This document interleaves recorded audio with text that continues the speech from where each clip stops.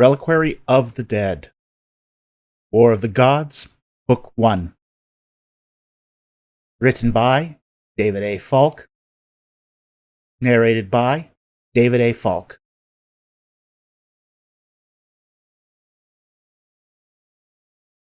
Chapter 1.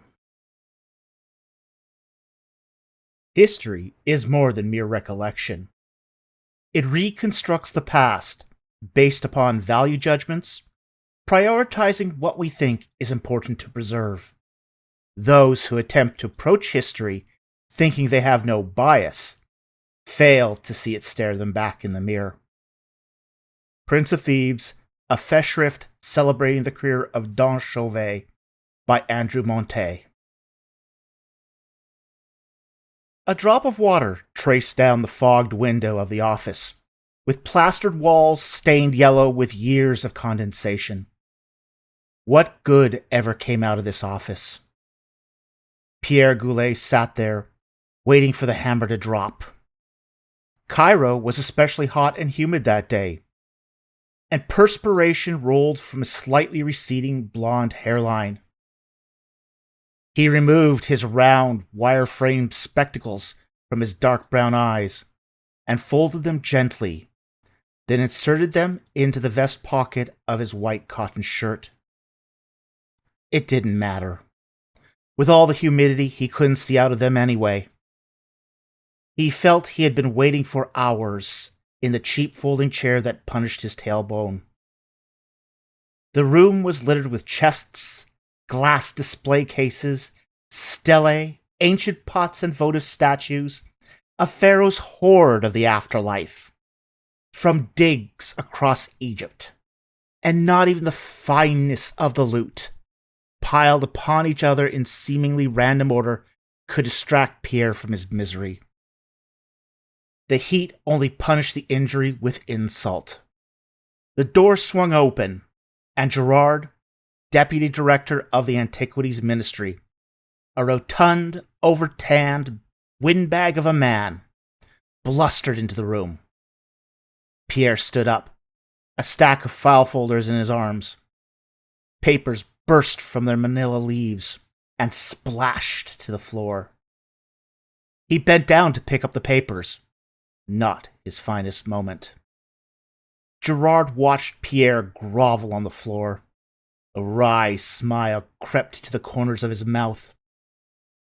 When Pierre composed himself, Gerard took a seat across from him in a large oak chair with high arms that itself was an antique from the 1920s, when the academic chair was more than a metaphor for endowment.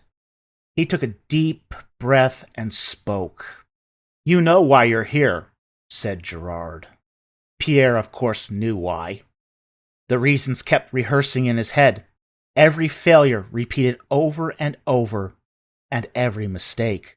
He could not let it go, and Gerard and the entire Antiquities Ministry reminded him of every detail of his incompetence. "I know mistakes were made at the Nagata fort," said Pierre with a slight stutter. Even though he was more than half a foot taller than Gerard, he felt half his height. "But we can get the project back on track." "I'm gonna get right to the point," said Gerard. "The concession is being assigned to someone else." Pierre crumpled back into the folding chair. He exhaled. The wind left him empty and deflated. "Why? I've only worked there 3 seasons. Gerard rested his elbows on the desk, folded his hands, and leaned forward. "Your field reports are below the quality the ministry demands.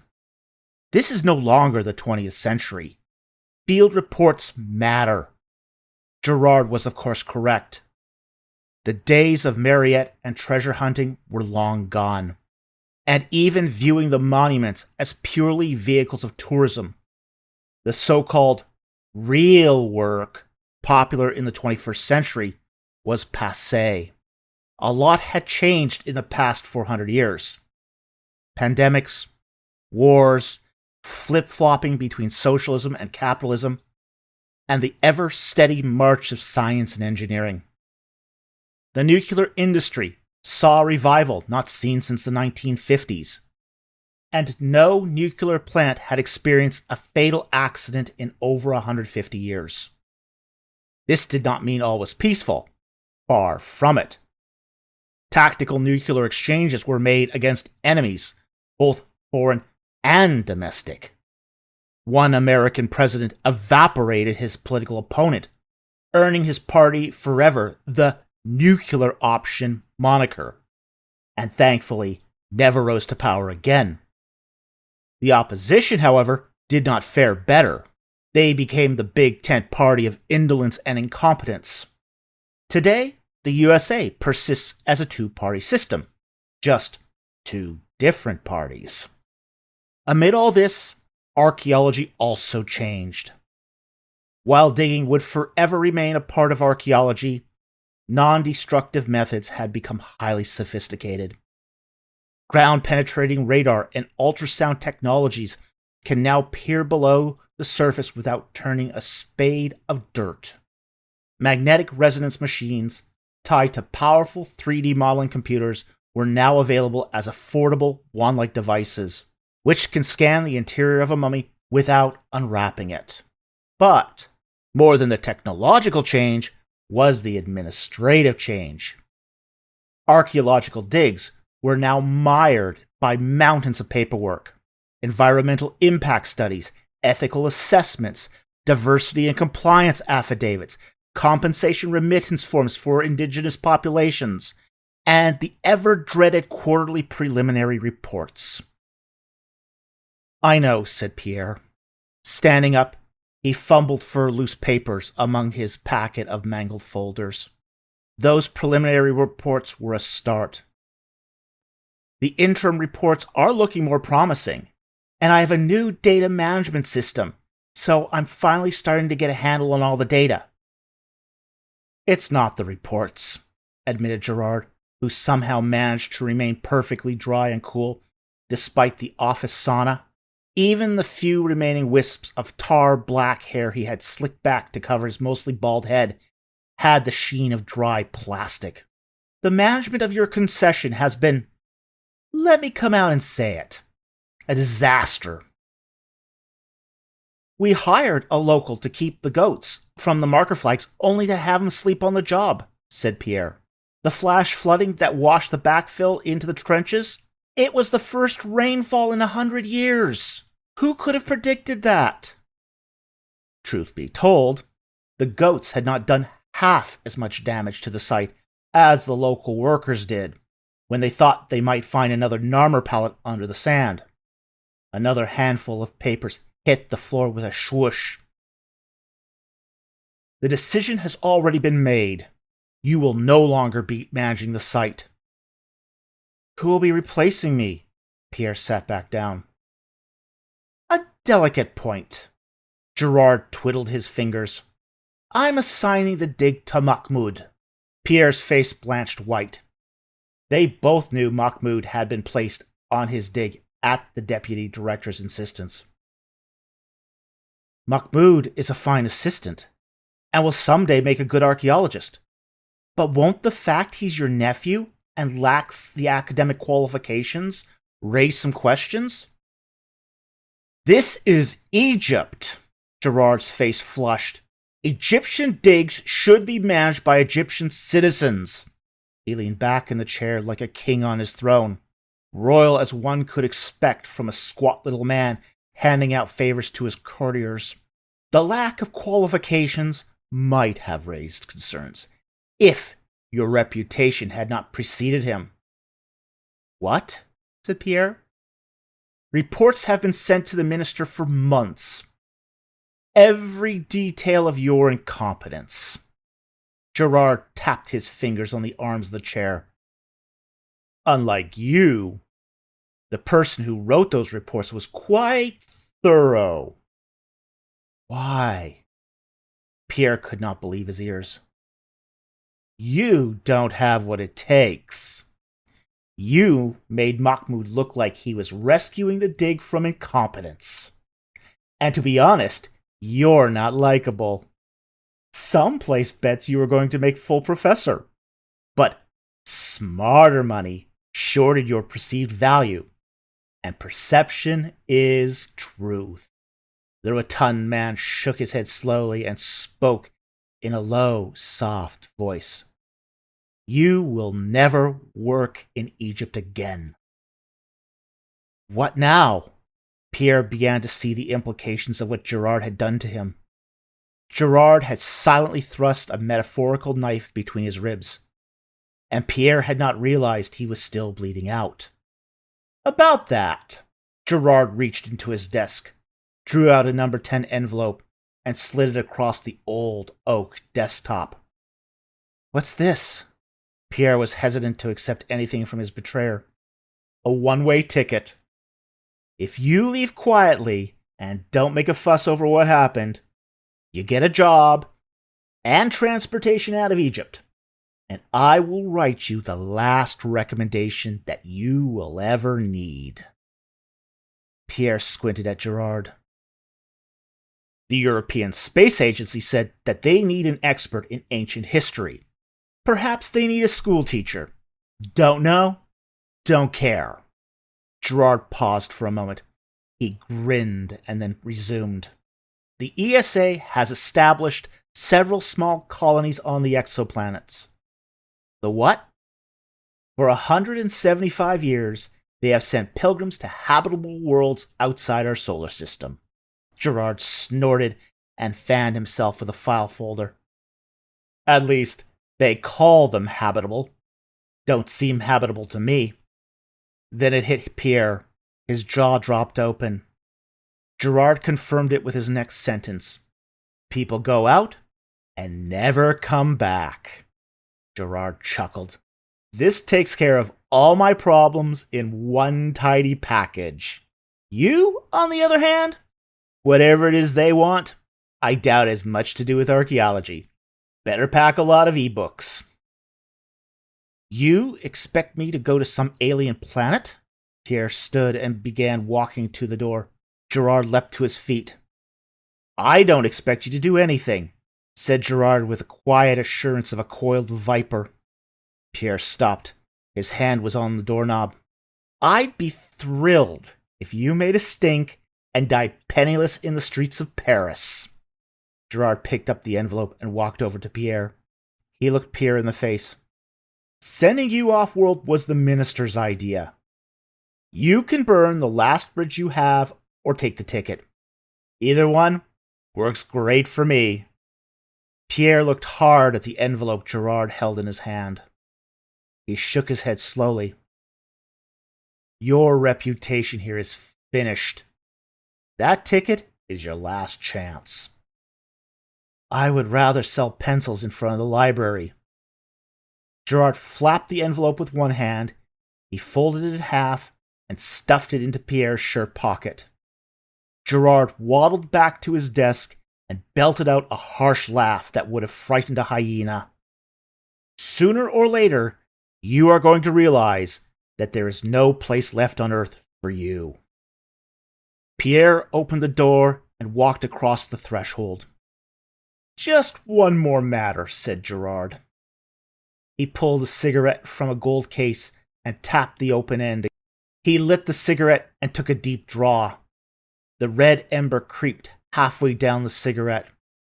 My agents have contacted your landlord and your creditors. I think you're going to need to find a place to sleep for the night. Pierre stared at the shiny wood finish of the bar. Expats drank here to forget their woes. The hookah smoking doomed the atmosphere into perpetual dark and dank smog. A place where the sophistication of society evaporated into an alcohol-fueled haze. He had ordered a drink he had no way of paying for. His elbows rested on the ledge, and his head was in his hands. Before him were 2 fingers of smoky whiskey he had not even touched. Beside him was Sarah, a pudgy brunette in a tight single-piece black dress. Pierre had called her earlier in the evening, but was unsure if she was going to show. Tough break, said Sarah. She took a sniff of her unmixed Rosso vermouth, chilled in a tall martini glass. Pierre could predict what Sarah was going to experience, as he had drunk Rosso vermouth many times himself.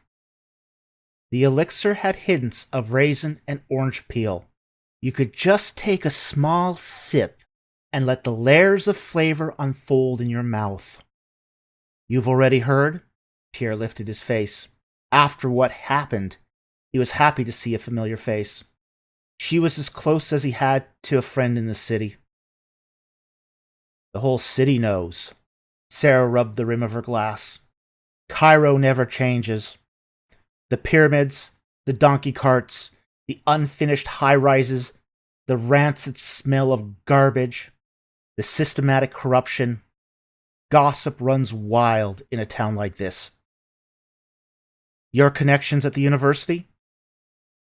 The cabbie told me. They're always the first to know. Pierre took a swig of the whiskey. How's George? The divorce was finalized 5 years ago. She smiled and cocked her head. You know, when I was an undergrad, I held quite a flame for you. I knew, said Sarah. I was 10 years your senior and a teaching assistant. And I loved a narcissist. What happened? Caught him fucking his grad student, she said, and raised her glass. Good riddance to garbage, human and other types. Pierre raised his glass to meet Sarah's. I appreciate you letting me use your couch, said Pierre. One night only, she said. A dye-red lock of hair fell in front of her moon-shaped face. I have no desire for a man. It's to sleep only, and only for tonight. Didn't we have something once? Do you think that because I used you for moral support? Pierre winced as her words sank in, feeling foolish. He looked deep into his drink. Sarah took a breath and exhaled slowly. She clenched her fingers together as though she was holding a cigarette. You are toxic to everyone around you. Gerard is an ass, but he is probably the best connected ass in Cairo. A lot of people are in his pocket. I know. Tonight, the cabbies all know you've been blacklisted. Tomorrow, the bartenders will know. The bartender stopped drying glasses and glowered at Pierre.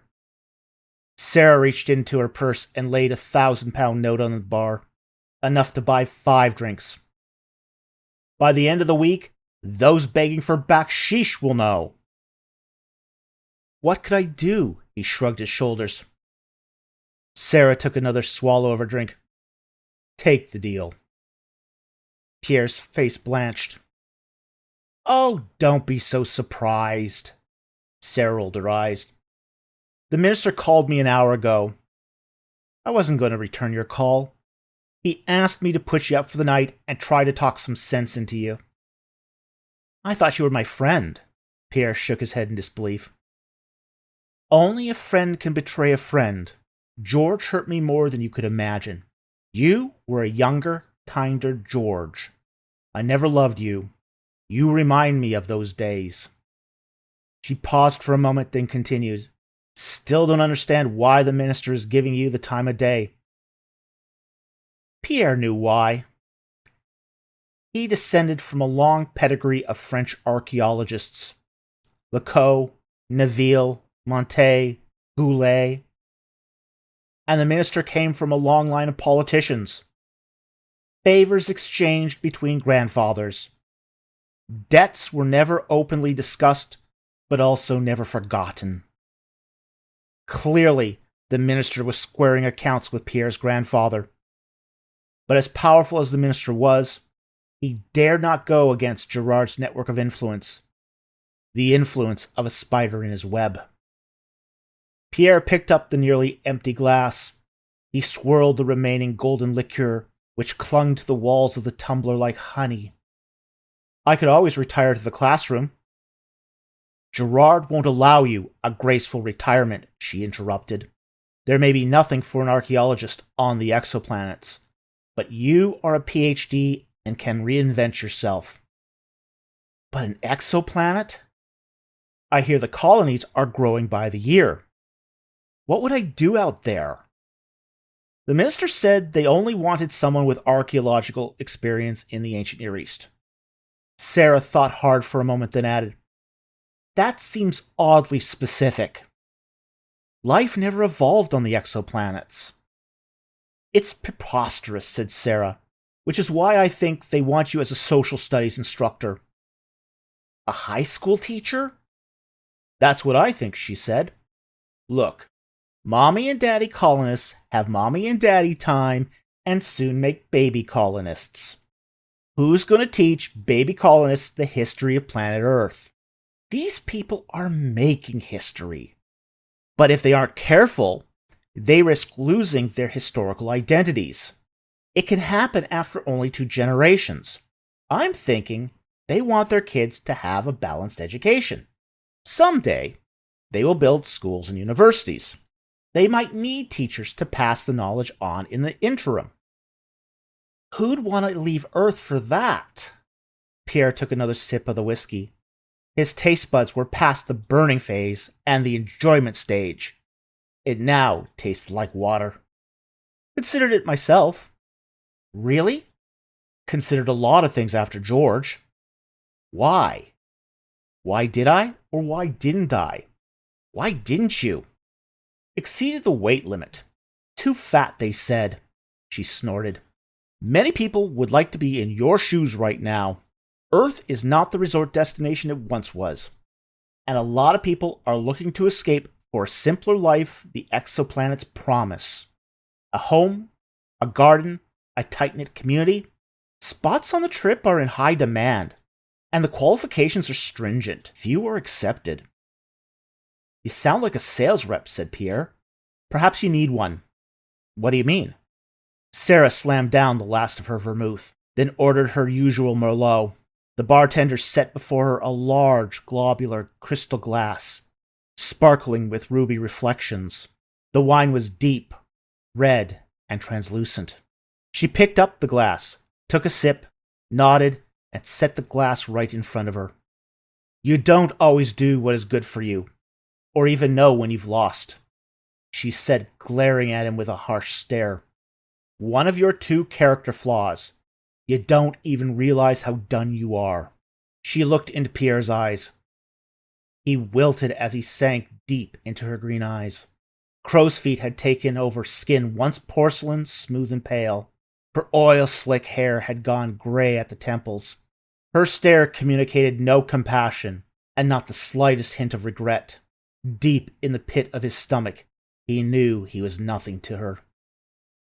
"Gerard knows the editors of every Egyptology journal in the Northern Hemisphere," she said. "Not only will you never work again, but you will also never publish again in this field, and you're too old to start over." "I see." "I still don't understand why Gerard was interested in taking your concession in the first place. I heard that it was an unremarkable Old Kingdom fort." She rubbed the edge of her glass with her index finger. Pierre averted his gaze back to his almost empty whiskey. "The fort itself was unremarkable. Dozens like them all over Egypt. Cesium magnetometry revealed that underneath the fort was the profile of a temple complex, about half as long as Amenhotep III's at Thebes." "Under the Old Kingdom fort?" "Site proofing showed that the temple dates to Nagata III period. Potentially, this is the largest Dynasty Zero temple ever discovered. It could rewrite what we know about the first 3 dynasties. It would be scientifically more important than the Great Pyramid of Giza." Pierre raised his glass and downed the last of the whiskey, then slammed the tumbler onto the countertop. "Explains why he wants you gone. You hang around Cairo or even a Western university, everyone in the field will know that Mahmud didn't discover the temple himself." She shook her head. "The only way people would buy that story is if he was able to convince the community you voluntarily left the project. A transfer to an exoplanet would convince many that you left for something better. Fucking Mahmud stole my scans." "Typical," Sarah shook her head in disgust. Get the expat to find the discovery, then use your buddies to dig it up and claim the media prize. I was too trusting, he said. You'd think someday I'd get stabbed in the back so many times, all the trust would leak out onto the floor where my pride has built a mud hut for itself. When it comes to people, you never learn. That's your other character flaw. Pierre motioned the bartender. Another whiskey. He raised his hand. Sarah pushed his hand down. No more for him. The bartender walked over to Sarah. Look, said Sarah to the bartender, he's got no money. I'm covering his drinks tonight, but I'm cutting him off. I'll ring you up, said the bartender. Sarah grabbed Pierre's shoulder. Pierre snapped to attention. Do you want any sort of future? Said Sarah. Do you want to get through this? Pierre frowned and nodded his head. You're an inconvenience for Gerard, said Sarah. Gerard is many things, but he's not a murderer. But I wouldn't want to put that to the test. An exoplanet wants someone with your qualifications for a reason I'll never figure out. The minister claims you have a pre-cleared pass to that brighter tomorrow. Earth has nothing more to offer you.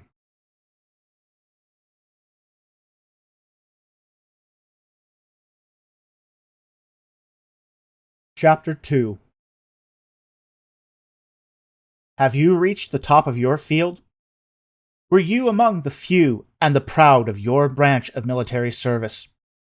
Are you driven by personal achievement and development? Are you looking for the next great challenge? If you want to help mankind expand to the stars, consider joining the European Space Agency. An Invitation to the Stars, ESA Recruitment Literature. A taxi, yellow and dented, with streaks of barn-red rust running down to dirty tires, pulled up to the broken concrete curb. Pierre stepped out onto a curb, showing similar signs of municipal neglect. The patchwork sidewalk was lifted and split, a disheveled mess of black-stained concrete. Weeds poked through the seams. The small herbs desperately strived to bridge soil and sky. All Pierre had was a tan canvas backpack, which he carried by a frayed green strap. He had haggled his way back into his apartment to pick up a change of clothing, a few electronic book pads, his laptop, some important papers, and a few hundred in cash. Fortunately, enough for the ferry to Italy and a ticket for a Vestral train, the late 25th century replacement for the antiquated Cagliari rail system. Sardinia had hosted a rocket launch site since the 1960s, and now he stood before a shining plastoglass and alumisteel geodesic dome that filled the skyline, modernized for 25th century space exploration, all of which could have been mistaken for a botanical garden. He looked over his shoulder, catching a glimpse of the cab speeding off into the fog of midday traffic.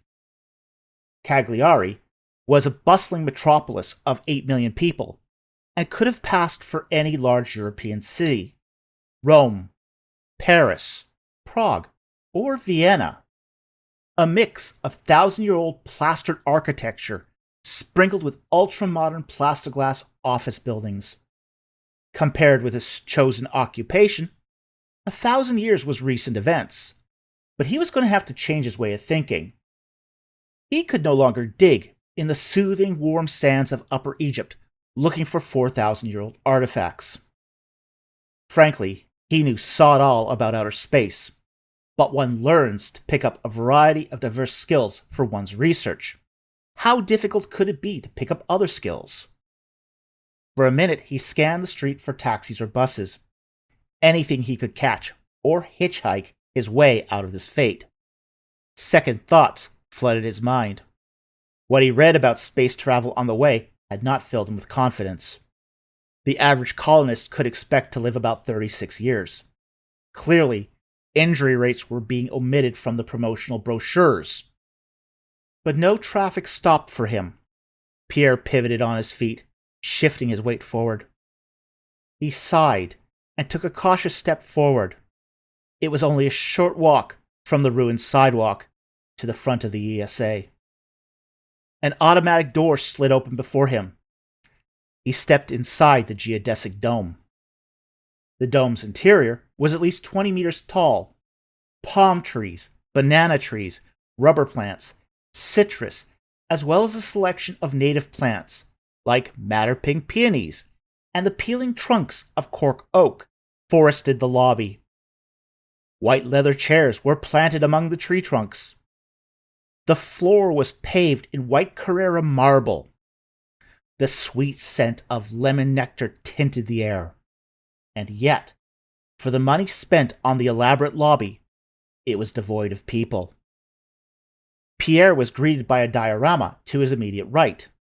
A lunar surface with a man, or at least the wax figurine of a man, who spanned well over 6 feet tall. He was dressed in a spacesuit with a bulbous helmet tilted backwards. He held the European Space Agency flag in an outstretched arm.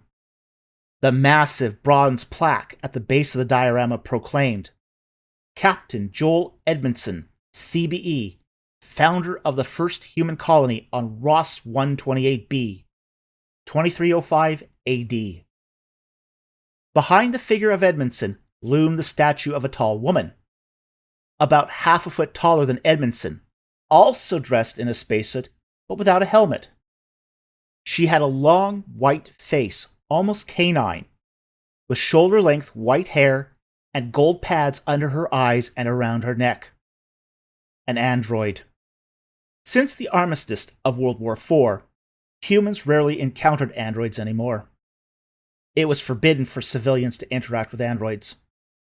About the only time one sees an android anymore is in a museum, or a diorama like this, even though they used to be everywhere in society. Seeing the android made Pierre uneasy. At the far end of the dome was a light tan burlwood desk, with a thick glass top and brushed steel trim. Behind the counter was a young woman with bronze-colored hair cut to shoulder length. She was wearing a black pantsuit, with a bright red patch over her heart. She stepped out from behind the counter and marched towards him. Her stiletto heels tapped against the stone tile. This was a nice place, a place for nice people. He was wearing a torn and stained plaid work shirt and jeans. Pierre realized how out of place he was. He did not even own nice clothes. This was going to be another embarrassment and failure for him. He had to leave, and leave now. He turned around and walked towards the door. The young woman, however, was faster than she seemed at first glance. She intercepted Pierre at the door. "Dr. Goulet?" she asked. Pierre was taken aback. He had not heard anyone use his earned title pretty much since he graduated from the University of Swansea. He almost said, "Who?" I am," Pierre stuttered. "I am Tiffany, your intake clerk," said the woman. "I was expected?"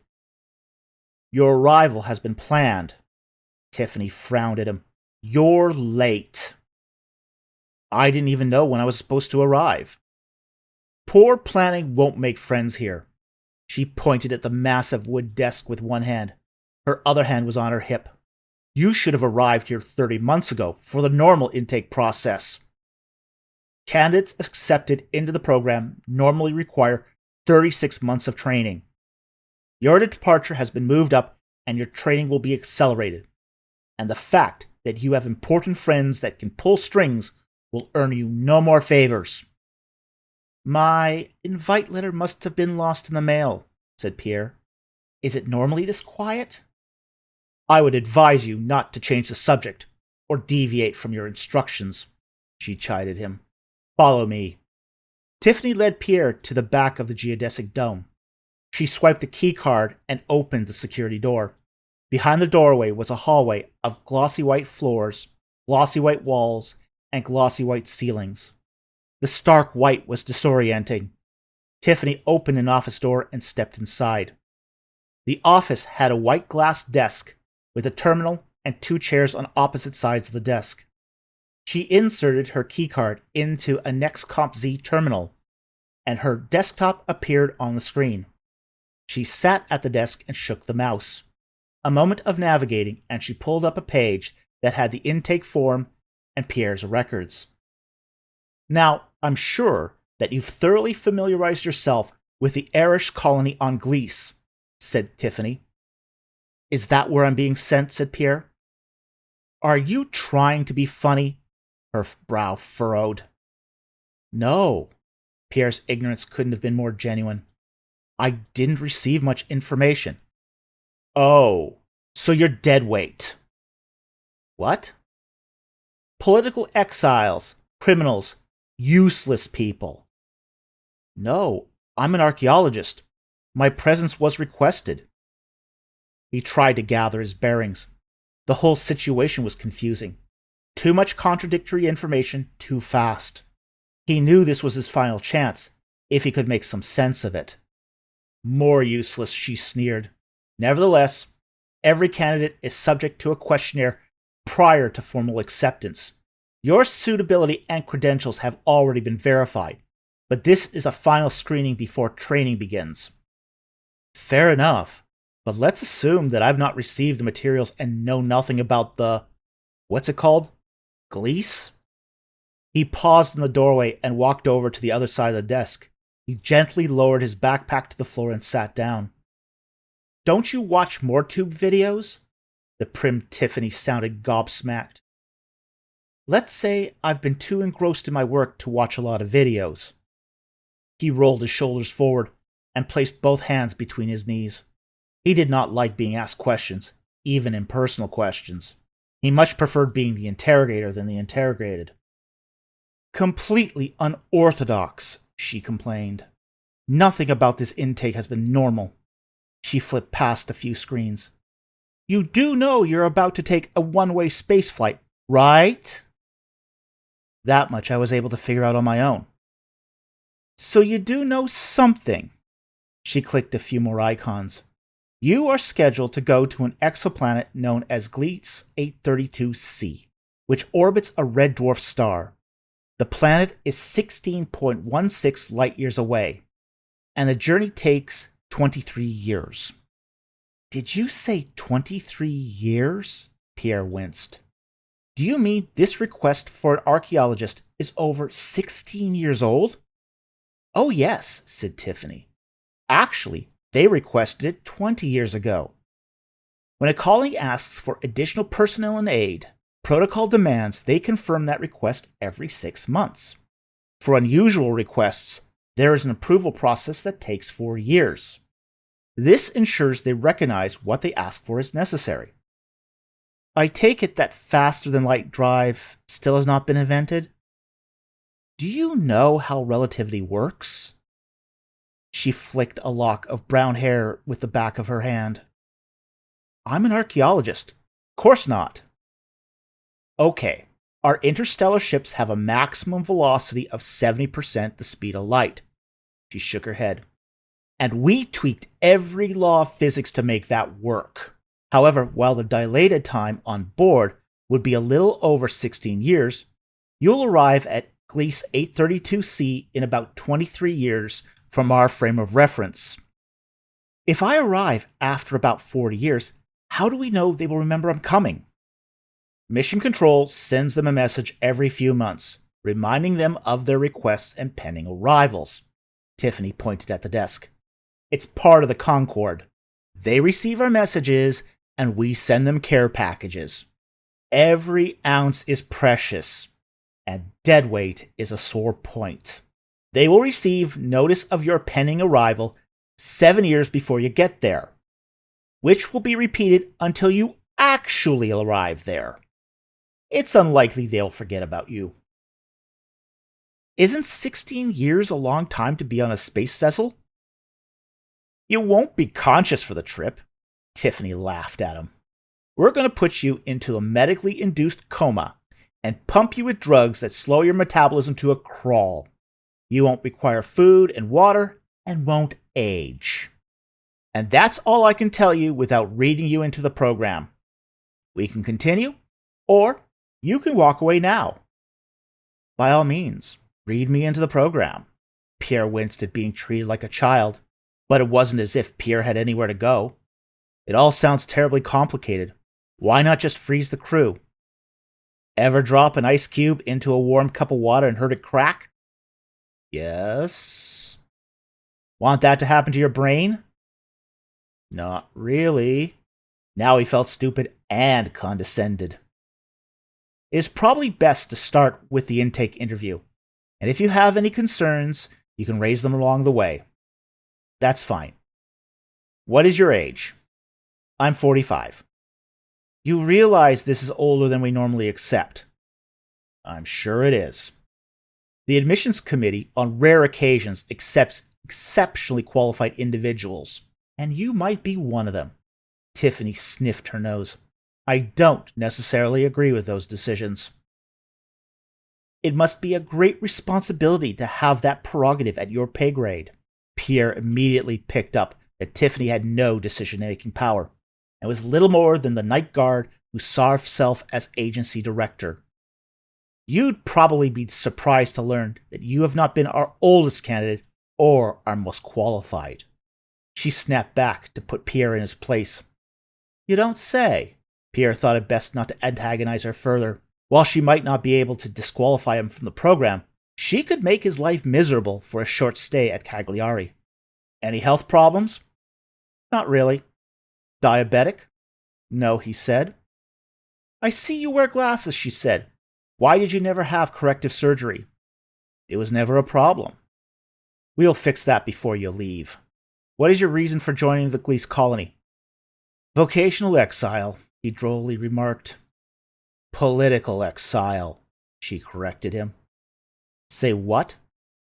Political exile, she repeated.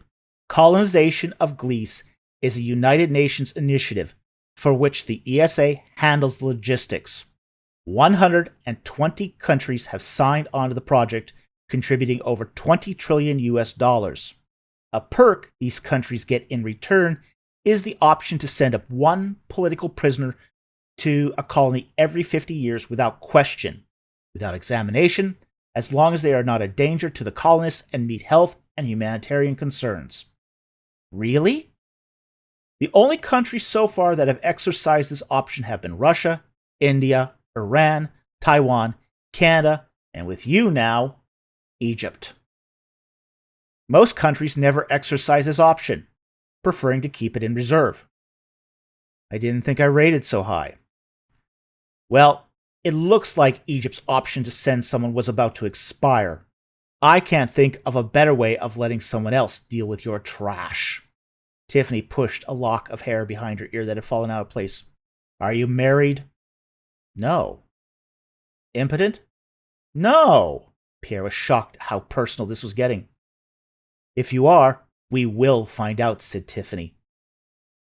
Children? Sadly, no.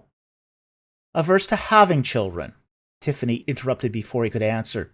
You need to be aware that if you embark on this mission, you agree to a contract to be a colonist. You will be required to couple with a person of the opposite sex for the purpose of producing offspring within a period of 2 Gleesian solar years, 22 of their months, upon landing upon the planet.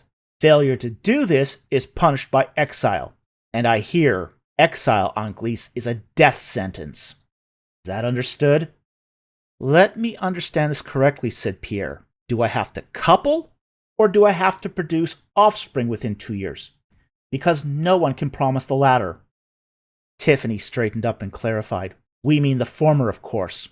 If you are making a good faith effort to produce offspring, that is all the contract requires. But you should know, colony officials might require evidence you and your mate are coupling. Watch me undergo the sex act? Tiffany fidgeted uncomfortably for a moment. Pierre observed her body language and realized how seriously they took this provision of the contract. I will do my best to produce offspring. Tiffany cleared her throat. I'm glad to hear that. Next of kin? None. Okay. Then in the case of death and accidental dismemberment, notification of your death will be posted for the public in the Daily Ledger. Does death and accidental dismemberment occur often? More often than you think, said Tiffany. Space is a dangerous place. If you didn't realize it, Arish Colony on Glees is an agricultural settlement. Farming accidents and incidents with heavy machinery are common, and medical facilities are limited. Ah, I get it. Don't get hurt. That would be best. Tiffany checked on the submit button. She then moved the monitor aside. You will be going to the Arish Colony. Half the people on the transport vessel will be assigned to Basra Colony. You will receive detailed colony information at the briefings. At this point, you need to sign the health and confidentiality waiver. She turned the monitor to face Pierre. On the screen was a box for a signature and a pad for a thumbprint scan. Enter your signature and thumbprint for our records. Pierre signed his name with his finger and pressed his thumbprint against the screen. A scan of his thumbprint remained on the screen after he removed his hand. So what is this contract that I'm signing? You've already signed it, said Tiffany. What sort of contract is signed without being seen? The top secret kind, said Tiffany. You do not have the security clearance to see the contract you're signing. How am I supposed to know the content of what I signed? This felt like trouble to Pierre, but it was not like he had any other option but blind trust.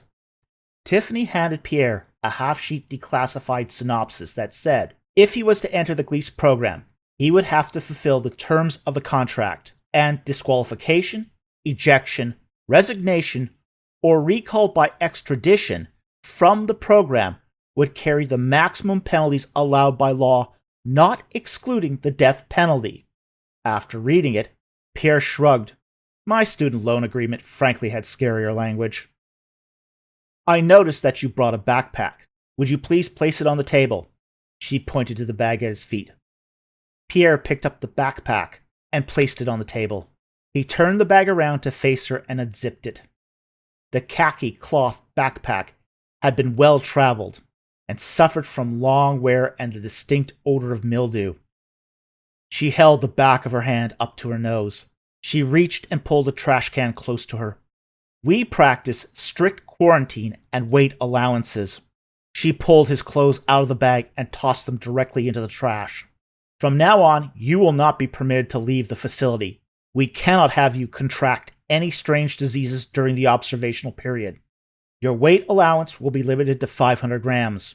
You will only wear the clothes we provide. Your new clothing is designed to meet project specifications. It's light, durable, and creates a sense of unit cohesion. A uniform, said Pierre. Informal mission wear, she corrected him.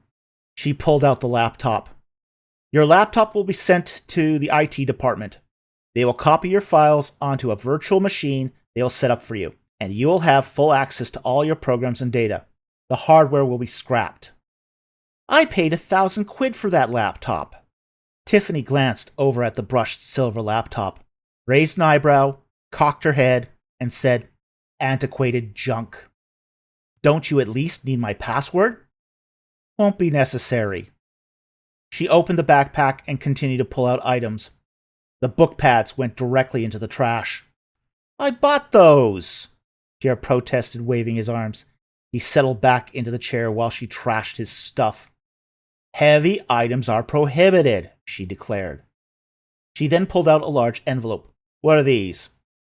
My degrees, certs, transcripts, and identification. He wanted to get up and walk out, but where would he go? I'll send these to archiving, said Tiffany, setting them aside. The documents will be scanned as high-resolution, digitally signed electronic documents. The originals will be stored at the ESA vault in Geneva. I see. Pierre's back went rigid as a pole. He frowned at her. You've got 3 pounds of documents here, said Tiffany. You cannot take them with you. Look at the bright side. You'll never need a document notarized ever again. Simply send a copy of the file. Not that you'll need any documents where you're going. No call for IDs or any other documents on Glees. Suppose not. He slumped in the chair. Toughen up, Tiffany frowned. Everyone thinks it's so wonderful to be able to travel to an exoplanet, but few will make the sacrifice. Sacrifice hurts. It's supposed to hurt. I know, but do I have to like it? And no one said you had to. She removed a small satchel of archaeological tools from the backpack and estimated the weight in her hand. That you can keep. She dumped the rest of the backpack into the trash. We're done here. Shall we get you measured and suited up? In the morning, Pierre sat up on the cot attached to the wall of his so-called room. The walls, painted in glossy gray, closed in on him. There was a small cubbyhole for a gray toilet. A tiny closet, also painted in glossy gray, held his uniforms. Drab, glossy, and diminutive. A place to sleep. A lifeless hole meant to drain the last vestige of personal identity. In a prison context, such accommodations would have been a human rights offense. The polo shirt and matching chinos he was given was his size according to the tags. The shirt, pants, shoes, belt, and underwear were all in black, embroidered with the Glees program logo. Being skin and bones, Pierre was uncomfortable in more relaxed cuts of clothing, swimming inside them like he was wearing a potato sack. He heard a knock at the door. When Pierre emerged from his room, he adjusted the collar on his new polo shirt. He could not wait to get out of that room. Tiffany was waiting in the corridor for him. You're up early, said Pierre. Tiffany checked her watch. Regulations have a 5 a.m. assembly time for all personnel. She led the way along the corridor. You're 30 minutes late. You could have told me that. Fortunately, I'm a morning person. You aren't going to get far if you need to be told everything. She scowled at him as if he was being an inconvenience. Did you enjoy your accommodation? A step up from my old apartment. Pierre wanted to deny her even a pinch of sadistic pleasure. That will change. She smirked as they rounded the corner into the mess hall. The otherwise empty room was designed to hold no more than a dozen people. A communal table with a kiosk held a lone plastic-covered tray. Pierre's smile dropped. This is where you eat, twice a day, she said. His eyebrow raised. Aren't there nearly 1,000 people here training to go to the colonies? All missions are isolated from each other, and each mission gets individual instruction by experts who specialize in its destination world. Twice a day? The prospect of eating every day in what looked like a clinic more than a cafeteria did not inspire him. But he was encouraged by the fact that he would only have to do it for 12 weeks. Tiffany walked over to the kiosk, grabbed the lone tray, and handed it to Pierre. The tray was no larger than a single croissant. Pierre opened the tray. In the center of the white plastic tray was a square blob of blue jelly. What is this? Said Pierre. That is breakfast, and you could also call it lunch. Tiffany grinned widely and squinted. Bon appetit. You're kidding. This is not food. Technically, no. It's nutrition. She escorted Pierre to one of the tables and they sat down. While in the training facility, you will be taught to live on subsistence rations. That is Gelatinous Nutrition Conglomerate, or GNK. In it, you'll receive all your daily vital nutrients. Every necessary vitamin, mineral, and synthetic protein. You get 1 ration of this per day. You mentioned there would be 2 meals per day. The second consists of food crops being grown right now on Glees. Are you a vegetarian? No, of course not, he said. I've lived in Egypt for the past decade. Beef is the only palatable food to eat. Veggies are cooked to mush, so you won't get explosive diarrhea for a fortnight. Sucks to be you, she declared. There's no livestock on Glees. All the meat is reconstructed from plant protein. Any cannibalism? That's not funny. She scowled at him, exposing her needle teeth. They were the teeth of a child, small, delicate, and immature. Got it. Long pig not on the menu, said Pierre slowly. He was not surprised Tiffany had no sense of humor. Care to tell me what is on the menu? beans, barley, and when available, leafy green vegetables. Sounds delicious. He held the tray to his nose. He smelled the G&K deeply, a rancid stench. His gastric juices welled up. He did all he could to keep from vomiting. He shook his head to keep from dry heaving. Tiffany frowned and pursed her lips. This program is voluntary. No one is forcing you to be here. Pierre squinted at the food, then at her. I guess that's a matter of perspective. It is a privilege to go to Glees. Everyone here wants to be here. But if you want to stay, you'd better get with the program. I'm convinced, said Pierre. Malcontents and the politically inconvenient have always been shipped off to the stars. A modern Botany Bay. A criticism leveled against the program since its inception 200 years ago. But now he was in the program, and an inconvenient malcontent. And if he wanted to stay in the program, he had to start becoming a team player. Why are you here? Did you think I was joking when I said I was a vocational exile? I study ancient civilizations. I am being shipped off to a planet that has never had life, let alone a civilization. He folded his arms and slouched in the chair. Tiffany nodded. You didn't answer my question. You told me what you did as a profession. But I want to know, why are you here? What is it that you're looking for? Pierre dropped the attitude and reflected upon her question. He remembered being driven by his parents to achieve, channeled into a profession because he was good at ancient languages. His professors had steered him into taking courses, then entire degrees. No one before had ever asked what he wanted. Pierre stroked his chin a moment. I guess I want to make a great discovery that for once, just once, no one can steal from me. Colonists were the first people ever to set foot on an alien planet. They say the facts from the air are different from the facts on the ground. That was never truer than with Glees. Tiffany rested her elbows on the table. If you can't find something worthy of discovery in all that, then you are nothing more than dead weight. Some way of encouraging people. Not my job, she snapped and stuck her middle finger in his face. My job is to motivate useless prima donnas with PhDs to get with the program. She stood up and straightened out her black slacks. You're 60 days behind your classes and briefings. You were accepted on the grounds you would be able to catch up. I'm not so sure you are up to the challenge. Tiffany shook her head. It would be a mistake to doubt my abilities, said Pierre with as much spite and animus as he could muster. Eat your GNK and I'll introduce you to the accelerated curriculum. Pierre could see Tiffany didn't care why he went along with the program, just as long as he did.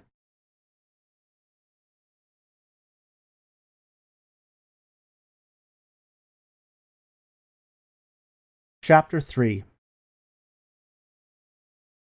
The European Space Agency, ESA, was founded in 1975 with the goal to promote, for exclusively peaceful purposes, cooperation among European states in space research and technology and their space applications. After 4.5 centuries, the ESA can boast more successes, including the permanent colonization of exoplanets, than any other space agency in the history of mankind. Presser celebrating the 450th year of the founding of the European Space Agency. Pierre entered what must have been the smallest classroom he had ever seen. Seats for 12 people crammed into a 14 by 18-foot room. The tables were arranged in a U shape, and a lectern stood in the center of the class. Even though the class had not yet started, the other 11 members of the mission were already present and seated.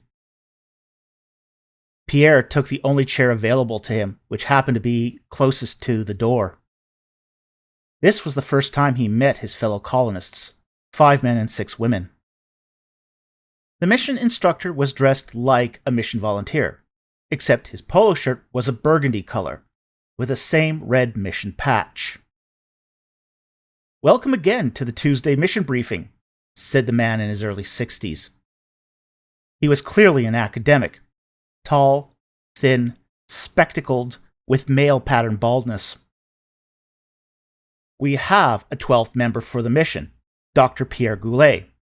I am Professor Roger Woodbridge, your mission instructor.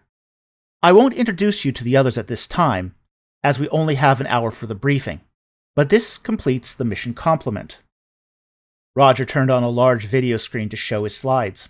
With a sweep of the hand, he moved through the slides to his topic for the day: ecology. One of the most important issues you will be engaging when exploring Gliese 832c is the changing ecology, said Roger. What do you mean, changing? Said Pierre. Planetary meteorology is not my strong suit, but isn't the atmosphere 12% oxygen and 5% carbon dioxide, and the surface air pressure around 0.93 atmospheres? That was certainly true 200 years ago, when the early probes measured the atmosphere. But in 2317, the Intrepid rover found that the methane levels had fluctuated over time. I'm sorry, said Pierre. What are you saying? We accidentally introduced bacteria into the ecosystem. That bacterium has been processing nitrogen-bearing minerals into molecular nitrogen. The other kind of bacteria appears to be blue-green algae. You mean pond scum? Said Pierre incredulously. Our gift to the exoplanet was pond scum? The students in the room laughed. You laugh, but it was a gift. Roger stepped to the side of the lectern. He advanced the slides to a chemical cycle and explained. The cyanobacteria thrived in the Gliese environment, which was rich in carbon dioxide, methane, and strong light. Within a little over a century and a half, the atmosphere was transformed into 83% nitrogen, 15% oxygen, and 2% carbon dioxide and methane. I may be a bit thick, said Pierre, but that is still not exactly a comfortable atmosphere. Is everything being done in biodomes? Not exactly. The atmosphere is within safe tolerances. Pressurized domes are now being used as little as possible. Much of the agriculture is being done in the exposed soil outside. How? Plants adapt fine to the air. The difficulty is the heat. Temperatures range from minus 40 degrees Celsius to 64 degrees Celsius. Don't forget your parka and sunscreen. I meant people, Pierre waved his hand. Don't they need spacesuits to go outside? A little behind, are we? Roger smirked. Colonists don't need pressurized suits. When the need arises, the air is rich enough they can use lithium hydroxide rebreathers to strip out the excess CO2 and pressurize the air to enhance oxygen uptake. Thank you, said Pierre. And that is why Summit Mission Headquarters are concerned. Roger continued with his main lecture. The environment at Gliese is changing more rapidly than anyone anticipated. And when an environment changes that fast, the results are unpredictable. A man in the middle of the classroom raised his hand. He had a chiseled physique and a square chin, hard like stone. A regulation military buzz cut of blonde hair. Not a thread out of place on his uniform. Pierre quickly sized him up as the type who could chew glass. Terrence Brandt, mission commander, he introduced himself, posturing to the new guy. What is it, Terry? Roger sighed and shook his head, piquing Pierre's interest. Hasn't the environmental trend shown that the atmosphere is progressing towards being Earth-like? Why the concern? That's one possibility, said Roger, but perhaps not the most likely outcome. What if the atmosphere conversion overshoots Earth norms? I don't get it, said Terry. He ran his hand through a brush of thick blonde hair. No way he could have been more than 27. His bodybuilder frame scarcely squeezed into the issued uniforms. Clearly, the lead alpha male in the room. Terry must have been a football quarterback who had failed to make it at the state level. Pierre smirked. Unintended consequences, said Pierre. That's what Roger is driving at. Why, yes, said Roger. He stammered for a moment, taken aback by a student who got what he was saying. Precisely what I mean. Would you care to elaborate? Certainly, said Pierre. It's simple. We sent probes to explore the existing Gliese environment and introduced a colony of bacteria instead. This is an unintended consequence, as well as a macroscopic application of the Heisenberg uncertainty principle. That is, you cannot measure something without affecting its result. Show off, piped the ruddy redhead in the corner. The class laughed. Alicia Stripes, physician and not a pompous ass. She was short and stout, with freckles and shaped like a barrel. She had hazel eyes, deeply set and unremarkable, and she looked like the type that would have struggled with her weight, but exercise and bloody-minded determination kept it in check through an athletic program rivaling any Olympian. Underneath a layer of baby fat was a muscled machine that could put almost any man to shame, except maybe Terry. But unlike Terry, who had an unfair natural advantage, for Alicia, it was all work. Pierre laughed weakly along with the rest of the class, then continued. The bacteria broke apart the structure of the rock, releasing gases, increasing atmospheric pressure, and making the atmosphere more appropriate for humans. So what did we do? We added agriculture and human settlement to an ecosystem already in constant flux. What are the potential consequences of this activity in an ecosystem that is potentially more fragile than Earth's? That would be difficult to predict. Even with all our mathematical modeling? Terry lifted his nose in the air. I find that hard to believe. How can we not predict the results? We have artificial intelligences running around the clock, calculating every conceivable mathematical model about the planet. Might I remind you, Terry, that mathematical models are only as good as our knowledge of the variables. Roger resumed control over the class. Dr. Goulet is correct. We cannot necessarily calculate every eventuality. We try, certainly, but data always has limits. We have assumed a lot about Gliese. The planet seems simple on the surface. A quiescent, empty, lifeless rock like Mars. But Gliese has secrets. No native bacteria were discovered on Gliese, but the bacteria from Earth found in the soil today is behaving in unexpected ways, epigenetically adapting to the conditions on Gliese. Why is that important? Said Terry. It's important, said Roger, since if anyone ever returned to Earth from an exoplanet, they could potentially bring back with them an epigenetic plague for which humanity has no immunity. One reason the Gliese project is a one-way trip. The eyebrows of the class were raised at the prospect. Roger seemed to expect the reaction of the class, and if he didn't, he never let it show. Let's say that bacteria creating deadly strains is not an immediate concern. Let's say the proportion of oxygen to carbon dioxide would continue to rise, and the air pressure and oxygen levels take a saddle curve. What would happen? Sounds good, said Terry. Never liked wearing rebreathers anyway. He laughed, and the class laughed with him. Would it be good? Said Roger. He shifted from side to side. His legs trembled a bit. The nitrogen could decline, and carbon dioxide could rise past 5%, meaning you'd still need rebreathers. But other things might happen. Create a static electric spark with your feet on a carpet and start a fire. The domes are constructed with rubber seals. Those gaskets normally have a lifespan of 50 years, but are vulnerable to rubber rot. Steel tools could corrode faster. It could put the colony in jeopardy. Moreover, planetary temperatures could rise, and the planet could start to bake like Venus. We are talking about a possibility, said Terry.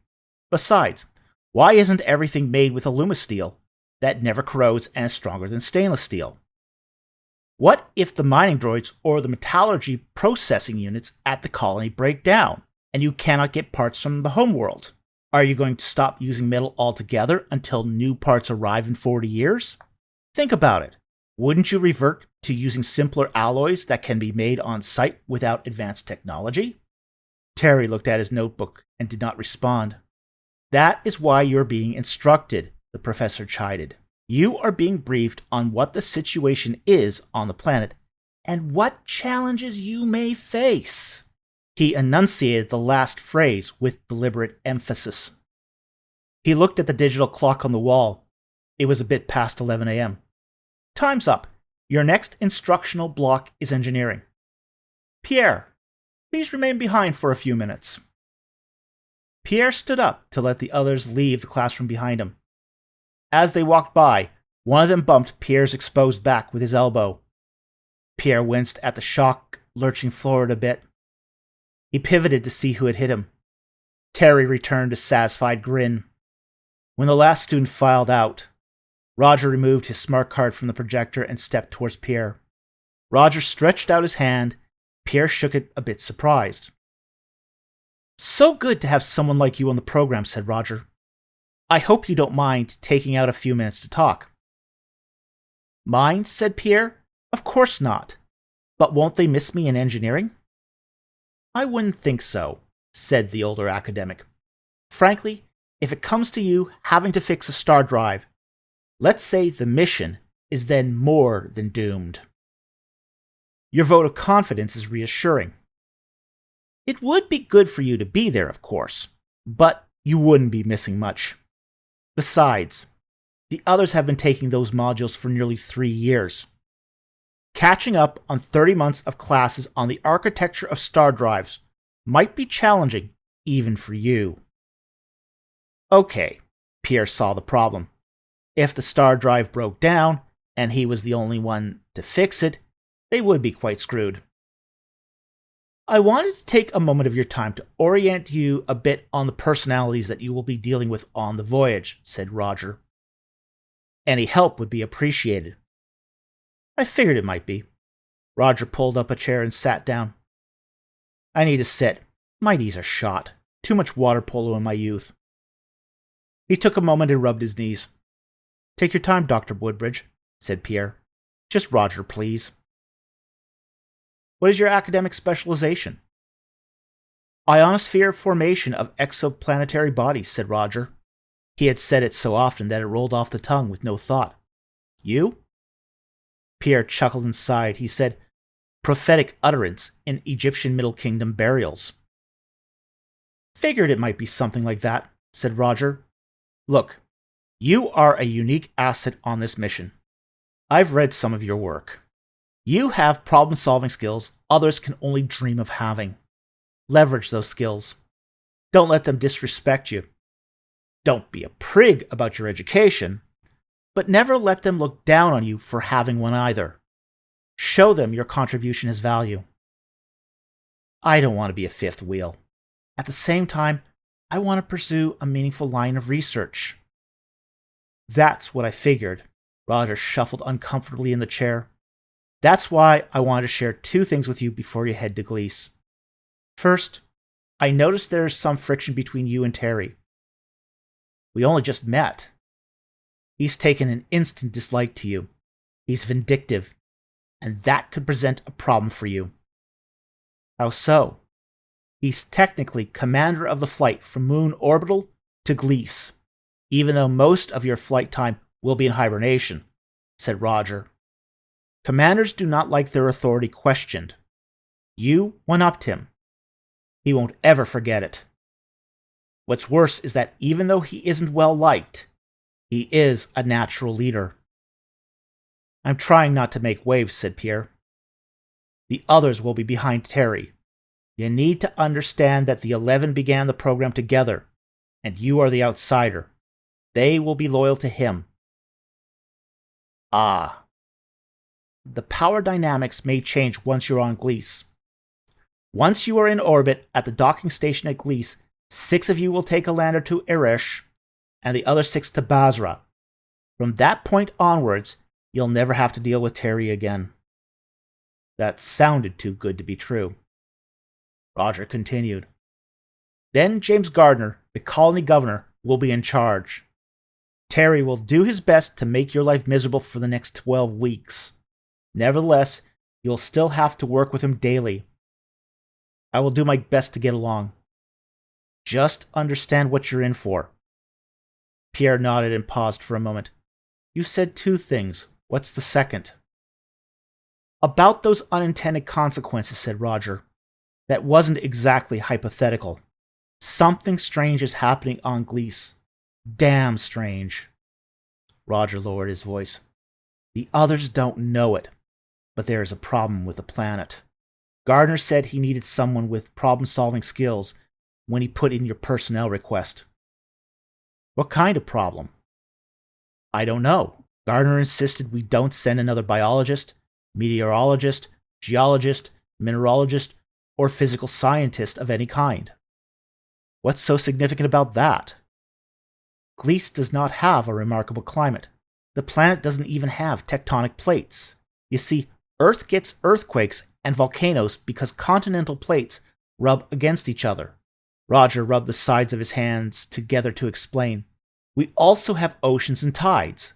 Glees has none of that. Well, maybe it's those pesky bacteria chipping away at the minerals. Pierre tried to inject a little dry humor into the conversation. Don't think so. Roger put his elbows on the table. Bacteria are capable of incredible feats, but not usually on that scale. What do you think is going on? Said Pierre. With your minor in geology, we're hoping you can tell us. That was decades ago in my undergrad, said Pierre. Then it occurred to him. You've been reading my transcripts. He glared at Roger. It was part of your background check. Learn anything else important from snooping into my past? Pierre made a fist and shook it. Roger nodded. We learned you're quite the generalist. Your undergrad included a mix of hard sciences and humanities. You have training in a dozen different disciplines from computer science and biochemistry to linguistics.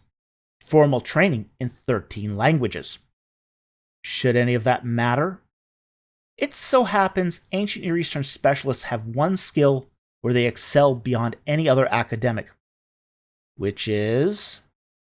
A keen sense of observation, said Roger with the pride of presenting a precious gemstone. He shuffled uncomfortably. You have a rare skill. We fed your information to the Mega AI sitting in orbit. It concluded, over the last 5 years, you have shown extraordinary use of inference and intuition. How exactly does a computer measure intuition? Pierre said with incredulity. Well, your use of the word counterintuitive is, let's say, overrepresented in your 47 publications. It's found in 85% of your papers. Roger shrugged. I do have to admit, a man with 12 years in the field having 38 single-authored publications is impressive. You've been active. I like keeping busy. And yet you never landed a tenure-track position. Merit is no longer considered when awarding teaching positions, said Pierre. He resented that they were talking about why he failed to break into academia, a sore point for him. We realize that too, said Roger. He opened his posture. Look, our group on Glees is overrepresented by agricultural specialists, engineers, and scientists. What we would normally call essential staff. They make the food that keeps them fed, they fix things when they break, and they are tough when lives are on the line. They are all skilled and talented, but they have encountered an issue requiring a more nuanced skill set. They are simply not equipped to observe or deduce in ways you are. What is it that you want me to do? If we are going to get to the bottom of this and the other puzzles Glees is throwing at us, we need you to be our investigative contact there. I'm not a spy. Of course not. You are an observer. Roger smirked. When you find the underlying causes of whatever is happening on Glees, just send us back a report with your findings. That's all we ask. My reputation and career are in tatters. Pierre shook his head. Why were they playing this game with him? I don't like being manipulated. No one is telling me what's going on or what I'm really in for on Glees. Some of the administrative staff may know, Roger shrugged. They know and are keeping it secret? He couldn't believe what he was hearing. Rage welled up inside of him. I have half a mind to walk out right now. His vocal tone turned to frost. It's not so easy to leave. Roger stood. He steadied himself with a chair. It's easy. Let me demonstrate. I am here. There is a door. I put one foot in front of the other until I am on the other side of the door. Then repeat until I have exited the facility. That won't happen, said Roger. Why not? Pierre shook his fist in Roger's face. Even though he was not a fighter, he was angry enough to deck the man. You signed the State Secrets Act as part of your paperwork. What are you talking about? The European Space Agency is a civilian organization which undertakes military contracts for Earth Central Command, said Roger. When you signed your name and scanned your thumb, your person entered into those state secrets. The dome of this facility also serves as a sniper nest. Should any human asset attempt to leave the facility, those secrets would not travel far. Pierre's face flushed red. He hated being manipulated and used, and this smacked of both. Worst of all, his hands were tied. I would suggest that you look at the bright side, said Roger. There's a bright side? Well, you will get to dig in the sand again, just not on Earth. Roger put his hand on Pierre's shoulder. The only difference is there are probably more discoveries to be made in 1 cup of Grecian dirt than in all of Egypt. Are you up for it? I hate you, said Pierre. His anger subsided with a laugh, and he grinned at the prospect of doing real research again. Good! Use that hate as motivation, said Roger. But I am merely a contractor. I didn't choose you to be here. And Crimson Cloud Hypercube Mega AI L002 believes you will be a superior selection over hundreds of thousands of other candidates that wanted into the program. I thought I was being exiled by the Republic of Mizar, Egypt. That too. How inspiring, said Pierre. Who didn't want him gone? His expression dropped, becoming as drab as the waiting room decor of a dental office. Would I still get credit should I discover anything? Or will the Mega AI claim credit for that too? Like all research today, once it passes peer review and is cleared by the Mega AI, it will be auctioned to the journals, and the highest bidder will publish it. Rest assured, Pierre, we have no interest in stealing your research. We need you to front your discoveries. The world still needs to know that human innovators are out there conducting groundbreaking research. I don't trust you. Don't blame you. But by having you investigate and report back, we have what we want. No choice but to press forward? That's thinking clearly, Roger said sternly. Just know your limits, and you can do your research for a long time to come. Pierre took the warning for what it was. He was not about to risk this opportunity by rubbing these people the wrong way. Besides, what better opportunity would come along in his lifetime? The older professor looked at his watch and noticed that it was afternoon. Oh my, you've missed the engineering session. It's meal period now. You better hurry off and grab your food ration. Great chat. We'll have to do it again before you blast off. The control panel glowed blue against the star field of the cockpit, which cast a deathly pale light into Alicia's face. She wore a headset over her frizzy red hair. The seatbelt harness secured her into a swiveling chair. Backlit buttons and navigation controls covered the interior of the cockpit like a pallid wreath of glowing tiles. Having grown up on a farm, Alicia had operated combines, tractors, and harvesters, so she gravitated naturally to operating a spacefaring vessel. The controls of the transport vessel were not especially complicated. Most of the complex calculations were done by the programmers and engineers at Mission Control. The glowing buttons of the control panel reminded her of tasteless hard candy pasted to a gray metal board. The controls did little more than compensate in the event the Class A navigator was incapacitated or unable to steer the vessel. Terry stood behind Alicia. He hovered over her shoulder. She shifted in her seat. Terry had the intellect of a sack of potatoes, and she resented his command. She had served with men like him in the Marine Corps. He was the sort of commander that got people killed. As a physician, Alicia stitched too many broken young men and women whose lives were shattered by decisions of bad leaders like Terry. A yellow light flickered on the panel. Alicia typed up the error log. Lines of gray text zoomed across the small computer screen. She paused the screen to read the messages. "What is it?" said Terry. "Fault in a cooling system," said Alicia. She continued to read the messages. "Subsystem?" "Don't know," she said, and continued to read the screen. She shook her head.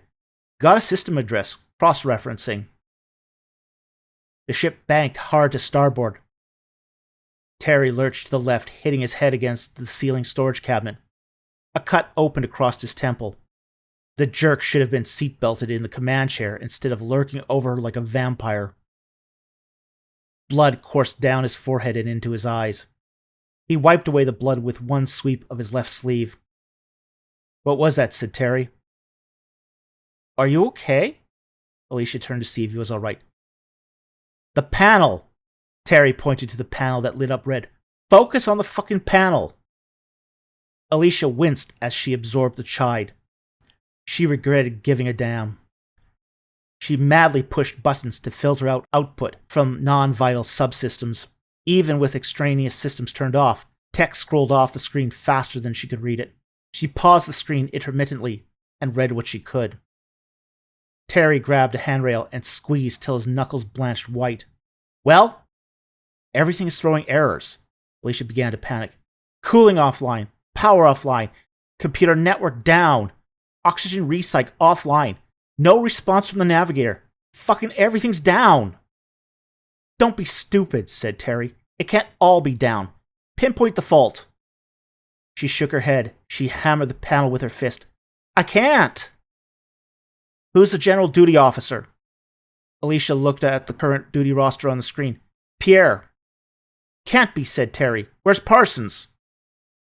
"Parsons is no longer on board." Alicia shook her head. "What are you talking about?" Terry stepped over to the intercom. He pressed the button, opening a channel to the entire ship. "Action stations! We've lost helm and navigation control."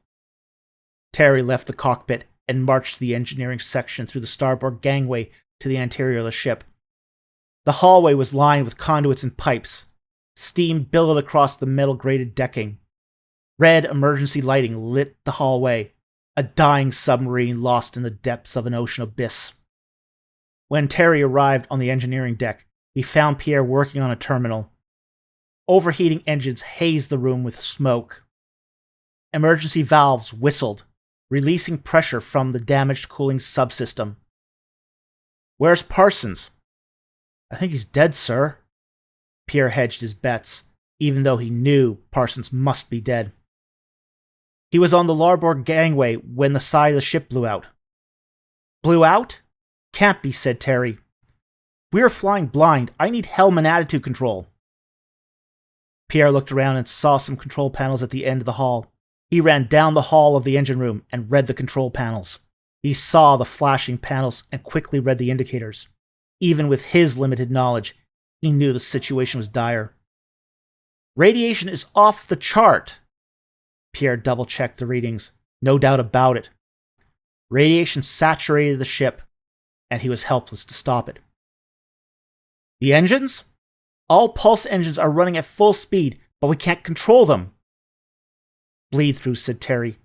"Damn, half the reactor must have melted away."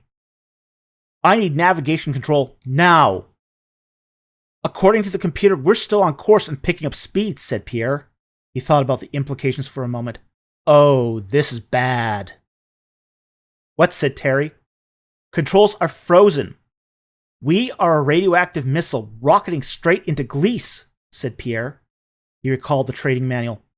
According to the emergency manual, we need to separate the engine compartment. You can't do that, said Terry. We'll all die. We're dead already.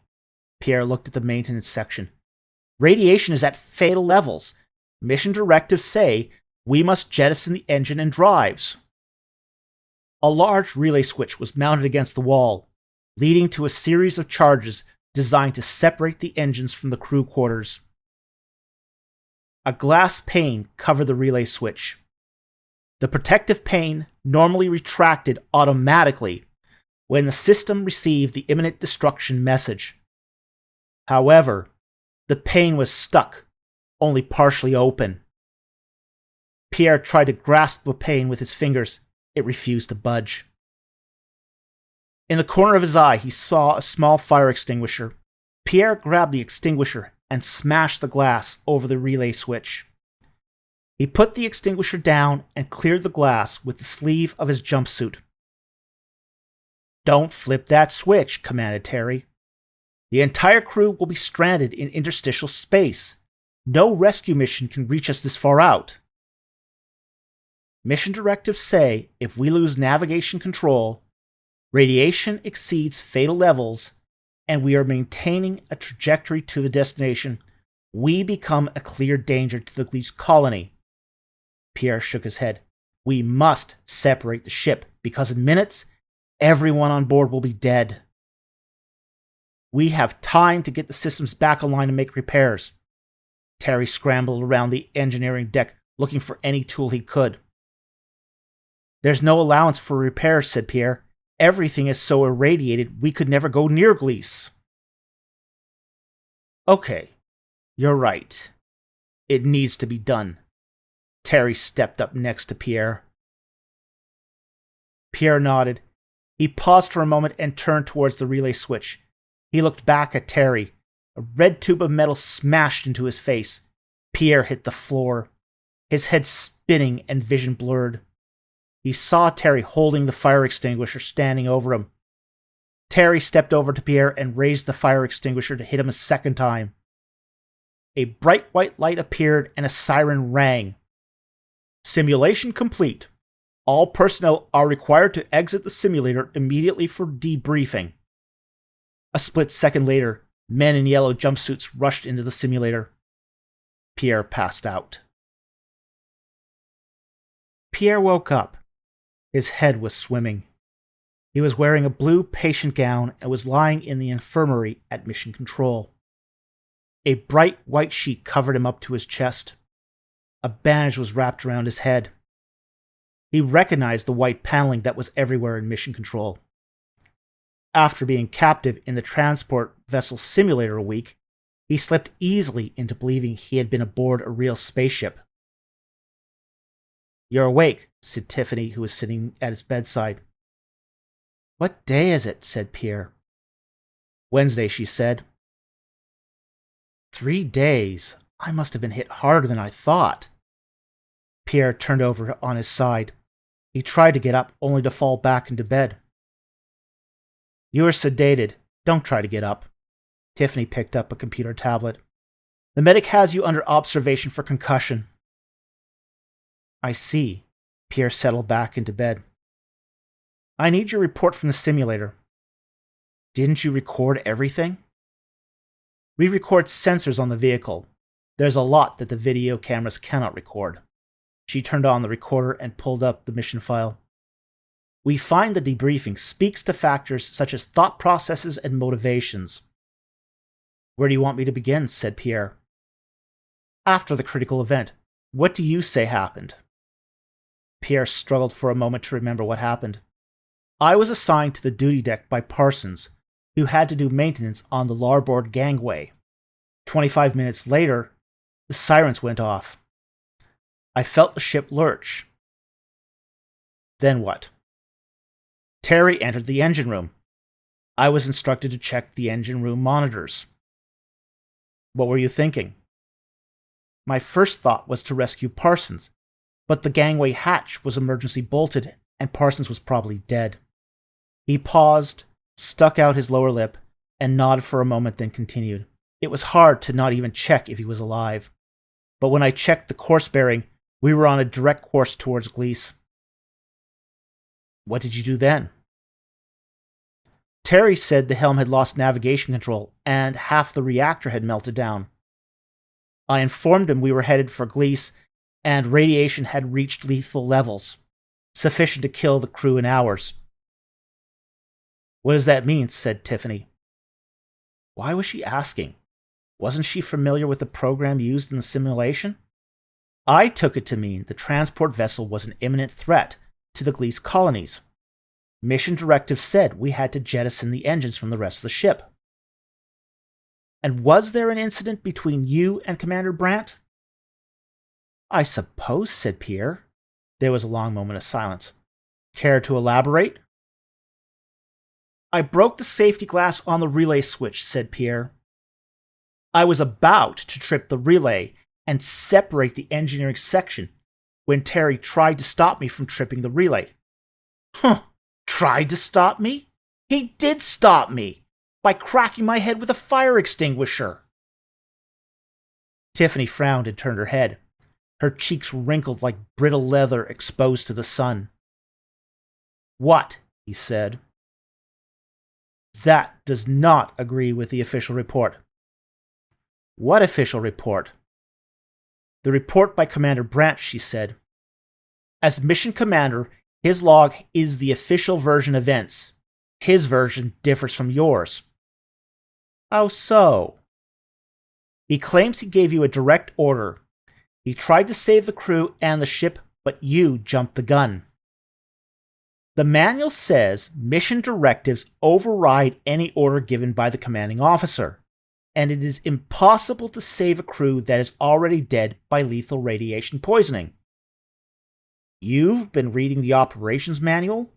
Tiffany raised her eyebrows. Not everything is written in the manual. The staff has noticed friction between you and Brandt. We are concerned your actions provoked this incident. My actions, said Pierre. My actions? He beamed me in the head with a fire extinguisher. What's your proof that happened? The report says that the commander passively restrained you. By restrain, you of course mean take a heavy metal tube and bash my skull with it. Pierre scowled, clenching his fist until they shook. The ESA's martinet bureaucracy always prized pre-vetting more than the truth. The official report states your injuries were sustained when the ship simulator banked. Tiffany flipped through the pages of the report on the computer tablet. It's all right here. The report can't be wrong, and Terry can't be a liar. He held up the palm of his hand, sweeping away the unthinkable. Watch your words, warned Tiffany. I know you have not been acculturated as the rest of the crew, so perhaps you don't realize that slandering a mission commander is insubordination. The commander's word is always assumed to be the final word on mission reports. Your report could subject you to disciplinary action. Let me revise my report. He shook his head, the hair bristling on the back of his neck. The official report presents an incomplete view of the events. That sounds like a better report, said Tiffany. The official report may say I was given a direct order, and yet I still followed the mission directive. Did you disobey a direct order? No, said Pierre. I reconciled the order with the context of the situation. Brandt acknowledged the mission directive, then I was incapacitated by a foreign object. How's that report? That report sounds very truthful. I'm sure that truth will owe a debt to the future. When can I report back to duty? Roger Woodbridge was sitting at his desk reading some notes when Pierre stepped into his office. The old professor sat at a prefabricated sheet metal desk painted with gray enamel. He looked up and noticed the slender Frenchman. He nodded and set the electronic notepad on the desk. and ushered Pierre forward. Nearly a month had passed since his time on the simulator. "Pierre," said Roger, "good of you to drop by. Come in and close the door." "What can I do for you?" Pierre stepped inside and closed the door behind him. He was now wearing the official mission BDUs. After wearing the mission polo shirt and chinos for 6 weeks, Pierre enjoyed the option of the new khaki green clothing. The BDUs were ironically a slender cut, feeling like a second skin, a part of him.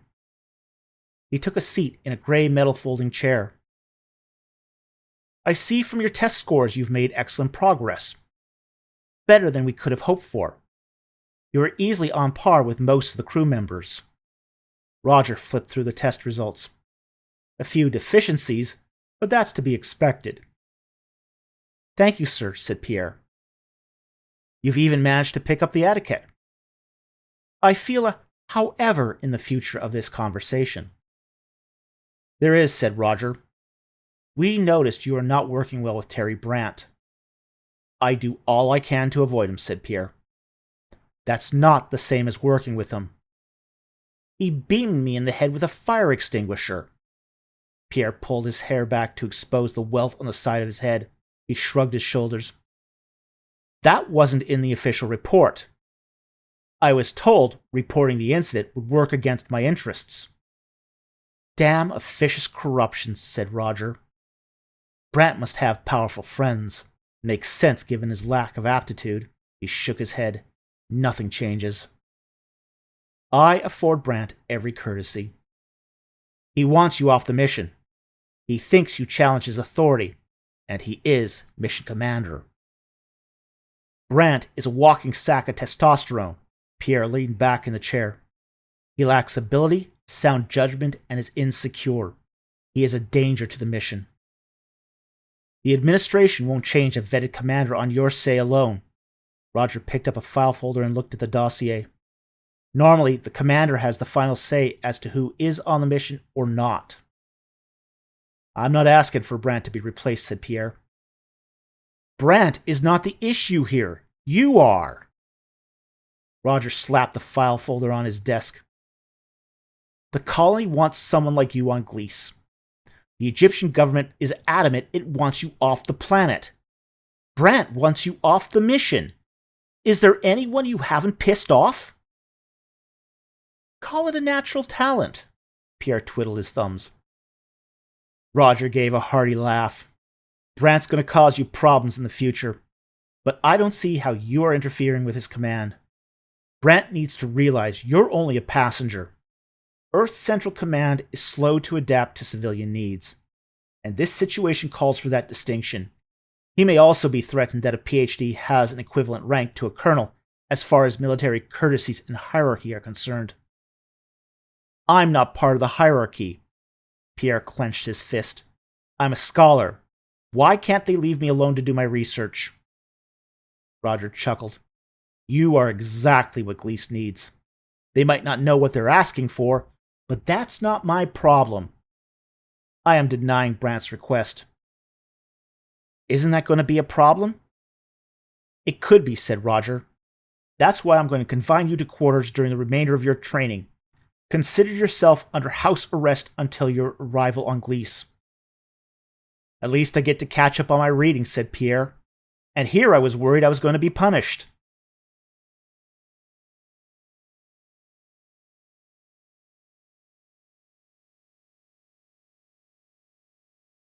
Chapter 4. Despite our advances in electronics, robotics, and even interstellar spaceflight, one area of space transit has remained essentially unchanged for 400 years, and that is our ability to escape Earth's gravity. Even today, we still depend upon large amounts of high-energy rocket propellant to get a person or cargo into orbit. While space mining operations have defrayed some of the need for moving all raw materials from the gravity well of Earth into orbit, humans generally begin their lives and training on Earth. The current state of the spaceflight arts by the Congress of NASA Design Engineers. A week before the launch, the colonists were driven in a bus to the liftoff site and sequestered for last-minute quarantine and preparation. The previous 36 hours had been a whirlwind of drills, most of which Pierre was thankful to have avoided through his house arrest. Each team member went through a series of final paperwork and video interviews, which, unfortunately, even Pierre could not avoid. Training was optional, it seems, but paperwork was not. And the actual morning of the launch was no different, replete with protocol. It was 4 a.m. when the centralized alarm woke everyone.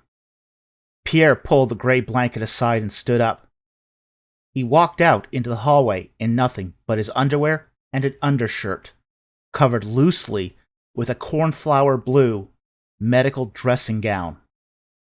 All his other clothing had been confiscated the night before. He walked across the smooth concrete floor as his body heat was being sucked out of the soles of his bare feet.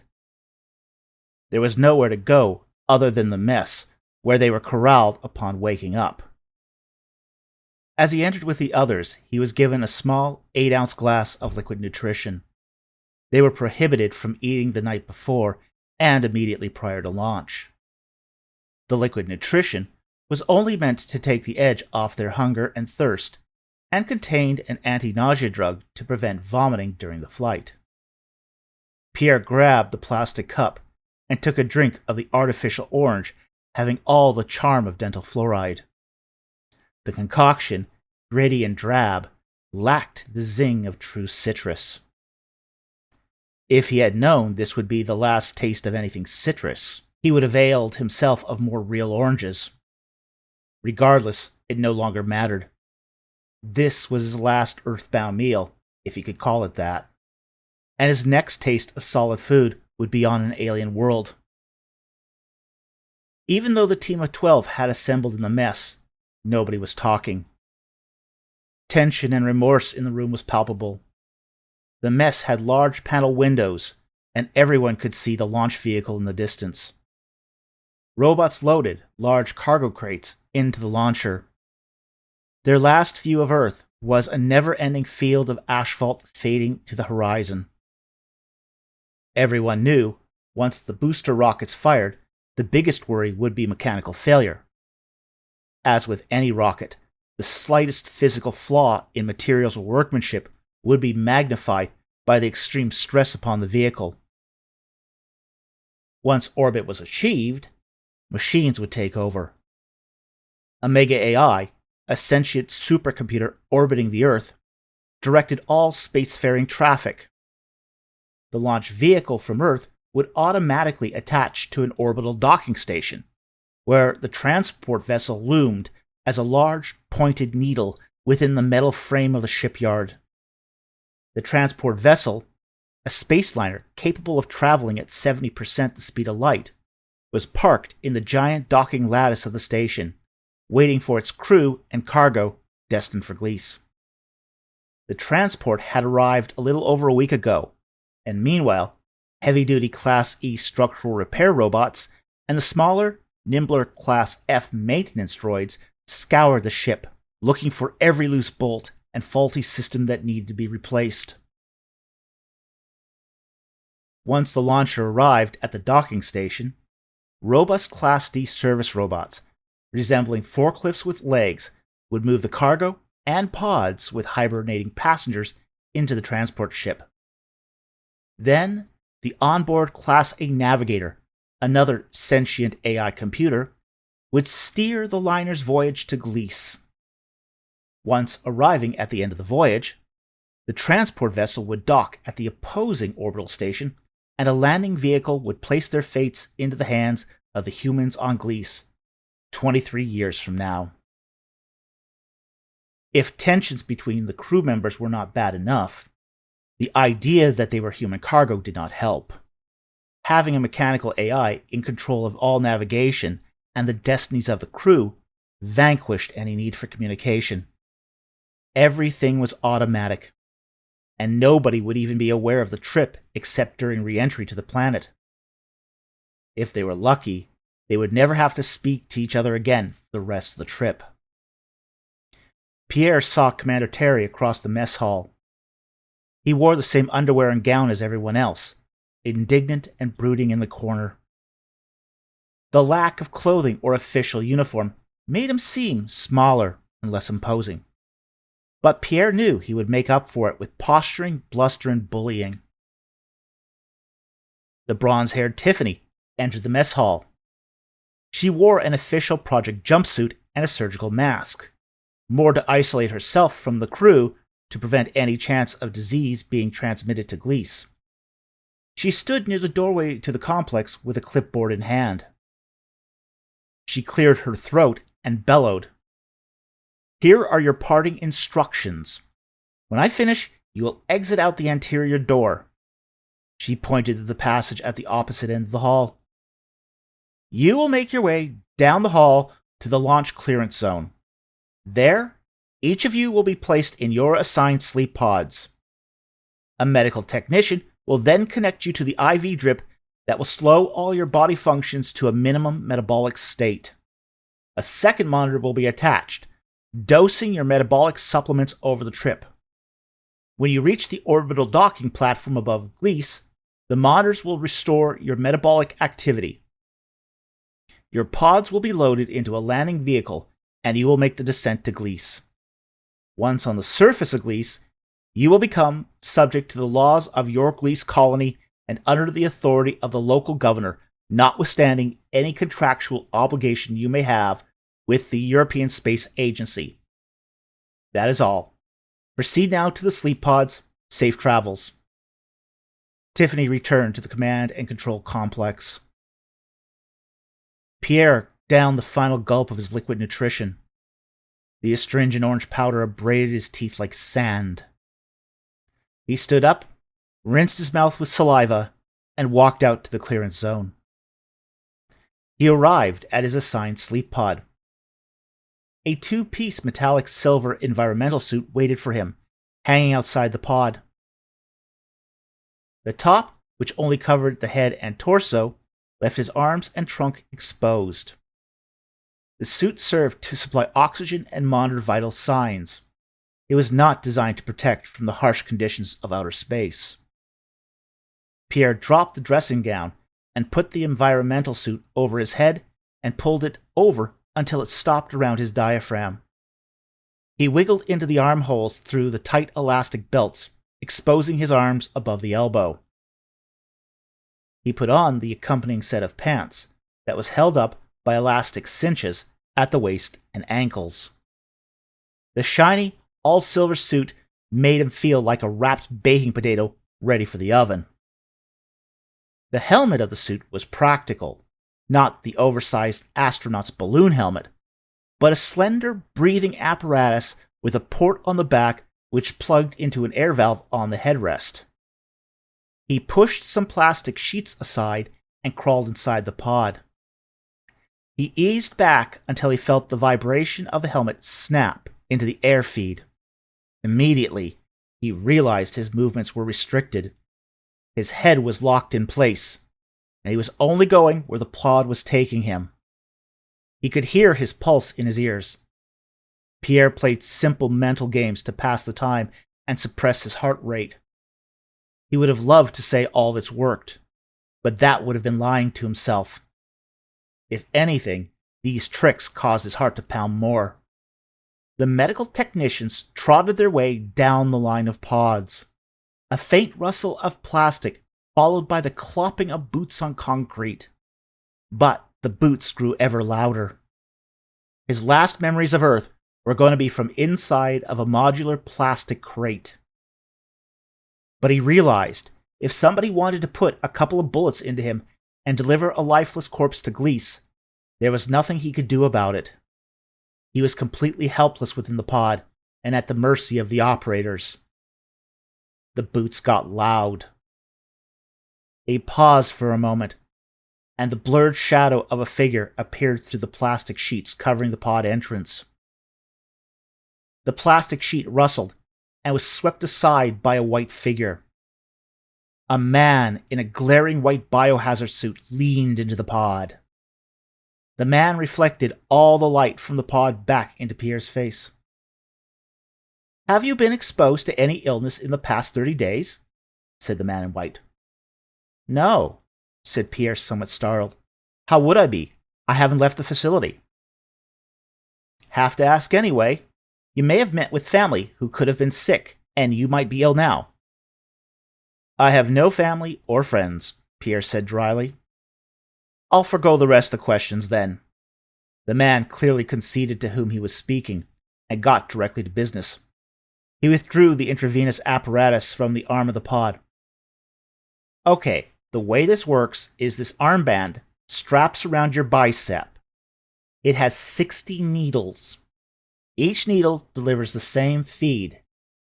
The number of needles mitigate against one needle failing or becoming blocked. This prevents you from starving to death mid-flight. However, this is going to hurt." The technician grabbed Pierre's right arm and stretched it out. He slapped the armband on and strapped it tight. The needles drove deep into his bicep. Pierre bit his lip as the needles dug into his arm. The pain seared 1,000 small hot pokers. The technician flipped a switch on the pod. Anesthetic coursed into Pierre's veins. "That should be better," said the technician. "The pod has been programmed to supply you with all your needs until you arrive at Gliese. Right now, you're receiving a sedative. After launch, the flow will deliver a drug that induces coma and a second drug that slows your metabolism. You'll also receive small amounts of nutrition to sustain you." "I understand." Even though Pierre could feel the sedative flow into his veins, he could not overcome the claustrophobia gripping him. It was much smaller and more cramped than the tombs he was accustomed to. "I thought you would," the tech said. He checked the pod to make sure everything was tight. "Okay, it looks like you're good to go. I wish you much fortune in a new world." Pierre noted he was not wished "best of luck" or similar platitude. Luck was verboten. The agency had done its best to eliminate random factors so luck would be minimized. Yet, bad fortune was ever in the back of Pierre's mind. After all, he was still not clear why Gliese would want someone of his skills. The technician disappeared behind the veil of plastic, never to be seen again. Pierre could hear the commotion from other pods. As the technicians worked the line, the sounds grew more muffled. 2 hours passed, and the port had become almost silent. The silence of a graveyard, ominous and foreboding. The sedative distorted the passage of time, making the passage of his final minutes on Earth a blur. Then movement. Pierre braced himself. Not that he needed to, since he was well strapped into the pod. The pod was picked up. He rocked side to side as his pod jostled. A slight tremor and hum indicated this was a vehicle, like a forklift, but was probably a Class D heavy loader robot. While having humans drive you around was always subject to accidents, robots made less errors, although their errors had a higher risk of fatality. Robots like that were not permitted to be in contact with the civilian population. But the launch site was a joint project of Earth's Central Command and the European Space Agency, which, as a paramilitary installation, allowed the use of mechanicals. Minutes later, the tremor in the capsule changed from the rough timbre of a reciprocating engine to a lower-pitched hum of electric motors. He was no longer being moved in the forward direction by an operator, but sideways to the left. A conveyor system of some kind was moving him. Humans were no longer involved in the process of his journey. Machines had taken over, and his last contact with true Earthlings was with a nameless, faceless computer who did its job with parameterized care and efficiency. Things moved quickly. He heard himself loaded into the launch vehicle, and his pod locked into place. A video screen opened inside his helmet. The resolution was not the best, but it didn't have to be. It was meant for single use. A vignette of images from Earth was on display.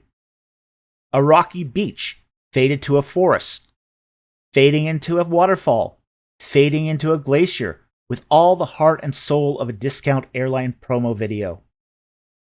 The vignette was accompanied by oddly inappropriate soft music, followed by a text message. "Farewell from Mother Earth." The words trickled off with a distinct echo. This was followed by the soft melancholy of elevator music. Pierre, being an Egyptologist, snorted at the message. In the Egyptian worldview, Earth was not female at all. The gender roles of Earth and Sky were reversed in ancient Egypt. The sky was represented by the goddess Nut, while the Earth was the male god Geb. It always blew students' minds when they were told not every culture considered Earth female, and the Egyptians were a notable exception to this rule.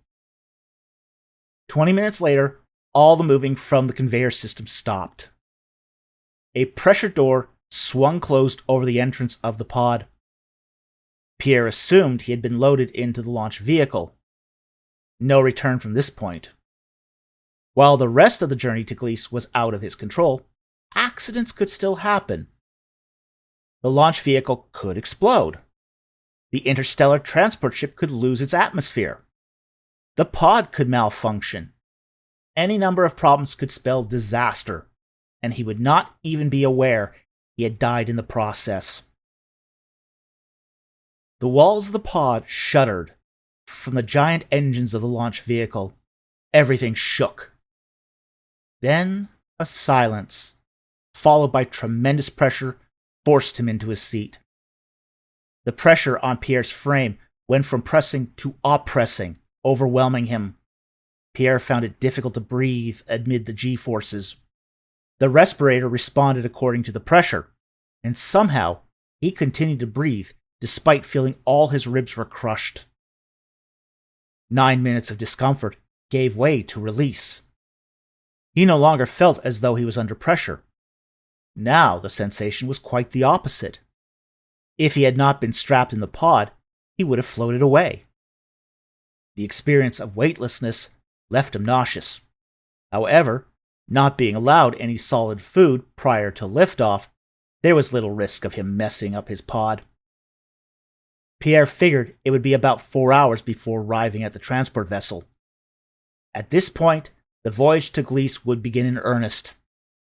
Pierre yawned, and then the scent of roses. At first, the smell was faint, but it grew stronger. He breathed in the fragrance, realizing it was a kind of anesthetic, and at the same time, his intravenous started pumping chemicals to slow down his metabolism. He did not have long to reflect upon this, however, as his eyes became heavy. And soon, he could no longer force himself to remain conscious. His last lingering thought bothered him. When he woke up, what would he find? A sudden rocking forced Pierre awake. Red light bathed his pod. A chubby red-headed woman, Alicia, swept aside the plastic covering. She reached inside and ripped off Pierre's armband. She grabbed him by the lapels and yanked him to his feet. His forehead hit the front of the environmental suit helmet. Pierre staggered out of the pod. The helmet he was wearing bounced on the floor. He was dizzy, but found himself in a corridor of metal beams. "Get your shit together," chided Alicia. "The transport is breaking up." "How can that be?" said Pierre. "There's been an explosion. The navigator has been destroyed. We can't enter the docking station." "Where's Terry?" "The asshole was the first to abandon ship." "What? Why?" The gangway trembled beneath Pierre's feet. The girders groaned and creaked as they twisted from the torsional strain. A bang sounded from a breaking bolt. "Why do you think?" she said. "Time for us to go." She grabbed the shoulder of Pierre's shiny flight suit and pushed him down the hallway. She moved him towards the escape capsule. Escape capsules were less ideal than proper landing vessels. But if you had to abandon the cargo and save human life, an escape capsule was better than flapping your arms in the vacuum of space. The others, said Pierre. There were 12 of them. Gone. An electronic component lit off a spark overhead, and even though it didn't touch her, she yelped. 4 dead, 6 escaped. They left us for dead? Alicia looked side to side to ascertain situational awareness. Seconds mattered, and making the wrong choices would cost both their lives. Pierre was delirious from the after effects of the metabolism-inhibiting drugs. She must have been awake longer than him, and was in a better mental state. Pretty much sums it up, said Alicia. Looks like Terry used this happy accident to rid himself of undesirables. I always hated that man, admitted Pierre. Not my fave either. The two of them made it to a pressure door. Alicia pressed a button to unlock the door and cranked a lever to open it. She threw Pierre inside the re-entry capsule. Pierre fell against the end of the capsule, landing seated on the floor in a crumpled mess. She took a deep breath and entered the capsule after him. She closed the pressure door, then pushed the eject button. Thrusters fired, and the capsule heaved away from the transport.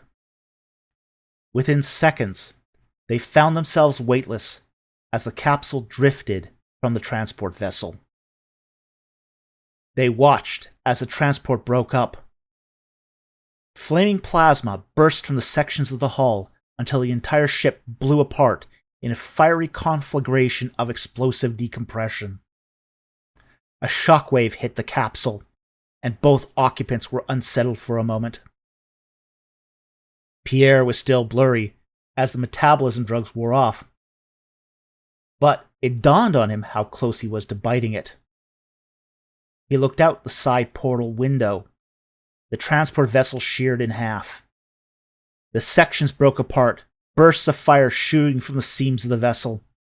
The great interstellar liner cracked and peeled apart like a boiled egg. Its skin sloughed off in sections, blown off into distant space, while the core of the vessel burned brightly.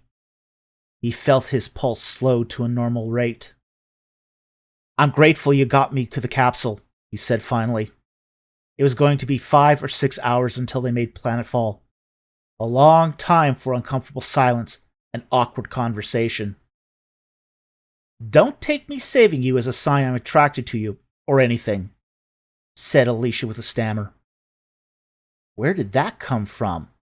Sure, Pierre expected awkward conversation. But that? Really? Never said you were. Sweat dripped down the side of Pierre's face. It was uncomfortably warm. He looked around for some kind of relief. Was it unreasonable to think people saved each other just on the grounds of human decency?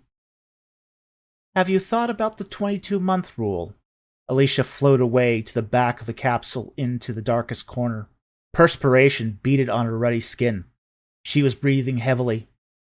Not really.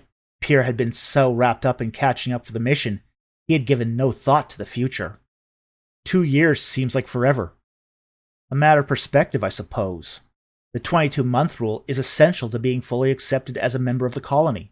Don't you want to be accepted by the colonists? Pierre shrugged. Making babies is the duty of every colonist. At least, that's what we're told. He rolled his eyes and scrunched up his face. Propaganda made his stomach churn, even if for a noble reason. I figure there's no more than 40 single people on the colony.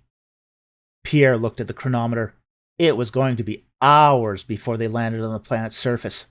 A lot of time for this conversation to grow ever more awkward. Is that a concern? Said Pierre. Native-born are not subject to the 22-month rule. Afraid they have the advantage of time, Pierre smirked. But your natural charm will carry you. I would never be interested in someone like you, she sneered. Was that called for? Pierre looked away. He was not going to press the matter. Alicia paused to think about what she said. It's not personal. That sounded pretty damn personal. It's not your fault God didn't give you what is needed to please a woman. That sounded even more personal. Pierre thought about what she said, and then the meaning occurred to him. And if you don't find someone with the right stuff? Then take one for the team. Perhaps a sham marriage. Alicia did not seem bothered by the duplicity of her statement.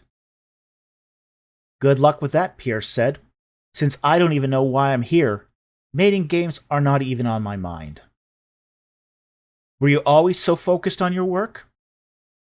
People betray you, but work never does. Pierre had spent many sleepless nights thinking about past relationships and what went wrong. Events kept looping in his thoughts. Introspective and wasted energy. Energy better used towards moving his research forward.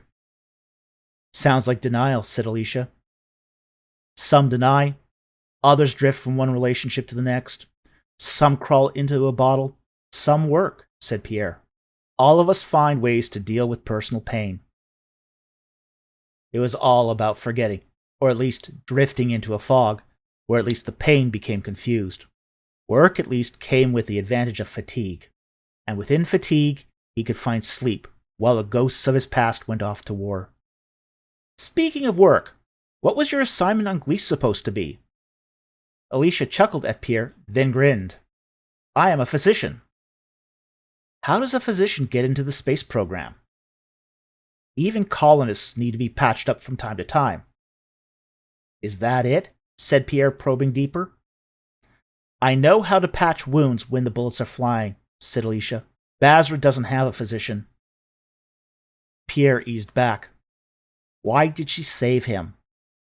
Why did she defy the mission commander when he winnowed out the undesirables? It looks like we're getting close to re-entry, said Pierre. He touched the port window with his finger. The icy cold of space crept through the plastoglass. If Terry tried to kill him up here, when would he try to finish the job? Alicia floated towards him in the weightlessness of space and pointed out the portal down to the planet.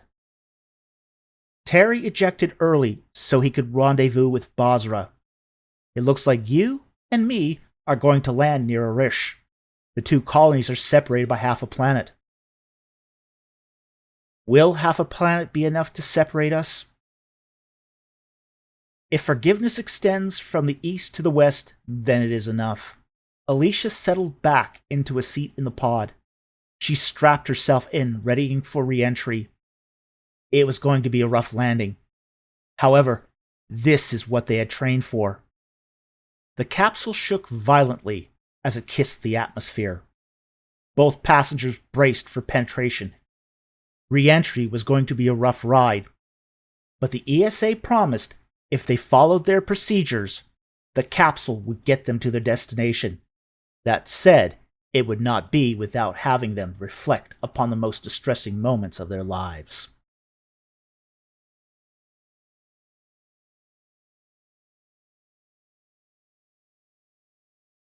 Chapter 5. Gliese 832 is a red dwarf star located in the constellation of Grus, approximately 16.16 light-years from Earth. The star is orbited by one habitable planet, Gliese 832c. Gliese 832c is an Earth-type rocky planet of 5.4 Earth masses. The orbit of the planet is 370 days. The planet has 2 moons. The first colony, Arish, was established in 2329 AD. Analysts currently believe the Arish colony to have a population of about 300, and a fertility rate of 0.3 children per woman. The colony, in its last survival assessment, was categorized as critically endangered. The Exoplanet Factbook, 2465 edition, by the Central Intelligence Agency. Crank, crank, crank, and the door opened. A flash flooded the capsule with blinding white light. Strange air swept through the cabin. Pierre's head was still swirling from the hard landing. The escape pod had rolled down an embankment after it lost its footing at the crest of the hill. Pierre breathed in, and he could tell the gaseous mixture was different. The new atmosphere felt stifling, thinner than he was used to. The transport vessel had adapted his physiology to the new atmosphere, but his psychology desired having unlimited oxygen on demand. An old man opened the door and peered in. His skin was like aged paper, wrinkled and fragile. He had a large handlebar mustache, and his complexion was darkly tanned. He was mostly bald, except for a crown of gray hair, completely sun-bleached. He was at least in his late 70s, possibly older. "I'm James Gardner," said the old man, "Governor of Erish. You have arrived on Gliese 832C. Gardner reached into the capsule, grabbed Pierre's hand, and yanked him out. The old man had surprising grip strength, remarkably strong for a man of his age. Even though he was the governor, this was a man who didn't mind physical labor. Pierre's foot touched the planet's surface, and immediately he fell forward and sprawled face first across the sand. Pierre took a few deep breaths and tried to orient himself to his new surroundings. He looked around and saw nothing but yellow sand dunes, indistinguishable from the myriad in Egypt, Libya, and Sudan. Wasn't this all supposed to be terraformed forest? After a moment to collect his breath, he stood up and turned around. 6 colonists helped Alicia out of the capsule with more gentleness than they had shown him. Pierre looked beyond the capsule to the basin floor, parched and dry. A brisk wind picked up the reddish dust that whirled around and danced in the midday sun. Pierre looked up. The primary star illuminating the planet was about twice the size of Earth's sun, but redder and cooler. What Gliese's star lacked in heat, it made up for in size. But it still burned hot enough to make the heat of the day oppressive. Once the colonists pulled Alicia out of the capsule, Gardner turned to Pierre. "We need to get back to the colony. A rover is waiting for us at the top of the ridge." He turned and walked up the incline. "What about the others?" asked Pierre. "They touched down near Basra." Gardner, without effort, trucked up the hill. "You will be inducted into Erish." "I was assigned to Basra," protested Alicia. "Not gonna happen," said Gardner. "We requested the services of Dr. Goulet, so he's staying put. We aren't about to trek 8,000 miles to relocate one person. Sorry, but Erish is going to be your new home." Alicia looked around and sniffed. What a home. Gardner drove the rover to his office. Pierre stepped out of the vehicle. His back was stiff from the drive. The office was little more than a destroyed transport vessel, the ruined vestiges of a post-apocalyptic nightmare. The salvaged wreckage of a 200-year-old colony starliner repurposed into administrative offices. When they reached the fuselage of the old space liner, Gardner opened the door and allowed Pierre and Alicia to step inside ahead of him. It was the manners of a bygone era. After the 3 were inside, Gardner led them down a gangway and to an office, then closed the door behind them. He wrenched the latch on the door to seal it shut. The air outside was perfectly breathable, so the hatch must have served other purposes. Security, protection, dust control. Everything was grimy, an inevitability of living on the cusp of a desert. Gardner's office was covered in a thick film of iron oxide. Mildew was pungent in the air. The room was 24 feet in all directions. Hard to believe this was the room where the first 20 colonists lived for a decade. Mining, manufacturing, and agricultural equipment had been hermetically sealed in crates. The job of the first colonists was to unpack the equipment sent years before and get it running. They were technicians, not scientists. Have a seat, said Gardner. He walked behind his desk, finely crafted from native woods that once grew locally. The wood was stained and lacquered, which bloomed into a burnt umber patina. His desk was cluttered with broken components, souvenirs, and knickknacks, crowded and tipping over like ships falling off the edge of the world. The two colonists sat in a pair of musty old chrome and fabric chairs. The cushions blew plumes of dust out the sides. The old man blew the dust out of 3 metal cups and wiped them with a dirty rag. He opened a drawer and pulled out a bottle of clear alcohol. He poured 3 cups. Vapor from the liquor overpowered the room. He grabbed the cups and glided around his desk so that he was between the 2 newbies and the front of his desk. He leaned against the desk as he offered the 2 a drink. I don't drink, said Alicia. She held up her hand. Start, said Gardner. Her refusal brought a menacing quality out of the man. He was not going to tolerate complaints or wilting flowers. Everyone drinks. The local whiskey is all we make, and he won't last long if you don't drink. Alicia reluctantly took the cup. Pierre sipped from his cup. His mouth was on fire. High octane. He did everything in his power not to cough. He was a whiskey drinker, but this stuff was strong. 56% alcohol by volume? Gardner laughed and slammed his down in a single shot. You've got a keen palate. 58%. He circled his desk and sat and poured another shot. I'm going to be straight with you recruits. This tub I was expecting. He pointed at Pierre. I have a dossier for him. Gardner continued. But I don't have any paperwork for you. What are you useful for? He glowered at Alicia. She stammered for a moment, seemingly at a loss for words. I'm a physician, and I can fix things in a pinch. Oh, you can ya? Gardner leaned back in his chair.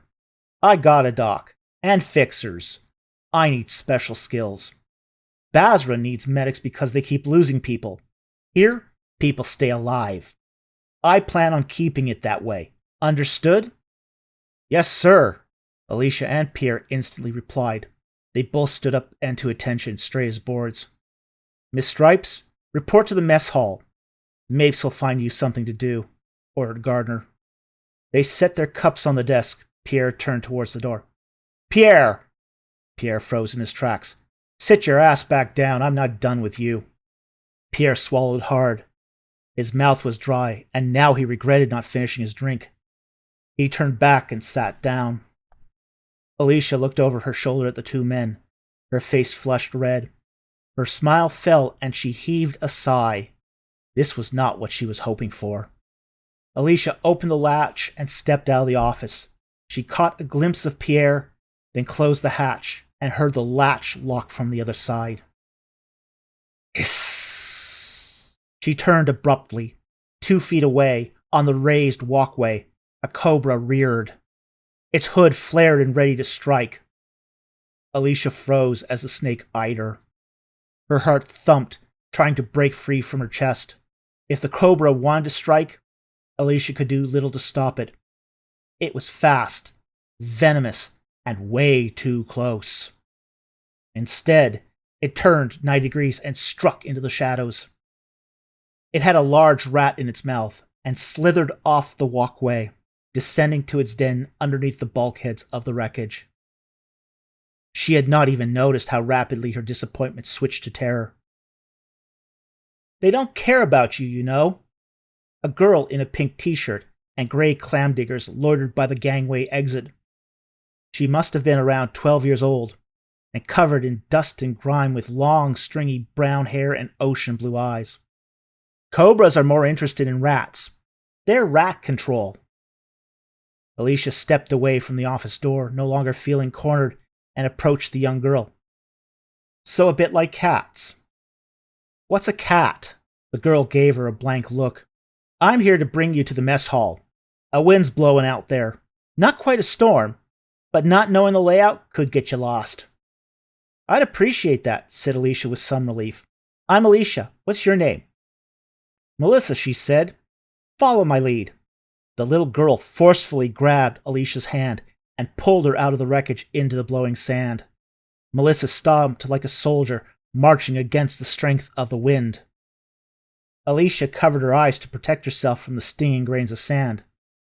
Melissa made no attempt to cover her eyes, but squinted instead.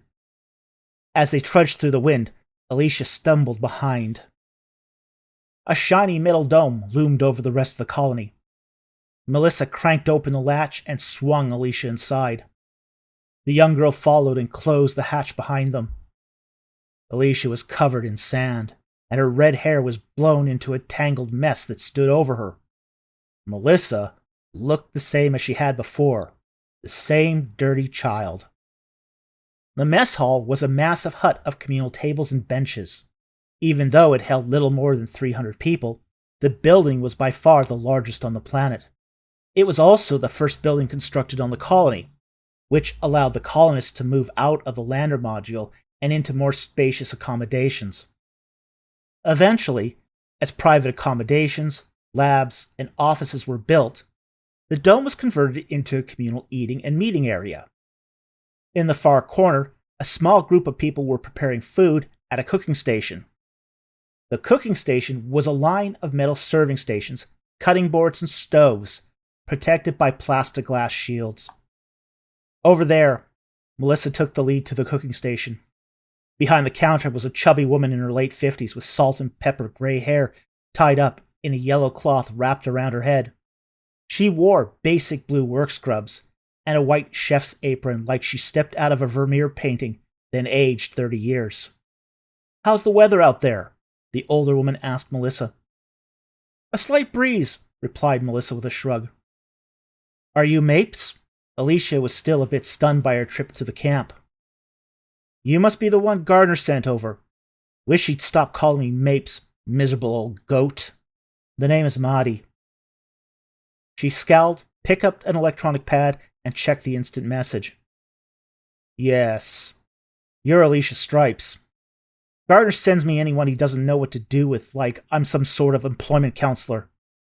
For love's sake, I'm trying to get dinner done before 300 workers flood in and eat us out of house and home." Maddie took off her apron and laid it on the counter. She shouted at the young girl, "Melissa, don't you have work to do?" "Yes, ma'am," droned Melissa. She scurried away and headed to the back of the hut, where connecting tunnels led to other parts of the complex. Maddie exited the cooking station and hobbled over to Alicia. She pressed into Alicia's personal space, peering into each of Alicia's eyes. Alicia did not flinch. The older woman grabbed each of Alicia's hands, checked the backs, then turned them over to examine the palms. She let both palms go and stepped back. "You're ex-military," declared Maddie. Disappointment rang in her voice. "Marine veteran," said Alicia. "Worked my way to Army Medical Corps Battalion Surgeon 03. "Can you cook for an army?" "No." "Then what can you do?" Alicia swallowed hard, remembering how the last time she was asked that, it did not go so well. "I am a physician, and I fix things." "Okay, I think terraforming can use you. Have a seat, and Habib will be here shortly to collect you." Maddie returned to the cooking station, typed a message in her electronic pad, put on her apron, and resumed cooking. 20 minutes later, a short Arabic man in a green jumpsuit arrived from the far side of the mess hall. "Follow me," he said to Alicia. The two walked to a staircase, descending to an underground passage. The claustrophobic tunnels reminded Alicia of a rabbit warren. The passage branched towards the living spaces of Arisha's complex. They arrived at a staircase and ascended into a large mechanical shop. Habib reached into a cubbyhole and pulled out a fresh green jumpsuit. "Your new uniform. There's a secluded spot on the other side of that wall. You can change there." Alicia accepted the uniform, went behind the wall to change, and in a few minutes returned wearing coveralls. "What do I do with the spacesuit?" "Trash it," said Habib. "The environment is too harsh for spacesuits. Simply won't last." Alicia shrugged and tossed the spacesuit into an open bin. Fine. In case you didn't already know, this is terraforming, said Habib. We are responsible for turning Gliese into a verdant paradise. Was he joking? She had just waded through a sandstorm. Yeah, I know, Habib sighed. Something's gone wrong. The big brain guys are trying to figure it out. What do you mean? The scatterbugs are not working, said Habib. Scatterbugs? Alicia raised an eyebrow. He picked a brushed brass metal orb with 8 spider-like mechanical legs. Habib handled the small robot from the rear, like a crabber. The 2 front legs had long caliper-shaped claws, and a big plastoglass lens covered the ocular sensor in the front. This is a scatterbug, the technology used to terraform every colony world. At Basra, they managed to build a 1,000 square kilometer jungle using these technological marvels. But, for some reason, our scatterbugs are no longer doing their job. How so? Said Alicia. They're broken. Wish we knew why. Habib shook his head in defeat. We have traced every line of code, tested the contents of thousands of bioreactors. They worked for a century, and now they don't. So what are we doing about it? We have been ordered to maintain the technology, so when the level 8 engineers figure out the problem, they can deploy it quickly. What is your technical rating? Level 5? Well, your job only requires level 4. And what is the job? Maintenance and repair of the terraforming equipment. I see. It sounds impressive, but we only have 2 jobs. Maintaining the scatterbugs and keeping the mother machine running. We also fix anything else that breaks. When we arrived at Gliese, there was no life. No animals, no plants, no bacteria. The problem for plants from Earth is there's no bacteria in the soil to fix nitrogen from the air. Scatterbugs are solar-powered, autonomous robots that wander the surface and spread soil bacteria. They respond to simple commands, have a high-resolution imaging camera, and can relay information about what they encounter. They can seed about half a kilometer per day. Doesn't seem much. We've produced enough scatterbugs to terraform 700 square kilometers, said Habib. He cleared his throat. Each scatterbug has a built-in bioreactor. They rest at night to conserve energy and allow their bioreactors to recharge with bacteria. During the day, they power back up, seed the ground, and interact with other scatterbugs. Interact? Scatterbugs coordinate so they don't cover the same territory. And they can detect a malfunctioning unit and call it in. When we get the call, we go out, pick up the broken bugs, and bring them back for servicing. 90% of the work we do is bug servicing. It's boring, repetitive, and necessary. And the rest of the job? The rest is feeding the mother machine with raw materials so that it continues making scatterbugs. Once a day, Mother sends a report of her raw ingredient requirements, and we play fetch. Mostly refined metals and hydrocarbons from mineral processing. The internals of the Mother are just a set of glorified Class F robots, which process the raw components and assemble the bugs. What if we don't have a particular component? Fortunately, the Mother is capable of using a wide range of substitutes, said Habib. The Glecian soil is rich in silica, iron, and aluminum oxides, so that's become the principal components for our bugs. But, if ever needed, it can create bugs out of plastic, ceramic, or even laminates made of seashells. The Mother has many redundant systems and is capable of self-repair. If a part breaks, the Mother manufactures a replacement and the discard is ejected from the machine, which we toss. Repair through replacement parts. Rarely, the Mother might request a specialized part it cannot replicate. If that happens, the level 8 engineers will take care of that. So all we need to do is feed the Mother and scatterbug repair. Pierre had not finished his whiskey. Gardner winced and reopened the bottle and refilled Pierre's glass, signaling him to resume drinking.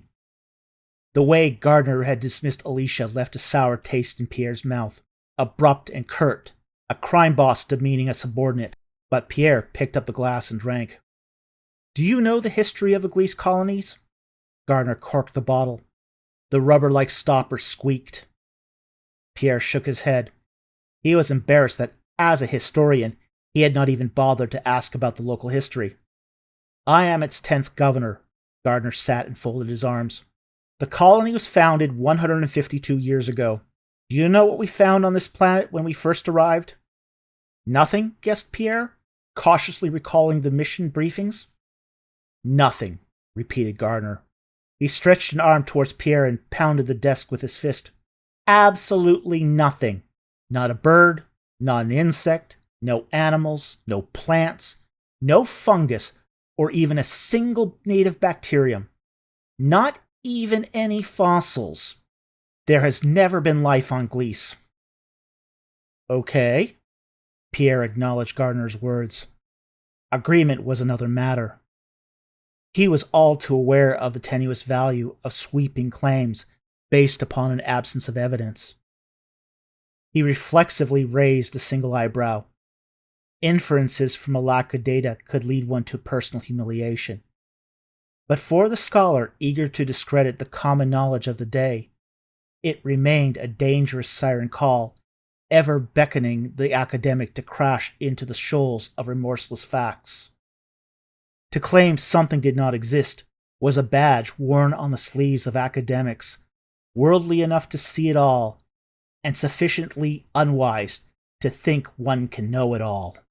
Basing opinions only upon positive evidence was like navigating by the stars, a discipline requiring persistent and eternal vigilance. Gardner picked up a deactivated scatterbug from the corner of his desk and held it up. You know what this is? Pierre looked at it for a moment.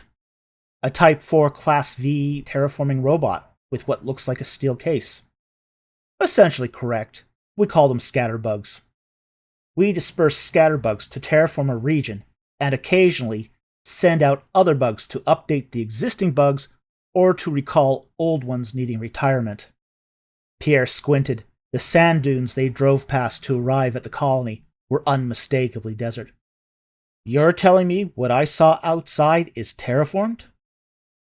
What you see out there is what this planet was like when we first arrived, said Gardner.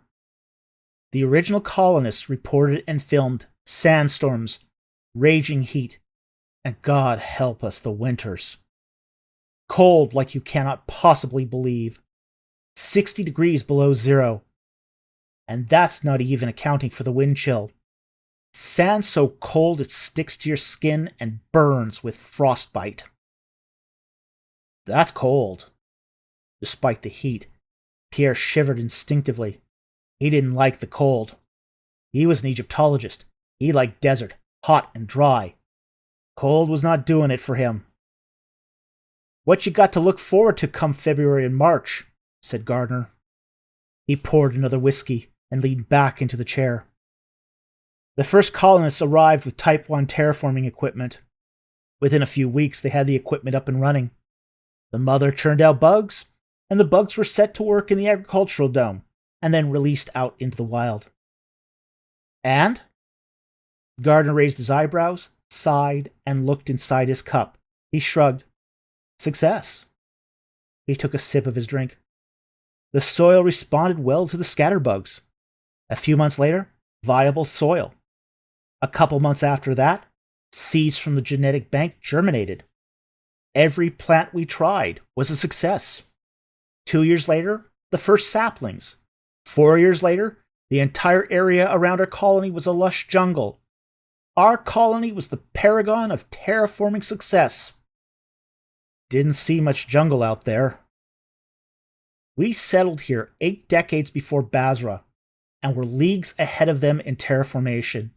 Gardner sighed and nodded. Then, about 70 years ago, the desert started reclaiming the jungle. We sent out more scatterbugs. Nothing helped. Nothing we did stopped the decline. Simply put, the scatterbugs stopped working. The governor downed the rest of his drink and held the cup in his hand. He could see at the bottom of the empty cup, full of disappointment. The shiny metal reflected a mangled reflection back at him. Was he seeking hope in a distorted visage that would bless him with instant insight like a medium looking into the tea leaves? The colony is on the brink of disaster. Basra has more injuries and fatalities than we do, but we haven't had a live birth in the last 5 years. Now, the crops in the agricultural dome are dying off. We'll be out of food in 18 months. People are going to get desperate and will start taking dangerous risks. If Basra is doing so much better, why don't we go there? Pierre shrugged. The solution to him seemed obvious. Can't, said Gardner. Their governor has declared a quarantine. Until we locate the source of the die-off, no one is allowed near their colony. They have the green light to defend themselves from contagion. Earth is willing to lose one colony rather than risk both. Any guesses as to the source? Pierre ground his teeth together. He was irked Earth knew about this and didn't tell him. Our best guess is the scatterbugs. Gardner poured his fourth drink. We've brought in agricultural specialists, meteorologists, chemists, biologists, microbiologists, physicists, physicians, and engineers. The experts have come up empty. Gardner continued. When you meet them, don't let them deter you from your mission. They claim they're researching the problem, but we don't have another decade to let them putter. Speed is of the essence, otherwise hundreds will die. You must have been thinking ahead to request someone like me 40 years ago. The key to running a colony is forward thinking, said Gardner. If you are in a crisis, you don't order what you think you need, but what you think you might need when you exhaust every avenue. However, to be honest, I never expected everyone else to fail before you. Pierre deflated as the implications of that settled in. It's never a good feeling to be the option of last resort. Sounds like you have all the experts you could need. Many more qualified for this than me. If they couldn't find the cause, I don't know what I could do. I've left out a detail, admitted Gardner. About 40 years ago, a Type 3 scatterbug returned with something. The bug's reset and return function allowed it to come back with a sample. This is what made me think to call an ancient Near Eastern specialist. Gardner opened a safe under his desk and pulled out a small, opaque sample box. He slid it across the desk towards Pierre. Open it. Pierre reached forward and pulled the box towards him. The dust ground against the surface of the desk like sandpaper. He picked up the box and opened the cover with a pop. A small object was inside, wrapped in cotton insulation. Pierre pulled the insulation aside to expose a thin ceramic shard. The shard was about 4 by 7 centimeters. The porcelain surface was ivory, with deep black writing. The ceramic was surprisingly thin, like the broken glass shard of a Christmas tree bauble. He noted some symbols that could have been recognizable as Egyptian. Pierre grimaced. It's not Egyptian, he said matter of fact. We figured that, said Gardner, but it seems like a pictographic language. Who better to help us than an Egyptologist, or perhaps one familiar with Mayan or Luvian? Pierre realized at that moment he was not dealing with a fool. Gardner clearly did his homework. I will need to have a look at where this was found. Pierre put the lid back on the sample box. He placed the object gently back onto the desk. That's going to be a problem, said Gardner. The geolocation data got scrambled. When we found the bug, it was delirious, but was holding the shard in a climbing claw. That's our only clue. Strange, said Pierre. How do we know it's not someone fooling around? Gardner squinted. I have zero tolerance for time wasters and dead weight. Those who don't pull their own soon find themselves outside. On a planet like Lys, with no native plants or animals, life outside the protection of the collective would be hard, nasty, and short. You haven't given me much to go on, said Pierre. Earth Central Command said you were up to the task, said Gardner. I hope they weren't exaggerating. On Earth, Pierre had been a washout. His excavations at Nagata had been a complete disaster. Evidently, Earth had neglected to tell Gardner about his professional reputation, just as they had neglected to tell him about the Blight. A double-blind wall. And Pierre could not be completely honest with them, not during a time of crisis. The colonists were only a heartbeat from turning into homicidal maniacs. "The only lead I have for the Shard is the scatterbugs," said Pierre. "Who knows the most about the bugs?" "Brian Johnson, our level 8 engineer, knows the mother and the overall network architecture. But no one knows the bugs better than Habib." "That's where I'll start," said Pierre. He stood up, eager to begin the hunt. "One small matter," said Gardner. "Most of the colonists believe we are alone on this planet. I want it to stay that way unless there's solid evidence to the contrary. Keep any half-baked theories and wild rumors under wraps." "What do I tell them if they ask what I'm doing?" "Tell them you're investigating the Blight, and any further questions need to be directed to me. That should deter needless curiosity." After meeting with Gardner, Pierre secured a change of clothing, opting for the regulation BDUs, and went to the colony mess. He was hungry and wanted his first square meal in what felt like days, but was in reality over 2 decades. He had not been conscious during his flight from Earth, but that didn't make him any less hungry right now. It was 2 p.m. local time, and the commissary was gearing down from lunch. Most of the trays only contained scraps, but he was happy for anything. Maddie and Melissa leaned over their prep stations, their backs turned to him. "Can I get something to eat?" said Pierre to Maddie. Melissa perked up. "I'll take care of this," said Maddie to Melissa. "Get back to your prep." The young girl resumed her focus upon the cutting board in front of her. Maddie ambled up to the serving station. She was covered head to toe in flour, even though she wore an apron and held a rolling pin in her hand. "Melissa might be young, but like everyone here, she's capable."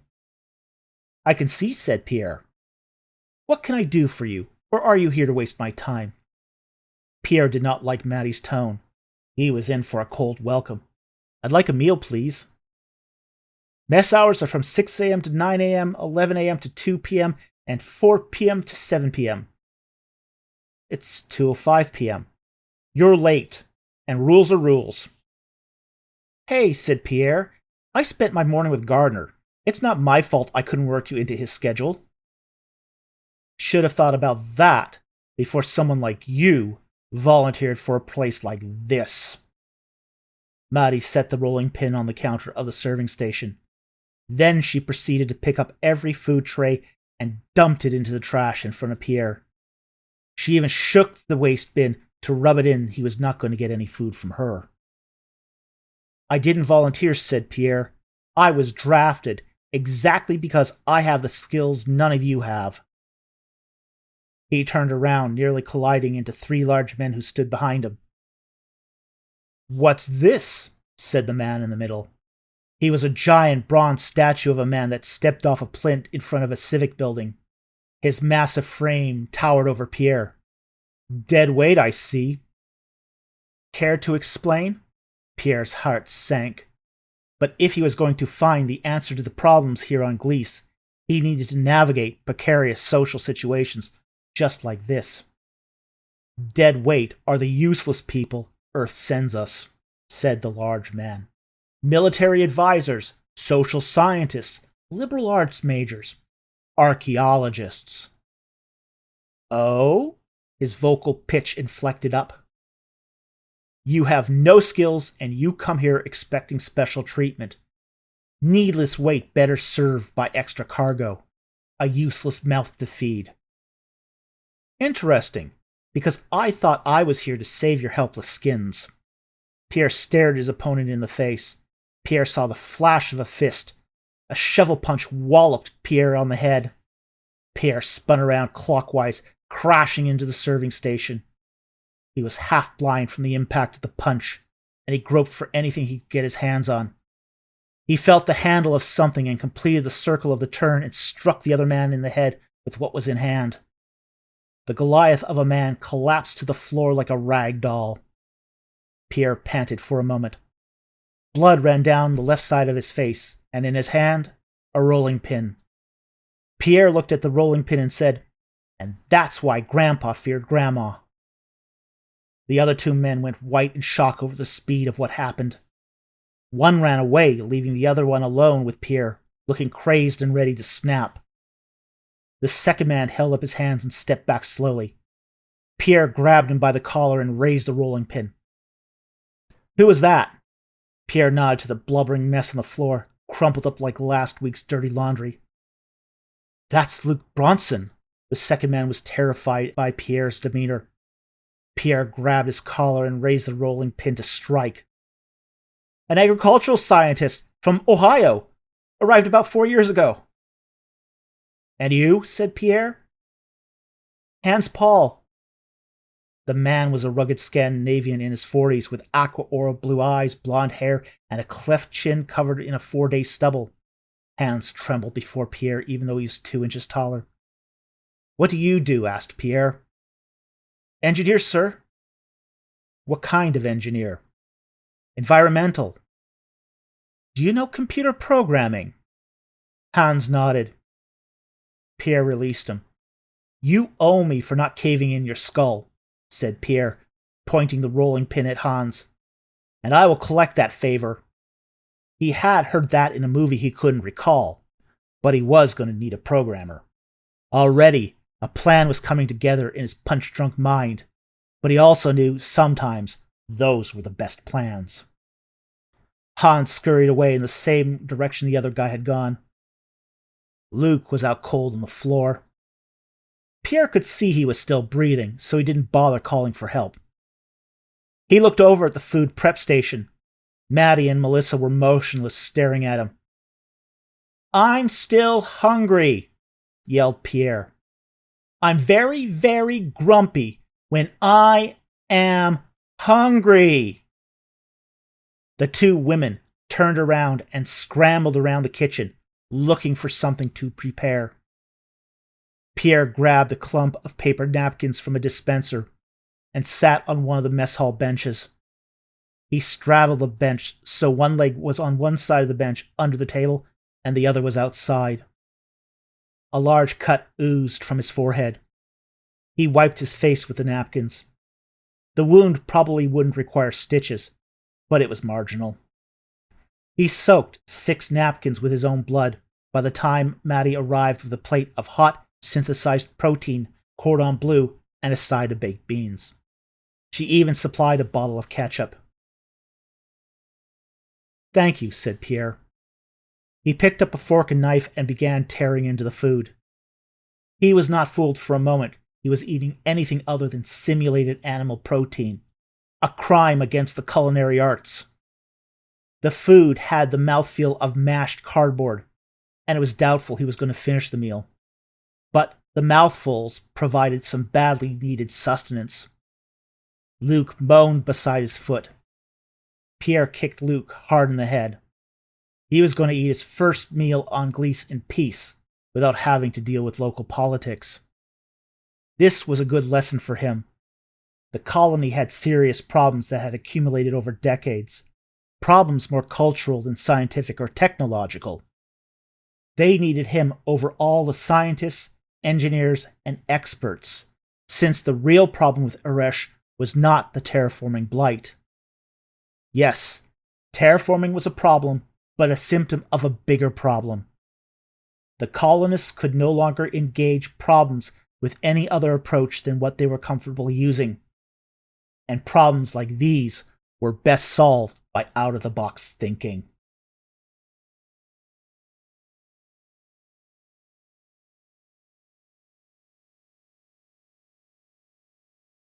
Chapter 6. Since the 20th century, the world has endured a repetitive cycle of global war. With each world war, mankind has looked in hindsight and been horrified by the destruction leveled by the hands of men. Some technologies and practices were so evil and inhumane, they would never again be used on the battlefield or in acts of terror. World War I saw the end of poison gas. World War II forever vilified genocide and eugenics. World War III finally brought an end to nuclear weapons. And World War IV banned the use of androids and cybernetic organisms in warfare and in civil society. Articles of the Armistice, a commentary.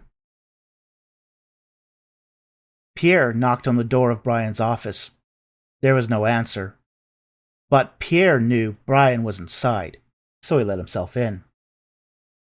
Brian was looking at blueprints printed on translucent plastic sheets and technical specs on electronic pads. The office was festooned with the layout for every complex system on the colony. "I didn't say you could come in," Brian said in the driest, most unwelcoming tone he could manage. He did not meet Pierre's eye contact. Brian was a large white guy in his early 50s, showing all the classic signs of middle age: thinning hairline, pot belly, and a double chin.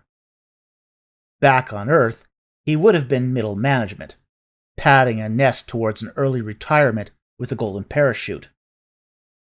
He wore a gray explorer's collared shirt, akin to casual colonist wear, and BDU pants with the drawstring untied. Despite his size, his shirt hung loosely as if he had recently lost about 10 pounds. "And I didn't ask," said Pierre. "I need information on planetary surveys. I need a hot bath, a real filet mignon, and a bottle of champagne." "I wasn't dragged here 16 light years to cater to your wants," said Pierre. Brian fidgeted at his desk. "How about getting me those planetary surveys?" "If I had a mainframe, I could tell you where to find that, but we don't." "Why don't you have a centralized server?" said Pierre. "It broke," Brian said, shrugging his shoulders. "What do you mean it broke?" "What didn't you understand? We didn't get it replaced." "Does that mean you have no planetary surveys from the satellites?" "No," said Brian. "Everything on Erish is stored on computers scattered around the facility, but no one has ordered us a data librarian because they're sending us dead-weight archaeologists." "So you have satellite surveys but can't find them?" Pierre slumped his head and sighed out loud. "That sounds like dereliction." "Anything else?" Brian looked at Pierre with glassy eyes. "Yeah, ground-penetrating radar." "What about it?" Pierre huffed, annoyed at Brian's obstruction. "Do you have any GPR surveys?" "No." "Isn't GPR standard equipment on any mission to an exoplanet?" "It died 80 years ago," said Brian. "What?" said Pierre incredulously. "You heard me right. Our unit malfunctioned 80 years ago, and we never requisitioned a replacement." "Going to blame that on deadweight too?" "Do you know how often parts fail?" "Do you?" Pierre sensed this was more than a failure to replace. Dereliction of duty was becoming a common theme. "Enough to know we can't waste valuable shipping space on secondary equipment. Have you any idea how many water bypass valves we need to replace in a year? I'd rather Earth ship us the replacement valves to maintain the supply in life-giving water than to replace a GPR we'll never use, or even a useless archaeologist." "Thankfully, I don't need to prove my worth to you," Pierre glowered at Brian. "Colonies run on practical skills and the ability to get along. And you're getting along all the way to your utter destruction." Brian blanched white for a moment. He could not say anything for a few seconds. Pierre sucked in a long breath. "You haven't been told, have you?" "Told what? If things go belly up here, there's always Basra." Pierre's eyes dilated into saucers. He blinked. He couldn't believe what he was hearing.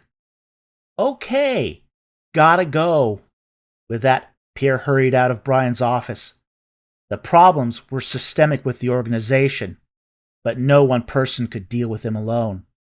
This had to be addressed from the top on down, which meant he needed a come-to-Jesus meeting with Gardner himself. "Thank you for seeing me," said Pierre. The Geiger counter was still on Gardner's desk, clicking away at the elevated background radiation. What is it? Gardner shuffled the papers before him. Pierre put both hands on Gardner's desk. Gardner stopped and looked up at Pierre. Excellent, said Pierre. I've got your attention. You're not a fool, so I'm not going to treat you like a fool, and I would appreciate if you don't waste my time. Time is of the essence, said Gardner. Too bad no one around here seems to know that. Gardner sucked a breath in and remained silent. My last 24 hours have been a rude awakening of denial, professional hedge protection, physical violence, and if I may quote, "That's the way we've always done it," said Pierre. Sir, the terraforming issues of this colony pale in comparison to the internal systemic problems. And I regret to say that these problems point to derelict management at the top. How dare you? Gardner slammed his fists on the desk. He was on his feet ready to fight. How dare you drag people this far from home to fix what could be solved by a change in management? Pierre paused. But the situation is not unsalvageable. I am here to help. And to help you specifically, if you will listen. Gardner eased back behind his desk, swallowing his pent-up rage. He sat in his chair and poured a drink. The whiskey splashed onto his desk as he poured from the bottle. You called me here to fix your problems, said Pierre. You thought your problems were entirely external. But the internal problems are far more serious to the long-term survival of the colony. You may think this colony had 18 months by way of food, but if you don't address the cultural problems, this colony may have no more than 9 months. I've seen a breakdown in unit cohesion and infighting, and the formation of factions and gangs. Your team has lost its way. Pierre pointed to the still fresh wound on his forehead. One of my men, said Gardner. Did I have that when you pulled me out of the escape pod? Pierre looked Gardner cold in the eye. You were there. You should know. Who? Is it not more important to ask what did it? Not following. Gardner took a sip of his drink. Better to ask what caused an incident than who was responsible, said Pierre. What does that mean? No one except you and me has a complete picture of what's happening. Complacency is rife because everyone thinks Basra is our backup plan. They don't know about their hostility towards us. Moreover, since this colony is stacked with science and engineering types, elitism and scientism have become entrenched. In other words, I can't work in this environment because I am facing intense resistance to my presence. I see. Gardner slumped in his chair. A few others know the situation. Maddie knows, as does Pavel Urbanovich. Oh, great. So your cook and your gardener know. I know you don't want to incite panic, but if you don't make the real situation public knowledge now, you will not only have panic, but you will have riots, gang violence, and civil war. Gardner leaned forward and placed both elbows on his desk. He stroked his handlebar mustache. I can only tell them if there's a beacon of hope. Are you that hope? Do you have a plan? I do, said Pierre. It's a plan with a good methodology, but I cannot guarantee the plan will succeed. If it doesn't, this colony will probably run out of options at that point. So, they will hang us together. Gardner laughed at the prospect of being lynched. Pierre was less amused at being lynched. He was, however, satisfied by the thought that anyone who lynched him would soon starve to death. I would rather not come to that, but let's say I believe our external problems can be narrowed down, identified, and may be eliminated through a methodical, systematic approach. That is, if I have access to the facilities, information, and cooperation of the colony's personnel. Okay, said Gardner. I will call a staff meeting tomorrow morning to handle this. True to his words, Gardner called an early morning meeting. It was 5 a.m., and the room was packed with senior staff. While Pierre was a morning person, many in the crowd were not, some noticeably groggy. There were more people than chairs, and those who had not arrived early stood at the edge of the room. Among them was Pierre, who, to his knowledge, was not senior staff but was invited anyway. Pierre could feel eyes all over the room glaring at him. Brian, the chief engineer, Maddie, head of food services, Luke, agricultural scientist whose head was wrapped in bandages. He also caught a glimpse of an Arabic man he assumed was Habib. Brian got out of his seat and walked to Pierre. No one dared take his empty seat. Everyone watched as he approached Pierre. "This meeting is for senior staff," said Brian. Pierre had not noticed until now how much bigger Brian was to him, outweighing him by at least 100 pounds. Brian's gray explorer shirt was stained with yellow mustard from last night's dinner. So? Pierre shrugged his shoulders. Meetings were a waste of time. If he had not been told to be present, he would be happily off doing something more productive. Brian looked to both sides. "I see only senior staff here." "Why don't you take it up with Gardner? That would be fun to watch." Brian scowled and nodded his head. He spat on Pierre. Pierre brushed off his lapel with the back of his hand. "After you've been spit on by a camel, no one can insult you with saliva, although a camel has better breath." Brian pursed his lips and bobbed his head. He walked back to his seat. Brian grinned and looked to his comrades. Those sitting beside him laughed and patted him on the shoulders. Gardner walked into the room. A couple of military police followed in after him, securing the door behind him. He marched to the front of the room. Gardner curled his mustache between his fingers, taking a moment to scan the room. He laid out some papers on the lectern. He raised his chin and waited until the room grew silent. "Distressing matters have come to my attention," said Gardner. "Do I have your attention?" "Yes, Governor!" Everyone shouted in perfect military sync. A colony governor had the absolute power of life and death, and everyone knew it. "Straight up," said the governor. He frowned and looked over the crowd again. "We are 18 months away from colony collapse. The greenhouse crops will feed us for the next 12 months, but that's if we eat all the seed. Based on current projections, mass fatalities from starvation will take place in 20 months. A deadly hush settled over the group. "And you can forget any aid from Basra.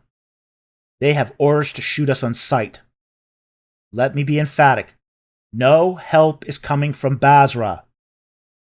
Disquiet swept across the senior staff. Gardner hit his fist on the lectern, bringing the group back to silence.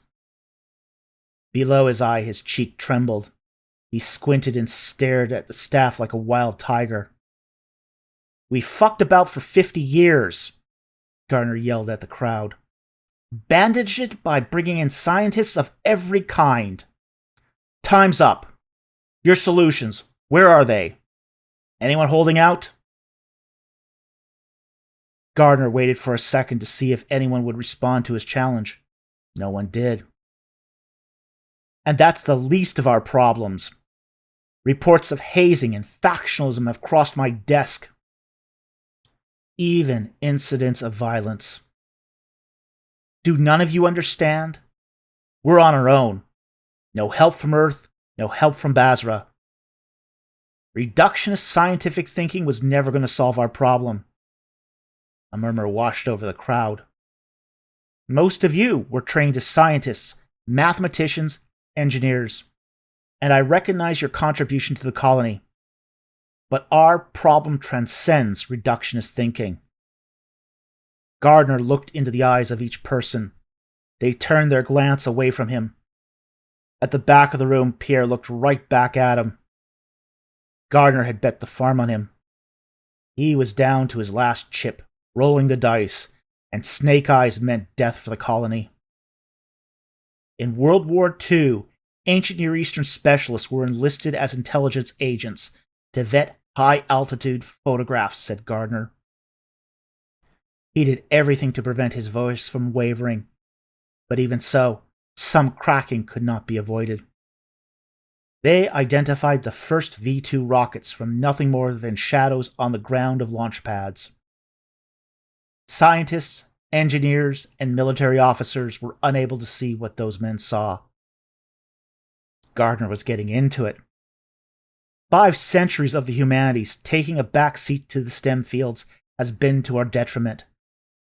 But when push comes to shove, we must marshal those greater faculties of our humanity to save us. Reductionist thinking has brought us to the brink of disaster. That is why, 40 years ago, I personally requested a non-scientist, a man learned in lateral thinking, to navigate the crisis. Dr. Pierre Goulet is an expert in his field, and I am appointing him deputy governor of the crisis. Gardner paused. This decision was not going to be popular, even though the position had no real power according to the colony charter. But Gardner no longer had the luxury of playing to popularity. Colony survival was on the line. The unease from the crowd was palpable. They hated Pierre. Rumors of Pierre had spread through the colony like a disease months before Pierre ever touched down on Gliese. Make no mistake, if I need to, I will invoke martial law. If any man or woman gets between Goulet and his mission to fix this crisis, I will not hesitate to exercise my authority. Clear? The colony charter gave the governor practically unlimited power to ensure the colony's survival. However, any position below that was taken far less seriously. And truth be told, while the title of deputy governor sounded impressive, it was a gesture, a vote of confidence, but effectively a figurehead role. "Yes, Governor, sir," shouted everyone in the room. Gardner gathered his papers and walked down the aisle. Before exiting, he turned to Pierre. He worked his way to Pierre. He took his hand and shook it. He hugged Pierre and whispered in his ear, "Bring results, or you'll be the first I lynch." Pierre opened the door to the agricultural domes. A wall of humidity hit him in the face. He stepped into a hallway leading to workrooms and greenhouses. He closed the door behind him. Computer banks and sensor units, a botany lab, and a selection of gardening tools were inside the rooms, forking off from the entry hall. A long table of seedlings and propagation trays divided the hall down the center. Pierre exited the hallway and entered the farming tracts. The greenhouses, arranged in rows, spanned acres. Agricultural workers lingered in the distance. Pierre looked at the plants at his feet. He kneeled and held a leaf in his hand. The plant was some sort of bean. The stalk was little more than 6 inches tall with yellow sickly leaves. He was no gardener, but he recognized the plant was underperforming. Pierre stood up, and one of the men in the distance walked towards him. "This area is off limits," said the man with a strong Russian accent. He was dressed in a white biohazard suit. Even his boots were covered in white fabric. Eyes dark and recessed glowered with disapproval. His concrete jaw was covered with a tightly trimmed beard.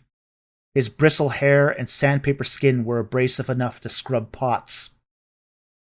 "Pavel Urbanovich?" said Pierre. The stout Russian man leaned back to eye Pierre. "Deputy Governor?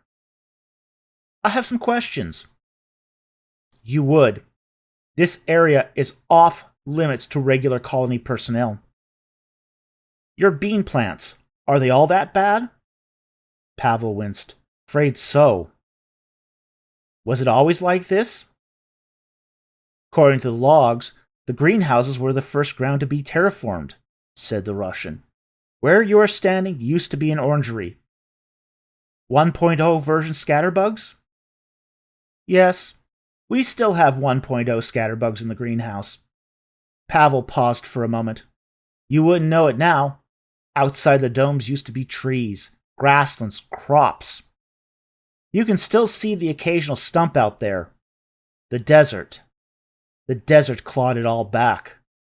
And now the blight is here, in our greenhouses. If the scatterbugs made the soil fertile, shouldn't it stay fertile as long as you supplement it with nutrients and fertilizers? Said Pierre. I can see you're growing nitrogen-fixing plants. That should help. It should. No one can explain why we can't keep the soil fertile. Pavel pointed at the plants at his feet. Look at these plants. It's as if they're completely malnourished. They're not? One hardly needed to be a gardener to see the plants were on death's doorstep. It's not for lack of synthetic fertilizers, seeded ground bacteria, or nitrogen-fixing crops. The plants can't pick up nutrients, and we don't know why. Pierre stooped and grabbed a handful of soil. He pressed the soil between his fingers. The lumps of soil were held together by chains of earth-sourced bacteria. The dirt crumbled between his fingers. Something was working, but something else was going badly wrong. Is the soil in the greenhouse isolated from the outside? The dome only covers and maintains temperature, humidity, and atmosphere. The soil is the same we find everywhere else on Gliese. Pavel cocked his head. But it's not as if this soil hasn't been fertile in the past. We know the soil is capable of supporting life. Don't take this the wrong way. I'm just trying to collect the facts, said Pierre. The walls don't isolate the soil. Colony infrastructure is only designed to keep the humans comfortable. No need to isolate the soil since Gliese has no native life. The native soil was completely sterile prior to our arrival. So, do you plant directly into the soil? Or do you start plants in a nursery first? Pierre recalled the seedlings he saw in the hallway. We nursery first. And how do the nursery plants do? Fine. The soil we use for planting and the nursery is the same. Is it the same? I just said it was. Pierre shuffled uncomfortably. Dirt is dirt. Take soil, put it in a pot, grow a seed, take the seedlings and plant them into the native soil from which I took the soil to germinate the seedlings. I'm afraid you're missing the point. Pierre stood up and looked out across the greenhouse. You grew the seedlings in small pots, continuously washed top down with water. Most of their nutrients come from the seed cotyledons. Isn't that more akin to hydroponic growing? Aren't you an Egyptologist? Pavel showed annoyance at the questions. Just asking questions. Pierre realized he had to press harder to get the information he needed. Once you replant the seedlings, they're no longer isolated. They are part of the planet's biosome, including whatever is inhibiting the growth of the crops. Look, we have tested the soil many times. Pavel sputtered. Nothing in the soil kills plants. No viruses, toxins, fungi, or bacterial contagions. You mean nothing in the soil is deadly to the plants that you can detect? Because you haven't detected a problem doesn't mean a problem is not there.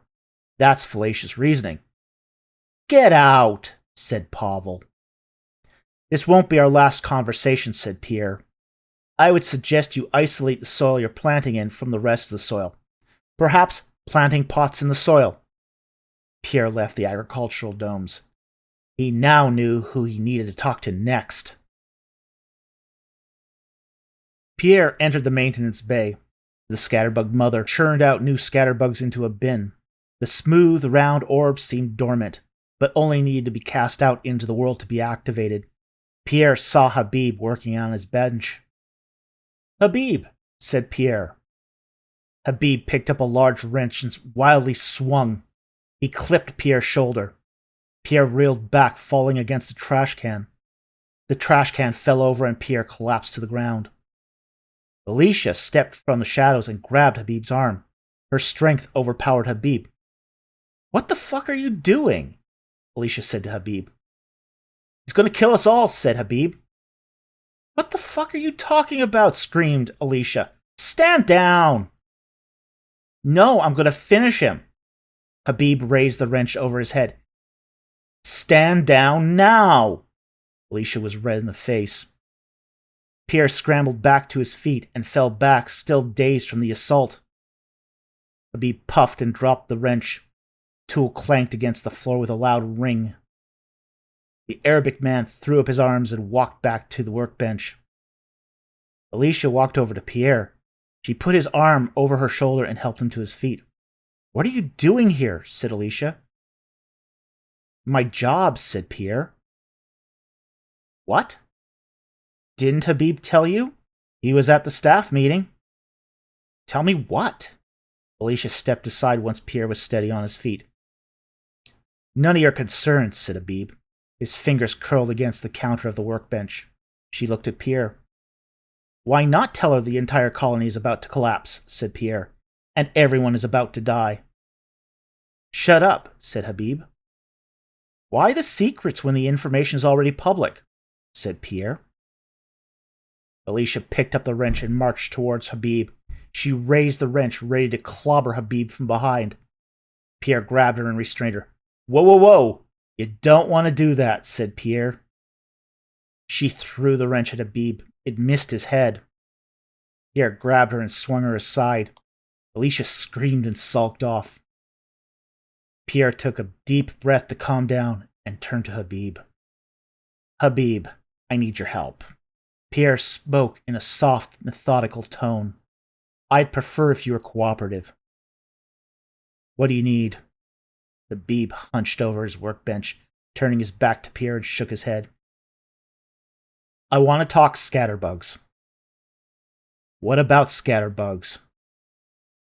I need a survey of the area the scatterbugs have tried to terraform, said Pierre. Any historical data would be helpful. We don't keep historical data, said Habib. Scatterbugs are autonomous. They don't need centralized computer support to do their jobs. We haven't tracked their movements in decades. But you used to. I need that data. You might be able to get that data going forward, said Habib. Scatterbugs are programmed to check in once daily, but don't know if we're still receiving any of those signals with the orbital docking station damaged. That's better than nothing, but if we don't have a central mainframe, do we have the computing power to do this? Sure, the computing power needed isn't significant, said Habib. The problem is you need an interface program to collect and organize the encoded messages. I know someone who can help, said Pierre. That reminds me, how many active scatterbugs are in service? Don't know. About 1 million. Is that 1 million made, or 1 million still running? Not sure. No matter, said Pierre. The incoming scatterbug data would tell us more. Alicia still sulked in the corner of the room. He turned back to Habib. Can I borrow Alicia? I suppose. Why? Said Habib. I need an assistant. What about all these broken scatterbugs? Habib picked up a broken scatterbug whose legs hung limply from its husk. As you said, scatterbugs are autonomous. They don't need human operators. But I need Alicia. Pierre walked over to the completion bin next to the scatterbug mother. He grabbed a brand new Type 4 scatterbug. I'm also going to need one of these. Shukran. The tunnel between the maintenance unit and the central colony hub was lit with metal halide bulbs that had not been changed in over a decade. The lights were dim and flickered on and off. Pierre and Alicia walked the long tunnel back to the hub. Why me as your assistant? Said Alicia.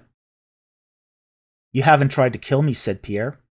That's the first qualification for the job. You remember, I'm an army doctor, she said. Considering how many times I've been beaten up in the past 36 hours, a person with medical knowledge might be good to have on hand. You're kidding, right? He pointed to the large healing wound on his forehead. I guess not. Alicia looked at the wound. She had hazel gray eyes, not adaptive to low-light conditions. Pierre led the way through the dark tunnel. Their footsteps echoed down the subterranean corridor. It was the ideal spot for an ambush. Rafters creaked above him.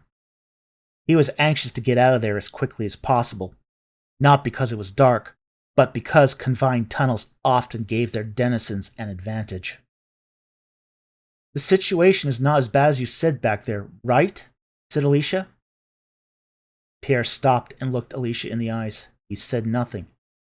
It's not as bad, right? She offered weakly. A shadowy figure stepped from a nook in the tunnel. Its eyes stared at them for a few seconds. It sauntered on down the tunnel away from them, remaining in the shadows. Probably just some guy looking for a moment of privacy, waiting for an illicit sexual rendezvous, or perhaps trying to find momentary relief from the cacophony of the dome's public areas. Either way, it showed them no interest. It's not safe to talk here. Pierre looked about. He felt like they were being watched, like the walls had eyes. Let's get back to the hub and go to my office. We'll talk there. Pierre turned and picked up the pace, wary about his surroundings. Alicia had difficulty keeping up. Once they got up to the surface, Pierre and Alicia grabbed a quick breakfast from the commissary and took it with them to Pierre's office. He took his ID card and flashed it to the reader. It failed with a buzz and a red light. He presented it a second time. It failed again. Are you sure this is your office? Said Alicia. This is my first time here, said Pierre. Of course I'm not sure. He flashed it a third time. The lock beeped with a green light and opened the lock. Perhaps I got lucky. Perhaps the lock is broken. He opened the door and let them both in. He closed the door behind him. The office was cold and dank. Yellowed papers littered a pair of old sheet metal desks. The desks seemed to have no apparent place in the room, having been moved away from the walls. It was more of a storage room than a place for serious work. Opposite the door was a large plexiglass window. The view outdoors was a fog of reddish-orange sand that whistled and whipped. Where was the verdant terraformed jungle of 70 years ago? Sandstorms were nothing new for Pierre. When he worked in Egypt, he had seen many sandstorms. Walking into a sandstorm was to pass through a wall of blindness where every grain bites your face. Visibility reduced to mere inches, and the force could strip paint off of a vehicle.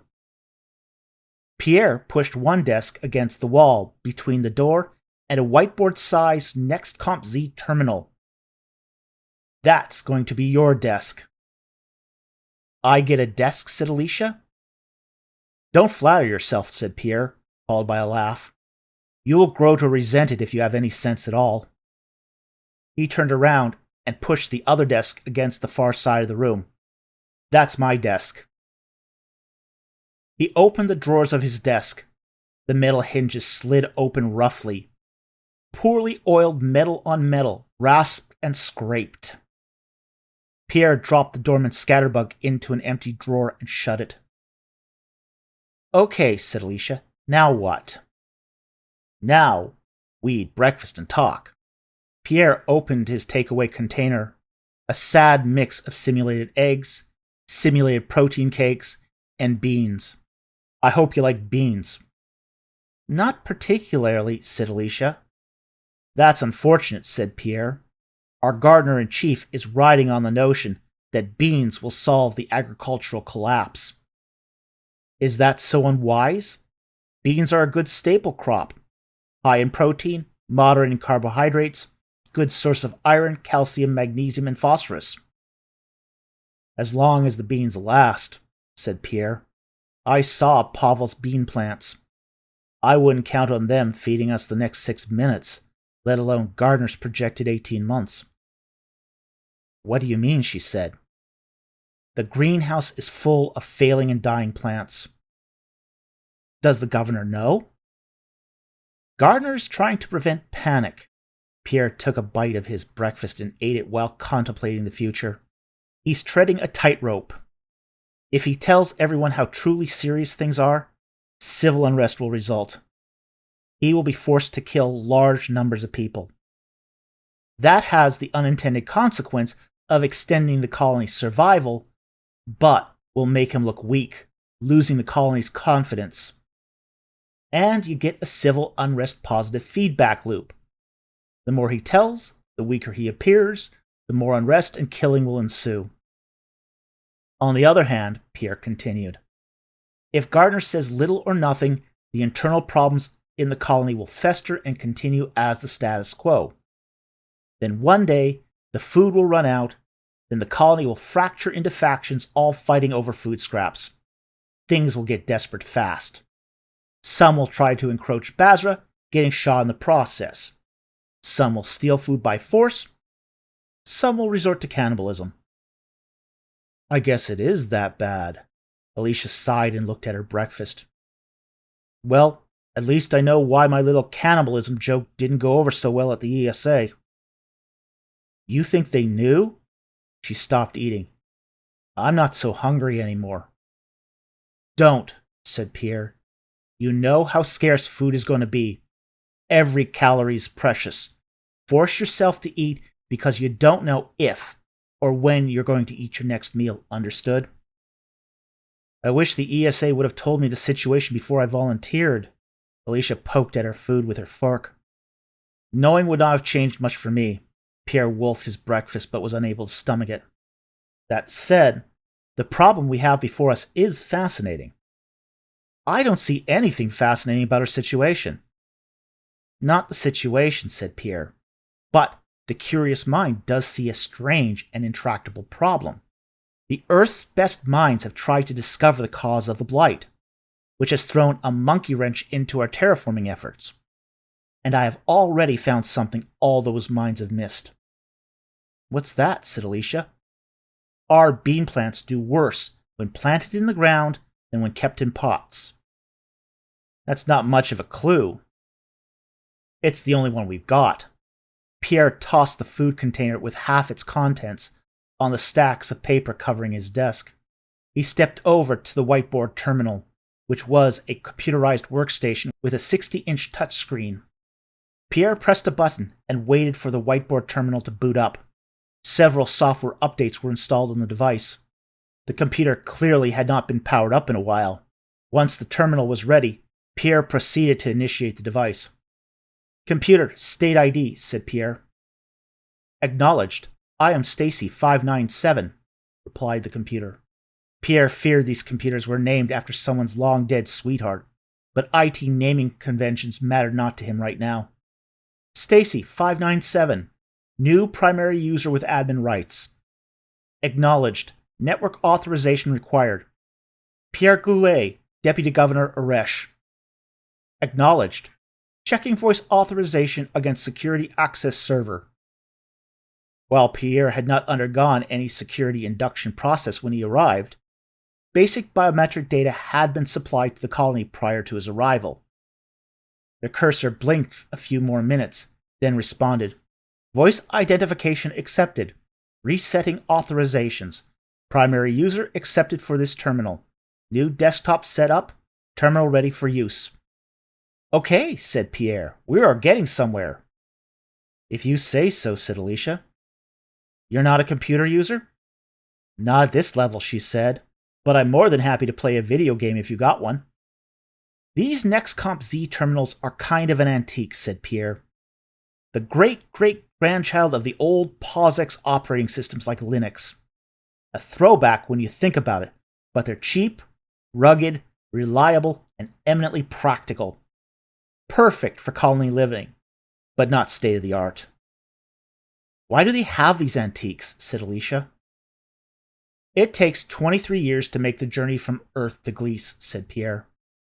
Any of the best computers here are going to be decades behind Earth's best technology. And I think this terminal is probably another 20 years old on top of that.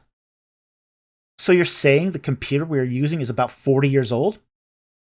If we're being optimistic, but I'm still hoping it's going to be fit for purpose. What purpose is that? We need to do a survey. Survey of what?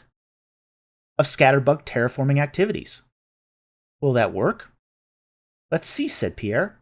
Stacy 597. Open GIS map of the area surrounding Arish with a topographic overlay and all current data of scatterbug positions. Processing, said the computer. A moment later, the computer returned a topographical map of the area surrounding the colony. An outline of the colony was traced in faint blue. A single red dot was placed near the center of the map. What's that? Alicia pointed to the dot. A single scatterbug, said Pierre. The computer didn't know what to do with my request, so it took the only data it had and applied it to my GIS request. This is pretty much what I expected. What do you mean? We need a programmer who knows how to pipe scatterbug data into a repository where our terminal can integrate it into the GIS program. Fortunately, I happen to know such a person who can help. The downside is he will need some persuading. Pierre and Alicia arrived at the door of one of the outer huts, reserved for families. It was past dark, and the sand was blowing hard. Each grain of sand stung against their exposed skin. Is this the place? Said Pierre. Seems so, said Alicia. She covered her face to keep sand out of her nose and wore goggles to protect her eyes. Pierre was quite used to the elements and used neither goggles nor facial protection. He reached out and banged on the door. Hans Pohl cracked the door open. It's the middle of the night. The blond man was dressed in only a pair of BDU pants. He looked Alicia up and down from head to foot. Mr. Pohl, said Pierre. You, said Hans. He stepped outside, closing the door behind him. I told you I'd come to collect. Pierre squinted to make himself more menacing. Don't need any trouble. My family doesn't need any trouble. Pierre handed him a letter. Tomorrow, 6 a.m. in the commissary, be there. He turned abruptly and walked away from the hut. Alicia paused for a few moments, looking Hans in the eye. When Hans returned the look, she nodded, then followed Pierre. Hans took the envelope and stepped back inside. Was that necessary? Said Alicia after they put some distance from the hut. We have his attention, said Pierre. They arrived at the door of the main dome of the colony. Pierre opened the latch and held the door open for Alicia. They stepped inside. He closed the outer door after them, and they shook off the sand. Things are going to get bad. The colonists won't act rationally as soon as hunger becomes their number one motivation. We need their help while they're still useful. You're wrong, said Alicia. She pulled off a boot and shook a small pile of sand onto the floor. People have a sense of duty. We shouldn't be threatening anyone.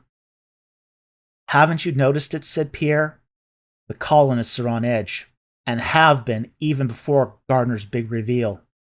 Brian is craving a real filet mignon. He has also recently lost some weight. Pavel acted hostile when he missed something seemingly insignificant. Do you think Habib flipping out was normal? Threats are unnecessary and cruel. You're missing the point. Rationing has already begun. Adding small amounts of inert filler to each meal. Reduce everyone's daily intake by 200 calories. Doesn't seem like much, but that stretches 9 months of meals into 10.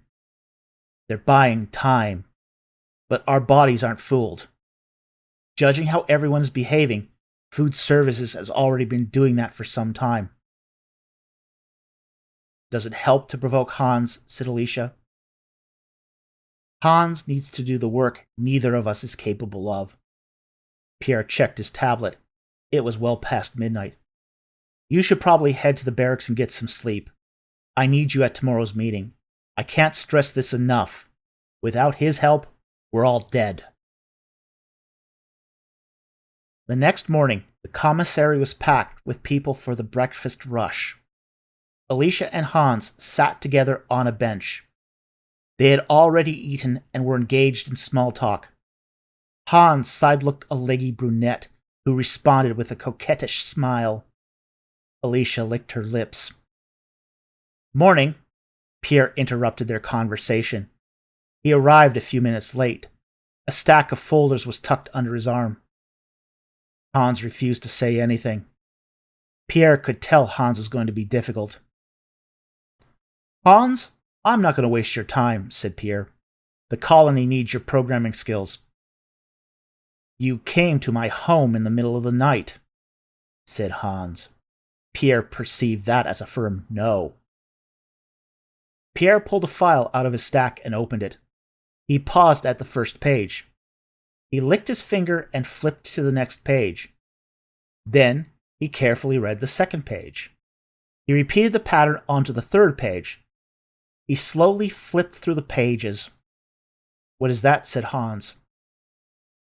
It's your personnel jacket, said Pierre. Hans Peter Pohl, 46. Blonde, blue eyes, born in Oslo, Norway. Occupation, computer engineer. You are mate bonded to Ariana O'Connell, 36.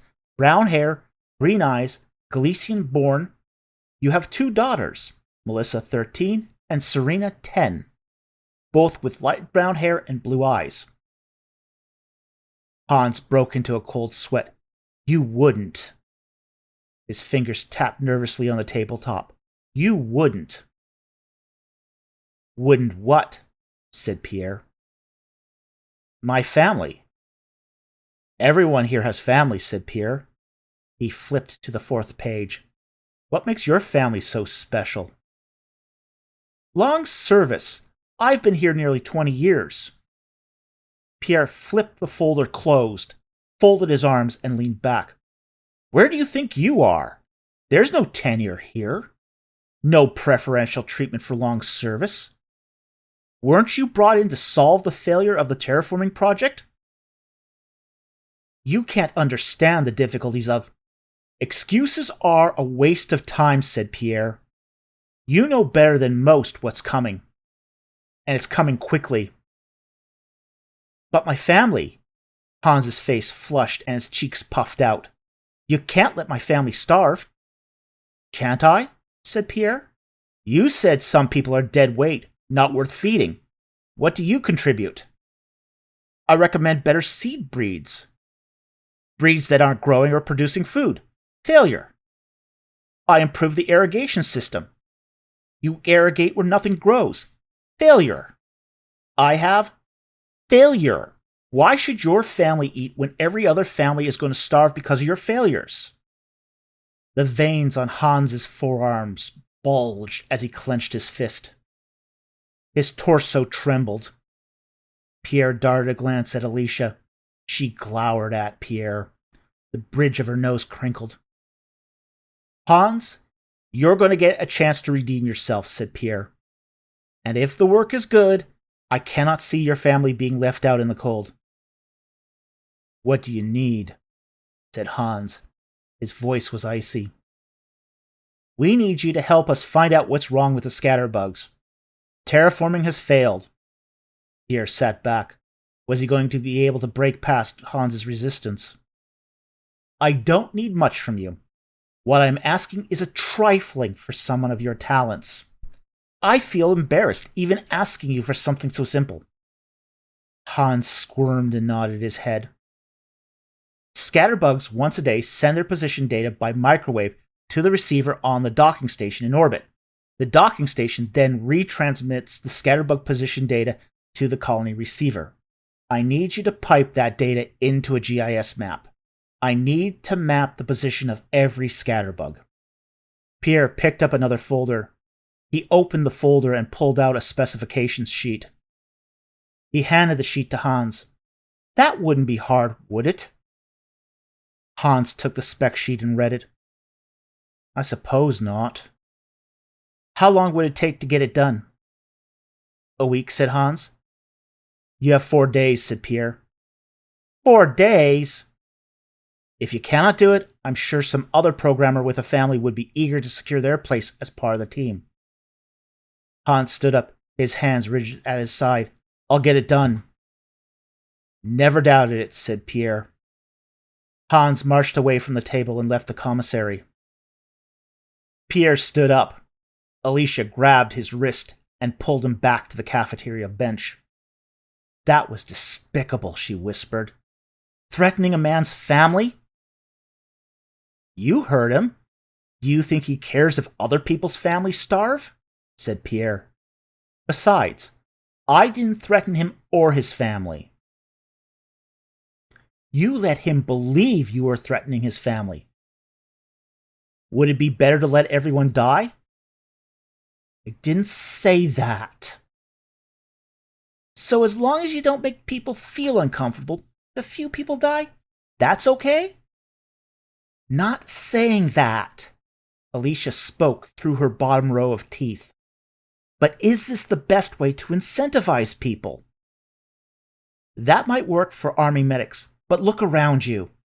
Pierre glanced around him. We are surrounded by scientists, engineers, technicians, elitists who think some people are special and worth saving, and others, like miners, janitors, cooks, and dead weight, should be sacrificed for the greater good. We need them to understand that no one is special and everyone is dead weight.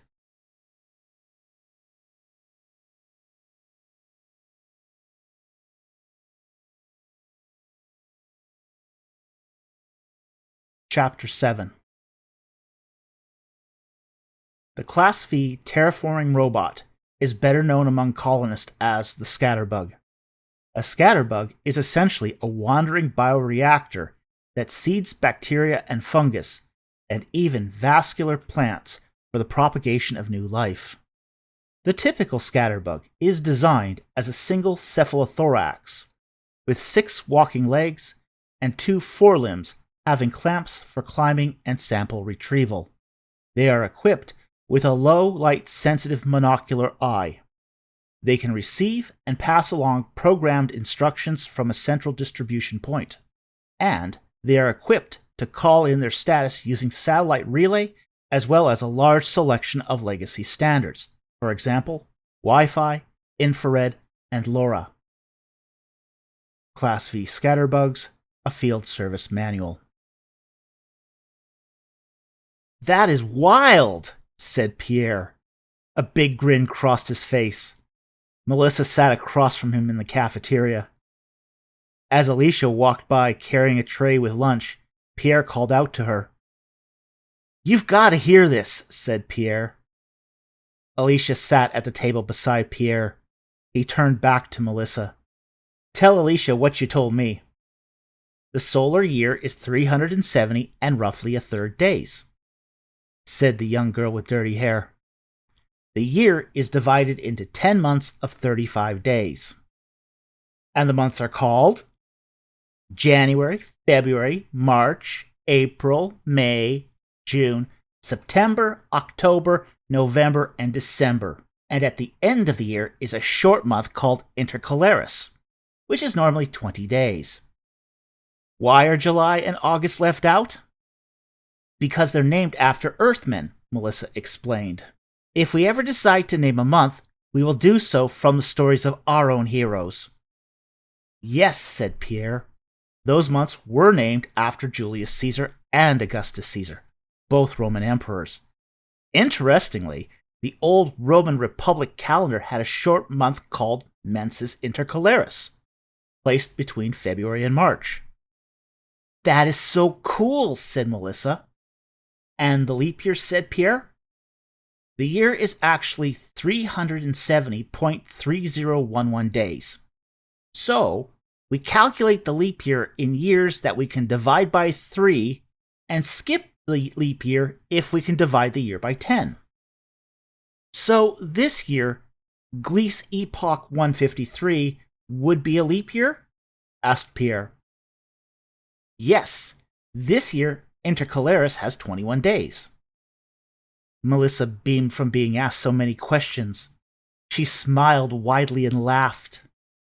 Her massive grin exposed way too many teeth. Her cheeks were red and her lake blue eyes sparkled. Oh, and January 1st is always on a Monday, every year. Interesting, said Pierre. Leap years have a number of days that divide evenly into 7. But what about regular years? Isn't it obvious? Melissa laughed. Saturday, Intercalaris 20th, is followed by Monday, January 1st. Clever, said Pierre. So when we landed on Gliese 7 days ago, and since today is Wednesday, September 3rd, we arrived on the planet on... That's simple. June 32nd, said Melissa, proud of herself. You didn't know any of that? Said Alicia. Hans stepped up behind Melissa. Melissa, darling, you have duties. Go help Maudie. Yes, Daddy, said Melissa. The perpetually dirty young girl wiped her hands on her BDU jumpsuit, got up, and ran over to the food prep station. She proceeded to wash her hands. Hans sat in her place. She's a bright girl, said Pierre. You have every reason to be proud of her. I am proud enough of her, said Hans. You I don't trust. Pierre clammed up, sucking in a deep breath. Stay away from my daughter. Hans tried to be as threatening as possible given his weak position. Have you got something for me? Pierre squinted at Hans, but understood his point of view. Best to get right to business. Bad news. Hans dropped the folder on the table. Give me the synopsis. Pierre picked up the folder and thumbed through it. The receiver dish on the orbital docking station was badly damaged, said Hans.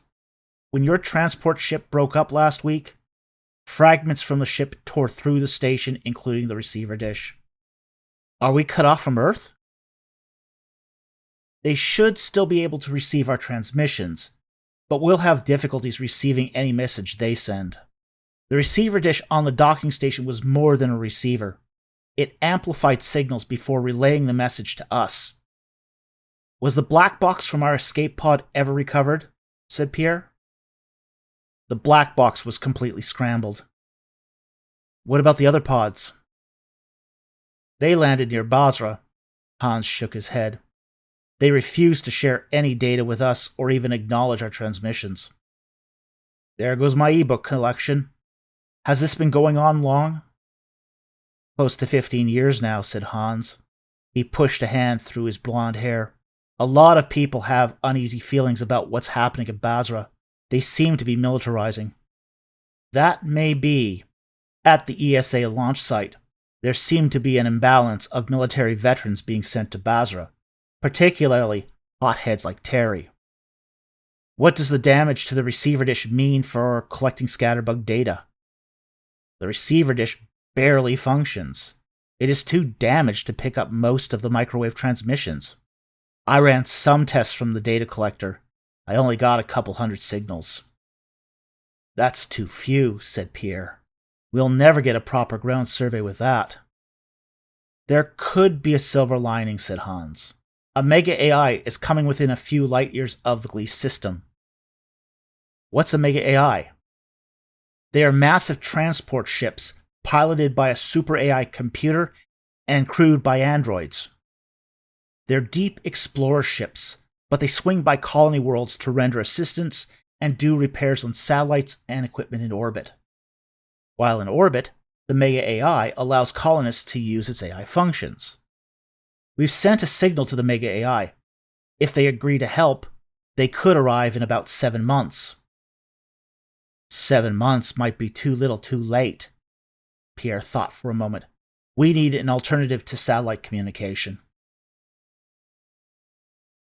Later that afternoon, Pierre was in the boardroom. Across the table from him sat Peter Chin and Dutch Herring. Let's begin the meeting, said Pierre. He picked up a stack of papers and laid them out in front of him. I am having these small meetings with all department heads. The purpose of these meetings is to learn what you guys have discovered about the Blight. Peter was a Taiwanese man in his early 50s, with salt and pepper gray hair. He arrived on Gliese 20 years ago, in the same cohort as Hans. I'm Harvard Professor Peter Chin, he said, head of the biology department. Everyone here is smart, said Pierre. I'm not interested in your vocational pedigree. I want to know what you've discovered about the Blight. Right. Do you have questions? Said Chin. Pierre was put off by Chin's imperious manner. He had employment jackets for both Chin and Herring. Chin had done his entire education at Harvard, but lacked publications.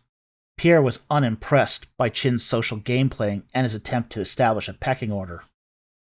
"Why are the plants in our greenhouses dying?" said Pierre. "Isn't that what you're here to tell us?" said Chin. "Yes, but you've had 20 years to answer that question," said Pierre with a smirk. "I just arrived." "Obviously, because they're unable to uptake nutrients," replied Chin. "What is causing the plants to not uptake nutrients?" Pierre squinted at Chin. He recognized the deflection instantly. "Inhibiting factors." "What factors?" said Pierre. Chin was being evasive. "I could explain it to you, but the biological mechanism is complex."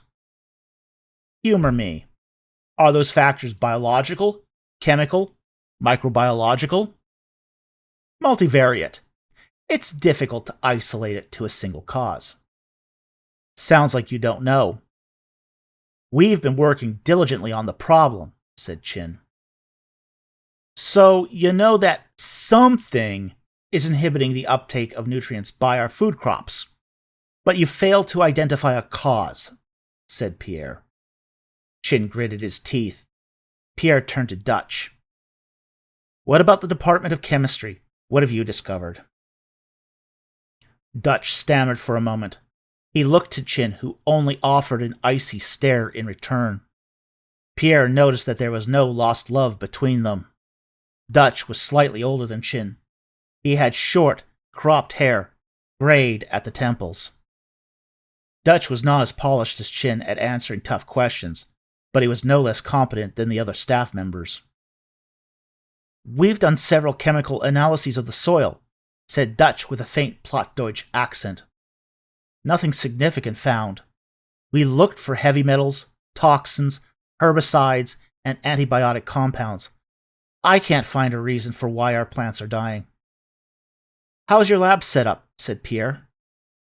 "Mass spectrometers, biochemical analyzers, centrifuges, titration apparatus, all the standard industry equipment." Dutch listed off his inventory of equipment. "Most of what we have in the lab is relatively new, only about 30 years old. For a place like this, that's new. If there was something in the soil, we should have found it." "Any explanation for why, with all your equipment, you haven't found the cause of the failed terraforming?" "No," admitted Dutch. Pierre did not detect any dissembling from Dutch. "Gentlemen, we are all constrained by our means and methods. I can work with researchers who are honest." Pierre wrote some notes down. "Chin." "Yes," said Chin, his back stiffened. "You don't have the mental flexibility I need," said Pierre. He made another note.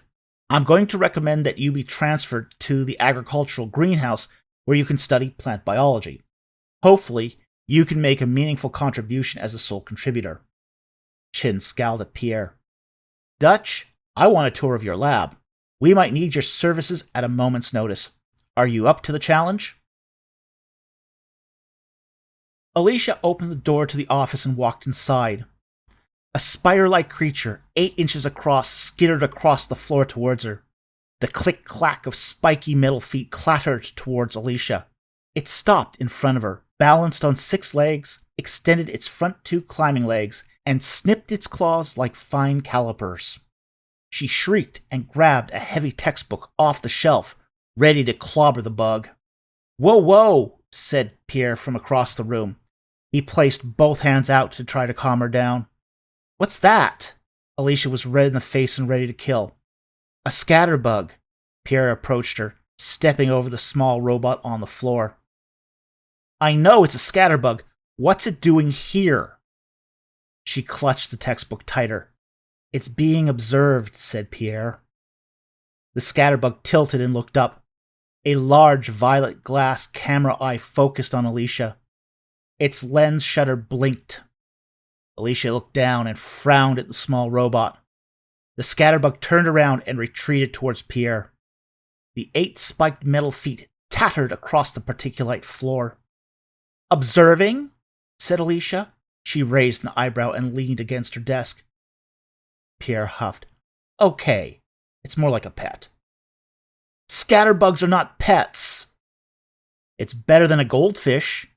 Pierre bobbed his head side to side. Cleaner than a cat. Not as good as a bunny. As far as pets go, scatterbugs aren't bad pets. How can you say that? Scatterbugs are nothing but robotic tools. They're super easy to care for. Pierre pointed to a small green plastic tray in the corner with some dirt in it. A litter box? Alicia's jaw dropped. Are you kidding me? I am not about to change a litter box for a robot. It's not a litter box. It's a sandbox. Pierre picked up the tray and set it down on the desk to show Alicia. All we have in here is soil from the outside that I've rinsed thoroughly and sterilized by baking it in a kiln. I then sprayed the sand with some water. The scatterbug nestles into the sand, taking up minerals and water for its bioreactor. The scatterbug stopped walking for a moment. A small mist was discharged from its belly. Did it pee on the floor? Said Alicia, her face flushed with anger. No. Pierre picked up the scatterbug and held it in his arms. He kneeled. Look, there's not even a puddle. And no, it's not urine. It was a soil bacteria spray. That's how it terraforms. It seeds soil bacteria and mycorrhiza fungus spores as it wanders the landscape. It's harmless and completely sanitary. But why of all things a scatterbug as a pet? Scatterbugs are a culmination of centuries of technological innovation. They have gone through generations of development and programming. They have storage space for additional programs and even a small neural processor, acting almost like an artificial cerebral cortex. Pierre sat at his desk, then placed the scatterbug on the desktop. The scatterbug explored the surface of the desk. The robot returned to Pierre. It beeped at Pierre. You see, said Pierre, touching the scatterbug above its ocular camera. Scatterbug programming contains billions of lines of code. They have adaptive behavior protocols and can learn. And they can pass learned behaviors to other scatterbugs. They are a technological masterpiece. But they're also complex. I don't see how, said Alicia. If they were programmed by humans, surely we already understand everything about them. We understand the factory settings. Pierre peered into the standard 70mm plastiglass lens covering the camera of the scatterbug eye. But look at this one. It has the good sense not to jump off the desk onto a hard floor. Yet, if it were in the wild, it would tuck its legs in and roll down an embankment in anticipation of being safe at the bottom of an elevated height. Are you saying they could be domesticated? I'm saying, if they can learn, they can be taught. If they can be taught, all I need to do is find what incentivizes them. What could possibly incentivize a machine? I don't know, Pierre admitted. But that's why I need to study them. They're fucking robots. Alicia threw up her arms and shook her head as if she was dealing with a madman. They have no needs. No need, no incentive. That's an excellent point. Pierre ignored his adjutant's frustration. A dichotomy of needs and wants might be a completely wrong approach. The scatterbug programmers made it so the little robots have no real needs. If they get water and minerals, their bioreactor requirements are satisfied. But if they don't, they have an unlimited supply of solar energy to pick up and seek out raw materials. He took his index finger and rubbed the scatterbug over its brow. The robot settled down, crouched, and mewed with a purr of appreciation. Perhaps I'm viewing this all wrong. You? Wrong? Said Alicia. How could you possibly be wrong? Pierre ignored the tone of sarcasm. We've treated scatterbugs as mindless automatons for generations, and have forgotten what they are capable of. As Pierre stroked his pet robot, The iris of the scatterbug rotated. Pierre smiled as he played with the small machine. Remarkable how much the scatterbug behaved like a small animal. Maybe I am not the first person to adopt a scatterbug as a pet. Look at how readily the scatterbug takes to being treated like a pet. It's almost as if someone has done this before, and all we're doing is introducing a fish to water. What are you saying? Maybe these machines have a long genetic memory. Who knows the name of the first researcher that made a scatterbug a pet? But the work he or she did is now being replicated into the active memory of this little robot. Scatterbugs carry a huge repository of unused programming code, like the genetic complement of so-called junk DNA. When the applicable situation arises, they copy portions of that code into volatile memory and edit them into new code variants.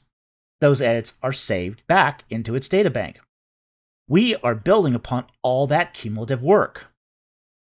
That sounds like a complex system, said Alicia. I'm no expert, but how can you study something you cannot nail down? That's like trying to understand the thinking process of a super AI. The system is so complex, but somehow the entire supercomputing apparatus works in a way no one entirely understands. You can't understand every single behavior of a complex system, said Pierre, still stroking the scatterbug. You need an etic approach to behavioral observation. It's not much different from the discipline of anthropology. You observe and take note. He gave it a few more rubs and then sat back. Maybe I should cover him in faux fur. Would that help him socialize? You know I named him. You did what? She said aghast. I named him Ma'at. It means order in ancient Egyptian. Why? Alicia flicked her hands. As she said that, the terminal screen flickered on, followed by the ringtone of an antique telephone. Pierre jumped up out of his chair. He stepped over and faced the terminal. Pierre spoke to the terminal. Stacy, 597, who's calling? The computer replied in a vaguely feminine voice. Hans Pohl, environmental engineer. Stacy, 597, accept call. The face of Hans appeared on the terminal screen. What is it? Said Pierre. I have a solution to our satellite problem. I'm listening. It's so obvious. LoRa. LoRa? Yes, LoRa is a long-range, low-energy radio protocol, said Hans. It's what scatterbugs use to communicate with each other. Why can't we use that to transmit position data back to base? What's the range for LoRa? About 6 miles. How exactly does that help? Hans grinned widely. Almost every scatterbug is within that range of another scatterbug. We get the bugs to pass each other's position data back to home base. What would that take? In theory, uploading a small program to the local bugs that pass the same program on to other bugs. So a kind of virus? The difference between a virus and an update is a matter of owner intent, said Hans.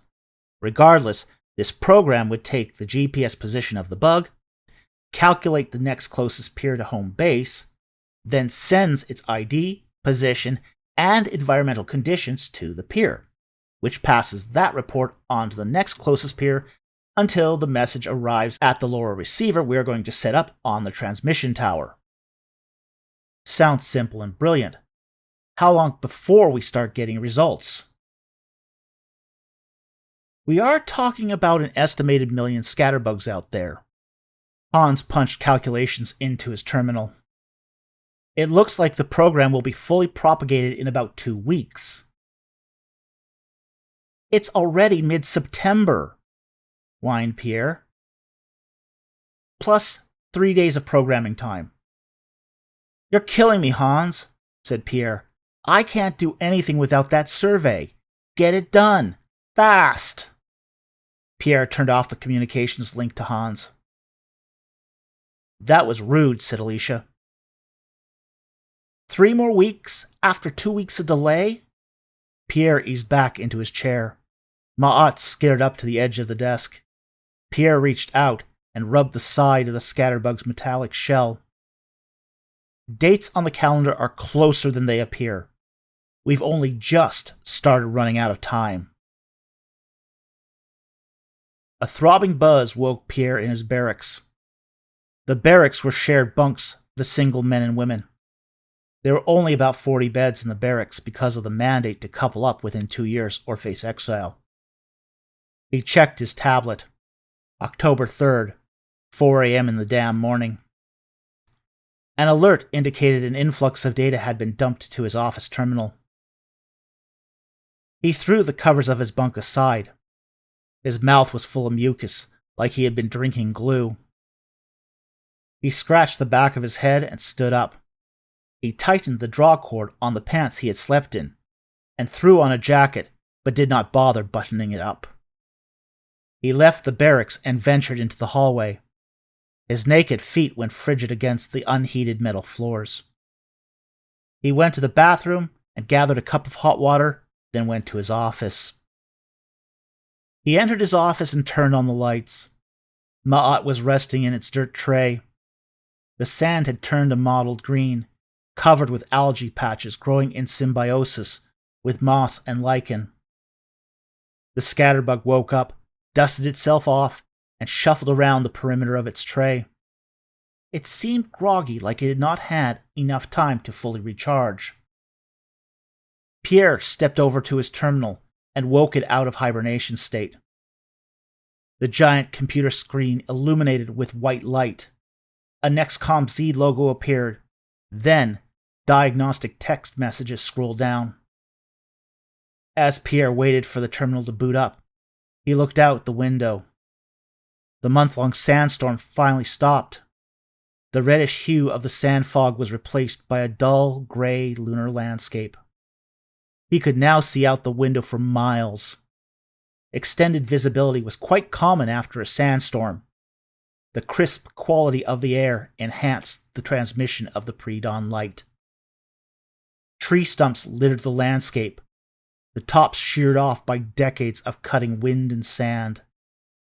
Not a blade of grass thrived out there, and not a single green leaf. Stacy 597 ready, said the computer after booting up. Pierre turned his attention from the outdoors to the terminal. He spoke. Stacy 597, open GIS schema and ingest data dump of scatterbug location and tracking data. Processing, said the computer in its feminine tone. A reticle on the screen began to turn as a sign the computer was working on the data. Data acquisition complete. Stacy 597, display data on a topographic map, update data real time. Pierre sat at his desk and watched the screen. He took his cup of water and added a packet of Instacaf, stirring it with his finger. He sucked his finger dry. The room was frigid, and he folded his arms to keep warm. The coffee substitute was only lukewarm, but still better than nothing. The computer displayed a blank map of the colony. The reticle stopped, and a single red dot appeared on the screen. Pierre recognized the position. It was his own office. The terminal displayed the geographic position from one, only one, scatterbug. And that bug was his pet, Ma'at. Well, at least I know they were able to get you working. Pierre reached over and touched his pet scatterbug on the back and rocked it gently side to side. I hope that data alert didn't wake me up just to tell me my pet was in my office. Pierre snickered. It would be like a mindless terminal to do something like that. The reticle reappeared on the screen, followed by a text message. Update in process. A couple hundred more red dots appeared. That's better, said Pierre to himself. Still not enough, but better. More and more dots appeared. Stacy 597, add a counter for the number of unique scatterbug data instances that have reported in over the most recent 24-hour period cycle. Pierre perched on the edge of his seat, anticipating more data. A counter appeared on the screen, and numbers incremented as the dots appeared. Hours passed, and the counter slowed as it reached 698,000. The bulk of the data had arrived. Stacy, 597. How many scatterbugs have been issued? Pierre asked the computer for the total count of scatterbugs. The computer processed the information and replied, 1,026,728 units deployed. 186,253 reclaimed. Reclaimed? What does reclaimed mean? Pierre scratched his head. It means returned to base and damaged beyond repair, said Alicia from the office door. I didn't hear you come in, said Pierre. I saw you were engrossed in what you were doing. Alicia stepped up to Pierre, who was still seated. What's with the smear of red? We finally got position data from the scatterbugs. Pierre zoomed out the view. There's a problem. What's that? Only about 83% of units have reported in. Where are the rest of them? Alicia stepped over to Pierre and looked over his shoulder at the data counter. I agree. That's way too low. What would cause them not to report in? The most likely cause is accidental damage, she said. Aren't they supposed to be able to take a tumble down a hill and get back up? Sure. Alicia leaned in, looking at the screen. The terminal made a dull clicking noise as it processed new data points. But if a bug fell into a lake or a deep shaft or was completely buried by an avalanche, that could spell the end to it. They aren't indestructible. Pierre took a closer look at the map. He zoomed way in. Small blue arrows marked the general vector of each scatterbug's direction of travel. I think we can rule out the lake scenario. And avalanches wouldn't account for losing 146,000 units. He pursed his lips and thought about the problem. That's a lot of lost bugs. Exiles? Offered Alicia. Who? Pierre raised his eyebrow. They're outcasts. Criminals, mentally ill, those who refuse to mate. Why would exiles want to destroy scatterbugs? It's the camera, Alicia pointed at Ma'at. That big ocular eye. Exiles are not permitted within the perimeter of the colony. The perimeter is defined as the outer limits of the scatterbug range. Exiles encroach a colony because the best food sources are nearby. If exiles get too close, the scatterbugs could send photos back of an intruder. Easier to smash a scatterbug rather than to deal with an armed party. Still, I don't think a few exiles could destroy hundreds of thousands of scatterbugs, said Pierre. There has to be something else going on. Pierre zoomed out the map. The red dots blurred out into a round circular shape. It looks like a cookie with a bite out of it, said Alicia. Once she said it, Pierre could not unsee it. She was right. The map, when zoomed out, did look like a cookie, with a bite out of the top right corner. The bottom of the cookie was colored green, as if the cookie had been dipped in milk. What's this strip south of the colony? That's the Southern Crescent, said Alicia. It's the last green zone the desert hasn't reclaimed. I think we need to check that out, said Pierre. Grab some rebreathers and a variety of sterile sample containers, and requisition a rover. The weather is clement out there for a change. And bring a rifle, in case we run into some exiles. We're going to take a trip to Gleese's vacation destination. The rover bounced across the desert terrain. The wide wheels with large treads glided easily over the loose sand. Alicia drove while Pierre sat in the passenger seat. Both wore rebreathers. While short trips outside were safe without a rebreather, the thin atmosphere required breathing assistance when trips got more physical. A rebreather was nothing more than a small air pump, pressurizing the air to make the oxygen easier to breathe and stripping out some carbon dioxide. A simple and effective device. In the distance, they could see the green zone. A stand of trees rose up ahead of them. He recognized the fast-growing species used for terraforming. Savanna grasses gave way to eucalyptus and acacia trees. As they crossed into damper soils, the yellow grasses became increasingly green. A canopy of K-Pack and rubber trees came into sight. Bamboo and alder grew in the underbrush. The growth on the floor was covered in detritus and lush green moss, salted with mushroom caps. Alicia parked the rover near the forest edge. Pierre grabbed the rifle out of the back, while Alicia grabbed the backpack containing the sample containers. Pierre slung the rifle over his shoulder, swinging the muzzle dangerously close to Alicia's face. "Whoa there," said Alicia. "Have you ever fired a rifle?" "No," said Pierre. "How hard could it be? Point and pull the trigger." "Okay." Alicia threw the backpack into Pierre's chest. "You collect the samples, I'll take the rifle." She took the rifle off of Pierre's shoulder. She opened the breech, felt that it was empty, and loaded a round into the barrel. "Can't have you shooting yourself, or worse, shooting me." Pierre nodded his head. "Okay, I'll do the samples." "That's sensible." Alicia led the way into the forest.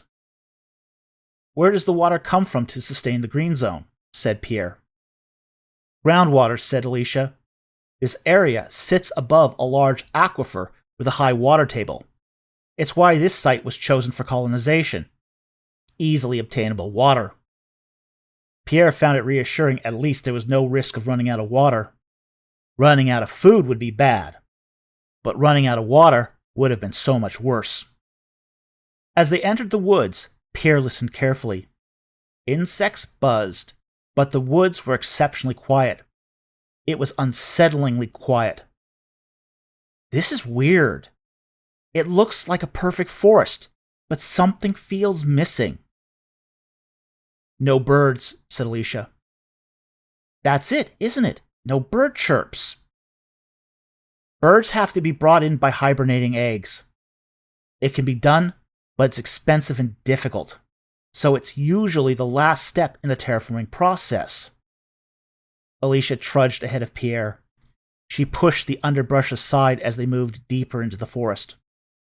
After the scatterbugs plant bacteria and condition the soil, mycorrhiza is established, then mosses, lichens, grasses, bushes, trees, then insects and animals. Birds don't survive the hibernation process all that well. "There are animals out here?" "Some." Alicia pushed some of the brush aside as she moved from fallen log to fallen log. "All the animals are introduced from Earth.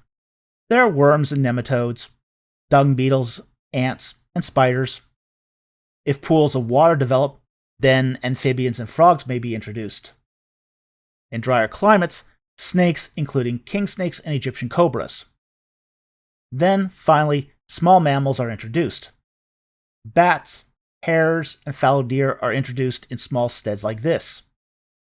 Alicia scanned the underbrush and stopped at a fallen log. "We've arrived. Get your samples and let's get out of here. I'd rather not encounter an exile if I can avoid it." Pierre knelt on the moss. He pulled a small shovel out of the backpack. He cut into the moss with the blade of the shovel. Beneath the moss was rich black soil. Pierre put on a pair of nitrile gloves. He grabbed a handful of the soil, soft, moist, and full of loam. The fresh dirt smell permeated the air. It was so unlike all the sand surrounding the colony. He let the dirt fall apart through his fingers. Pierre reached back into his bag and pulled out sample containers. He filled a dozen small vials with soil and 2 5-liter bags with black dirt. As he filled the second bag, a scatterbug climbed up onto the log beside him and walked along the top of the log. The bug had a more squashed appearance, a Type 3 scatterbug. He packed his bag and stood up. "Ready to go back?" he said. "We're not alone." Alicia stepped backwards towards him. The rifle pointed into the forest. "Let's get out of here," said Pierre. "If it's a 2-legged animal, perhaps they aren't interested in a fight today." They backed their way out of the forest. Twigs snapped in the direction they were facing. As soon as they got back into the rover, Alicia cranked the throttle and the vehicle lurched towards the colony. Pierre looked into the side mirror as they sped away. A fallow deer fawn peered out from the edge of the forest cover. Pierre sighed in relief. Back at the colony, Pierre took the soil samples and brought the vials to Dutch Herring in the chemistry lab. He found Herring working on a set of flasks. As soon as he stepped into the lab, Herring spoke. "You've got something for me?" said Dutch. He wore a pair of wire-framed reading glasses and a white lab coat. His vision had evidently deteriorated since he left Earth, despite having gone through corrective eye surgery. "Soil samples," said Pierre. He put 6 of the samples on the counter. "What exactly do you want me to do with these?" "I want a differential analysis. I want these samples compared to the soil found in the agricultural domes." Dutch rattled off all the potential testing procedures from rote memory. He had done them so many times. A panel of minerals and heavy metals, panel of organics, fixed nitrogen, phosphorus, and potash. Trace minerals including calcium, sulfur, magnesium, zinc, boron, and copper. That about it? "That would be great, thank you." "I don't think you'll find anything." Dutch wrote the request in his notebook. "You think we haven't done this before?" "Humor me," said Pierre. "I am," said Dutch. "You will have the results in 3 days. Now, get out of my lab."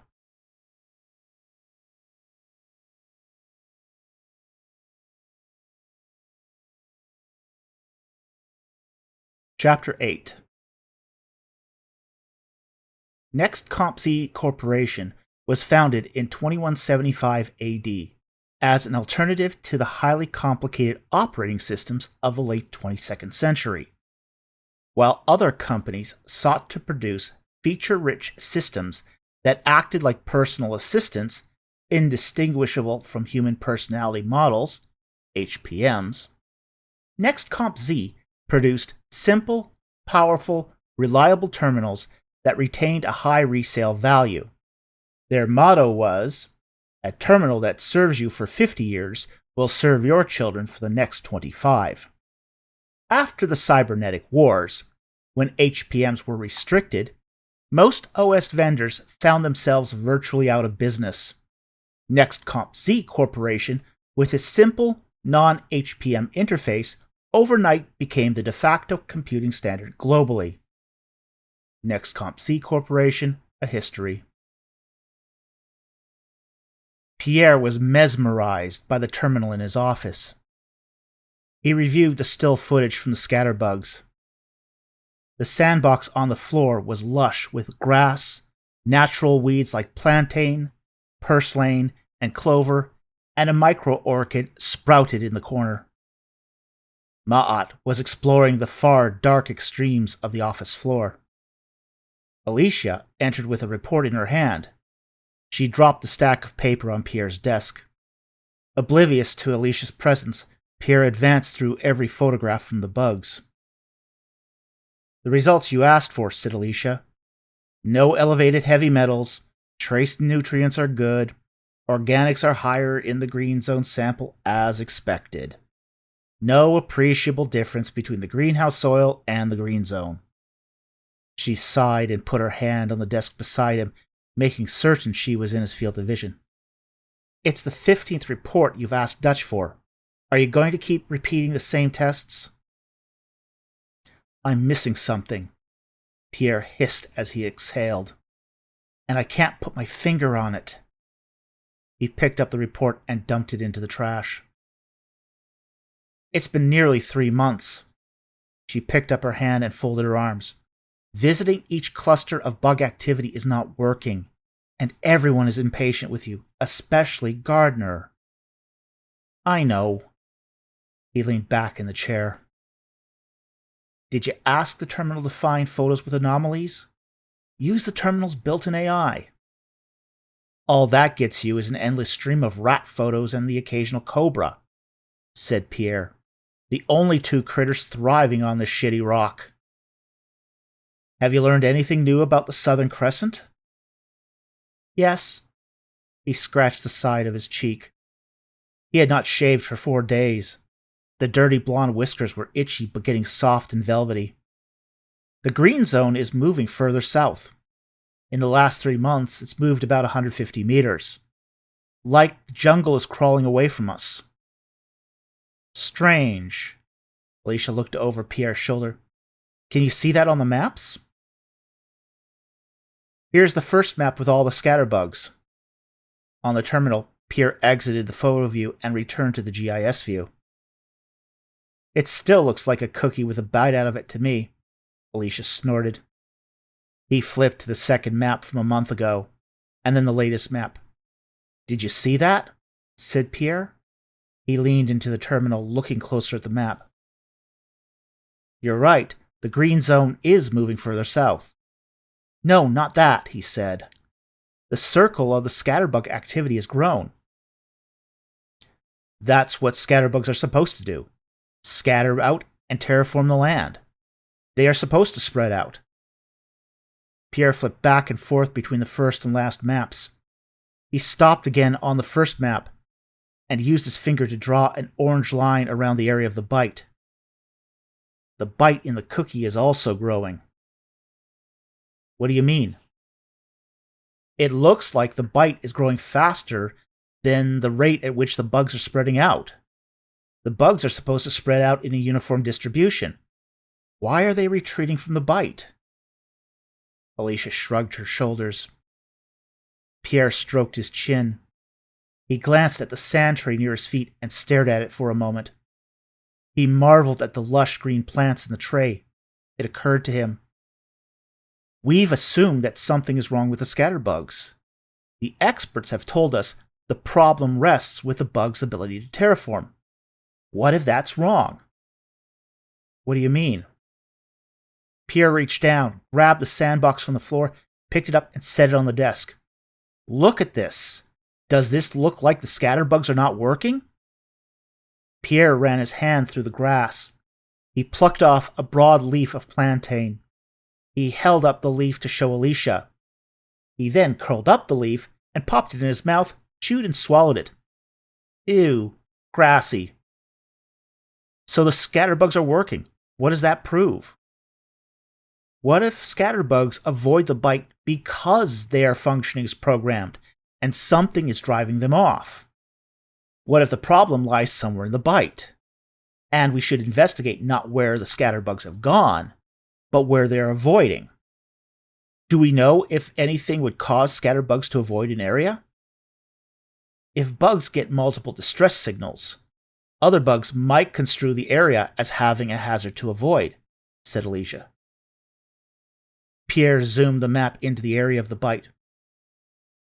Do we know what's there? Some foothills, nothing but empty wasteland. Should be an ideal place to terraform. Pierre magnified the map even further. He saw a line running through the area of the cookie. What's that line? Alicia looked at the terminal monitor. She squinted as she looked at the map. That's Varney Ridge. It's an escarpment. What do we know about Varney Ridge? A natural limestone formation. There's a cliff face that has been eroded from an ancient floodplain. Nobody has any reason to go there. Well, now we do. Pierre set the sandbox back on the ground. You know the drill. Grab some sample bags, a couple of recording tablets, a rifle, and a rover. We're off to check out Varney Ridge. Alicia parked the rover. Pierre hopped out as soon as the vehicle was motionless. It was starting out as a hot day, unseasonable for the month of December. With the most recent sandstorm over, temperatures rose quickly. But as soon as night fell, the temperature would drop again to sub-freezing. Pierre put on a floppy cotton hat and polarized sunglasses to protect him from the sun. They were both wearing drab green military uniforms without camouflage, and rebreathers. Alicia's fatigues were perfectly tied and trimmed. Even the leg closure drawstrings were tied over her army boots. On the other hand, Pierre wore his jacket fully open, with a white undershirt exposed. and his leg closures were wide open. He wore what looked like tan suede slippers. "Are you wearing slippers?" said Alicia. "You do realize we're going to be hiking 20 miles. "They're sand shoes." Pierre looked at his feet. "Okay, actually gym shoes, but essentially they're the same." "And you're going to hike in those?" "Yup."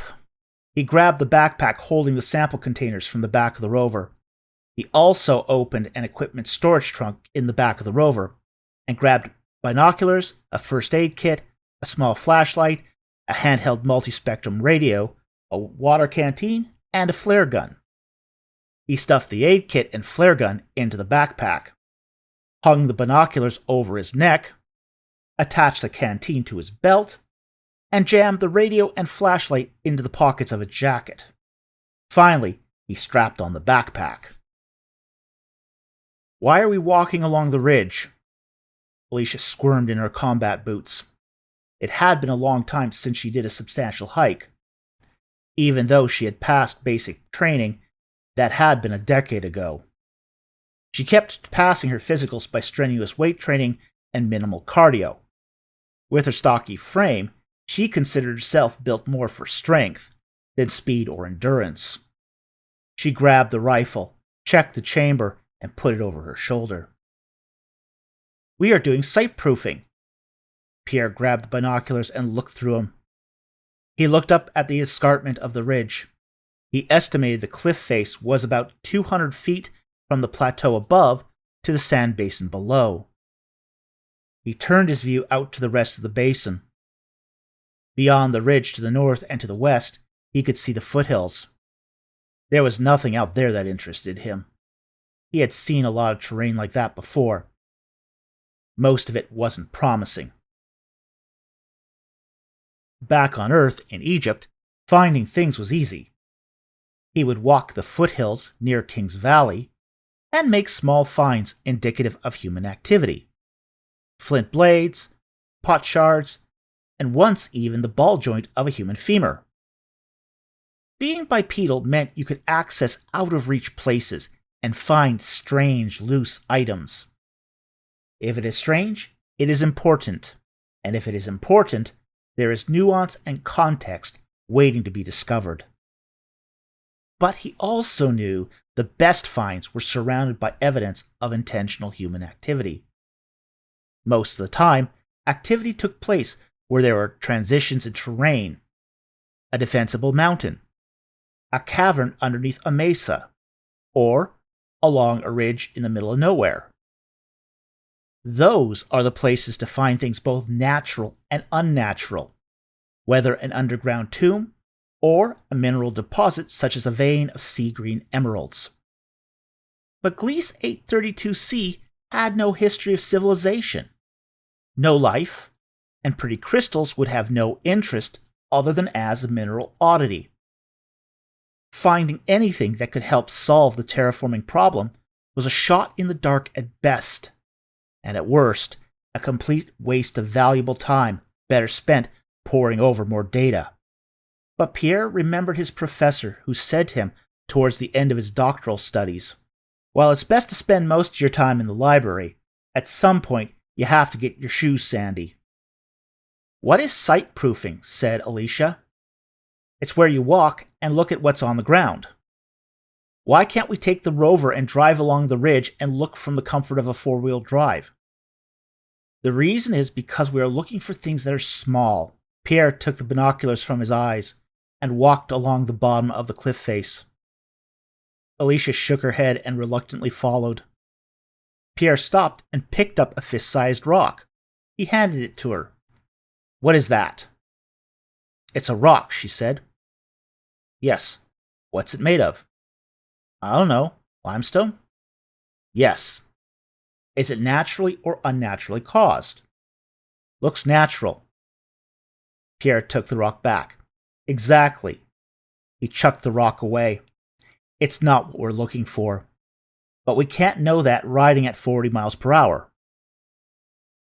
He turned away and continued to walk along the escarpment. Every so often he picked up a rock, checked it, and tossed it aside. Alicia struggled to keep up. She raised her eyebrows as Pierre deftly moved from sandpatch to sandpatch like a dancer. Like a leopard naturally born to the desert, he knew his way around the terrain. "What do you think we'll find out here?" said Alicia. "Cobras, rats, beetles, perhaps the occasional falling rock." Pierre kept looking at his feet. "Are we wasting our time out here?" "Quite likely." Pierre paused and looked again through the binoculars. It all still looked grim. The same dreary yellow scenery. "You know, if you spend enough time in the desert, you start to crave any other color than yellow. Everything out in the desert is yellow. There's no reds, greens, or blues. You get color-starved." He dropped the binoculars, and they swung over his chest. He grabbed his canteen and took a sip. "You don't say." Alicia signaled him for the canteen. He handed her the canteen. She took a sip of water and handed it back to Pierre. "It's the null hypothesis. If we find nothing out here, what will we know that we didn't know before?" "We would learn that the bite in the cookie is nothing but a coincidence. The scatterbugs avoided this area by random chance." "That's one possibility. What's another?" "The cause is where we can't see it?" "Indeed. What's another?" "We didn't find the cause." "Absence of evidence is not evidence of absence," Pierre finally said. "So if we find nothing out here, what have we learned?" "Absolutely nothing." Pierre raised his eyebrows, smiled, and nodded his head. "Exactly. That's why we're looking. We need to find something. We need to find the cause of the terraforming failure. Or we need to find evidence that the answer is not out here because of some other factor, indicating something else is happening. How do we do that? It's not as hard as it sounds. Let's say we travel another mile and find scatterbugs all happily doing their jobs exactly as designed.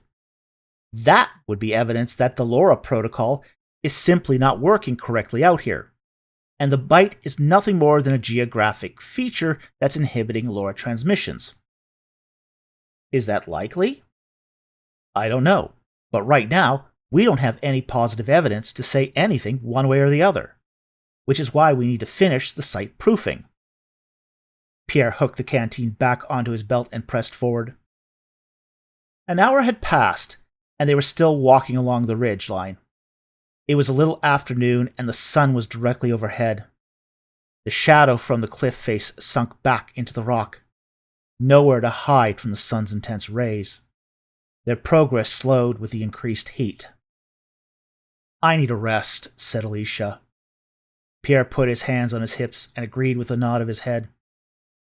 A few large boulders had fallen close to the face of the escarpment. She found herself a convenient boulder and plunked herself down. Sweat poured off her forehead. She was sunburnt, and her face matched her striking red hair. Her Irish ancestry was making navigating the desert difficult, but, truth be told, he also needed rest. Pierre selected a boulder opposite her and sat down. His shoes kicked up some sand. A small, flat stone was beside the toe of his shoe. He nudged it a bit and flipped it over with his foot. Bending down, he picked up the stone and dusted it off. The stone, about the size of a business card, was white with a slight gray tint. One side of the stone felt waxy and smooth beneath his thumbs. The material was fine-grained limestone. He had seen this type of stone many times. He'd wager every rocky planet would have some stone like this. Any planet that once had oceans and enough calcite and dolomite could produce limestone of this fine granularity. Billions of years ago, this area had been an ancient ocean and floodplain, so such a rock here would not be unexpected. Along the short end was a round groove, and over the back surface were small square marks. Pierre could not do much other than stare at the rock. Alicia stood up. She had had enough of sitting and wanted to move on. "Shall we?" she said finally. Pierre, still sitting, handed the rock to Alicia. She accepted the rock, More limestone? Natural or unnatural? Natural, she said. Wrong. Pierre bounced up to his feet, turned around, and put the binoculars to his eyes. He scanned the cliff face, looking for anomalies. What? The long rectangular grooves are chisel marks, and the round groove is where a wedge chisel was placed to pop the shard off a rock face. Pierre pointed to a nook about 20 feet up the embankment. Outside of the rock-cut tombs at the Valley of the Kings, you can find thousands of rock shards that look just like this one. Limestone fragments cut from a tomb and discarded outside. She looked again at the rock. I would have missed it. There's a small recess up there. I'm going to go up to see if that's where this fragment came from. Pierre dropped his backpack. He took off as much weight as he could. While the embankment was not a straight drop, it was still steep and covered with loose stones and sand. He climbed up the embankment. Stones gave way under his grasp, tumbling to the desert floor below. He double-stepped to keep up with the sand giving way beneath his feet. This could be what he was looking for. Several of the Dead Sea Scrolls were found in little more than 4-foot-deep nooks in the rock. Even artifacts from the Bar Kokhba revolt had been found in recesses like this, as desperate Jewish rebels unsuccessfully hid from the wrath of the Roman invaders. Pierre made it up to the nook. He grabbed onto a rock with one hand and pulled himself up so he could see into the nook. He pulled the flashlight out of his pocket and turned it on. No light. Pierre looked at the flashlight, tried the button again, shook the body of the flashlight. Still no light. The rock let go. Pierre was thrown out of the nook. He tumbled down the slope of the embankment until he came to rest facing the bottom. Alicia ran over to him. She pulled him up off the sand. She eased him back. Pierre coughed up dust he inhaled during his tumble down the slope. "Are you all right?" said Alicia. "No," said Pierre. He spat sand out of his mouth. "That's not the cave we're looking for." "I mean, are you physically hurt?" "That hurt more." Pierre hoisted himself up. "That nook was caused by erosion. It's not what we're looking for. Do you still have the rock we found?" "Yes." "Bag it. It's evidence." Pierre looked at the escarpment. His face was covered in dirt and fresh abrasions. Nothing seemed to indicate the source of the unnatural rock. Rocks in the desert can move by natural forces, so finding the source could take some work. But what's worse is that some idiot forgot to charge the flashlight. The battery is completely dead. "Pretty serious." Alicia shook her head. "All rover equipment is supposed to be logged, replaced, and recharged upon return for the next users. It's a matter of life or death." "Do you have your tablet on you?" "Of course." "Take a photograph of the cave so we can keep track of where we've been in case we need to come back." Alicia reached into her pocket and pulled out her tablet. She pressed the side button repeatedly. "Strange. It's not turning on. Out of power too?" "I'm not so sure," said Pierre. He walked over to his backpack and pulled out the spare tablet. It too failed to power out. He reached into his pocket and pulled out the handheld radio. It too was dead. What are the odds that 4 power devices would fail all at once? Small to none? "I agree, and that too is evidence," said Pierre. "Thank your lucky tea leaves we left the rover on the edge of the bight and walked in on foot. Otherwise, we might have been stranded here." Alicia turned a sickly pale. Pierre pulled out a folded piece of paper that was in his pocket. He drew a crude line down the middle of the paper. "What are you doing?" she said. "Doing it old school," said Pierre. He marked a spot on the paper. "I'm making a crude map. Okay, we need to walk the rest of the ridge and pick up any of these shards." The next day, Pierre called an early morning meeting of the senior technical staff. He had spent the night preparing his presentation. They were in a dimly lit conference room with a long table. The terminal glowed bright with more illumination than the overhead lights. Pierre lingered near the terminal with 2 shoe boxes on the table. He recognized some of the faces: Peter Chin, Pavel Urbanovich, Dutch Herring, Brian Johnson, Hans Pohl, Luke Bronson, and at the head of the table, opposite the video terminal, was Governor Gardner, slumped in his seat. Others in the room he recognized but never met personally. Across the table from Peter and Hans sat Volodymyr Golenishev, colony physicist. Volodymyr brooded silently, fingers tended and pressed to his full lips. His full head of black hair, straight and glossy, parted over a heavy-set brow that shaded his eyes, slate black and penetrating. Behind Gardner in the left corner stood a large Nigerian in full battle fatigues. Pierre deduced that this was Okili Nagedu, security chief. "Do you think we can begin?" offered Pierre. "The floor is yours," said Gardner. "Let's see what you have." "I have not yet found the cause of the terraforming failure." "Isn't that what you're supposed to be doing?" Chin pointed into the tabletop. "Yeah!" shouted Luke, who then eased back and smirked. Hans chuckled along with the other sycophants. Pierre stopped speaking. "Gentlemen," said Gardner angrily. After pausing for a few seconds, he spoke with a slow cadence. "We are here to find out what Pierre has found. You need to let him reveal his findings first. Then you can dump on him. Pierre, please, continue."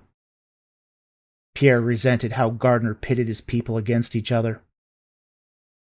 Pierre turned to the computer terminal and pulled up the area map on the screen. "Here is the local area of the colony." Pierre pointed out the spot in the center of the map where the colony was located. He then showed the data with the scatterbug activity. The red area is our scatterbug activity. Our attention turned to the northeast portion where there is no activity. We call this area the bite. "The bite?" asked Gardner. "Yes," said Pierre. "My assistant named it. Think about this as a giant cookie, and this area like a bite out of the cookie." Everyone in the room laughed. At that moment, Pierre realized he had lost some respect in the room. This was our first clue, so we did site-proofing of Varney Ridge. Pierre picked up the top shoebox and dumped the contents. The 2 tablets, handheld radio, and flashlight spilled onto the table. All these electronics died while on survey. "Died as in out of power?" asked Volodymyr with a pronounced Ukrainian accent. He picked up the flashlight, unscrewed the focusing lens, and looked inside. Sloppy equipment handling isn't unknown. "No, died as in fried." Pierre shook his head and smiled. "I had Habib look at these. He says the electronics are all dead. Not a power supply problem." Volodymyr pursed his lips and nodded. "What can kill all these electronics at once?" Chin blew off dust that coated one of the tablets. "I think Pierre broke these intentionally to keep his little scam going." "Never heard of an electromagnetic pulse, have you?" said Volodymyr. "A flashlight too?" said Chin incredulously. "An electronic? Seriously?" "This is an LED flashlight," said Volodymyr. He shook the handle at Chin. "It uses an integrated circuit as a driver and is as much an electronic device as any tablet or radio." "Brian, is that true?" said Chin, calling on the chief engineer's opinion. "I'm finding it hard to believe too," said Brian, his pot belly folded over the edge of the conference table. "Oh, you would side with that scientific ignoramus.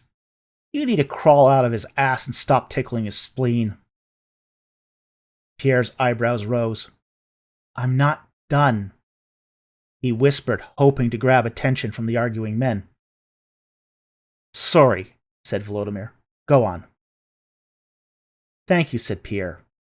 He opened the lid of the second box. He pushed the box across the table.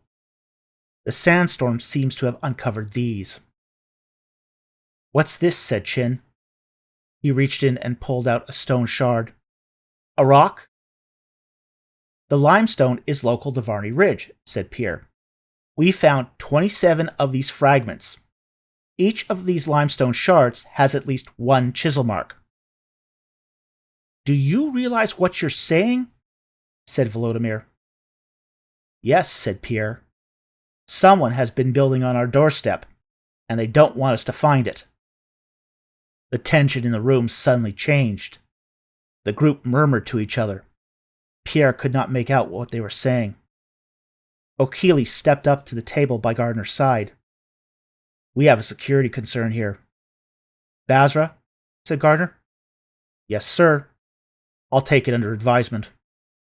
"Volodymyr," said Gardner, "do we have EMP meters?" "Yes," said the Ukrainian. "Are they shielded?" "They wouldn't be much use if they weren't."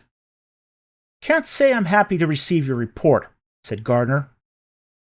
"A small team is needed to survey Varney Ridge to narrow where the digging was done," Pierre then said. "We would advise anyone entering the Bight to do so only on foot." Their label, the Bight, no longer seemed funny, and perhaps a little too ironic. No one was laughing. "You'll have it. I'm also assigning you an armed security detail for whenever you go to the ridge. And we'll need extra security patrols around our perimeter. Dismissed, gentlemen."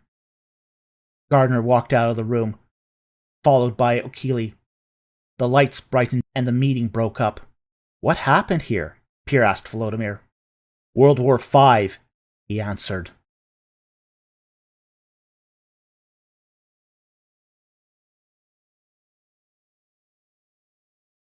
Chapter 9. Instacaf is an instant, enjoyable beverage containing many of the essential stimulants for peak performance. Combine with 250 milliliters hot or cold water to deliver a smooth 80 milligram dose of caffeine for keen alertness and 2 grams of taurine neurotransmitters for heightened awareness. Blended with delightful artificial coffee flavors. Use in moderation. Side effects include increased heart rate and blood pressure, disturbed sleep, anxiety, weight gain, elevated blood sugar, coma, and death. Packaging on the side of an Instacaf packet. Volodymyr slammed a shot of white whiskey and pounded the empty glass onto the desk. "Another?" said Pierre. He held up a half-empty bottle. Volodymyr held up his hand, refusing a second. "I like that stuff way too much, and it's way too early in the morning." Volodymyr laughed. He touched his brow with the back of his hand. "I don't like doing my heavy drinking until at least 8 a.m. However, I presume I'm here because you need my help." Pierre put the bottle back in the drawer of his desk and closed it shut. "I want to locate where the digging was being done in the Bight, but electronics get fried anytime we get near the area. So, GPS readers are out of the question, as are laser rangefinders." "You're fortunate," said Volodymyr. "How so?" "The sand basin is level and the visibility is excellent." Volodymyr grabbed a paper and pen and drew on the back. "Set up 3 surveyors outside of the Bight. Use them as spotters. 2 people enter the Bight with EMP meters, walking in from opposite directions along the ridge. 1 spotter is stationary at a far corner. He doesn't move. The other 2 spotters stay on the same longitude as the stationary surveyor, but follow the 2 inside the Bight along the latitude. The rest is simple geometry." "Then what?" "Have them at certain times raise a flag. The surveyors record the reader's positions, and the readers take the EMP readings. The EMP readings should pinpoint the source of the EMP at least within about a few hundred meters. That should narrow things down." "Sounds like a plan," said Pierre. I'd like to get started today by noon. I think we can do that, said Volodymyr. That's assuming the construction is tied to the EMPs. The Frenchman paused for a moment and downed his own drink. Can I ask you something? You just did. What's between you and Chin? You noticed? Volodymyr gave a short laugh. It was hard to miss. There are two types of academics. Those obsessed with research, and those obsessed with prestige, awards, and respect. Peter was a university professor who was politically astute, but incompetent. He plagiarized dozens of journal articles and faked results. Talk to him, and you soon find out he knows nothing. How'd he get sent here as a biology expert? Great recommendations, said Volodymyr with a snort. It's called decruitment. His university wanted to get rid of him, so they provided great recommendations to encourage him to move on. And he moved on into the space program. Sounds familiar, said Pierre, recalling his own decruitment experience. However, while anyone could have a run of bad luck or be misunderstood, chronic academic dishonesty was less easy to overlook. Pierre hoped he had learned from his own past competence issues. Volodymyr sniggered. Don't let what they say get to you. Pierre now was wondering what they were saying. He figured he was being called deadweight. Was there more to the rumors? In the end, results are going to matter, said Volodymyr. It won't matter much if I cannot find the source of the blight. Volodymyr stood up and walked to the door of the office. Just a piece of friendly advice. Don't waste a second. Time is your enemy. If you fail, death will be swift. An olive green tent served as the survey home base. There were 3 tables and a whiteboard set up. Computer terminals were on the tables, and on the whiteboard hung an oversized map of the Bight. A radio linked the tent to the surveyors. Alicia sat at the radio wearing a headset. Pierre, she said, the EMP readers are in place and about to begin. We have one positioned in the north intersection of the Bight and Ridge, and the other to the south. Any last-minute instructions before they enter the Bight and are out of radio contact? He thought for a moment and answered. About 3 hours to cross the Bight. Take a reading every 20 minutes. That should give us enough samples to make our calculations. Pierre picked up a piece of paper as Alicia gave the instructions. Remind them about the semaphores. Alicia nodded and spoke into the radio. Readers, the surveyors will be keeping track of you. Pay close attention to the built-in clocks on your EMP readers. Also, remember your flags. Red flag, take the position and reading. Blue flag, cannot take the reading returning to the rover. Green flag, emergency and shoot flare gun for emergency assistance. Alicia covered her microphone and whispered to Pierre. Why the green flag for an emergency? Wouldn't red or yellow make more sense? Yellow flags are camouflaged in the desert, said Pierre. The surveyors need to key off of the flags, so they need the flag that is easiest to see, hence red for the readings. That leaves blue or green. The choice between the two is arbitrary. Frankly, if a surveyor gets into trouble out there, the flare is what's going to alert us. All the flag does is help us locate them, and that shouldn't even be necessary, since 2 of the 3 surveyors should always have eyes on them anyway. Alicia repeated the flag instructions to the readers and surveyors. She then gave the readers the command to begin. Can I get you a coffee? Said Pierre to Alicia. She replied with an appreciative nod. Everyone had something to do except him. So, he went to the coffee machine and poured a mug of instant caffeinated coffee substitute. He brought it back to Alicia, who was still operating the radio. He set the mug beside her. She picked up the mug, took a sip, and winced. Tastes like shit, she said. I've never gotten used to Instacaf. Pierre paced while looking at the clock. The first 20 minutes went by. He heard a crackle and a voice bleed from Alicia's headphones. "Spotters report first position readings," she said. Pierre sighed with relief. He thought at least one reading had been taken. 20 minutes later, a second reading. Then 2 more readings. An hour, 20 minutes pass, then another report. Alicia pulled off her headset. Bad news. The Northern reader sent up a blue flag. "Damn. Equipment malfunction," said Pierre. "Get the coordinates from the surveyors." Alicia wrote the coordinates from the spotters. Pierre marked the positions on the map. "Have both readers return to the rovers." After the readers got back to the rovers, they radioed to home base. Pierre grabbed the headset. He put on the headset and adjusted the mouthpiece. "Hey guys," he said. "What happened out there?" "Marcus here," said the Northern reader.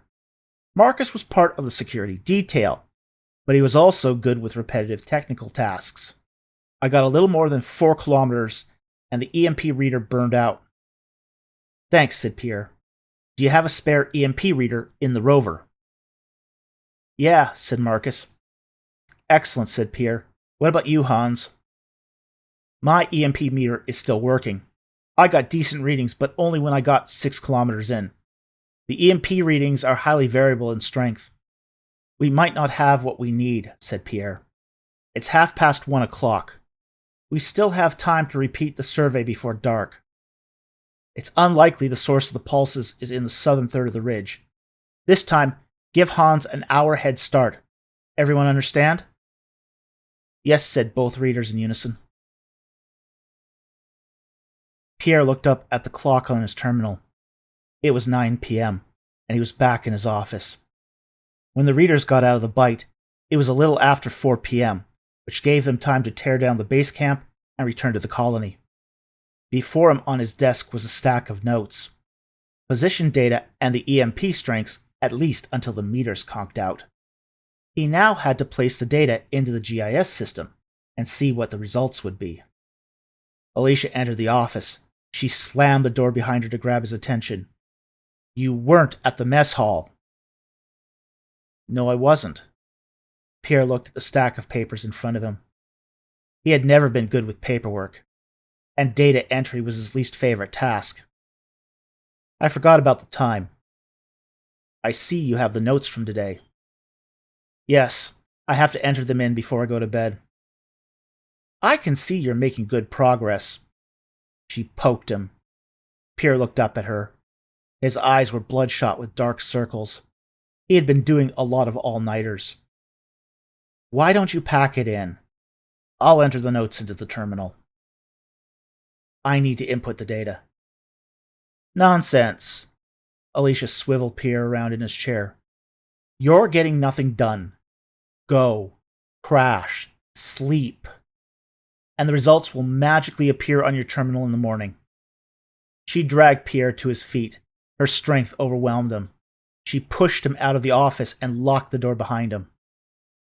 Pierre stood momentarily in the wide hallway outside of his office. The hallway was more like a bunker than an office building. He saw a rover driving down the hallway. The driver parked in front of Pierre. "You okay?" said Harvey, an elderly bald man wearing gray coveralls. He was doing his night janitorial duties. A used copy of Engineering Times was rolled up and stuffed into the dashboard. "Can I bum a ride to the barracks?" said Pierre. "Are you drunk?" "I wish," Pierre snorted. Harvey smiled. "Hop on board." In the morning, Pierre returned to his office. He found a note on his desk. "All done? Sleep well?" He smiled and turned on the terminal. When the computer had finished its boot cycle, he pulled up the GIS program. "Stacy, 597, add EMP signal data to GIS map." "Working," said the computer. The blue reticle turned periodically. Then 16 glowing orange circles appeared inside the byte. He zoomed into the area where a plurality of circles intersected. Alicia bounced into the office with 2 trays. Morning, she said cheerfully. Yup, said Pierre. He turned his head to her. What's that? Breakfast. You might have heard of it. I'm from Paris. Of course I've never heard of breakfast. He turned back to the screen.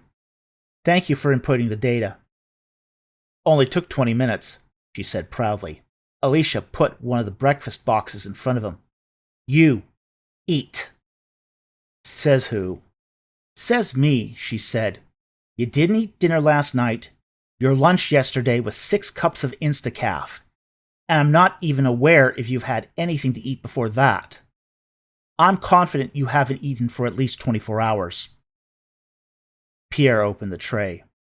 3 breakfast sausages and simulated scrambled eggs made of plant protein. He shook his head. The ESA could export baby cobras to control rats, fawns for terraforming, but not a single chicken for eggs? A waste to turn plants into protein substitutes when chickens were much more capable and efficient at turning plants into real animal protein. Have you noticed all the protein substitutes taste like cardboard? Pierre picked up the fork inside of the tray. He stabbed a sausage and ate half of it. Everything here tastes like garbage. Alicia devoured her food. Worse than MREs. Never thought I'd say that. If the ESA had fed us what we were going to be eating, I would have quit and taken my chances with the snipers. Pierre chuckled. It was false advertising. No shit. He put down the fork and turned back to the terminal. Any problems inputting the data? No, she said. Her mouth was full of food as she spoke. The notes were quite clear. I noticed that the EMP signal strengths are not all intersecting in the same place. Any thoughts? EMP strength fluctuated, and the readers being a couple seconds off here and there could account for variations in the readings. Makes sense. Pierre measured the area. It looks like the measurements have narrowed the area to about 60,000 square meters, about a 440-foot section of Varney Ridge. So about 1.2 football fields. We should plant 2 flags outside of the bite using GPS and go in by compass. That would seem prudent. Pierre sent a copy of the map vignette to the print center. Printing at the colony was centralized. The print center manager scrutinized the use of printing like every resource of the colony was scrutinized. Waste was discouraged. Frivolous printouts were reported. I'll saddle up the horses and request a posse, said Alicia. We walked by that section of the ridge, and I don't recall seeing anything conspicuous there. Nothing I recall resembling a cave or tunnel. Make sure there are enough shovels for the posse, said Pierre. At least the ones who aren't part of the security detail. I'll see what we can do. Let's head out by 11 a.m. The search party parked a pair of rovers on the north side of the bite. This made the security detachment nervous. If there was an incident from Basra or even exiles, it would come from the north. A couple of guards watched the rovers while the rest of the party did the hour-long hike to the EMP hot zone. When the 6 of them arrived, Pierre looked over the stretch of the escarpment with binoculars. He looked for signs of construction. Caves, nooks, tunnels. Nothing obvious. He turned to the other 5 and gave them their instructions. We are here to find the source of the EMP pulses, said Pierre. It could be located anywhere north or south of where we are now, in an approximately plus or minus 225-foot range. We are going to spread out. Each of you is going to get a 75-foot section, which Alicia will mark off with neon green spray paint. I want you guys to go through the scree. Melissa raised her hand. What's a scree? Pierre smirked and said, a scree is a slope of small loose stones covering the base of a cliff or mountain. Learned a new word. Awesome! Pierre smiled at Melissa. He might have been happy as a high school teacher and regretted never having the opportunity to teach. Maybe, when this is all over and they survive this, being a social studies teacher wouldn't be so bad after all. As you dig, look for anything out of the ordinary. Hans raised his hand. What would be out of the ordinary? Limestone shards like the ones we showed you, caves, tunnels, or any strange geological formations. Anything that looks man-made. Old containers, trash, whatever can help us zero in on what we're looking for. Here's to finding trash, said Marcus, a Hispanic man in his 30s. He was accompanied by his wife of 10 years, Jasmine, a tall, slender woman of Indian descent. Unlike Marcus, Jasmine was born on Gliese and never had been to Earth. Marcus was infamous for telling his wife recollections of Earth. However, Jasmine had little conception of things such as high school, the subway, or even mysterious animals like dogs. My first job out of high school was picking up trash, continued Marcus. The ESA told me this would be the adventure of a lifetime. Everyone laughed. Let's hope we find some trash. Our lives might depend on it, said Pierre. Okay, I've numbered the sections from 1 to 6. Hans, I've assigned you to the southmost section. That's number 1. Melissa, section 2. We don't want you far from your father. Alicia, you get 3. I'll take 4. Jasmine 5. And Marcus gets the north section, number 6. Any questions?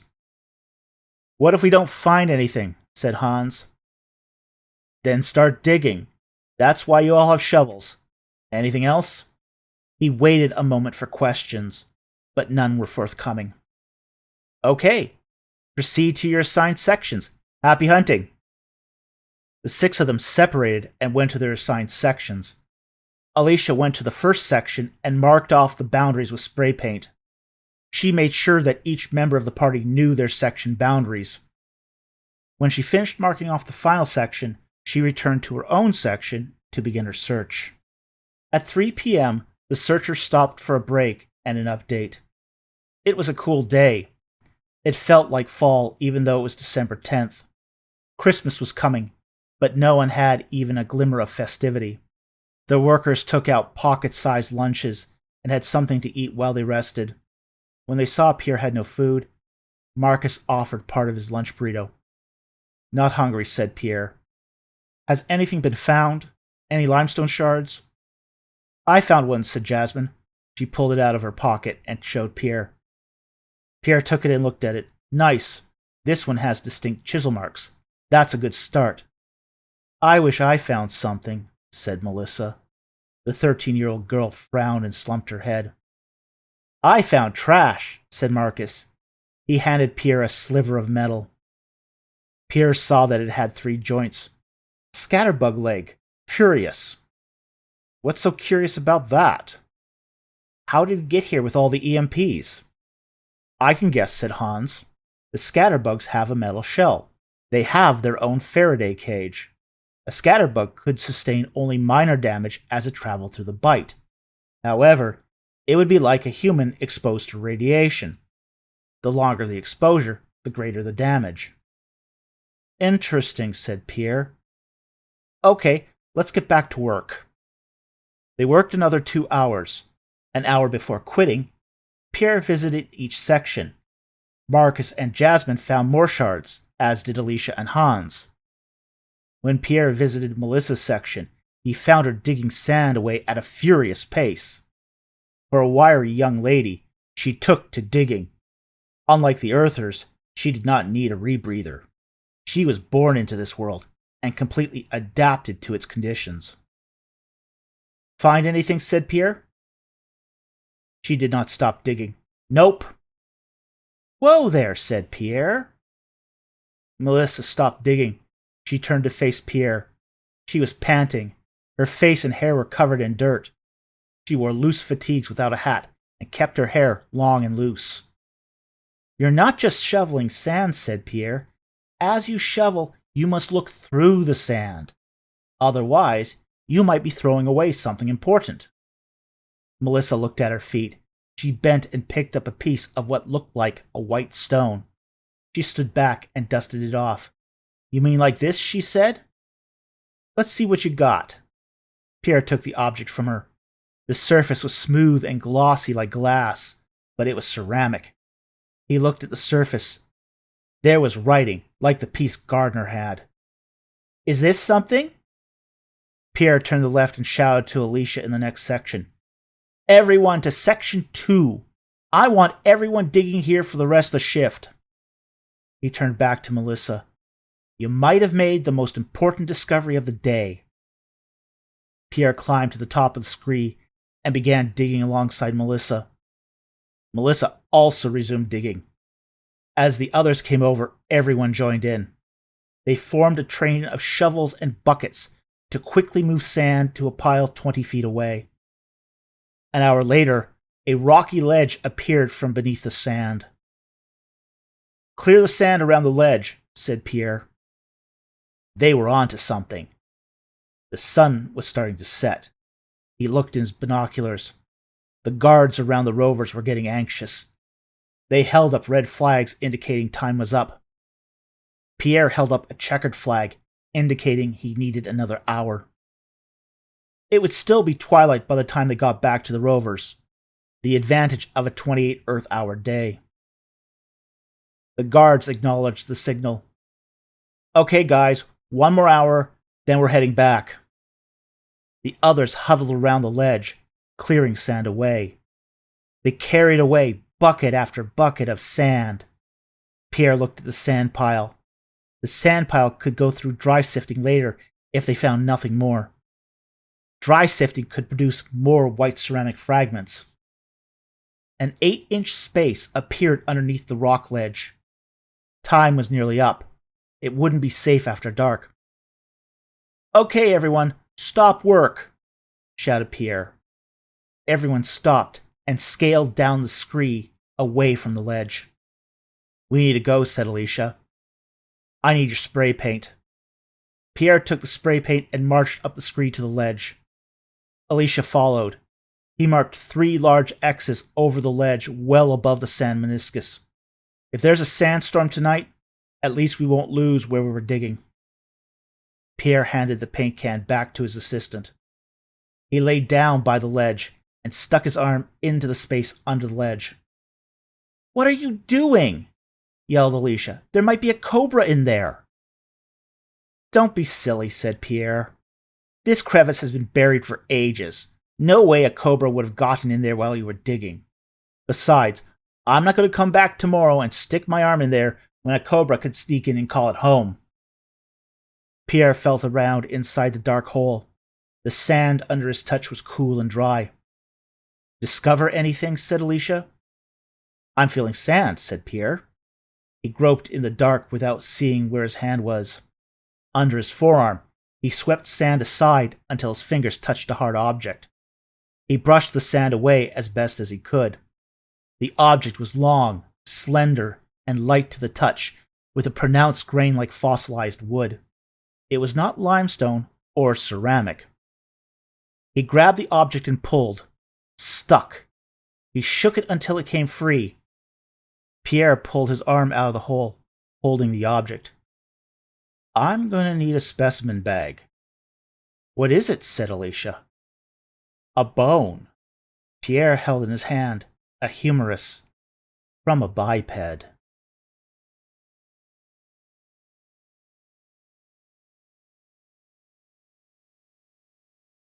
Chapter 10.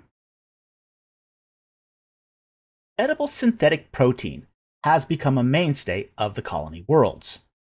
This technology was patented in 2034 AD by Koenig's Agra Corporation during the veganism craze among the North American upper classes. Protein is extracted from nitrogen-fixing plants, beans, peas, lentils. The protein is washed with solvents to remove all traces of flavor. Collagen is combined with the extract and polymerized to form a gelatin-like paste that can be colored, flavored, and molded to imitate many kinds of animal products, for example, eggs and shrimp. During the 21st century, synthetic protein was a commercial failure. However, after the patent expired, struggling colony worlds adapted synthetic protein as a food staple. What We Eat in Space by Noam Chomsky. All the lights came on. Gardner met Pierre in the biology lab. Pierre was uncomfortable with the new setting. A stack of boxes waited for him on an examination table. Chin is not going to like this, said Pierre. This had been Peter Chin's lab. I've reassigned him to the botany lab, said Gardner, carefully stroking his handlebar mustache. That's about half the size. He's going to blame me for this. I'm still governor here, said Gardner, and it is my prerogative to prioritize the use of space. Maybe some real results will come out of one of these labs. On a large steel workbench, Pierre laid out the bone and the ceramic ostracan. Beside them, he placed 2 boxes of limestone shards. What do we know about the bone? Said Gardner. Still too early to say much, said Pierre. How old is it? Gardner pressed for more information. We don't have a carbon-14 profile for this planet. Testing directly for age will be difficult. Pierre picked up the bone. The bone is completely clean. This means the flesh had to rot off with the assistance of bacteria and fungi. I was told that there was no life at all on this planet prior to colonization. When there is no bacteria or fungi, and in desert conditions, flesh doesn't decay. It mummifies, like in Egyptian pangraves. Pangraves? Sounds promising. What's that? Said the old man. People too poor for a proper burial were thrown into sand pits.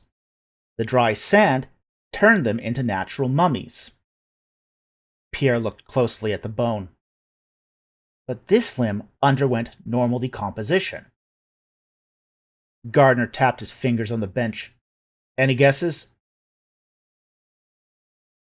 Later that morning at Varney Ridge, the workers gathered for another day. They found the 3 green X's from the day before. Pierre began the day with a team meeting. I know there's been a lot of talk about the bone we found yesterday. And we might find more. The colony is on edge already. They don't need to overhear us talk about bones in the cafeteria. So, from now on, we're going to call them bananas. Melissa giggled. What's a banana?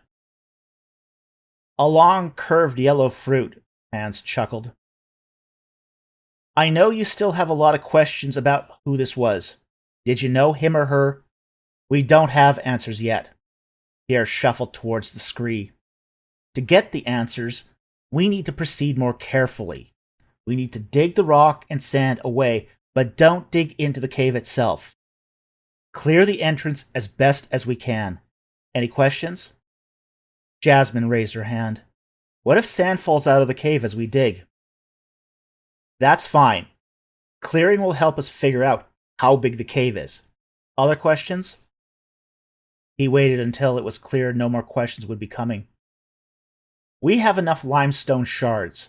Unless there's writing on them, any shard can go into the fill pile. All right, let's get digging. As soon as the scrum was done, the team organized into a line to move the sand and rocks away. Each digger had a sense of what to do and fell into their role. By mid-afternoon, the cave entrance had been cleared away. A path had been cut into the scree with an 8-foot wall of sand and rock to each side. Sand packed the mouth of the cave, but the entrance was clear. The opening appeared natural and unfinished, about 7 feet tall and about 8 feet wide. The mouth was slightly widened at the base, but not enough to account for all the limestone shards they found. Okay, good enough, Pierre called the diggers back. What now, boss? Said Marcus. Now, I see what we got. Pierre picked up a hand-whisk broom and stepped up to the entrance. Similar to a Renaissance master painter, he swept the sand away with swift, gentle strokes. The sand flew aside out of the entrance, falling to the ground. He started from the top and worked his way down. Pierre removed the front layer of sand. He stepped back from the entrance and observed his handiwork. The weathered gray of cured bone appeared, stuffed into the cave from the floor to within inches of the ceiling. Alicia stepped up to Pierre's side. "What does it mean?" she said. "It means we need more sample bags." Pierre put a hand in his pocket. "How many skeletons do you think there are?" "Depends how deep the cave is." He shrugged his shoulders. "Could be a couple dozen, or a lot more." "A cemetery?" "Perhaps. But whose cemetery?" "Basra's?" "Basra is 8,000 miles away," said Pierre. "It's practically on the other side of the planet. Coming here is not practical for a cemetery. It'd make more sense if this was one of our cemeteries. But Arisha's cemetery is south of the colony." Alicia looked at the bones in the cave. "As far as I know, no burials are way out here." "Can't be exiles. Too many of them," said Pierre. "Children of exiles?" "Hate to suggest this," said Alicia, "but could this be a mass grave from a war crime?" "Let's not jump to conclusions." Pierre wiped his forehead with the back of his sleeve. Alicia looked at Pierre expectantly. "Hans," Pierre called out, "I need you to take a rover back to the colony and bring back specimen boxes. They look like shoe boxes for boots. Bring back the flattened ones." "How many?" said Hans. "Start with a 30-pack, said Pierre. "That will only be the beginning, but probably all will get done today." Pierre called the rest of the workers together. "We need to categorize the skeletons and keep the assemblies together. Can anyone here draw?" Jasmine raised her hand. "Excellent. Digital cameras won't work out here, so I need you to record everything as we work. First, take a quick sketch of the cave entrance. Then, we will start excavating the skeletons." Pierre handed Jasmine a notepad and a pencil. She quickly sketched what she saw. Pierre looked over her shoulder as she drew. She drew with a strong line, accurate detail, and precise shading. A technical artist. "You just became the dig artist." One of the guards walked up to Pierre. "Sir?" "What is it?" said Pierre. "Gardner wants you back at the colony to give him an update on your progress," said the man holding a rifle. "Can't this wait until I return?" "He said it's urgent." "If I must." He then turned his attention back to the team. He held up specimen bags in his hand for everyone to see. "Seems I won't be here to excavate the skeletons myself. I'm going to trust you with it. Work on only one skeleton at a time. Clear as much dirt as you can from it. Before you bag a skeleton, have Jasmine draw a sketch of it. Don't work on the skeleton beneath until you bag everything from the skeleton above. Think in layers. Top layers first, and work your way down. On each bag, write your name, the date, and assign a number for each skeleton, and the number of bags if more than one is used. A complete skeleton won't fit in one bag. Put all the small bones like hands and feet into one bag, vertebrae into another, and other small bones as best fits in the bags until Hans returns with the boxes. Keep the bones of each skeleton separate. When a skeleton is complete, collect the bags and put them into a box. Put arm and leg bones as well as the skull and pelvis in the box without bagging them. Never put multiple skeletons in the same box. Everyone understand? I'll make sure it stays organized, said Alicia. Thanks, I'll see you all back at the colony. When Pierre got back to the colony, he went directly to Gardner's office. He knocked on the door, and Gardner called him in. Pierre entered the office and closed the hatch behind him. The door closed with a boom of impacting metal. It was robust Earth technology, built like a battleship, and made all the same strange noises. Have a seat, said Gardner. He stood behind his desk reading a printout. I need an update. Did he not get an update this morning? Couldn't this have waited until I got back? Pierre sat in the chair in front of Gardner's desk. No, it couldn't. How many exiles have there been? Right now? In the history of the colony. About a dozen. Well, that rules out exiles, said Pierre. Probably over 60 skeletons in that cave. Where'd they come from? Said Gardner. I'd be trying to figure that out if I wasn't here giving you another update. Pierre's nostrils flared. A lot of things he could be doing that would be a better use of his time than sitting in Gardner's office. Are you absolutely sure our colony has never used the cave as a cemetery? Yes, said Gardner. Vital statistics have always been fastidiously done in the colonies. Colonies live and die by their birth and death records. We know who comes and who goes and where everyone is buried. Doubt they're from our colony anyway. Pierre tented his fingers. This is damn strange. But we're getting closer to some sort of truth. Glad to hear that. We thought there was one body. Now we know it's many. Not good news, but progress. Gardner picked up the printout and skimmed it again. Well, I appreciate the report. That wasn't the reason I called you back. We received a text message from NASA. NASA? That's strange. Gleese is part of the ESA program. Bad news, I fear. A nuclear device was detonated at the Cagliari Launch Center. The whole place was destroyed. Pierre's face went white. We only received it now? Yes. That means the news is about 16 years old. So, about 7 years after you left. Gardner handed Pierre the printout. They took out a relief transport. NASA said they'll provide temporary communication support to ESA colonies until alternative facilities are constructed. That's bad. Pierre flipped through the printout, which provided a gratuitous amount of detail, including casualty numbers, blast yield and radius, and the source of the nuclear material, the failed Pakistani state. He felt like someone just walked over his grave. It's worse than that, said Gardner. Without the orbital docking station, transport vessels intended for us will be directed to other colonies. This will interrupt our relief supplies. What about the Mega AI? That would save our bacon. Gardner nodded his head. However, we have not heard back from it. Frankly, it's a long shot. They could be near, but still unable to alter their course to assist us. I see. It's also bad because Basra will have received the message. They wouldn't attack our colony, would they? Anything to prevent it? Gardner raised his eyebrows. Who else knows? Just O'Keefe, said Gardner. He's got a martial law plan ready in the event of the worst, so it's imperative that you discover what's causing the blight, because we are not getting any more food shipments from Earth. Pierre was exhausted, but he couldn't sleep either. He still remembered Cagliari and the ESA Launch Center. What happened to all the people there? Were Tiffany and Roger still alive? Did they get incinerated in the blast? Did they face a long agonizing death of radiation sickness?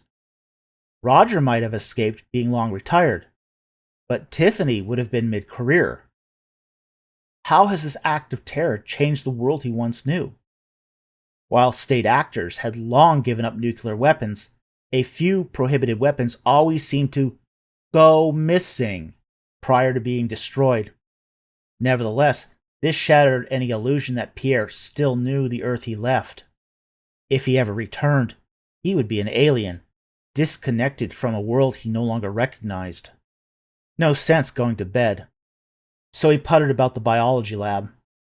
All the techs had gone for the night. In front of him were 21 bone boxes. He glanced through the drawings of the skeletons Jasmine had made. The cave was more densely packed than he realized. Prior to sunset, the team had not even dug into the first 4 feet of the cave. How far back did the cave extend? He was exhausted and in no mood to reconstruct skeletons. A soft knock on the door of the biology lab. Pierre stood up and walked over to the door. He unlocked and opened it. Melissa was standing outside. She was wearing her filthy fatigues from earlier in the day. Her sweat soured the air from 5 feet away. It's after 10 p.m., said Pierre. What are you doing here? Alicia told me you're putting together skeletons. She tried looking past him. Bananas, he corrected her. Ah, yes, bananas, she said. Your dad wouldn't want you here by yourself, said Pierre. Go home. Hans knows I'm here. Her curiosity was getting the better of her. I'm tired. Not up to entertaining guests. Please, please. She drew out each word. You better not be lying to me. Melissa shook her head. If I let you in, you must follow 3 rules. 1. These are the remains of the dead and are to be treated with respect. 2. Don't put your feet on the banana boxes. And 3. You can look, but you can't touch any of the bananas. All right? Okay, said Melissa. Pierre let her in. You can sit on that stool over there. Pierre pointed to a stool beside the examination table. Did you want some cookies? Melissa perked up. Sure. Pierre reached into a drawer and pulled out a plastic-wrapped package. He tore off the plastic wrap, opened the box, and handed it to her. There's some sort of frosting-filled biscuit cookie. She gleefully took the box and shoveled the cookies into her mouth. You can have the whole box if you want. They probably belong to Peter Chin, but this is my lab now. And they were in my lab, so they're mine. Pierre laughed at the irony. Just don't let Peter catch you with those in the hall. She giggled and nodded her head. Okay, that's the important stuff. Now, let's work with some bones. Bananas, Melissa corrected him. Of course, we're not where anyone can hear us, so it's fine to call them bones inside the lab. Pierre strolled over to the stack of boxes. Okay, box number 2. Why box number 2? He grabbed the box and put it on the examination table. Remember that bone we found 2 days ago? It's part of this skeleton and should go in this box. But first, we're going to reconstruct the skeleton. Melissa kept munching on the cookies. Pierre lifted the top off the box and pulled specimen bags out of it. Why separate bags? Said Melissa. Bones are separated out by category. Pierre laid out the bags on the examination table one by one. He kept the loose bones in the box until he was ready for them. I like to begin with the spine and major bones, said Pierre. Why don't you start with the skull? Asked Melissa. Some people do, said Pierre. Reconstructing a skeleton is an art. Everyone does it in a slightly different way. The skull is the most interesting part of the skeleton. I'm more motivated to complete a skeleton if I leave the skull till the end. I'll say skulls are interesting, said Melissa. Crumbs flew from her mouth as she talked. Pierre raised an eyebrow. An odd statement coming from a young girl. He selected the first and second bags and emptied their contents on the table. He lined up the vertebrae into a straight line. He arranged the collarbones and scapulae and the arm bones. He picked up the mandible. The teeth looked sharp and pointed, and the chin was recessed. After examining the bone, he gently placed the mandible above the top vertebra. A skeleton slowly took shape. He removed the leg bones and hips from the box and put them in place. He looked at the hips. Something was not quite right. The hips were missing the coccyx and most of the sacrum, which were normally fused to the hips. He emptied the third bag onto a free space on the table. The small bones spilled into a pile. Once you have the major bones in place, next, hands and feet. You need to separate out the carpals from the tarsals. It's a common student mistake to get them mixed up. They look similar, said Melissa. While I sort out the small bones, why don't you tell me the real reason you wanted to be here as I put this jigsaw together? Pierre squinted at the bones. He lifted one of the small bones that did not look right. He set it aside. The more he sorted, the more it became clear there were too many bones for hands and feet. Reasons, she said. I'm curious. That all? Wondering if I would get squeamish around so many bones. And are you? No. Pierre looked at his pile of bones. Are all these really the bones from Skeleton 2? That's all there was. Melissa furrowed her brow. Damn strange, said Pierre. He shook his head. Nothing seemed the right size. What kind of mutant was this guy? Melissa flashed a smirk. Pierre reconstructed the hands and feet. Each foot had 4 long tarsals and 4 elongated toes. Each hand had 4 carpals and 4 long fingers. Each finger had 3 joints. And he still had a small pile of fine bones that were neither fingers nor toes. What are these? The bones could easily fit with each other. They looked like small vertebrae, but they were not vertebrae. He counted the spine vertebrae. 35.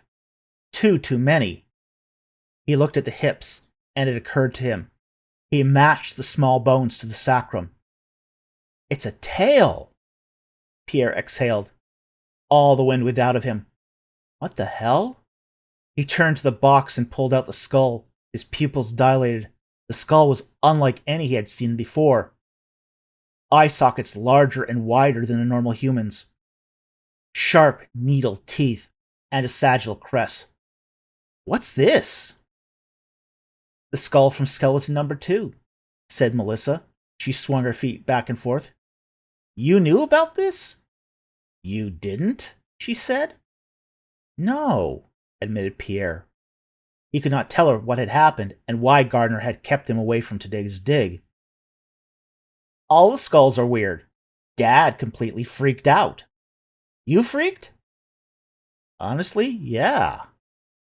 I was wondering how you would react. Melissa instantly lost interest in the reconstruction. You don't seem freaked. Melissa smiled. Never seen a skull before. Didn't surprise me, 'cause I didn't know what to expect.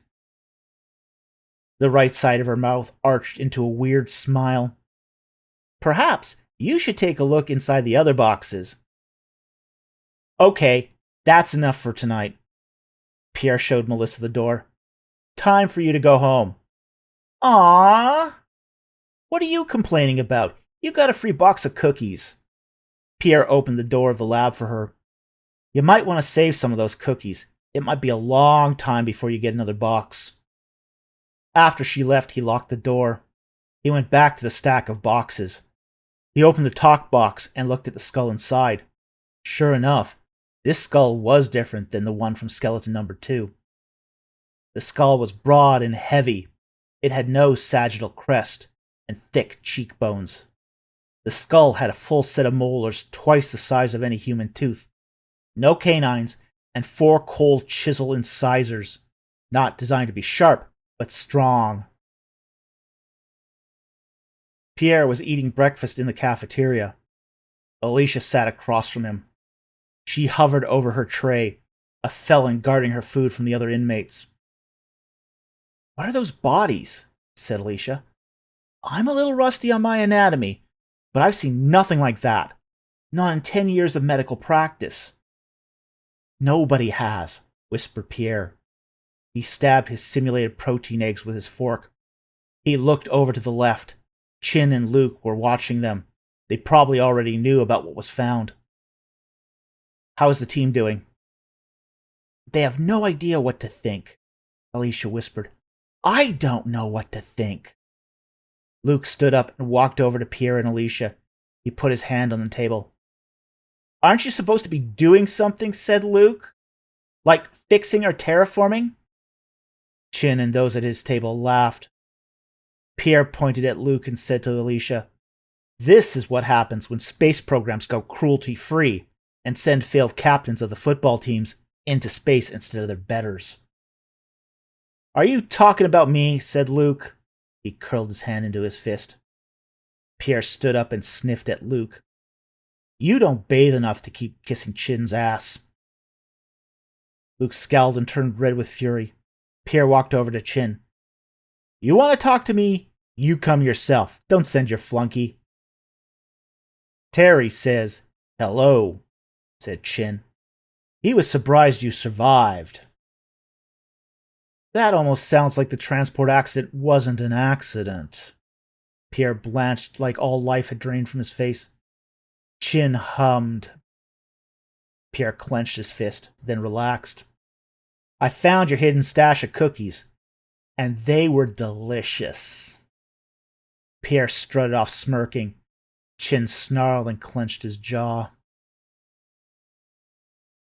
In the conference room, the senior staff once again gathered. Pierre dreaded this meeting. Velocirabbit, Chin, Dutch, and Hans were present. Gardner marched in and took his seat. He motioned to start the meeting, even though not everyone had arrived. I want this one brief, said Gardner, who clearly had a lot on his mind. The security chief, who was almost always attached to Gardner's hip, was not in attendance. I'll get straight to the point, said Pierre. As of last night, we have recovered the skeletal remains of 21 individuals. You said individuals, said Velocirabbit. You didn't say humans. You're right. Pierre put a slide on the monitor. The picture showed two different skulls side by side. The skull with the sagittal crest on the left, the heavy one with the big teeth on the right. There was a hush in the room. Is this some kind of sick joke? Chin stood up and shook his fist. You think you can fool us with this fraud? Sit down, said Velocirabbit. Of the 21 skeletons, 4 were of the type on the left. We call that a species 1 skeleton. 5 are like the one on the right, species 2. That doesn't add up to 21, said Velocirabbit. Correct. The remaining skeletons are too fragmentary to identify, said Pierre. Before we assign a Latin genus name, it is better that we assign them provisional numbers as we get a better understanding of their taxonomy. Hans raised his hand. His blue eyes pierced the darkness. He sputtered and then said, Are you saying these are 2 alien species? I am saying 2 kinds of bipeds were discovered among those excavated, and those bipeds do not appear to be human. Pierre dodged a half-full mug of Instacaf thrown at him. His shirt absorbed splatters of the caffeine substitute. Gardner grinned like a child, successful in getting ants in a jar to fight. Don't be ridiculous, said Chin. There are 48 human colony worlds. Not one of those planets has ever reported a shred of evidence for life. No civilizations, no fungi, no bacteria, not even complex proteins. Nothing. Alien life does not exist. 48 worlds, said Pierre. Given how many exoplanets are in the galaxy, that's like an ant climbing on his mountain and declaring, New York City does not exist. And you happened to find it on your first trip out, said Chin. Nonsense. That's a fallacy of invincible ignorance. Your results are fake. I don't know, said Hans. I was there when the skulls were on Earth. How much time and manpower would it take to plant hundreds of fake bones, and then bury them under tons of loose rock and sand? Maybe you're in on it, said Chin. Watch yourself, Peter. Hans got up to his feet. Gentlemen, behave yourselves. Gardner banged on the table. If this is true, it changes nothing. Except her status and place in the universe, said Velocirabbit dryly. Vlad! Barked Gardner, red in the face. He took a deep breath. There are still a lot of unanswered questions. Dutch raised his hand. I have a question. When the room quieted down, Gardner motioned him to go ahead. Assuming you're telling us the truth, why would anyone bury bodies like this in a cave? Dutch spoke softly and with intentionality. Who says they were buried? Said Pierre. Come on, said Dutch. The bodies are obviously stacked in there like cordwood. Yes, stacked, but that doesn't mean buried. Pierre pulled up the slide of Jasmine's illustration of the partially excavated site. When one encounters mass burials, they tend to follow one of 2 patterns. You have cemetery burials, where the dead are laid out on their backs or on their sides in a fetal position. A layer of dirt is placed over the bodies, and the next layer of dead are buried on top. The other mass burial is a kind of disposal. This is often done when there is a plague or war crimes when less care is given to the dead. In that case, we would expect the bodies to be a random mix of positions. So which is it? Neither, said Pierre. The bodies were not piled into the cave. They are all face down and are at an angle to the southeast corner of the cave. What are you saying? It looks like these people, if I can use that term, piled onto each other and died there. Why would anyone do that? Don't know. Pierre shrugged his shoulders. I've got my own question, said Velocirabbit. We've been on this world for 150 years. Why is this the first evidence we've found of any life on this planet? Shouldn't there be other signs of civilization or traces of biological life? Pierre shot a glance at Gardner.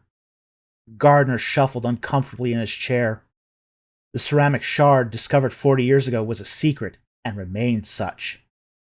Pierre could expect no help from Gardner, since the cover-up would erode his authority. Ever heard of the Silurian hypothesis? Said Pierre, thinking on his feet.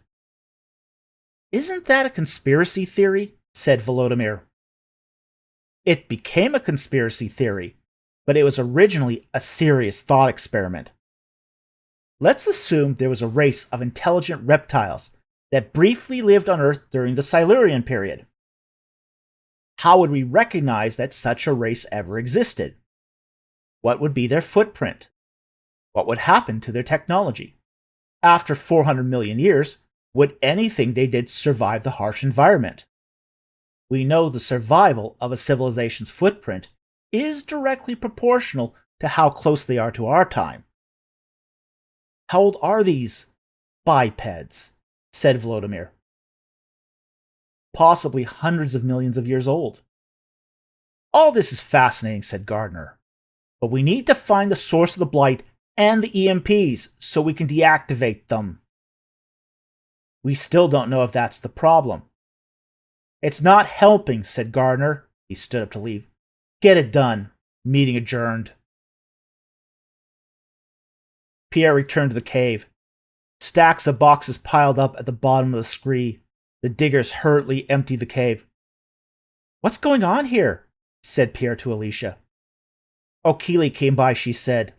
He ordered us to clear out the cave. Gardner's orders, he said. Damn it. How am I supposed to find the answers when he keeps meddling in the dig? Pierre kicked some sand in frustration. How many boxes? About 50, she said. All the skeletons are packed up and out of the cave. We found a few more ceramic fragments on the floor. And the back of the cave is a smooth wall with writing on it. Pierre looked up into the sky. There was an angry overcast. He looked to the west. The sky glowed a resplendent orange-red. A cool breeze whipped through the camp. We have a bigger problem, said Pierre. Sandstorm is coming. We need to get everyone out of here right now. Carry as many boxes as you can to the rovers. Any boxes we cannot load onto the rovers need to go back into the cave. By the time they got back to the colony, the storm was in full pitch. The dig team rushed to move the boxes inside. The blowing wind and sand carried the tops off the boxes and blew them into the desert. When the last box was inside, they shut the hatch. 18 boxes, said Pierre. Okay, let's get them back to the biology lab. Once we store them in the lab, you can call it a night. Are we digging tomorrow? Asked Melissa. I doubt it. Gonna depend on the storm. Pierre took a breath and exhaled. A few days at least. I guess we get to study more bananas. Melissa nodded. A knock on the door. Then a louder knock. Pierre groaned and sat up on the side of his bed. He checked the time. It was 7 a.m. He had overslept. A third knock. Coming, said Pierre. He was half-dressed, wearing only pants. He opened the door to his barracks. Alicia stood there waiting. We have a problem, she said. Get dressed. Pierre grabbed a shirt and put on some shoes. What is it? The biology lab. When they got to the lab, the door was hanging limply from a single hinge. Inside the lab, Melissa sat and cried. Her face was a mess, with tear-smeared dirt running down her face. Papers were scattered all over the floor, and missing were the stacks of boxes. "What happened?" said Pierre. "Where are the bones?" "Gone," said Alicia. "Melissa came early to see if you were working and found the lab in the state. She called me immediately." "Chin," said Pierre.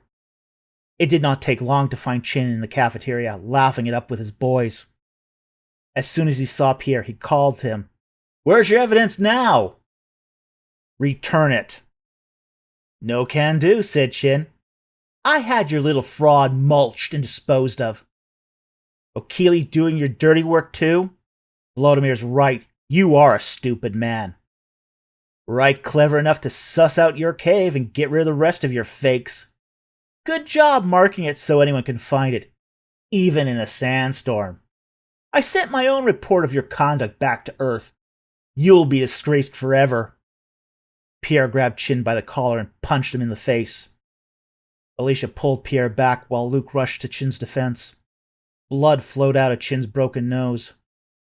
"Don't you dare defend Chin, you stupid bag of rocks!" Pierre spit at Luke. "That weasel may have killed us all." "Gonna pay for that," said Chin. "We're all gonna end up paying for what you've done." Pierre pushed Alicia away and returned to his office, slamming the door behind him.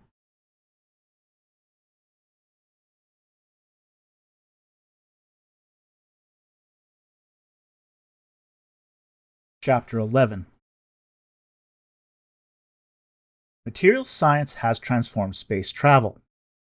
Plastiglass and alumasteel are resilient, inexpensive materials, highly resistant to radiation, micrometeorite impacts, and atomic oxygen. With the right equipment, both materials can be shaped and milled into practically any form. Plastiglass can endure higher internal pressures than alumasteel, making it ideal for high-pressure tubing and liquid gas applications. However, plastiglass can experience increased brittleness when used for these applications, which can cause the exterior to fracture when exposed to a high-pressure shockwave differential. IEEE Colloquium on New Materials and Exoplanet Exploration. Pierre sat at his desk, shoulders slumped, gazing out the window. The wind whipped and whistled. Chin had reduced the first physical evidence of extraterrestrial life to a memory. Ma'at nestled in its sandbox, which now had knee-high grasses, young ferns, and a poplar tree seedling. A knock resounded from the door. Pierre did not answer, and didn't really care. Volodir let himself in. "Heard what Chin did. Real class act, that guy." Pierre shrugged. "You can't let that stop you." Volodir sat in Alicia's chair. "You've been brooding for a week." "The storm is still raging," said Pierre. "Not what I mean." Chin reported I faked evidence. He was a Harvard professor. His word carries weight. There'll forever be doubts about anything I discover. "Are you a paleontologist or a xenobiologist?" "No." "Then why do you care?" "I care about my integrity." "Looks to me you never lost that." "Slander never ends well, even if you're innocent." "Did you finish investigating the cave?" Chin cleaned it out. "But did you investigate the final stages of the cave's excavation yourself?" said Volodir. "No," admitted Pierre. "I used to hear about archaeologists going back to a site after it was robbed, and still find important things. Any truth to those stories?" "Sure, it's done all the time. Hill piles sifted, small finds missed in the hurry." Chin cleared the cave during a sandstorm, in the morning darkness. I bet he missed something. After all, he is a sloppy fuck. Pierre smirked with a weak laugh. "You may have a point. When the storm lets up, take a couple people you trust and go back to the cave. Do it quietly." Volodir stood up out of the chair, ready to leave. "In the meantime, have a better door put on the lab." And I recommend all Alumasteel this time. You don't want to make it easy for Chin's thugs. And one other thing. Leave Hans at home. Hey, Harvey, has the door to the biology lab been upgraded? Said Pierre. Alicia was eating lunch at her desk. Harvey was changing the lock on the door of his office. There had not been a break-in into his office, but he didn't trust the lock. This afternoon, said the bald maintenance man, he installed the new lock and bolted it into place. Will it be secure? I'm not just replacing the door, but the outer wall and door frame with reinforced Alumasteel. Harvey tightened the entire lock and tested it to ensure that everything worked. I'm amazed you can do all that in an afternoon. Colony dome walls are modular panels. Particulate panels there right now. You can break through them with a fire axe. Replacing them with Alumasteel panels not even a hydrogen torch can breach. Harvey laughed. By the time I'm done with the biology lab, it will be a fortress you can hole up in. Sounds great. Really appreciate it. My pleasure, Pierre. Harvey continued. I'll also make sure the lab is hermetically sealed, like the chemistry lab. It's not already? Never been a need, Harvey shrugged. Then again, never been a need to replace the walls either. But if we're replacing the walls, might as well go all in and seal the lab too. Well, I appreciate it, said Pierre. And while I think of it, only Alicia and I are to have access. Just so you know, the governor and the security chief can access all locks. While I'm not fond of that, I understand. Pierre was still suspicious. How much of O'Keeley's orders to his team were in collusion with Chin? He couldn't rule out that O'Keeley had been manipulated by Chin. All done, said Harvey. Thanks, Harvey. Your whiskey is in the mail, said Pierre. Harvey left, closing the door behind him. Alicia, said Pierre. Alicia perked up, her mouth full of noodles. She had not been paying attention. Please double-check the access lists for both my office and the biology lab. She bit off her noodles and swallowed everything in her mouth. You don't trust Harvey? I'm tired of being too trusting, said Pierre. Scary and paranoid. Just verify it. Pierre lowered his voice. We need to go back to the cave. What? Why? Said Alicia. Why should we believe Chin was able to clean out the cave when everyone was half blind from blowing sand? What makes you think they missed anything? They didn't discover the source of the EMPs. Pierre sat back. If they had discovered it, they would have claimed it. Nor did they find the cause of the blight. So our mission hasn't changed. And the skeletons, she said? Chin has done us a favor, said Pierre. They were a distraction. We would have spent a lot of time cataloging the bones, trying to extract genetic material, running tests, and taking measurements. Would have been great for science, but wouldn't get us closer to saving the colony. That's smug of you. Chin is not done with us. And back to paranoid. What day is it? December 24th? Christmas Eve, he said. Everyone will be taking tomorrow off. I have a feeling everyone won't be us. Pierre looked over his shoulder and out the window. The storm is dying down. It should be over by tomorrow. You and I need to go back to the cave tomorrow morning while everyone is still asleep. The sun pierced the horizon in the distance.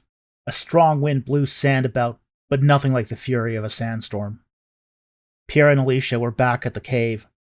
Empty cardboard boxes, flattened and crushed by the storm, littered the base of the scree. Pierre was disappointed but not surprised. Let's go up, he said, then started the climb up the incline of the scree. The storm had partially filled the pathway. Trudging through the sand, he followed the path to the mouth of the cave. When he reached the mouth, he looked inside. Darkness shrouded the recess in the escarpment. He reached into his pocket and pulled out a light stick. With both hands, he cracked the glass vial inside the plastic tube and shook it hard. The green chemical light shone brightly. Pierre stepped into the cave. This was his first time inside. The cave was only about 12 feet deep and 10 feet wide. Chisel marks on the walls revealed how the cave had been carved out and expanded. A smooth stone wall was at the back of the cave. "They were quite thorough about cleaning out the bones," said Alicia. He turned full circle in his shoulder slump. "Completely empty.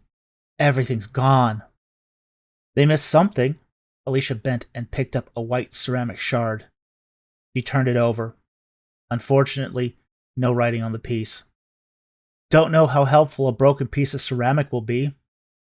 One with writing would be better, but I'll be grateful if they missed anything." Pierre set down his backpack. He opened the zipper and pulled out a roll of specimen bags, which he handed to Alicia. He also pulled out the notebook of illustrations that Jasmine had drawn. He flipped through the book that was nearly full. He admired Jasmine's obvious speed and skill at drawing. He went back in the book to the point where the cave was fully excavated. He stopped at a drawing of the smoothed wall. There had been large calligraphic writing on the wall. Pierre inspected the wall. The burnt umber surface was blank. The texture was polished with a slight gloss, like it had been burnished and glazed. "I'm surprised how shiny it is," said Alicia. She followed close behind Pierre. "That's desert varnish. Clay mixed with metal oxides, usually manganese and iron, embedded into the surface of the stone until polished. I've seen it on limestone as well as flints." Pierre ran his hand over the wall.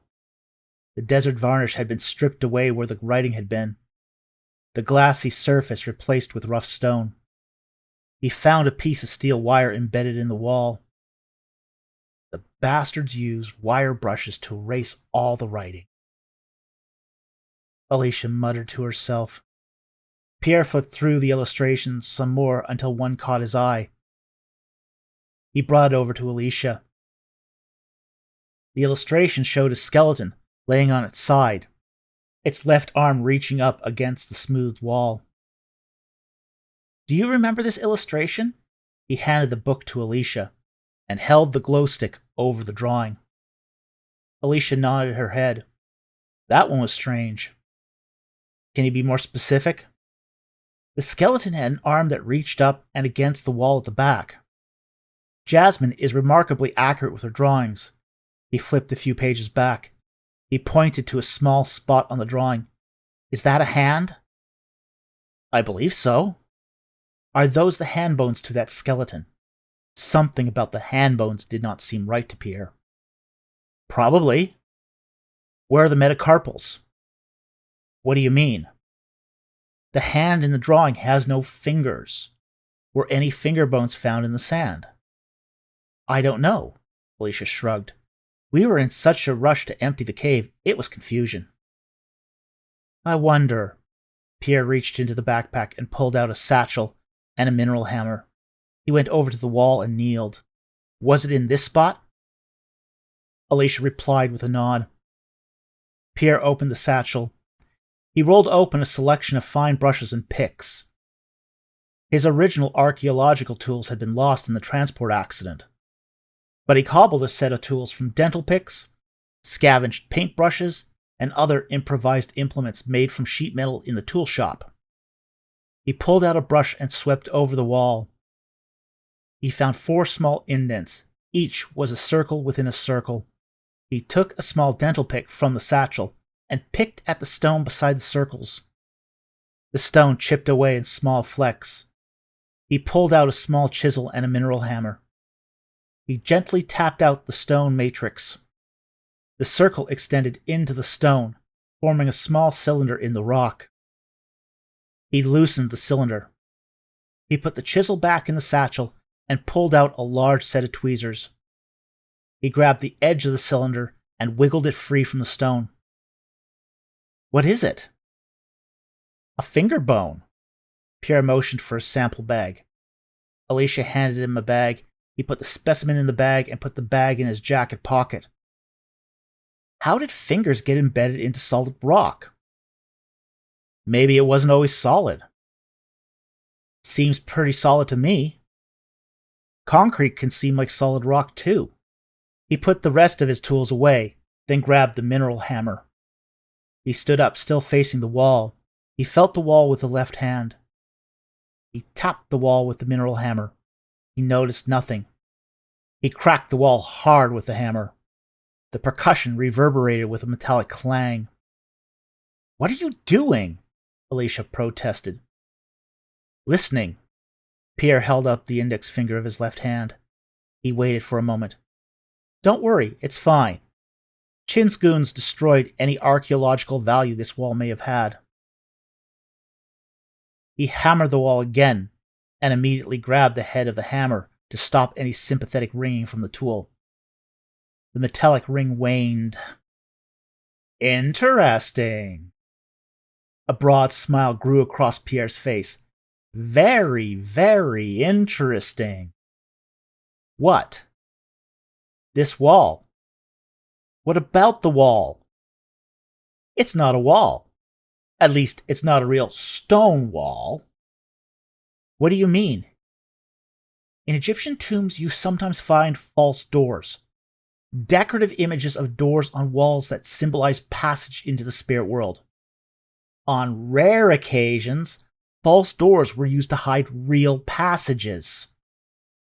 A passage could be sealed up with mud brick and clay, covered in plaster, and a false door painted over top.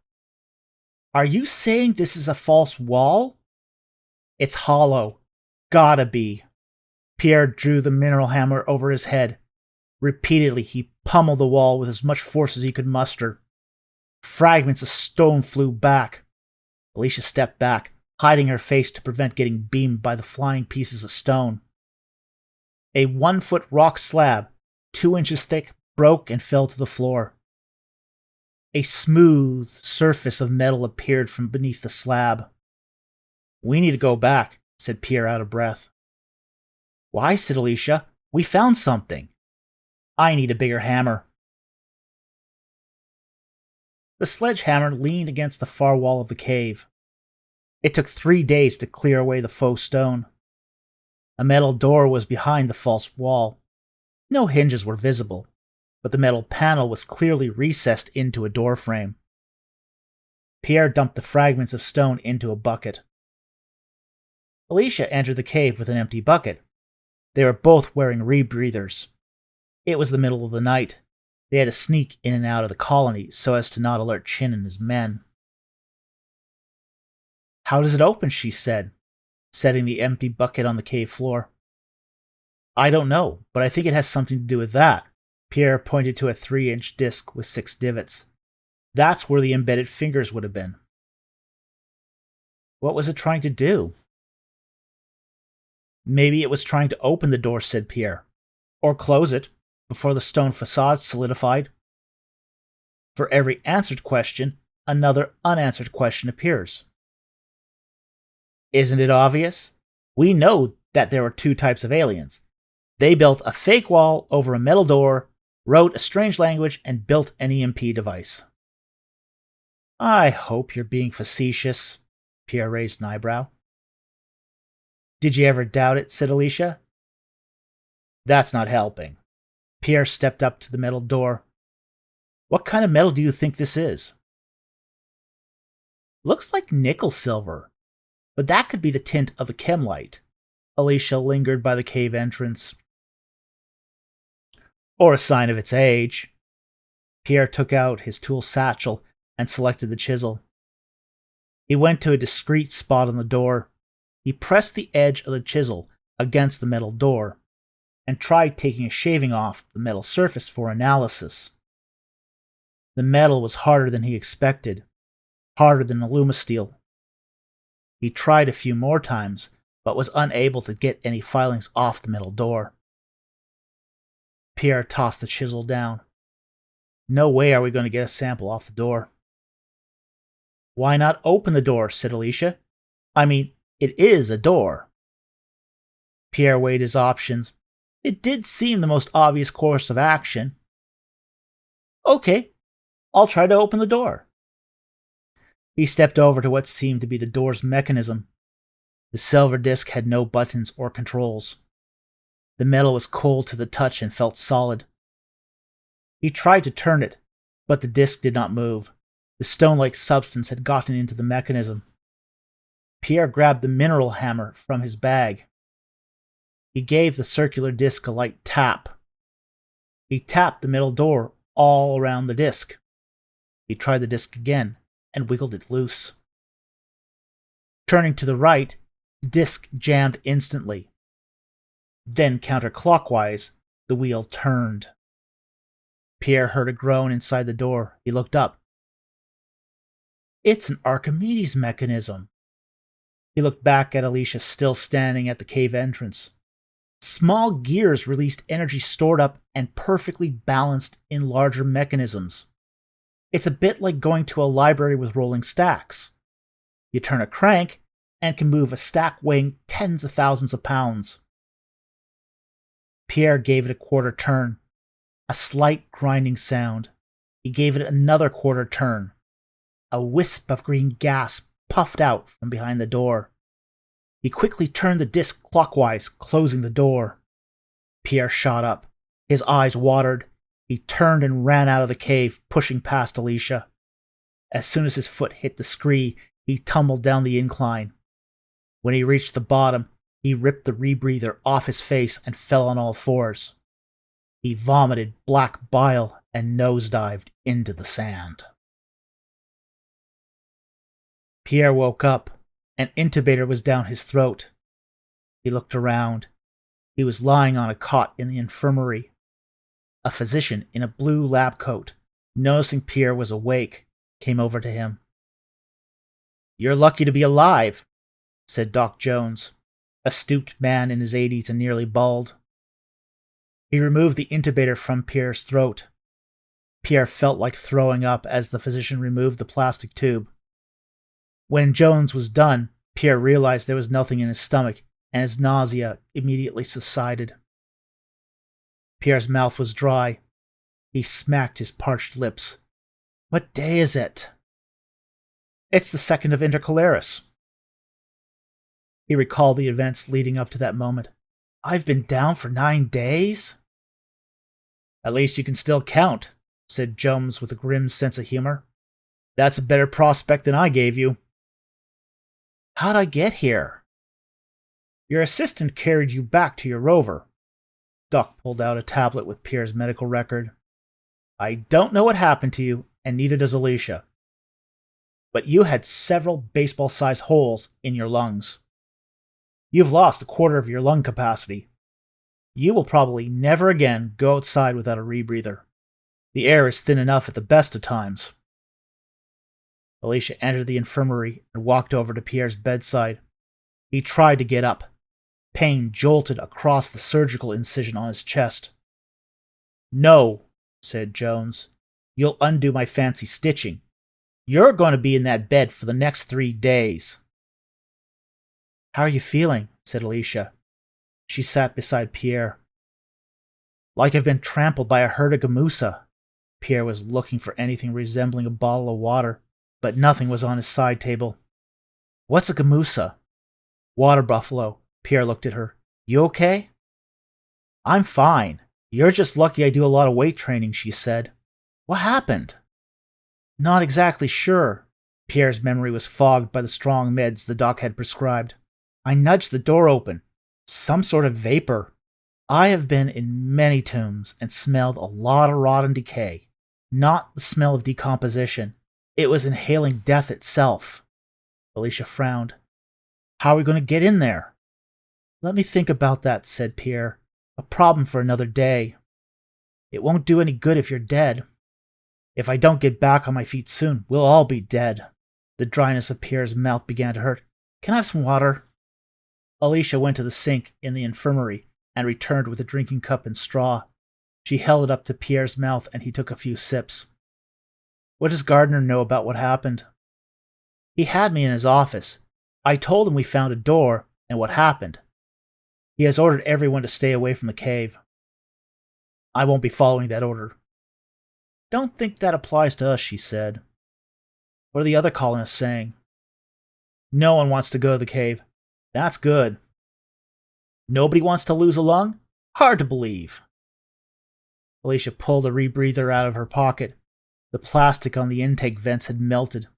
"That's your rebreather. probably the one thing that stood between you and death. Nobody wants to go near an environment that melts plastic. Pierre picked up the rebreather and felt the intake vents. It reminded him of melted cheese. While I'm down, I need a favor, said Pierre. Please work with Dutch and Vladimir to improvise an old-fashioned analog camera. Can that be done?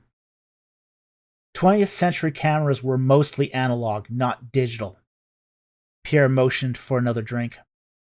At some of my digs, I occasionally found discarded antique cameras. He paused for a moment. They used glass lenses and cartridges of plastic strips covered with silver halide, requiring a chemical development process.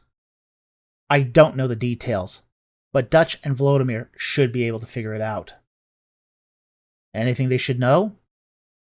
Yes, tell them I need something better than a pinhole camera. The colony database should have model files of camera bodies, which can be 3D printed.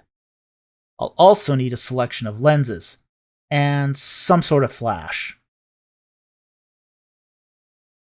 A week later, Pierre was back in the lab.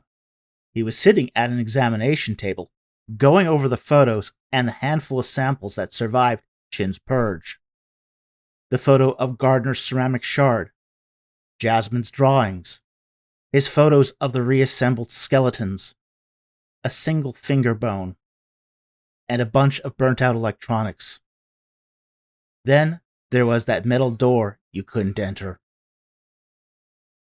Volodymyr walked into the lab. He stepped over to Pierre. "How is the camera coming along?" asked Pierre. "I wanted to talk to you about that," said Volodymyr. He rubbed his jaw. "It's proving more difficult than we thought." Pierre squinted and turned to Volodymyr. "We have a lot of designs and 3D models for a staggering variety of camera parts." Volodymyr shook his head. "We have printed out the frames of a dozen different cameras, and nothing seems to fit together. It's going to take more time than we expected." "Surely you have documentation and plans, don't you?" "Sure. We can send a list of parts to the printer, and out comes a bunch of parts. And you have 300 parts in front of you, but you have no instructions on how to assemble the parts. No one here has used, let alone seen, an intact photochemical camera. Reverse engineering the assembly instructions is proving difficult." "How long?" "We might have a classic 35mm camera for you in 3 months. I need it sooner than that." "Kind of figured," said Volodymyr. "That's why I want to propose an alternative to get you over the hump." "What?" "Ever heard of a glass plate camera?" "You mean those cameras that look like small accordions?" "Exactly," said Volodymyr. "The body is easy to construct, and we can easily make plates for it." "Don't we need to use glass for that?" said Pierre. "Isn't there a high possibility of breakage?" "No one said we had to use the exact same materials from the 19th century. Volodymyr pointed his finger to the steel top of the examination table. "Let's use plastiglass for the negatives. Chemical resistant, strong as steel, and lighter too. And the lenses? Plastiglass for them too. The 3D printer can make the lens blanks. This will be your great-great-great-granddad's camera on steroids. Dutch and I did have one concern, though. And that is the atmosphere behind that door." He straightened up. "We would prefer not to put a lot of work into making you cameras only to have them melt when you enter the cave." "I share that concern," said Pierre. "We need you to go back to the cave and take a sample of the atmosphere." Pierre turned pale. "How do you expect me to do that?" Volodymyr grinned. "Go to environmental control. They can fix you out with a hazmat suit. Dutch can give you a gas extractor."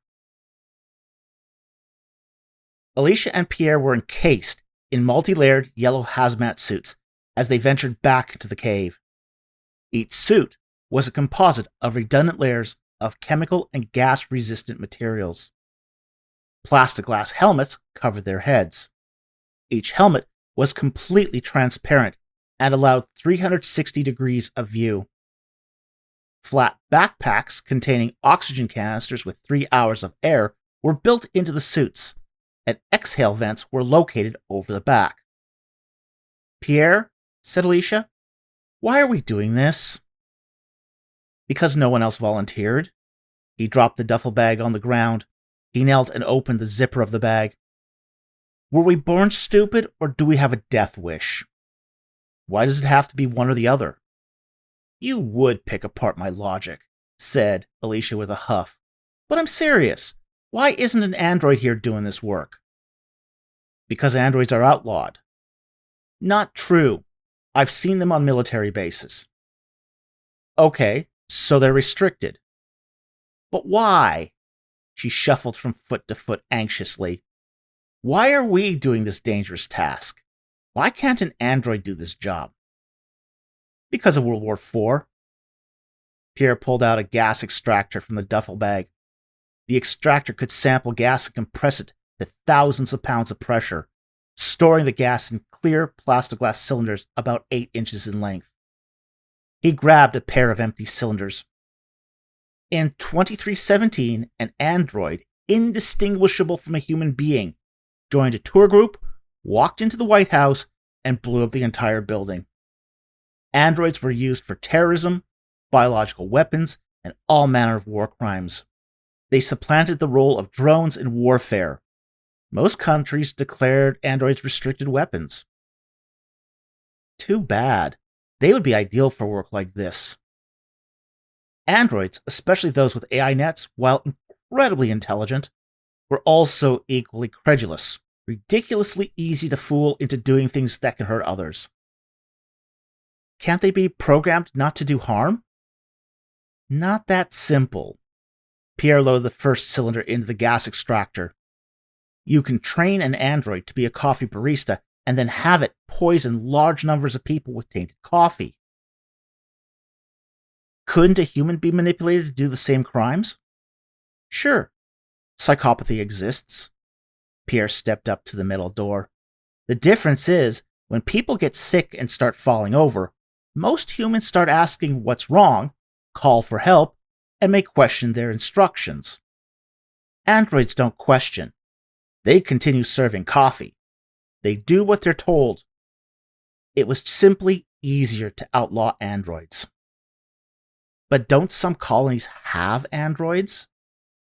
Yes, some colonies have androids, but those colonies are also military installations that have other restricted weapons. He turned the circular mechanism on the door and continued to do so until a half-inch space appeared between the door and the frame. Green gas billowed out. Why don't we have androids? Oresh is not a military installation. He fed the collection tube into the gap. When the tube went as deep as it would go, he pumped the trigger on the extractor. The clear cylinder filled with green gas. Does Basra have androids? I'm not sure. When the canister was full, Pierre pulled the cylinder out of the extractor and replaced it with a second. He pumped the trigger again. They might. Hard to say. When the canister was full, he pulled the extractor out and turned the mechanism to shut the door. Pierre removed the cylinder out of the extractor and packed everything back into the duffel bag. We're done here. Let's go back. Back at the colony dome, Pierre entered the chemistry lab. Dutch was at his desk looking over some papers. Pierre placed the duffel bag on the lab bench. You're back, said Dutch, looking over his shoulder.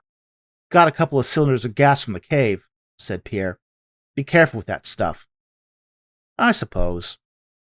Dutch seemed unconcerned, glancing over to the fume hood in the corner. Well, if you got this, said Pierre, I'm going to grab some lunch. I'll let you know when I've got results. I can't believe how bland the food is. Pierre held up a fork of spaghetti tinged with pallid, yellow sauce. What is this? It's not butter sauce, it's not hollandaise, it's not even mayonnaise. I would kill for an honest-to-God ripe red tomato. or even an expired packet of pepper from a gas station sandwich. Pierre's food review yet again.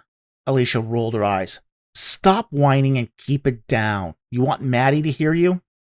Experts from every scientific field work here, but not a single person who can cook. Are you serious? She's not an earther.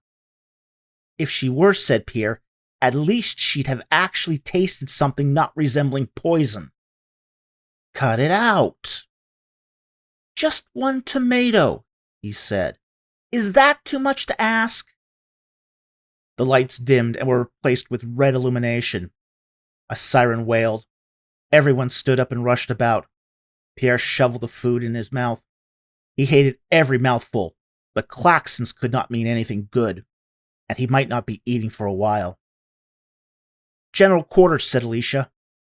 What are we supposed to do? Said Pierre. Report to our assigned emergency stations. Alicia stood up. I need to go to fire control. Where do I go? Upper management. That's you, by the way. Go to the situation room. Where's that? The security offices. Alicia ran off with Pierre still sitting there. 10 minutes later, Pierre entered the situation room, which was little more than a security office filled with 3 stacked rows of video monitors. A bunch of people were gathered over the shoulders of Security Chief O'Keefe as he tried to patch into the relevant video cameras. Glad you could join us, sneered Gardner. Perhaps be more prompt next time. Had trouble finding the place, said Pierre. What's going on? A situation in the chemistry lab, said Gardner. Anyone know what Dutch was working on? He was trying to recreate chemically based photographic film, said Volodymyr. No, said Pierre. Video streams from the lab appeared on the monitors. Dutch was lying on the floor, motionless. Blood seeped out of all his orifices. He was analyzing gas samples from the cave. Must have escaped containment, said Volodymyr. We need a level 3 purge. What's that? Said Pierre. The entire lab is flooded with accelerants, consumed in fire, and everything is pumped outside. Won't that destroy all the equipment? That's the point, said Volodymyr, to destroy everything in the lab so it cannot harm the colony. I need any data from the test machines, said Pierre. The life of every colonist depends upon it. Deep down he hoped that Dutch would stir and that he wasn't dead, and they could forgo the purge. Was it too much to hope for? Volodymyr looked at Gardner. 10 minutes, said Gardner. Listen up, said Volodymyr to everyone in the room. Do a memory dump of every machine in the lab, the mass spectrometer to the ultrasonic cleaner. I want everything. We only have 9 minutes to do it. Several scientists sat at workstations and began typing to access the equipment. It was the first time, as long as anyone could remember, they worked as a team. O'Keefe, said Volodymyr, hack into Dutch's personal terminal and download everything. Could take more time than we got, said the chief. Do what you can, said Volodymyr. Everyone raced against the clock. Pierre found himself isolated in the middle of the room, as everyone worked furiously at the edges. All this was above his level of computer skills. No scientific training to any appreciable degree. For the first time, he felt inadequate around those who had failed to find the source of the blight. Those around him whirled about in a blur while time lost all meaning. As they worked, Pierre watched the monitors in disbelief. Dutch's body liquefied into a ruddy pile of goo before his eyes. He found it hard to breathe and clutched the incision on his chest where the doc had stitched him up. Time's up, announced Gardner. Everyone stopped working, knowing further effort would be futile. Gardner turned to O'Keefe. Ignite the purge. O'Keefe turned the key and pressed a red button. Pierre swallowed hard and shuffled closer to Volodymyr. He whispered, "What would prevent them from doing this to someone that's still alive?" "Nothing," said Volodymyr. "This is about destroying pathogens as much as containing biohazards." Fire engulfed the room, and every monitor went black. Pierre's eyes grew wide. What happens next? The fire will burn for 30 minutes, incinerating everything in the room to ash. Then, the outside wall of the lab will fall open. All the ash will then be dispersed to the desert. Next week, maintenance will reconstruct the lab with what few pieces of equipment we have left. And a new chemist? Pierre was never going to sleep soundly ever again. Will have to be requisitioned from Earth. Pierre recalled that without a docking station, and with all the transport ships being diverted, a new chemist would be a long time in coming. A generation could pass by until they get a new chemist.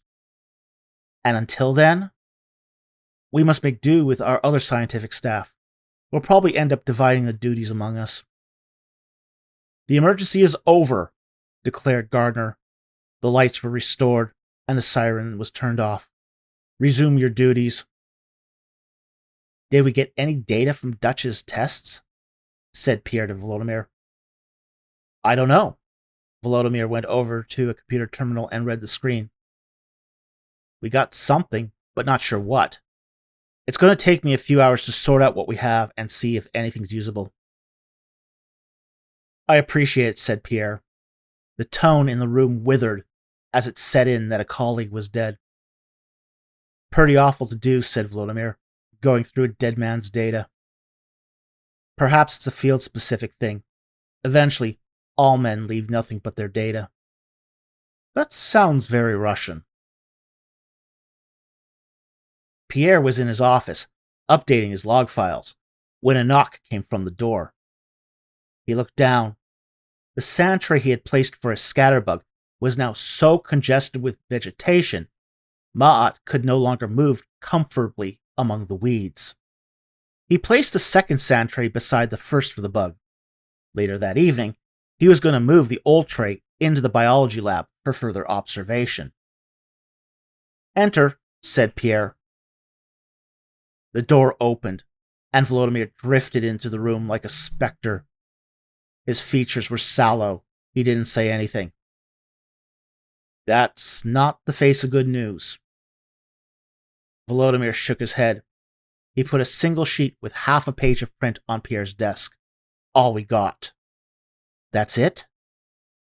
Nothing from his personal terminal. What's this? Partial results from the gas chromatograph. Partial? Volodymyr nodded. The samples from the cave contained high amounts of hydrogen that caused the heating coil in the unit to ignite, burst, and leak the sample into the lab. Pierre sighed at hearing the news. He shook his head. Volodymyr took a seat. The sample contained chlorine, cyanogen, acetone vapor, gaseous sulfuric acid, nerve agents, and hemotoxins. Plus a variety of enzymes that can eat away organic materials like I've never seen before. You are very lucky to be alive. Sobering, said Pierre. I wish Dutch had been so lucky. Volodymyr hit the desk with his fist and stood up. Right now, one person is dead on the deck. Pierre stood up. If we don't get back into that cave and figure out what's happening, this incident will be a mere nosebleed, and their deaths will be on our heads for not figuring this out. Well, you can't go back into the cave. There's no way the hazmat suits will survive those conditions. And you can forget about a flash for your camera. The gas is too flammable. Would it be possible to vent the cave? Said Pierre. Vent the cave? The Ukrainian man paused to consider it. Maybe. The door would have to be wide open, and you'd have to pump fresh air in and vent bad air out. Depending upon the volumes involved, it could take weeks, but it's not impossible. Wouldn't an exhaust fan get destroyed by the gas? Don't use a fan, said Volodymyr. Use a magnetopump instead. It is essentially a set of magnetic coils placed outside of an exhaust tube. Start with an ionizer unit covered in a ceramic film, which will make it corrosion resistant. The ionizer adds an electric charge to the gases, and then the magnetic coils pull the charged gases through the exhaust tube and out of the cave. And I think We can do this without having to use a single semiconductor. EMP resistant too. Pierre was impressed by Volodimir's technical prowess. It could work. However, no one should go near the cave for the next couple weeks while it airs out. Did you see Dutch die? Asked Alicia, setting up a blower fan at the cave entrance. Pierre laid out 2-foot-wide ventilation tubing inside the cave. They both wore yellow hazmat suits. Glow sticks littered the floor, lighting up the cave. It took nearly a week to get all the components working without the semiconductor parts. He was dead by the time anyone could do anything, said Pierre. And I don't want to describe what I saw. Was it the gas? Oh yes, it was the gas, said Pierre. But what killed Dutch was carelessness. Horrible.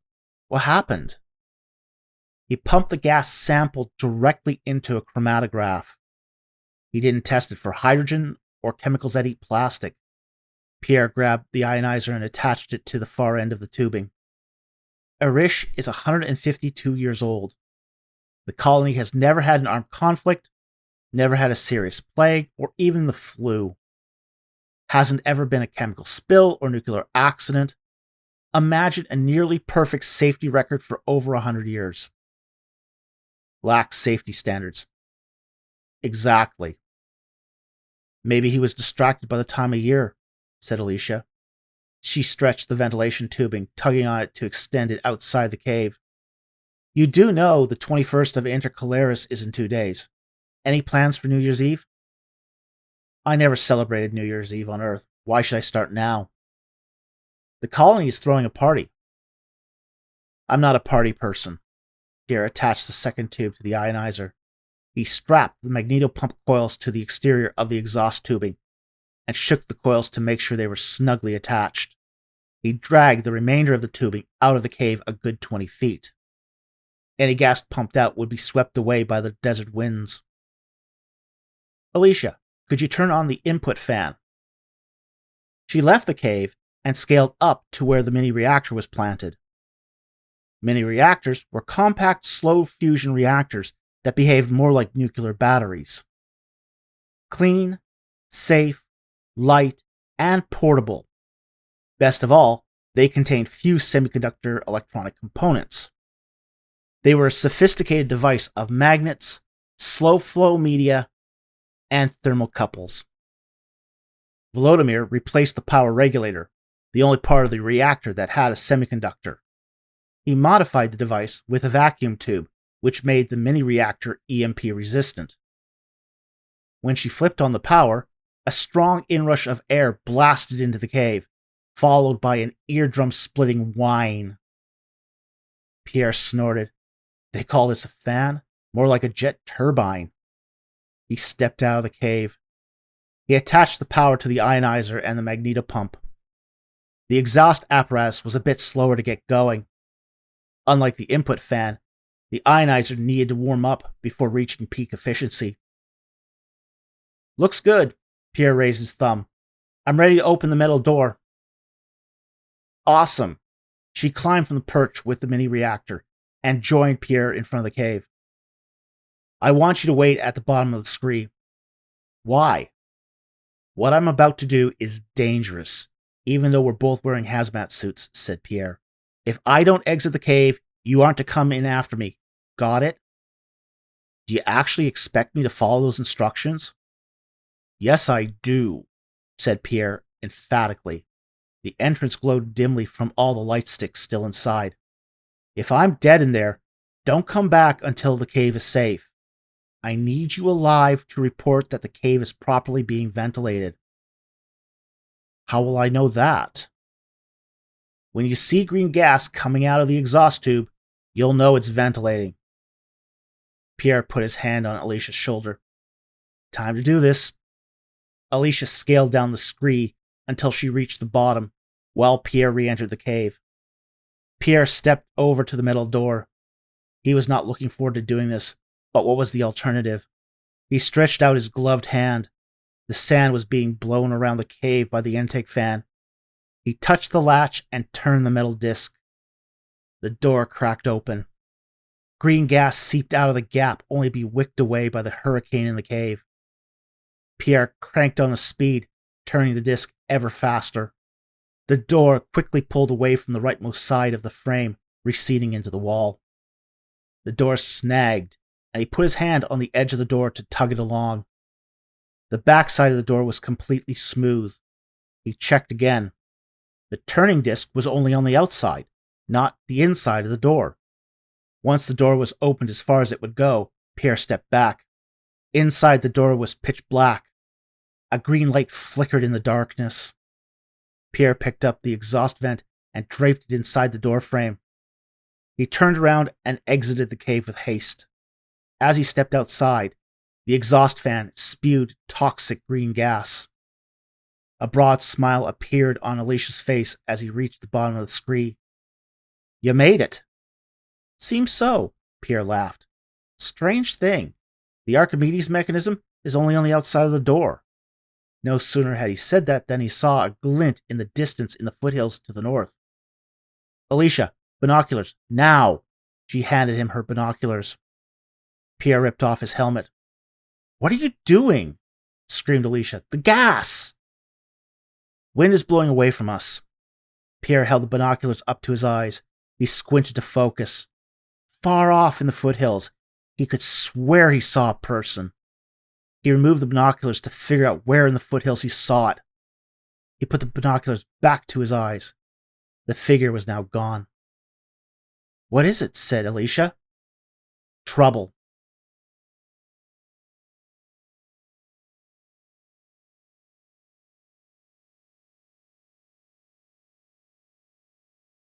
Chapter 12.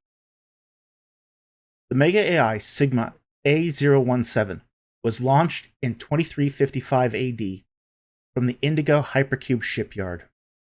The frame of the vessel is a Dreadnought A-type design. The dimensions of the ship are 35 kilometers long and 9 kilometers wide, with a maximum flank speed of 0.073 C. The ship is equipped with 3 antimatter reactors and 12 pulse engines. Jane's Mega AI starships and space stations. When Pierre returned to the colony, he went through decontamination and then marched directly to the cafeteria. Alicia tagged behind him, trying to keep up. "What are you doing?" she said. "What I've needed to do since day one," said Pierre. He rolled up his sleeves. As soon as Pierre entered the cafeteria, he found Chin and his goons eating and laughing it up. "Chin!" The table immediately grew silent. "What's the meaning of sending your goons after me today?" said Pierre. "No idea what you're talking about," said Chin. His face contorted into a smirk. "I saw your guy following me." "You're paranoid." "Are you telling me that wasn't your guy?" "Right. I'm not telling you anything." Chin laughed his ass off. "I'm living rent-free in your head. You can't tell me you aren't trying to destroy my reputation." "Past tense, bud." Chin composed himself. "What?" "Destroy, duh, as in the past tense." Chin leaned back and picked up a dinner knife and played with it. "You only burn down a house that's still standing. I need not do anything to a house already turned to ash. Although, I think Terry might still have some plans for you." "Let's go," said Alicia. She pulled Pierre along with her. When they got to the far end of the cafeteria and out of earshot, he stopped. "He didn't do it," said Pierre. "Did he?" "Don't think so." Alicia looked back. Chin's table had resumed the conversation they were having before being interrupted. "This is much more concerning." Pierre was thinking about the implications. "An exile? Or Basra? You need to report this to the governor." "A momentary sighting of a blurry figure?" "Yes," said Alicia. "Make the report and let Gardner decide what to do about it." Pierre shook his head. At least report that Chin has been in contact with Basra. And say what? I don't have any hard evidence, except a couple suggestive offhand remarks. And if I did report it, Chin could say he's just trying to reestablish contact with Basra. Despite how everyone acts around here, Aresh is technically not at war with Basra, and has been trying to reach out to them for years. So Chin hasn't done anything illegal by contacting Terry. Moreover, Gardner would simply use my report to claim I was jealous to provoke more competition between his senior staff. Because of crowding, colonies were normally noisy places. Yet, the need for privacy remained a universal human need. And to satisfy that need, colonists found creative ways to be alone. Some found moments of solace in the dark underground passages. Some found abandoned rooms. Management had private offices. Pierre found respite in the biology lab. It was relatively quiet, and few thought of looking for him there. Pierre placed the first sand tray from his pet scatterbug on the examination table. He picked up a set of tweezers and poked through the long grass, lush and thick. The alder seedling was now nearly 30 inches, and was quickly outgrowing its container. The weeds concealed new kinds of vegetation. When he cataloged all the life, he set the tray down on the ground. Alicia walked into the biology lab. She was the one exception. Somehow, she always knew where to find Pierre. "What are you doing?" "Working," said Pierre. "When do I not work?" "Why aren't you in the mess hall?" "I'd rather work." "It's 11 p.m. on New Year's Eve." "That's supposed to mean something?" "Yes. It means this colony has survived one more year. That's an achievement."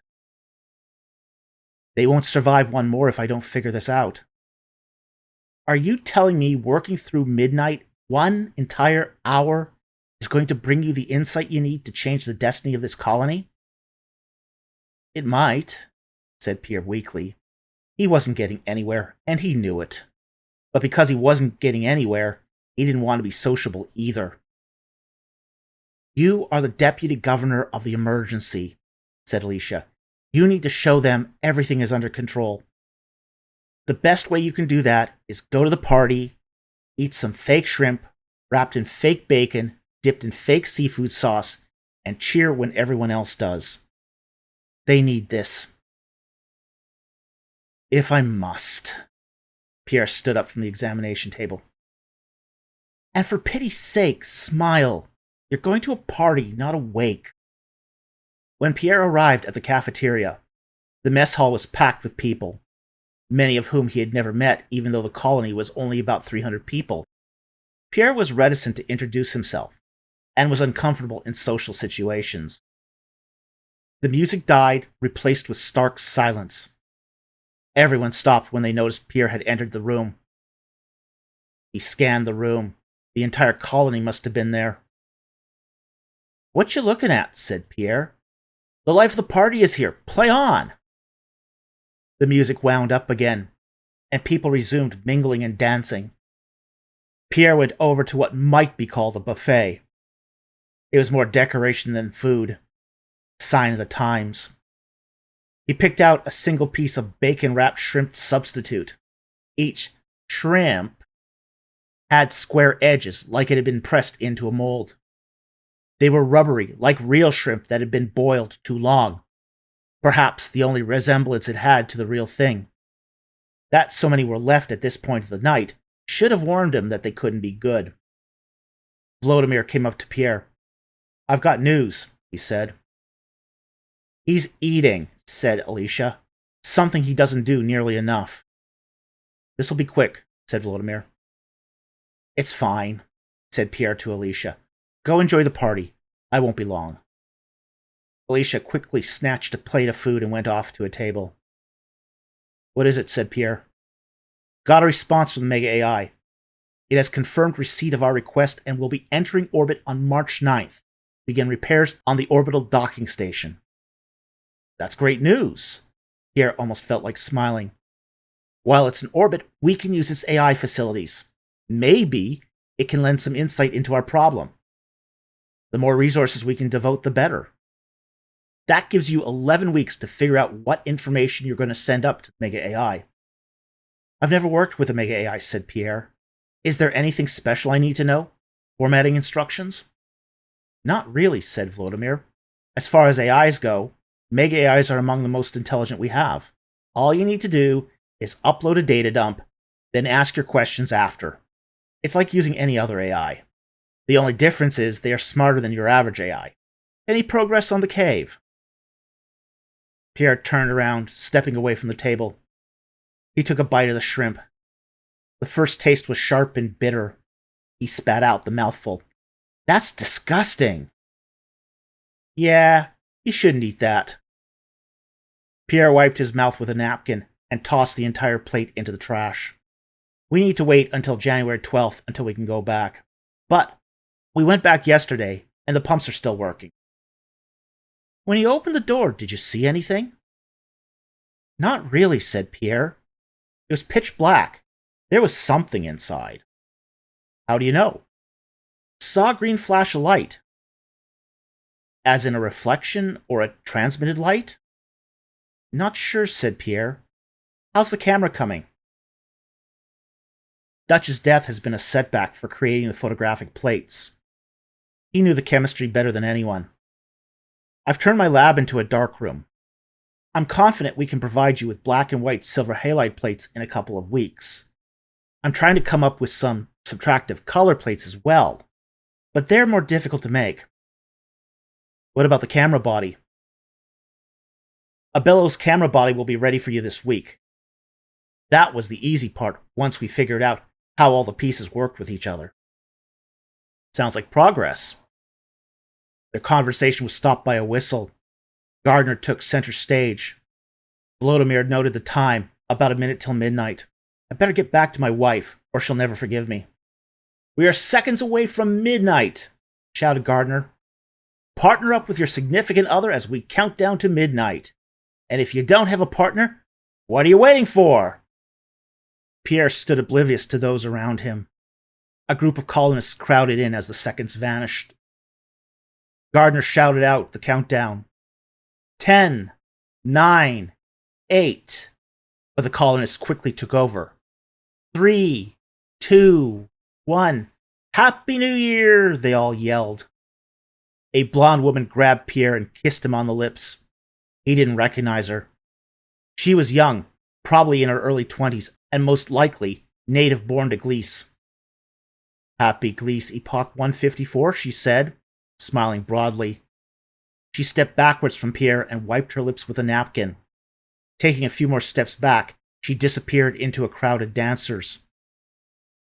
Pierre looked over his shoulder. Alicia scowled.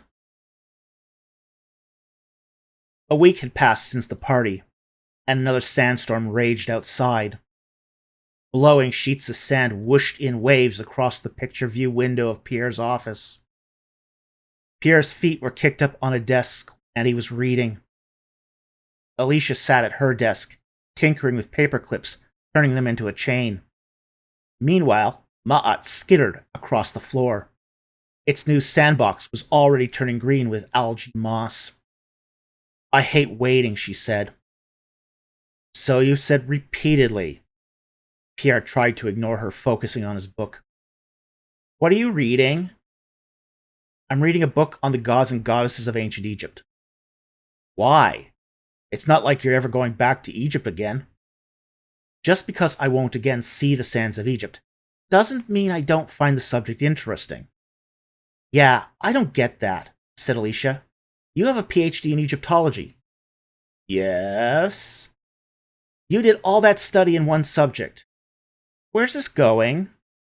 You know everything there is to know about your subject, and you're still interested in it. Don't you find it boring? I learned all this about ancient Egypt, so I can learn what I don't know. Pierre put the reading pad down for a moment.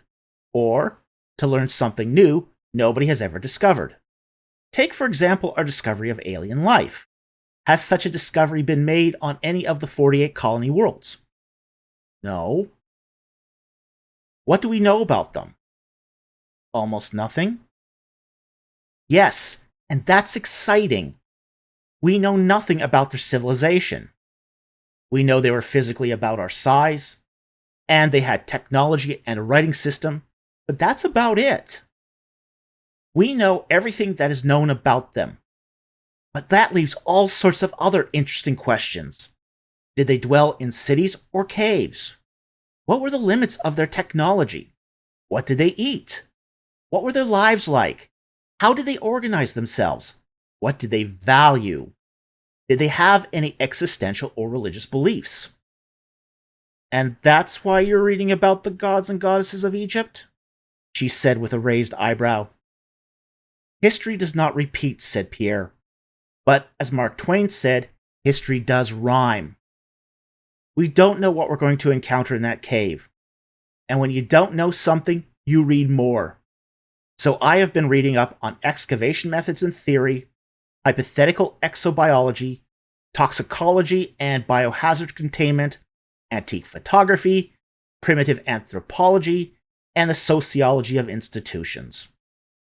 Frankly, I'm tired of reading all that stuff, so I'm sitting back and reading something I like to read, Egyptian religion. Fair enough, said Alicia. Can I ask you about something else? Pierre hummed in reply. He picked up his tablet and resumed reading. Have you thought about the 22-month rule? Pierre rolled his eyes. You mean the couple up and start producing babies within 2 years or you're out of here rule? Yes. Nope, not for a moment. He disliked where the conversation was heading. What are you going to do about it? Sod all. You're joking, right? Pierre peered over the top of his pad. He squinted at her. Do the math. We arrived here in June, and we've already been here 6 months. Between 10 to 12 months from now, all the food will run out. There'll be rioting and a breakdown of civil order, even in a small colony such as this. Do you seriously think Gardner is going to be able to hold this all together when things start flying apart? What if you find the problem and solve the mystery? Let's say I do. Let's say I find the cause today. Maybe in 11 months we'll get the next crop? Will those crops be enough to feed everyone? I doubt it. Order will still break down. Let's face it, we were called in years too late. But what if there was someone special? Someone who might need you? No, thanks. Pierre thought back to Sarah, his relationship with her, and his last conversation with her at the dive bar. He seethed with nothing but hatred for her. He was never again going to let himself be manipulated in such a way. I've had a relationship where I was needed. As soon as that person no longer needs you, it's over. I have no interest in being used and discarded like last week's leftovers. What about the 22-month rule? I can survive fine in the desert as an exile if it comes to it, said Pierre. I'm only here to discover what's causing the terraforming blight. My entire worth rests upon my ability to see what others cannot, find what others cannot, and do it this time without a major screw-up. Is that how you see yourself? A man is only as good as his next victory, only as good as his ability to kill the next woolly mammoth for the clan, only as good as his foresight to navigate through the dangers that imperil our path. I see. Admittedly, I haven't always done well doing that, Pierre said downcast. He recounted all his failures, particularly the botched excavation at the Nagata fortress he had been working on. He should never have mentioned the possibility of an early dynastic foundation deposit at the temple inside the fort. The possibility of finding another Narmer pellet incited his poorly trained subordinates, and particularly that wretched nephew of Gerard's, to tear up the site without any consideration for proper archaeological methods or documentation. As a result, much of the context of the site had been destroyed by local workers who were out of control. He ran his finger along the side of the tablet and looked Alicia straight in the eyes. I am no one's hero. I am not Gardner's hero, Melissa's hero, or your hero. I'm only doing this fool's errand to vindicate myself and that's all. I'm surprised you joined us, Pierre said to Vladimir. Vladimir hiked out in the sand alongside Pierre and Alicia. The temperature was cool, with the post-sandstorm golden hue, where everything radiated a warm glow. Definitely autumn weather. This hasn't been the most popular destination since the death of Dutch. That's a good thing, said Vladimir. He wore fatigues while the other two wore yellow hazmat suits. Vladimir carried a backpack while the other two lugged duffel bags. Alicia also had a rifle slung over her shoulder. The colonists needed a good scare that what we're dealing with is dangerous. Nothing communicates that better than a dead man. Pierre looked askance at Vladimir. Don't get me wrong, said Vladimir. Dutch was a friend, but he was also sloppy and took the threat all too casually. He got what was coming. My only regret was it didn't happen to Chin instead.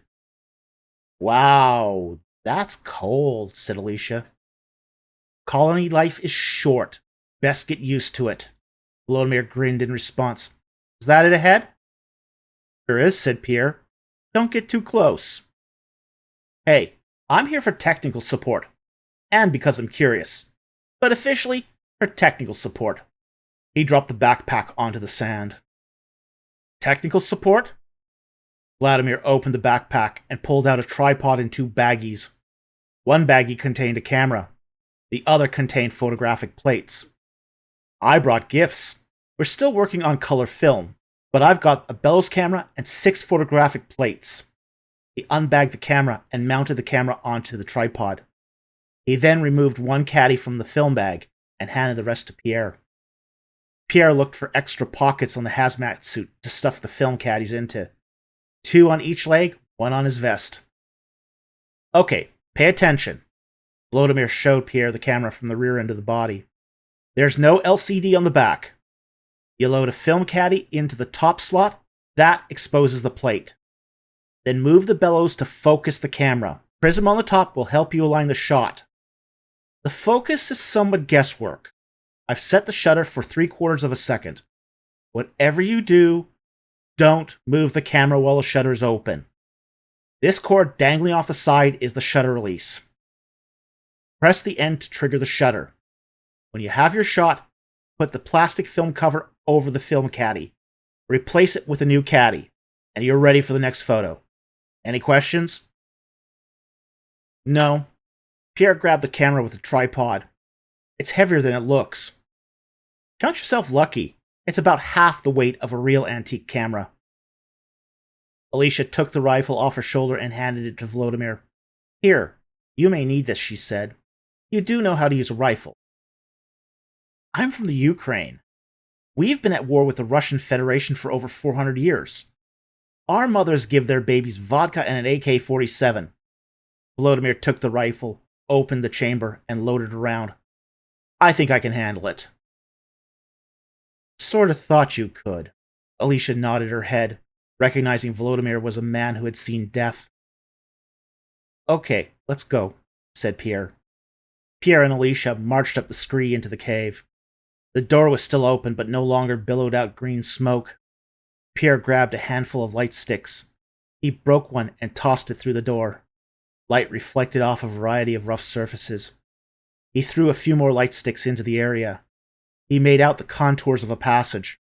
Time to go inside, said Pierre. He walked inside holding up a light stick. The passage descended into the earth.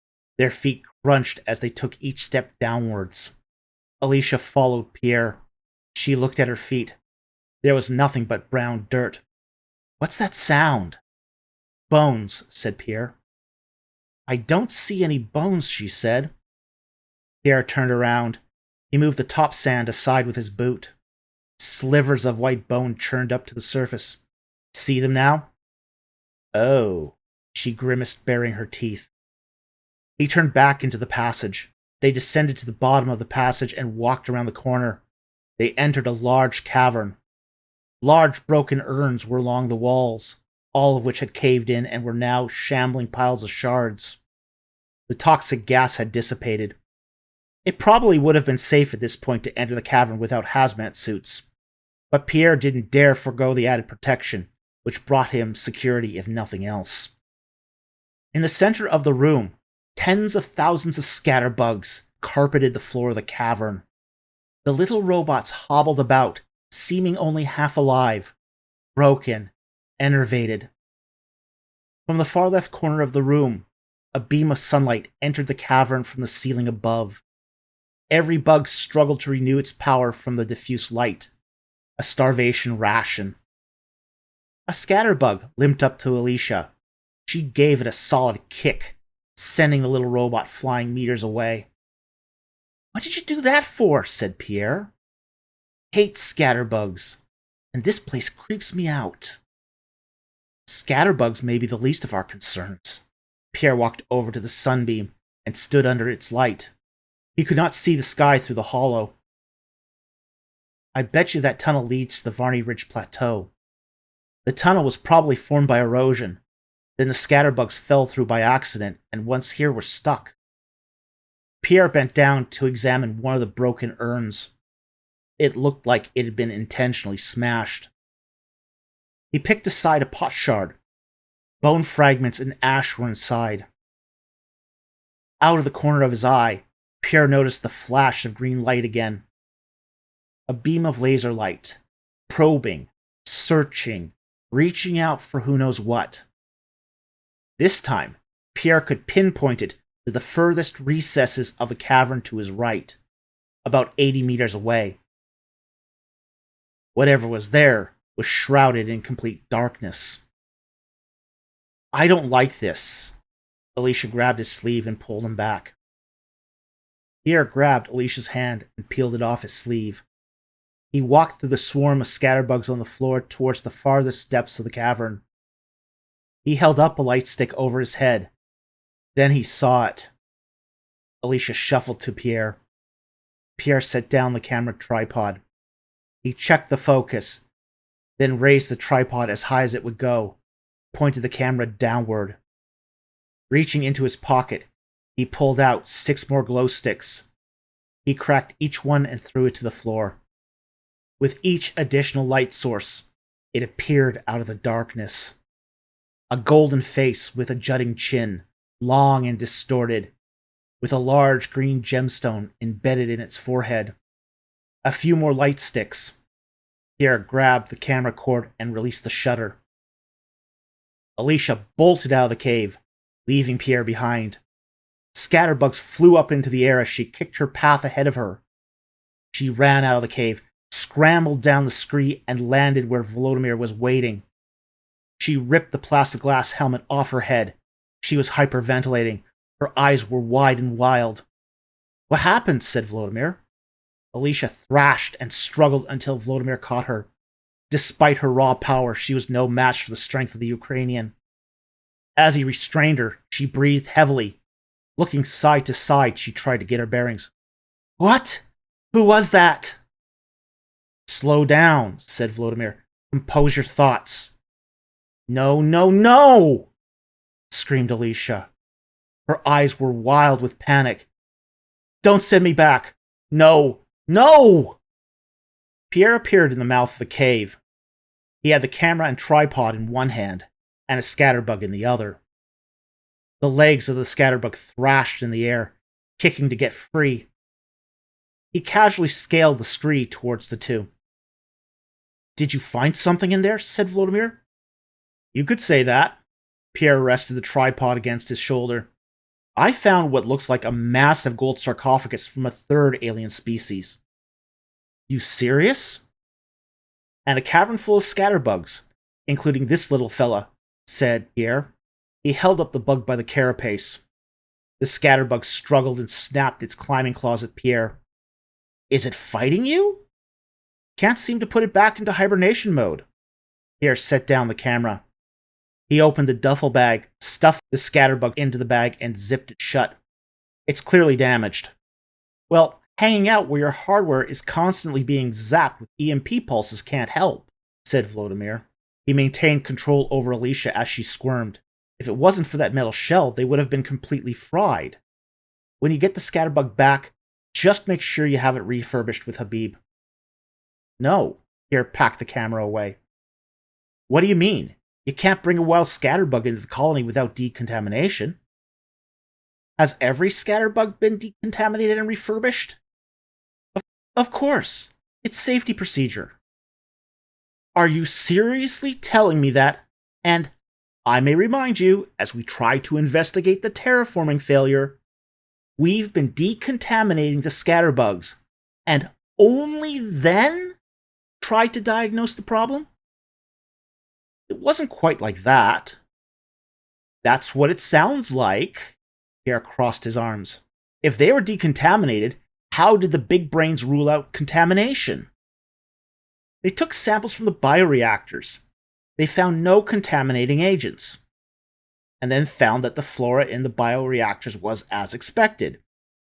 Every species of bacteria, spore, and seed was accounted for. All that means is they missed something, said Pierre. They discovered nothing, so they stopped looking. Sloppy. Just sloppy. All it takes is finding one shred of evidence or one exceptional circumstance to make that a mockery. That's the way we've always done it. Not feeling well, said Alicia. She pushed Volodymyr away and rolled over face first on the sand.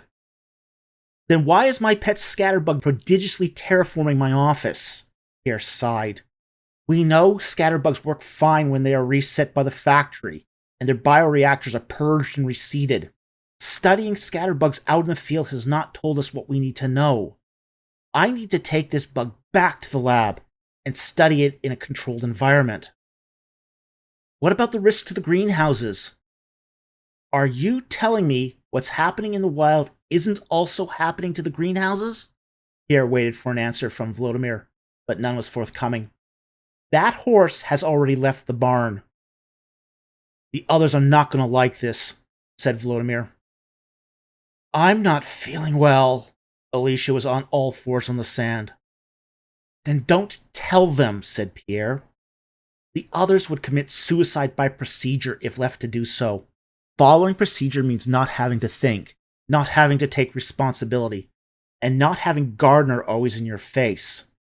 So, if they want to crucify me for breaking the rules, then hang me high for saving their worthless skins. But examining a damaged and contaminated scatterbug may be our only way to get to the truth. Alicia threw up violently all over the sand. Volodymyr strode into the biology lab. Pierre was sitting at a desk writing some notes. How's Alicia doing? Said the Ukrainian. Doc Jones says it was more than a panic attack, said Pierre. She had a complete mental breakdown of some kind. How's that possible? Said Volodymyr. She's a Marine Corps vet. I know what you mean. I thought she was tougher than me. What's her prognosis? Doc says she's fine physically. She's still suffering from crying fits and the occasional panic attack, but he says the mood swings are now less severe. What the hell happened in that cave? Wish I knew. Pierre shook his head. I didn't experience anything I haven't seen in other ancient tombs. Have you visited her? Doc says no visitors until she's stable. It's been 3 weeks. I know, said Pierre. It's like I've lost my right hand, but Jones has prescribed another week of bed rest, followed by 2 weeks of light duties. Volodymyr put the developed film on the desk. Here are your photos. Ah, yes, said Pierre. He picked up a handful of prints and flipped through them. Nice. Excellent. Good detail. What about your new scatterbug friend? You mean Isfit? You named that thing? Isfit means chaos. A name well earned. He's in a pen at the back of the lab. Pierre looked over his shoulder. The scatterbug was rustling in the vegetation inside the sandbox Pierre had left there. The sandbox seated by Ma'at. A second sandbox with fresh sand had been placed in the pen alongside the first box. I had to pen him up. He kept creeping up to me and pinching me with his climbing claws. Serves you right for bringing a contaminated scatterbug into the colony. Never seen a scatterbug act so aggressive. Pierre walked over to the pen. Vladimir followed the Frenchman. The alder ceiling wiggled for a moment. Then its stalk flipped up into the air and landed flat onto the floor of the pen. "It's tearing up the vegetation," said Vladimir. "I've never seen them do that." "The behavior is not normal." "Nothing about this is normal. How many scatterbugs were in the cavern?" "I wasn't inside for long, but a lot of them." "Hundreds? Thousands?" "More," said Pierre. "Tens of thousands.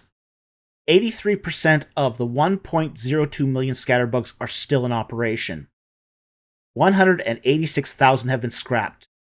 That leaves 142,000 unaccounted for. If I was to do a Fermi estimate, given the size of the cavern and the density of the bugs, there are between 80 and 100,000 bugs in the cavern." "That many?" "At least 80,000, said Pierre. "But that's only an estimate. And given they might have been falling into the cavern for 150 years, figure only about 1,500 lost per year. When you manufacture 7,000 bugs per year, it's hardly surprising you wouldn't miss 1 or 2,000 here and there. All they need is a little light to recharge their solar cells. They could survive for hundreds of years, as long as their circuitry remained working." "Suppose so," said Vladimir. "What exactly is in those photographs?" Pierre went to his desk. He picked up the photographs and went to the examination table. He spread out the photos onto the examination table. "It looks like a sarcophagus." Pierre pointed to the darkest photo. He traced an outline on the photo with the back of a pen. "It has a general bipedal form, feet, and a face." He grabbed the photo of the face of the object.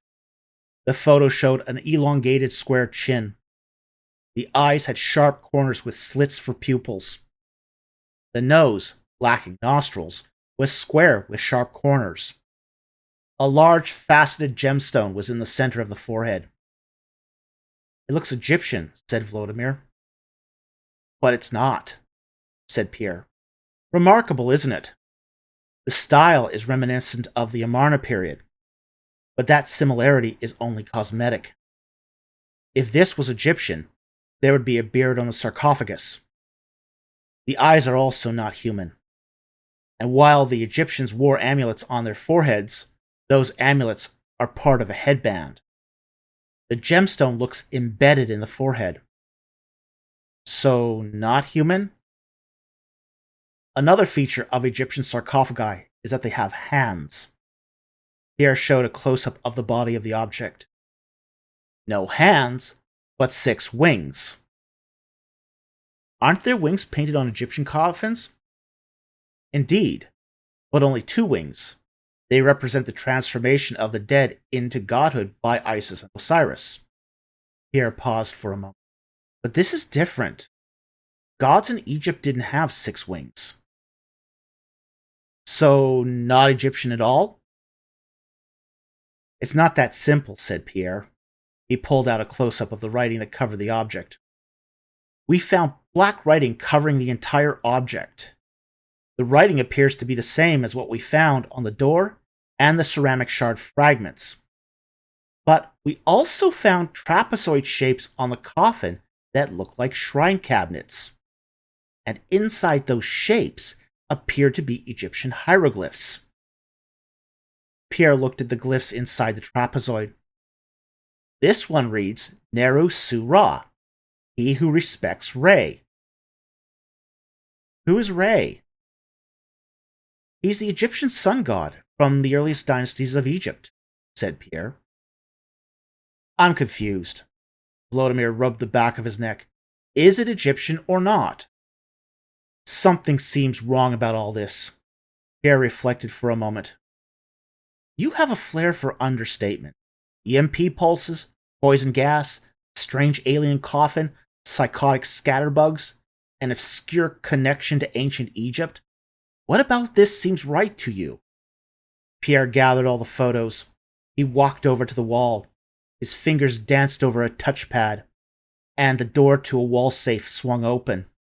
He put the photos into a folder, placed the folder inside the safe, and locked it with all the evidence he gathered, including the ceramic shard, Jasmine's notebook, and the finger bone.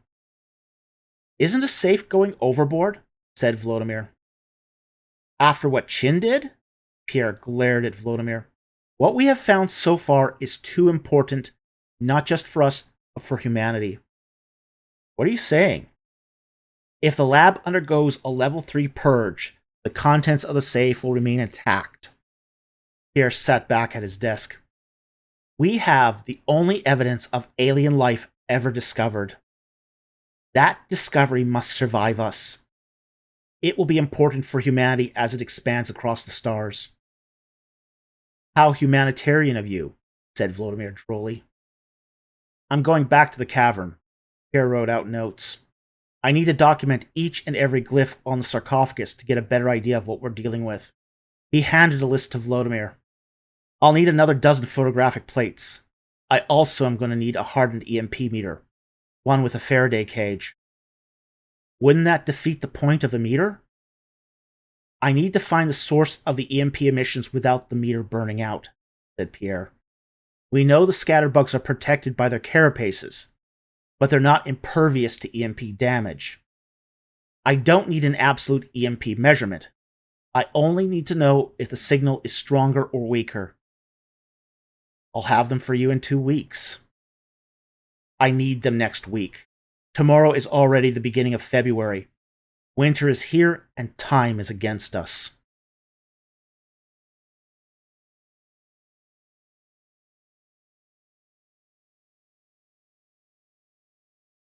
Chapter 13.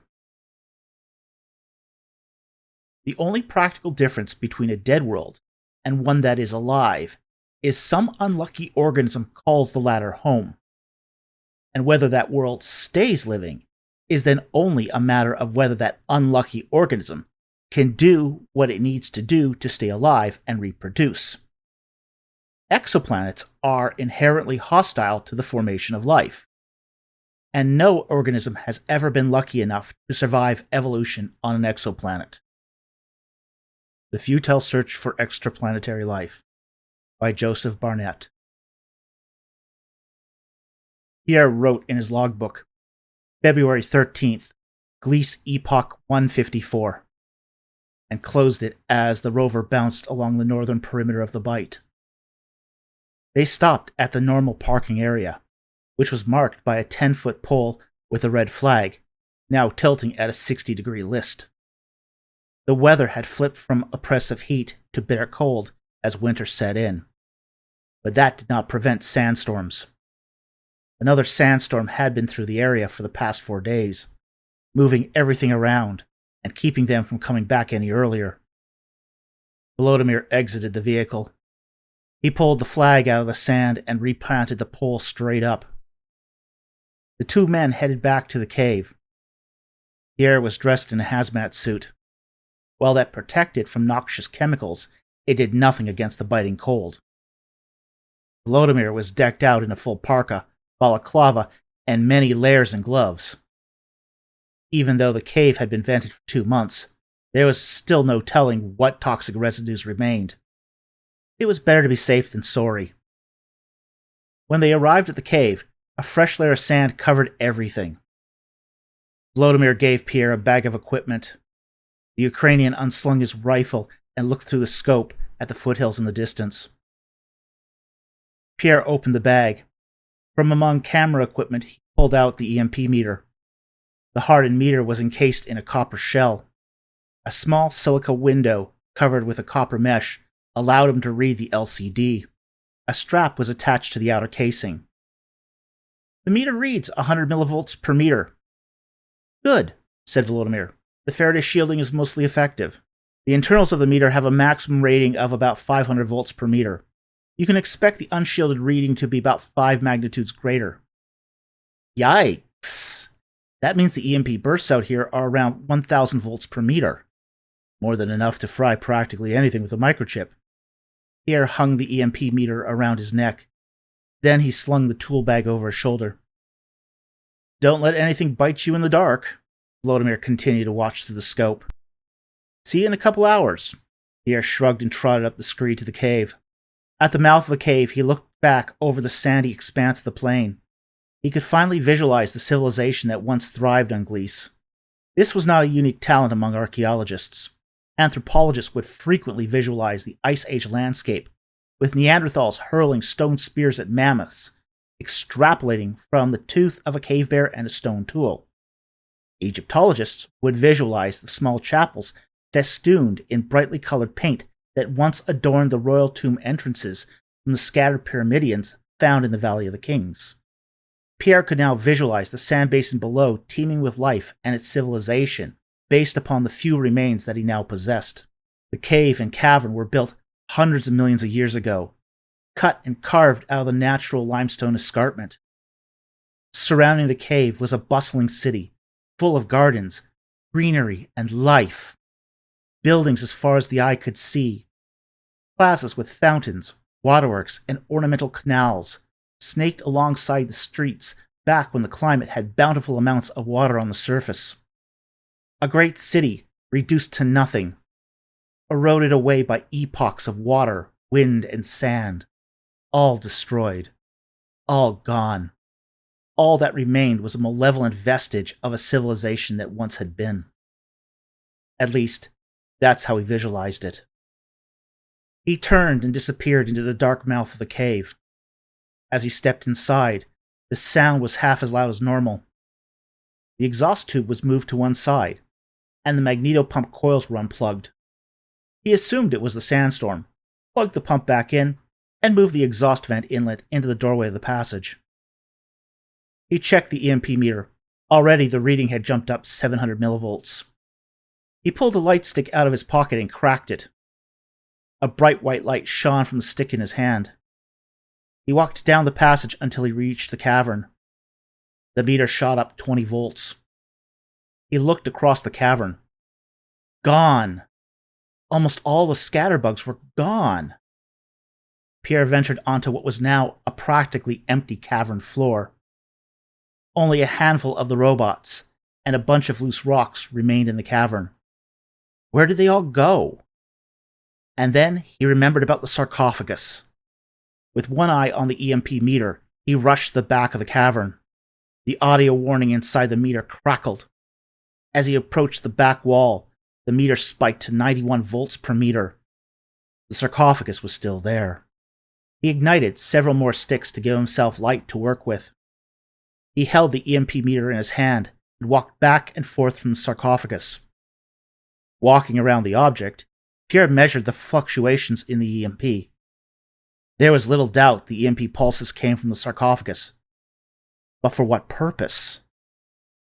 He stuffed the EMP meter back in the bag and pulled out his satchel of archaeological tools. Pierre wanted a close look at the sarcophagus. He selected a brush. He swept the feet of the sarcophagus. He was surprised it only had a light film of dust. This was strange. He had found coffins before. They were often covered in layers of dirt and dust.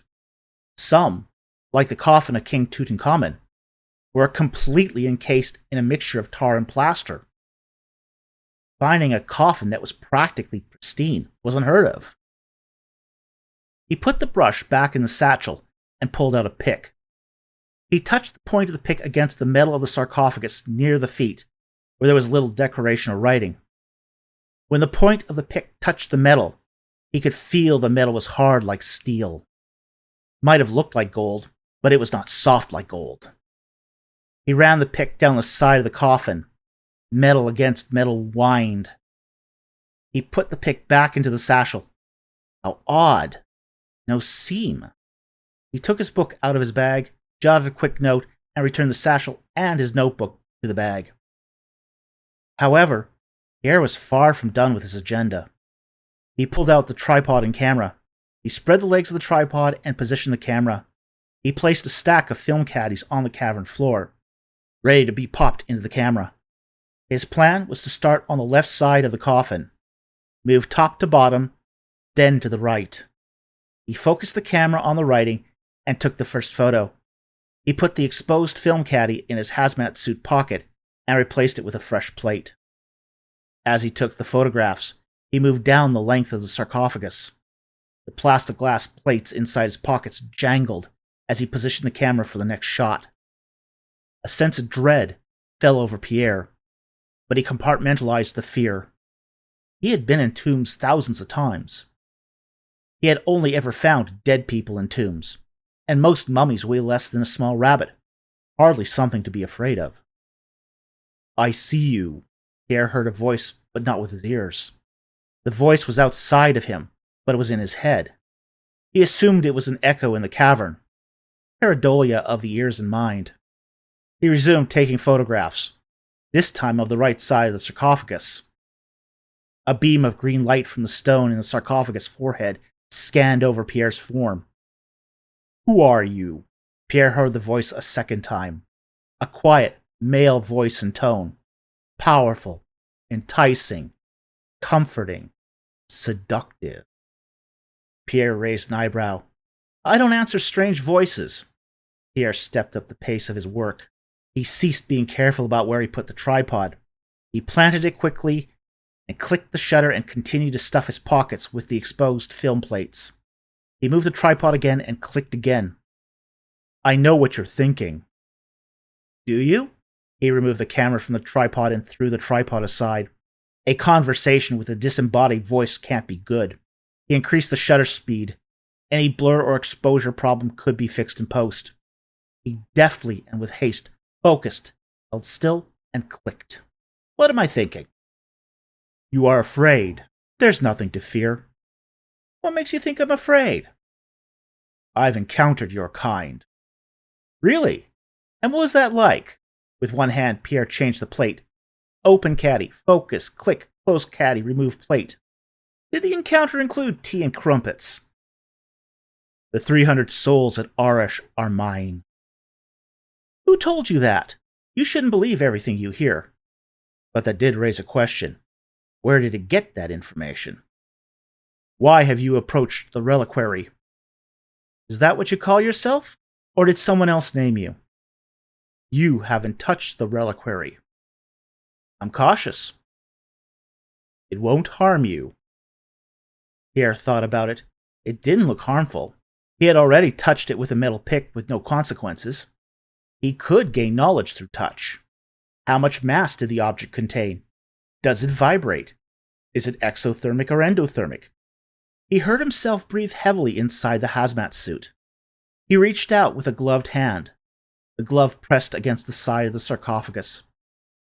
He immediately pulled the hand back and looked at the palm. The glove turned from yellow to black and began to dissolve. Pierre tore off the glove and threw it to the ground. A tendril of liquid metal grew out of the base of the reliquary and punched into the ground. Pierre noticed there were several of these roots at the base of the sarcophagus. Pierre stepped back. A moment later, vents on the side of the reliquary opened and green gas issued out. With his hazmat suit compromised and his hand exposed, he had to get out. Now! He dropped everything and ran towards the exit as fast as he could. The ventilation would eventually evacuate the gas, but not before the toxins entered his skin and dissolved him from the inside out. He looked over his shoulder. The reliquary was shrouded in a cloud of green gas.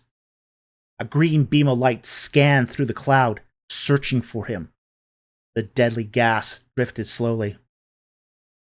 He fled up the passage and exited the cave, but Volodymyr was not waiting for him at the bottom of the scree.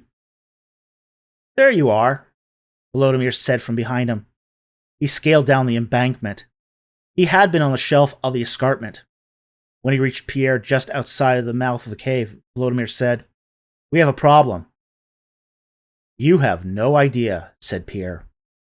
"We're being watched," said Volodymyr. Pierre squinted and shook his head. "That's not what you're talking about, is it?" Volodymyr inhaled deeply. "Shit." When they got back to the rover, Volodymyr sat in the driver's seat, while Pierre took the passenger seat. The Ukrainian turned the engine over and put the rover into drive. Pierre looked out to the side as they made their way back to Arish. "What would cause the scatterbugs to disappear?" said Pierre. "Maybe," With the door open, they found their way out of the cave. Like when you open a bird cage, eventually all the birds fly out. Many of those scatterbugs could barely move. Even if they had found the exit, we are talking about tens of thousands of bugs finding their way out and into a sandstorm. There should be pieces of bug all over the landscape. But there was something else. Vladimir hummed, indicating he was listening. When I entered the cave, the ventilation ducting was moved and the magnetopump was unplugged. Sandstorms don't unplug magnetopumps, said Vladimir. Were the scatterbugs stolen? Stolen?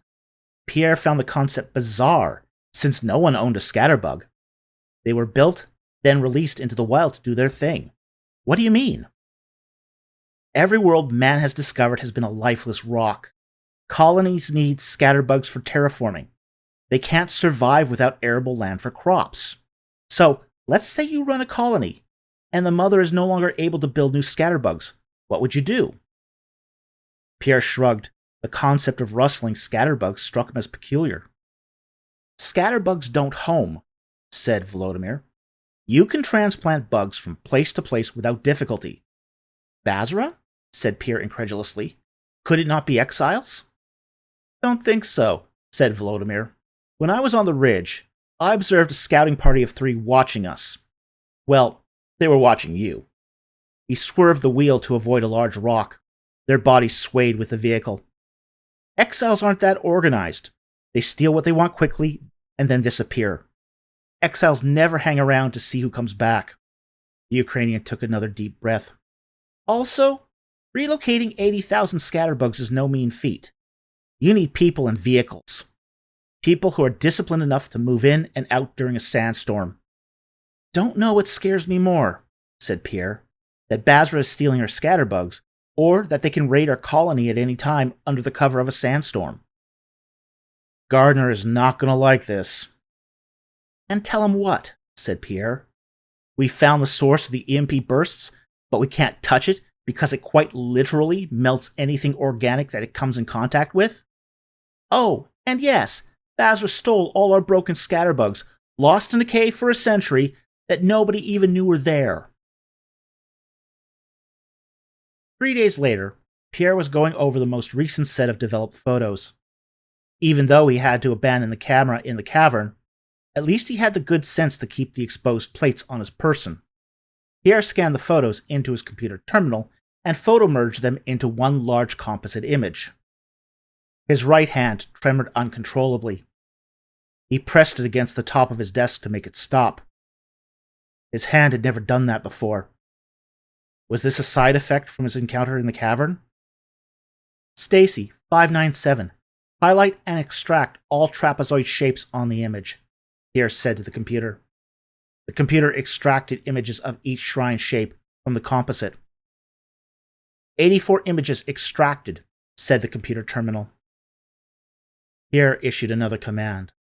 Stacy, 597. With the extracted images, use optical character recognition and pattern fitting. Find unique instances among the extracted images.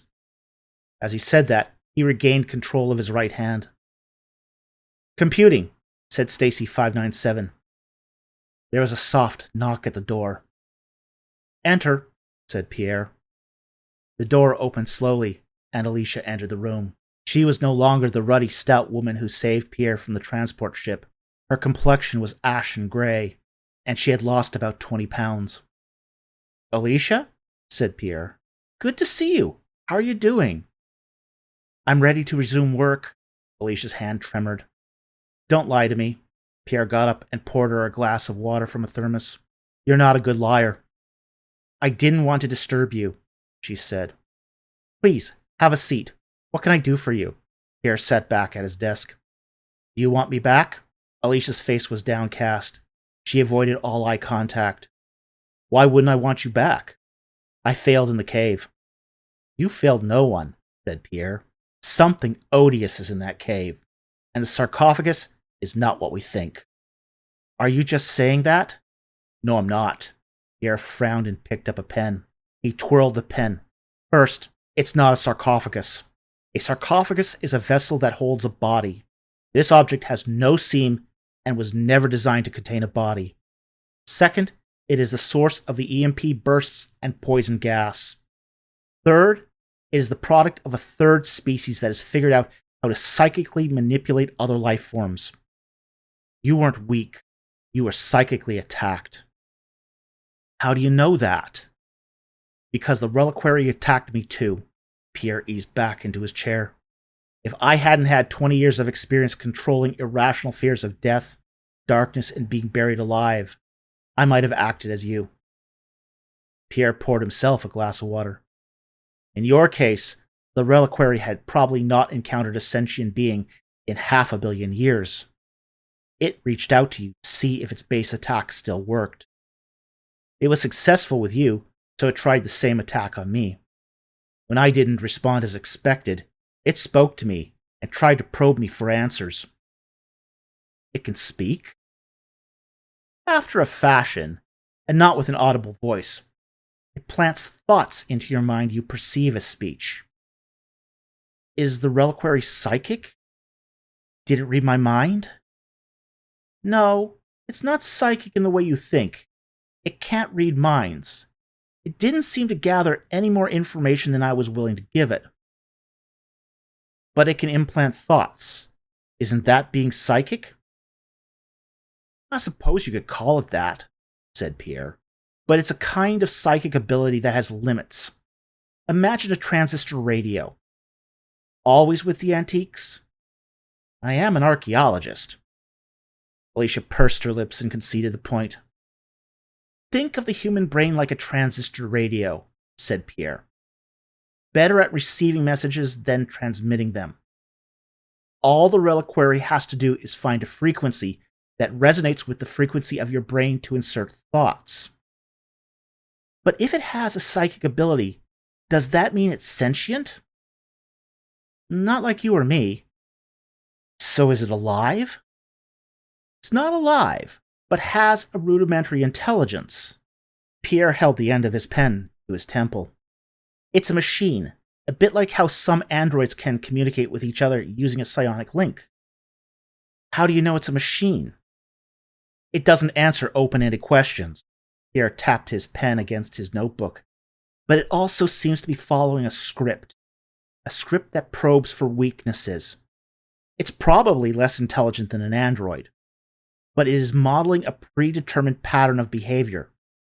Think of it more as an engram. An engram? It's a piece of cognitive information or an ability that has been imprinted into a physical substance. It can collect rudimentary information and identify the vulnerabilities of an intruder. Whoever made the Reliquary imprinted upon it cunning, deceit, and malice, but it is unable to respond to anything not within its imprint. Task complete, said Stacy 597 in the background. 11 unique instances identified. Stacy 597, said Pierre. Using the unique instances, identify individual glyphs according to the Egyptian hieroglyphic language, then scan the main text. Command running, said the computer terminal. What are you doing? Said Alicia. I'm trying to decipher the alien inscriptions. I'm confused, said Alicia. You asked the computer to correlate the language to ancient Egyptian, but you also told me that the Reliquary is hundreds of millions of years old. Isn't ancient Egyptian only 5,500 years old? Ever looked at the Chinese writing system? No. There are 7 official dialects of Chinese, all pronounced differently, but all of them now use the simplified Chinese writing system. So, are you saying that the Egyptians used a logographic writing system that was taken from these aliens? It might be safer to say that Species 3 had a priestly or royal language that was incredibly long-lived. It's possible that Species 3 used a kind of proto-hieroglyphic. How would the Egyptians have encountered the writing system from Species 3? It's not unusual for cultures to adapt writing systems for their own use. English had 2 writing systems, which it adapted from Latin. It used a printed script that is a combination of two other writing systems, Old Roman majuscule cursive and Carolingian minuscule scripts. English also had a cursive script that was used for hundreds of years, but is rarely used today. What are you saying? We can't know how Species 3 spoke their royal language, but if their pictographs employed similar meanings, like a Chinese person who can read Japanese while being unable to understand the spoken language, we might be able to read a portion of Species 3's language without necessarily being able to understand the spoken language. And that's because hieroglyphs are pictographic? To a large extent, yes. Pierre paused for a moment. Unfortunately, only a small minority of the language uses hieroglyphs. The second script will be a greater challenge. How so? It doesn't seem to be directly related to the proto-hieroglyphs. Pierre pulled up a magnification of the composited image. If you look at this writing system, it's not pictographic. It seems to use a system of 44 letters. How do we figure this out? Not sure we can, Pierre said prospectively. He zoomed into some of the trapezoids. These trapezoids act like cartouches. They frame names. Some of the names have been substituted with the second script. Mapping those crossovers might give us a clue. So where do we start? Said Alicia. She moved her chair until she sat next to Pierre. You want to work with me on trying to crack the code? Said Pierre. The process of deciphering a new language is seldom fast, and is often a tedious struggle. You sure you want to do that? Doc did say light duties. Task complete, said Stacy 597 in the background. 283 instances of hieroglyphs found in the main text. If you insist, said Pierre. He moved his chair up to the desk. The first step is to try to translate the symbols we can figure out. Names are often a good place to start. Pierre selected the contents of the first trapezoid cartouche. He opened a notebook and with a pen carefully drew out the first name. He then transliterated the name and then translated it. One read Mesji F. Onk, he who hates life. The meaning of this was clear. Meanwhile, Alicia quietly watched him work. He selected another, Netcher Iku, a god who destroys. Pierre scratched his head. Are you translating those names right? Alicia asked, reading over his shoulder. These are clearly names, said Pierre. But what kind of civilization gives its offspring such terrible names? He flipped back earlier in his notebook to his first translation. Neru Su Ra, he who respects the god Ra. Pierre repeated it out loud. That name seems perfectly reasonable, said Alicia. If I was a king or something similar, I would want to show my respect of the religious system. The opiate of the masses thing. How anachronistically Marxist, said Pierre dryly. Then he saw it.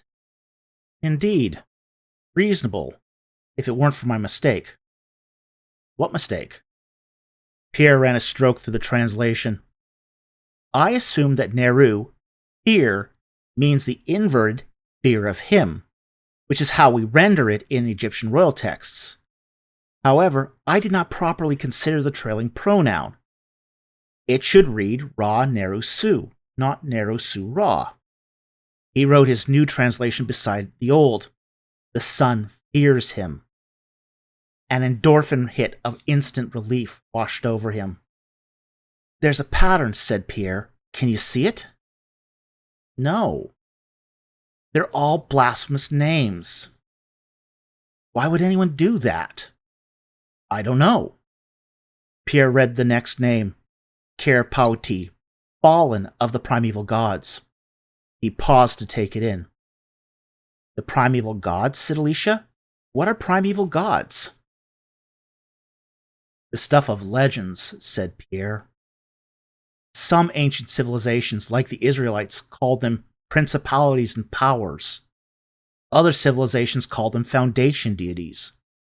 Their function was to rule in the place of the supreme god after the chaos monsters were vanquished. Are they Nephilim? No. Nephilim are also legendary, but they were the offspring of castes of fallen priests. The Nephilim were men. Primeval gods are much older than that. Beings billions of years old that were at the height of their power when the first multicellular life was getting its foothold on Earth. The primeval gods were said to be capricious and dangerous. You talk about them like they are real. Who knows? Shrugged Pierre. Legend is a shifty concept. A legend can be a completely fictional story. But a legend can also be mytho-history, where historical reality is transformed so that it intertwines with a religious narrative.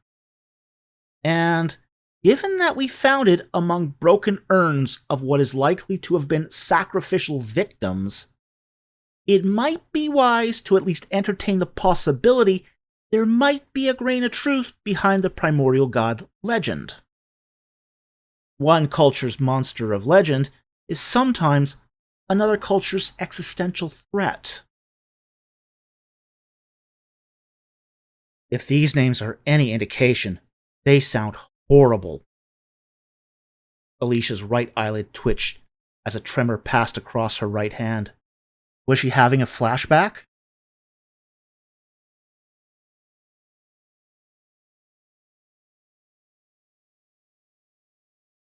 Chapter 14. In the early 21st century, the Glaucom Corporation, based out of Milwaukee, Wisconsin, began in the agricultural industry creating build-to-order replacement parts for tractors and combines. Their specialization was making parts for end-of-life and high-end farming equipment. During the Third World War, the company produced premium firearms with advanced features and missile components. Armed and Profitable, Handgun Manufacturing in America, by George N. Ford. You know what day it is, said Gardner. He stood behind his desk. Pierre's reports were in his hand. March 7th, and you've been at it for 8 months. All you have to show for your efforts are some intellectual curiosities and a lot of speculation. Pierre's heart sank. He had been in one-on-one meetings like this before. He knew exactly what was about to happen. I discovered the source of the EMP pulses, said Pierre. The EMP pulses are not a threat. The failure of the terraforming is a threat. Gardner slammed the reports on his desk. You were supposed to discover why our crops are failing and why the scatterbugs aren't doing their job, not go into speculation and conjecture over ancient alien civilizations. I believe the two are related, said Pierre. Well, Chin has convinced me otherwise, said Gardner. Pierre regretted not beating the shit out of Chin when he had the opportunity. Gardner sat at his desk. In 2 days, the Mega AI will arrive in orbit. Chin has convinced me that if we give the Mega AI all your data, it will figure out what you could not, and you will no longer be necessary for the colony's survival. So I collect all the raw data, and Chin decides how it gets used? I decide how it gets used, said Gardner. He scowled at Pierre. But Chin makes a good point. You mean when he isn't plagiarizing someone else's work? Enough from you, Gardner snapped. You collected some data. Some? Don't provoke me. The governor clenched a copper cup in his hand. The cup crumpled inward. Even if Chin gets a coherent answer out of the Mega AI, doesn't mean he'll be able to understand it. Pierre exhaled. Are you going to put the fate of the entire colony into the hands of its least competent person?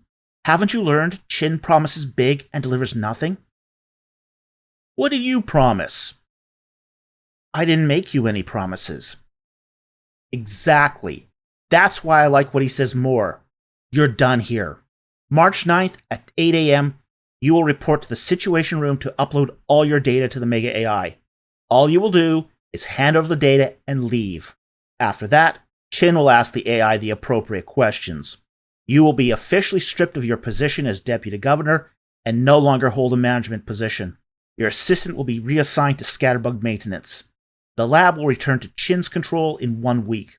Finally, you'll need to find yourself a new job.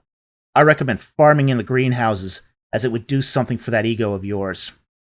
Pierre stood, dusted himself off, and headed to the door. I'm not done, said Gardner.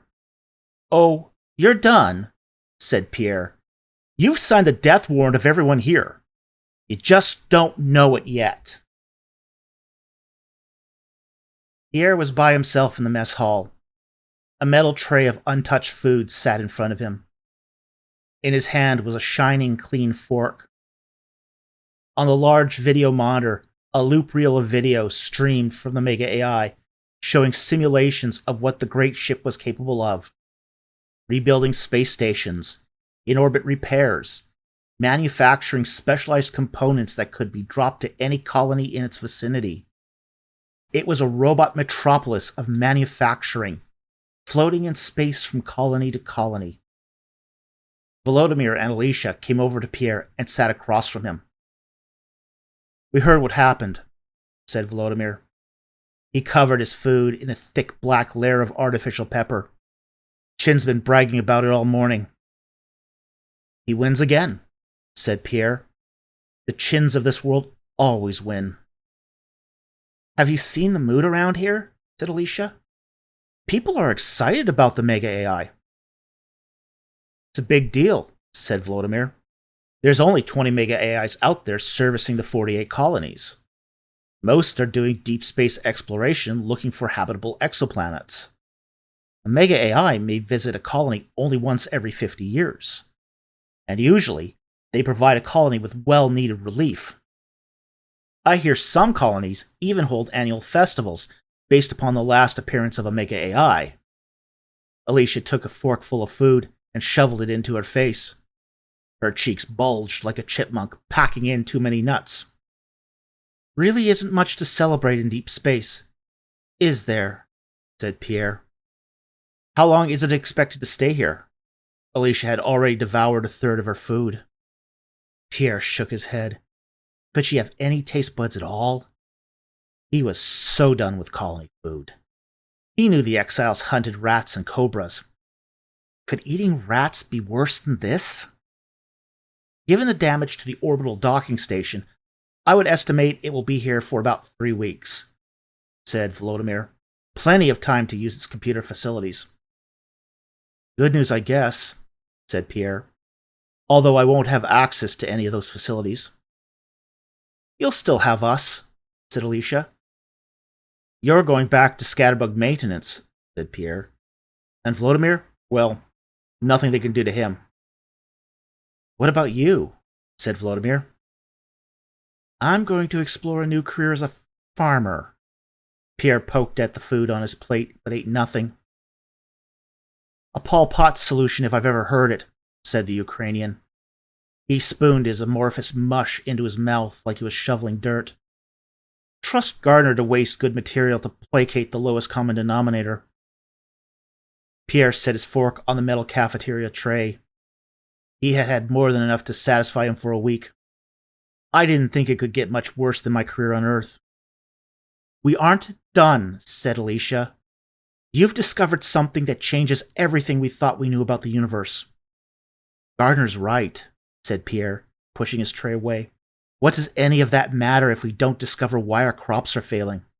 That's not how discoveries are made, said Volodymyr. You can't force someone to discover something on demand.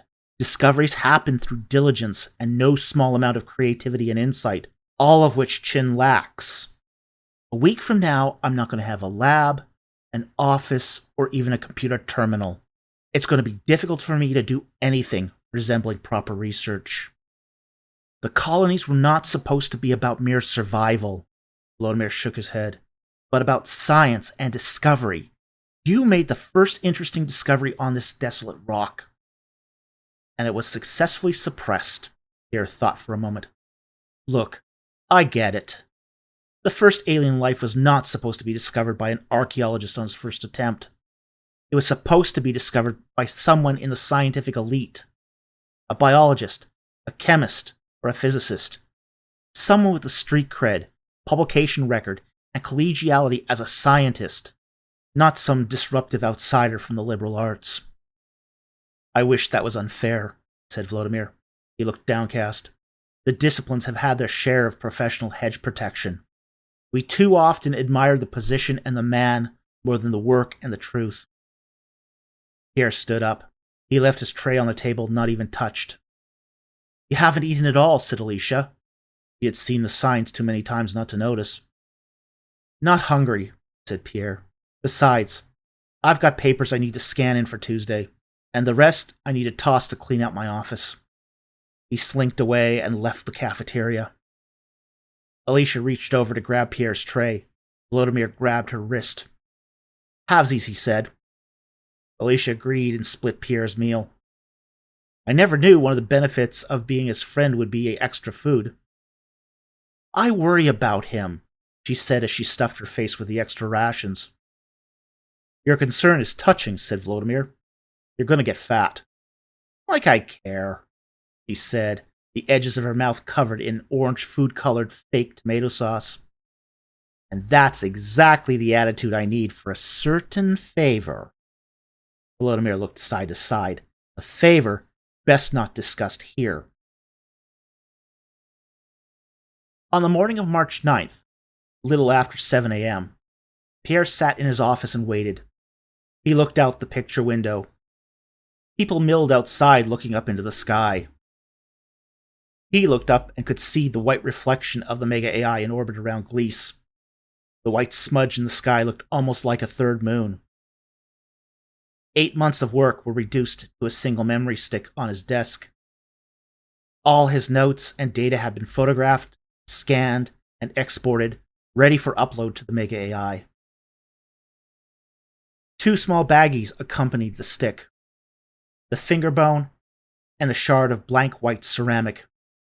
He was determined to keep those on his person for as long as possible. No way was he going to surrender the baggies to Chin so he could destroy them. But he doubted that Chin would even ask for them. If he did, questions would arise as to why the product of a fraud would be so important. Beside his desk was a pile of paper ready for recycling. Per colony policy, anything scanned had to be recycled. This included his notebook and all the drawings Jasmine had done. Unfortunately, colony life did not value aesthetics. Pierre had already relocated Ma'at to his quarters. He did not know how long he would be able to keep his pet. In 14 months, the 22-month rule would kick in. If by some miracle, Chin and the Mega AI could figure all this out, he will probably have to go into exile. What will become of Ma'at? Pierre snorted. He faced exile and a probable violent death. And yet, he was worried about what was going to happen to a robot designed to survive and thrive in a wilderness. Volodymyr knocked on the door and entered Pierre's office. It's time, he announced. Okay, said Pierre. He put the baggies in one pocket and the memory stick in the other. He stood up. The next time he would be back in this office, it would only be to put the trash out. Pierre left his office and Volodymyr was waiting for him outside. They walked together down the hallway without saying a word. They arrived at the staircase leading up to the second floor. The security office and situation room were upstairs. As Pierre was about to climb the stairs, Volodymyr stopped him. If you want to talk after, said Volodymyr. What's to talk about? Pierre said to Volodymyr. My life's work is once again being taken away from me and given to someone who did none of the work and has no aptitude. What can anyone say to that? I understand. I doubt it. Pierre climbed the stairs past Volodymyr, and the Ukrainian followed. The 2 men entered the situation room. The senior staff were around all the terminals. All the screens had changed since Pierre was last there. The monitor had video images focused on the Mega AI. Telemetry streamed across another screen. A variety of open terminals streamed data in and out. Chin hovered near the command terminal with Gardner over his shoulder. Brian was yucking it up with the boys. An open data link has been established with the Mega AI, said O'Keefe. His broad, muscular shoulders masked the command terminal from everyone's sight. Everyone cheered except for Pierre. The security chief stood up and surrendered the command terminal chair to Chin. The slight Taiwanese man took the chair and nestled into it. No one seemed bothered he was acting as Gardner's right-hand man. The senior staff even seemed relieved the pecking order had been restored, which made Pierre's heart sink even deeper. "Initiate text-to-voice so we can hear what's happening," said Gardner giddily. He bounced up and down like a small child. The atmosphere was like the coming of a demigod, fans coming face to face with their idol. "Link protocol established with Arash. This is Mega AI Sigma A017 of the National Space and Explorations Consortium. Repairs to the transport docking station initiated.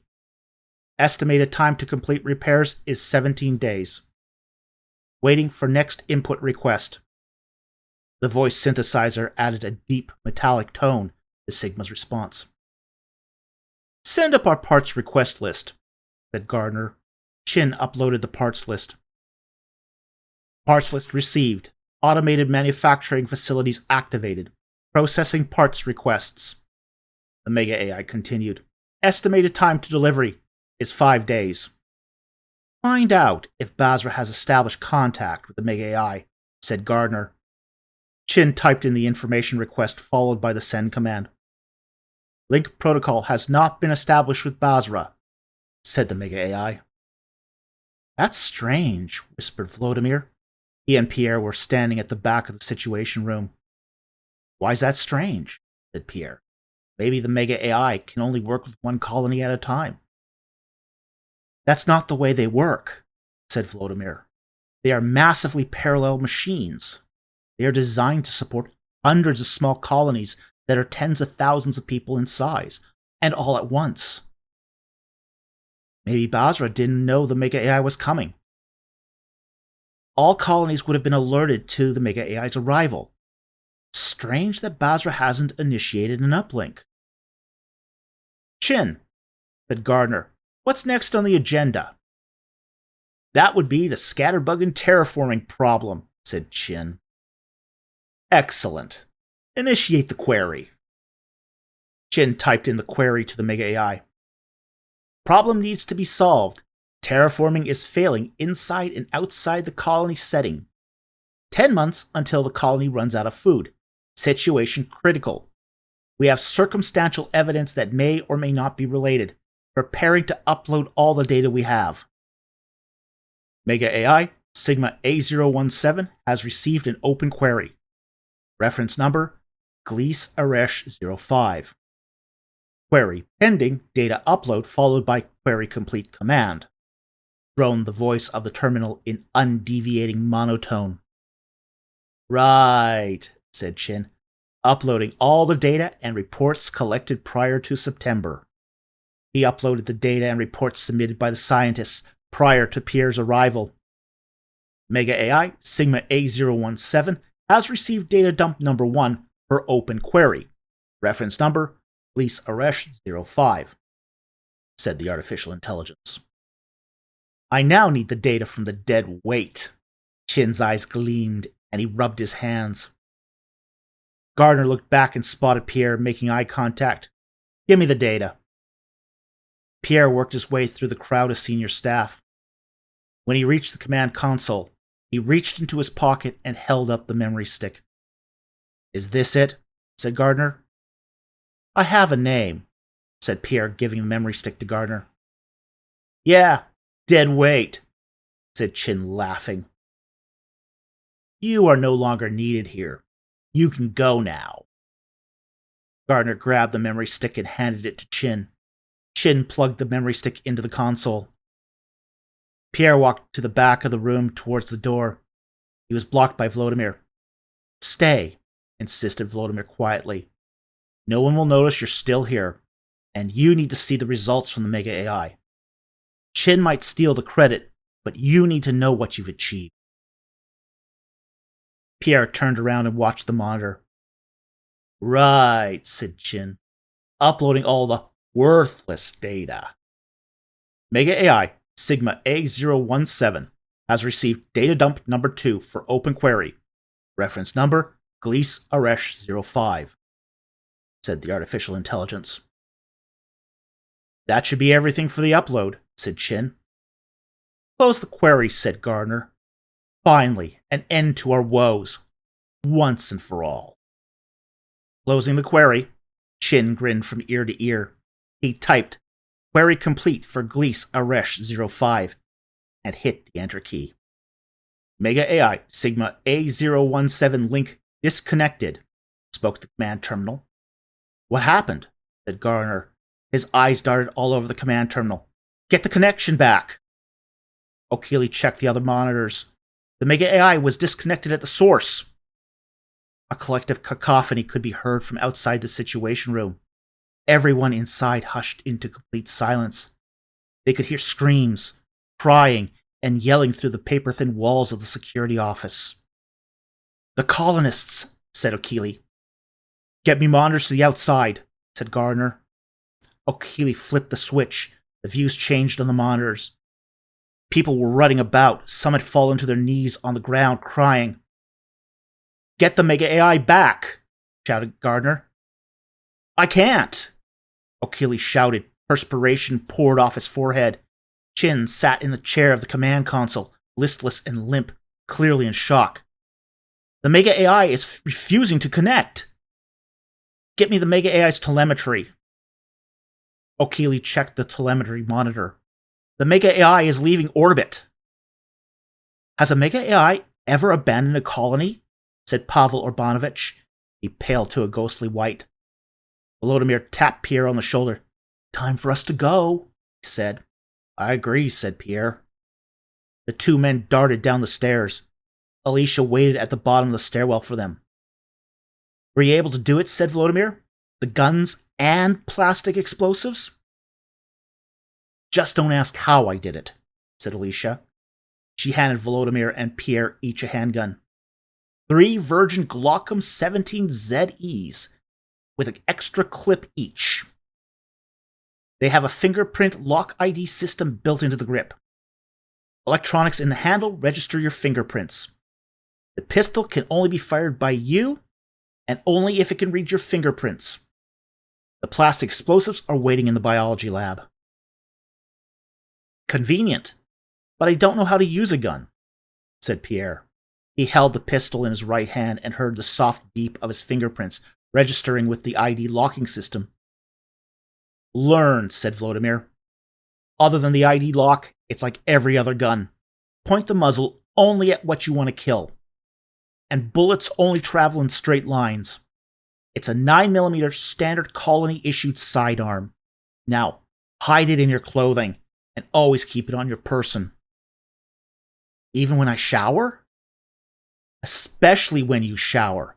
Shower in your underwear with your pistol, said Volodymyr.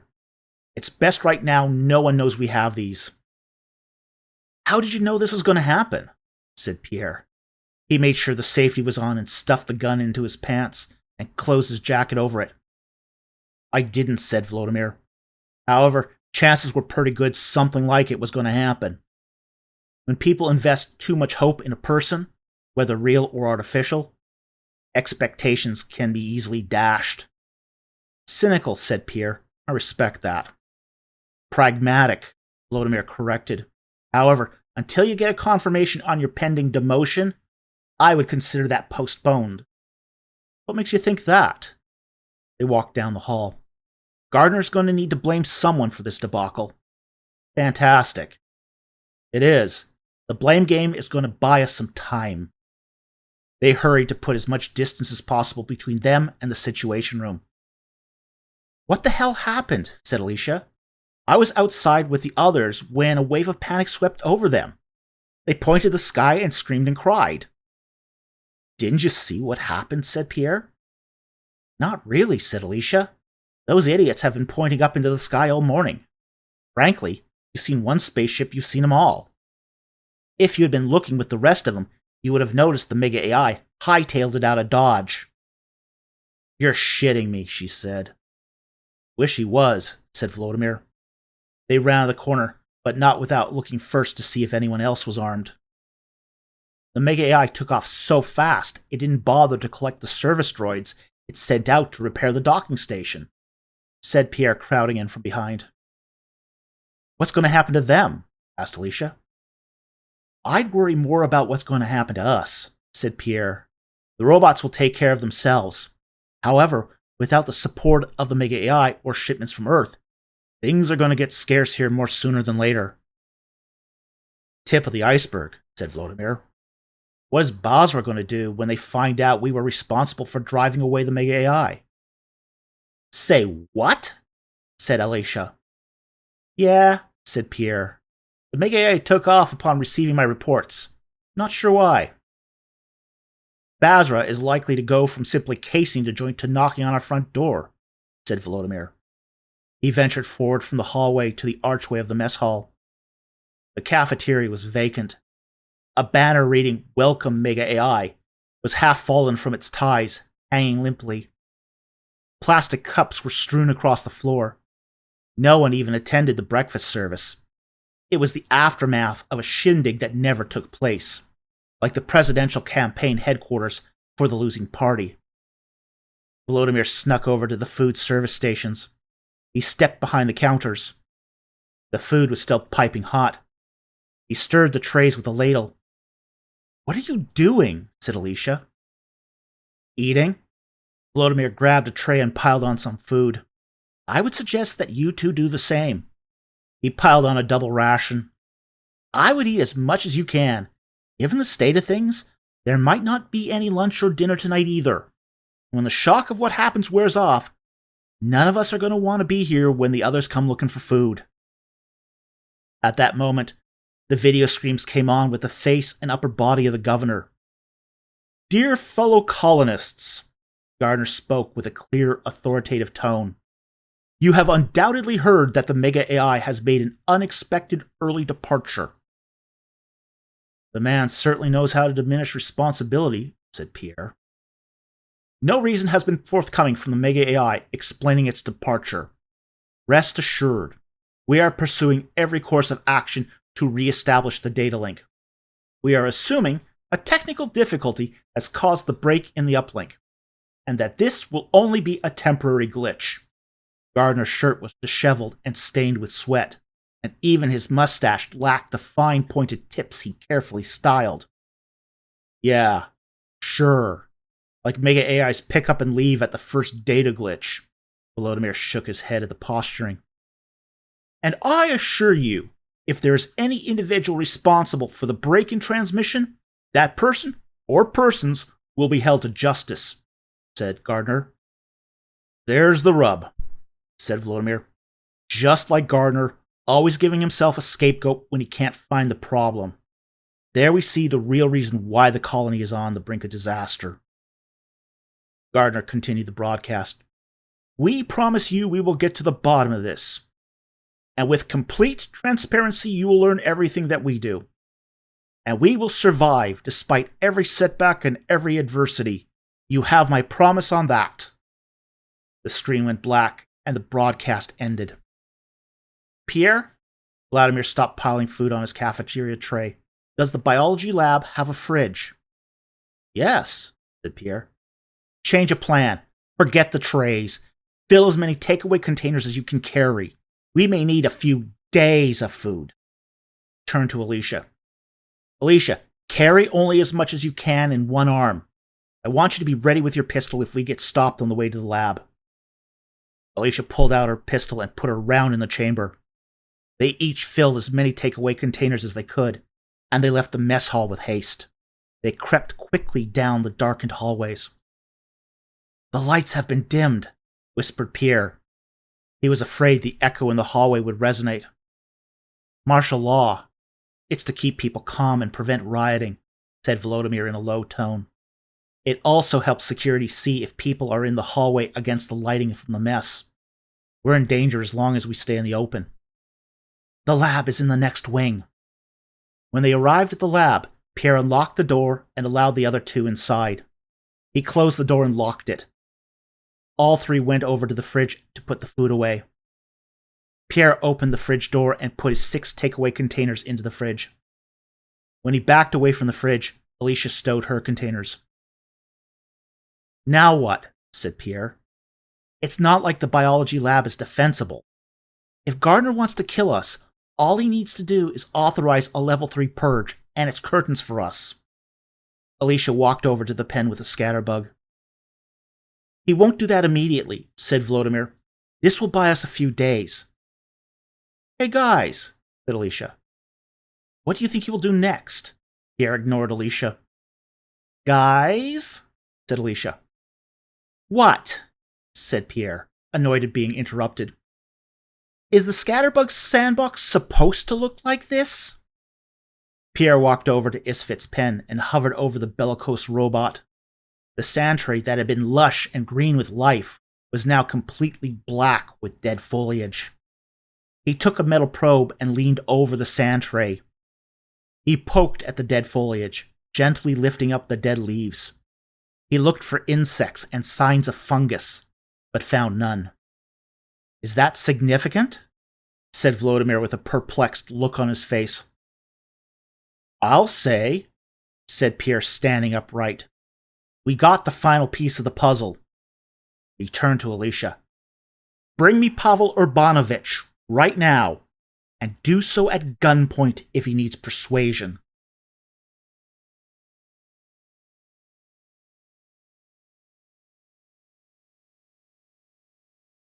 Chapter 15. The origins of flight in animals are examples of convergent evolution.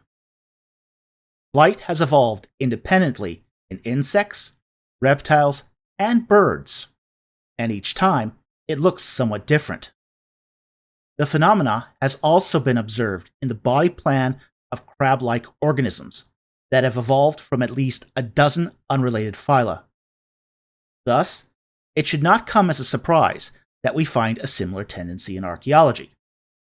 Pyramids were developed independently in both Africa and the Americas. And even the trappings of Egyptian culture seem to have been recapitulated not only on Earth, but somehow on an exoplanet like Gliese 832c. The Reliquary, Final Report, by Pierre Goulet.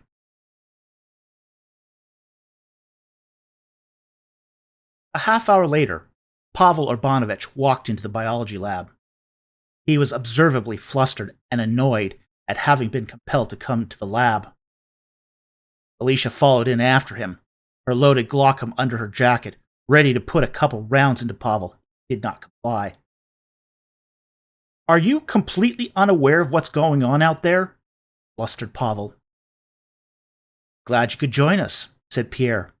"We just want a conversation." "Was threatening me at gunpoint necessary?" "The situation is urgent, and we needed to ensure your cooperation, especially, as you said, because of what is going on out there." Pierre paused for a moment. "That reminds me, have you had anything to eat today, with the early morning meeting and the chaos breaking out immediately after?" "Well, no," he stammered. "I guess not." "We have food, probably still warm," said Pierre. "Feel free to leave if you want, or you can have a conversation with us while you eat. It might be the only solid meal you get in a while." "What did you want to talk about?" "Your field of expertise. No one here knows more about plants and plant biology than you." Pierre tried his best to be ingratiating. Pavel glanced at Vladimir. Vladimir nodded at Pavel. Pierre observed that there was no love lost between the two men. Alicia was behind them, observing and taking notes. "I suppose a short conversation wouldn't hurt," Pavel relented. Pierre nodded to Alicia, who went to the fridge and grabbed a food container and a disposable fork. Pierre escorted Pavel to Isfit's pen. Pavel nodded. "So what? I've seen a lot of our plants look like that." "Like that?" said Pierre. "Black like that?" "Yes, many times," insisted Pavel. "What's this about?" "This scatterbug has not been decontaminated. What? Said Pavel. Don't look so surprised, said Vladimir. You've admitted that you've seen this kind of vegetative death many times. Your precious greenhouses are already contaminated. What are you getting at? This tray was originally terraformed and planted by a factory-fresh scatterbug isolated in my office, said Pierre. Alicia handed Pavel a tray of food that was still warm. That bug, named Ma'at, is still happily terraforming to this day. Ma'at is our scientific control. I took a tray with lush vegetation from the control environment and put it in this pen with a scatterbug we extracted from the wild. Is this about your alien species nonsense? Said Pavel. Vladimir grabbed Pavel by the collar and drew his fist back to punch him. Gentlemen! Shouted Alicia from behind. She walked up to Pavel. She put her fingers on Vladimir's chest, pushed him backwards. She looked Pavel in both eyes. You have no idea what terror awaits. These gentlemen have kindly asked you for your help. They recognize your expertise. You could do something like perhaps save the colony by being a little more collegial. Pierre grinned when he heard Alicia use academic jargon to garner Pavel's cooperation. May I continue? Asked Pierre. Pavel nodded. He opened the takeaway tray and began to eat as he listened. The scatterbug in this pen, which we named Isfit, was introduced to the vegetation 61 days ago. 60 days? Said Pavel. 3 days ago, the plants were still alive. We noticed plant growth was inhibited around day 5 after Isfit's introduction. That's a long time, said Pavel. He scratched the back of his hand against his bristle-covered chin. His deeply recessed eyes stared at the scatterbug, snapping its climbing claws at him. But that's not uncommon with a fungal infection, where the roots die first, and then the rest of the plant starves to death. We thought about that. We figured that moving the sand tray from the control environment to the lab might have been the cause. However, I had moved the tray into the lab on the 18th of Intercalaris. So, there were 2 full weeks between the introduction of the tray to the lab and the introduction of the contaminated scatterbug. Plant growth was observed, preceding the introduction of the Isfit scatterbug. Besides, aren't the fungal species we introduced only supposed to be pathogenic as opportunistic secondary infections? Yes, said Pavel. So that rules out fungi as the cause, as even your own report noted, said Pierre. He placed a printout of Pavel's report beside him. The experiment here in front of you has shown that Isfit is carrying something that is killing vegetation, something that is killing plants at the root level by inhibiting nutrient uptake. And we know the scatterbug bioreactors did not contain herbicides, and the bacteria, fungi, and seeds inside were all the species expected. That's exactly what we found, said Pavel. Now, I have to ask, said Pierre. In your analysis, did you find any plant viruses? No. That would have been immediately detected by the presence of virus protein sheaths. What about exotic contagions that aren't viruses or bacteria? What are you talking about? Said Vladimir. Let Pavel answer the question, said Pierre. An uncomfortable pause filled the room. Pavel nodded and sighed. He shook his head. A prion. A proteinaceous infectious particle. A prion, repeated Pierre. What's that? Said Vladimir. It's an intrinsically disordered protein that self-replicates, said Pavel. It was best known in the 20th century for an outbreak of spongiform encephalopathy, also known as Creutzfeldt-Jakob or mad cow disease. But those diseases primarily affect animals. What would be the implications if a prion caused the death of these plants? Well, it would be incredibly difficult to detect unless you were specifically looking for it. A prion can't be cultured with normal growth media, and the standard diagnostic tests to detect pathogens would be useless. Pavel's voice slowed down as he spoke. It would probably reproduce in such a way that would block the plant root's ability to uptake nutrients. And the soil would end up being infertile for potentially generations.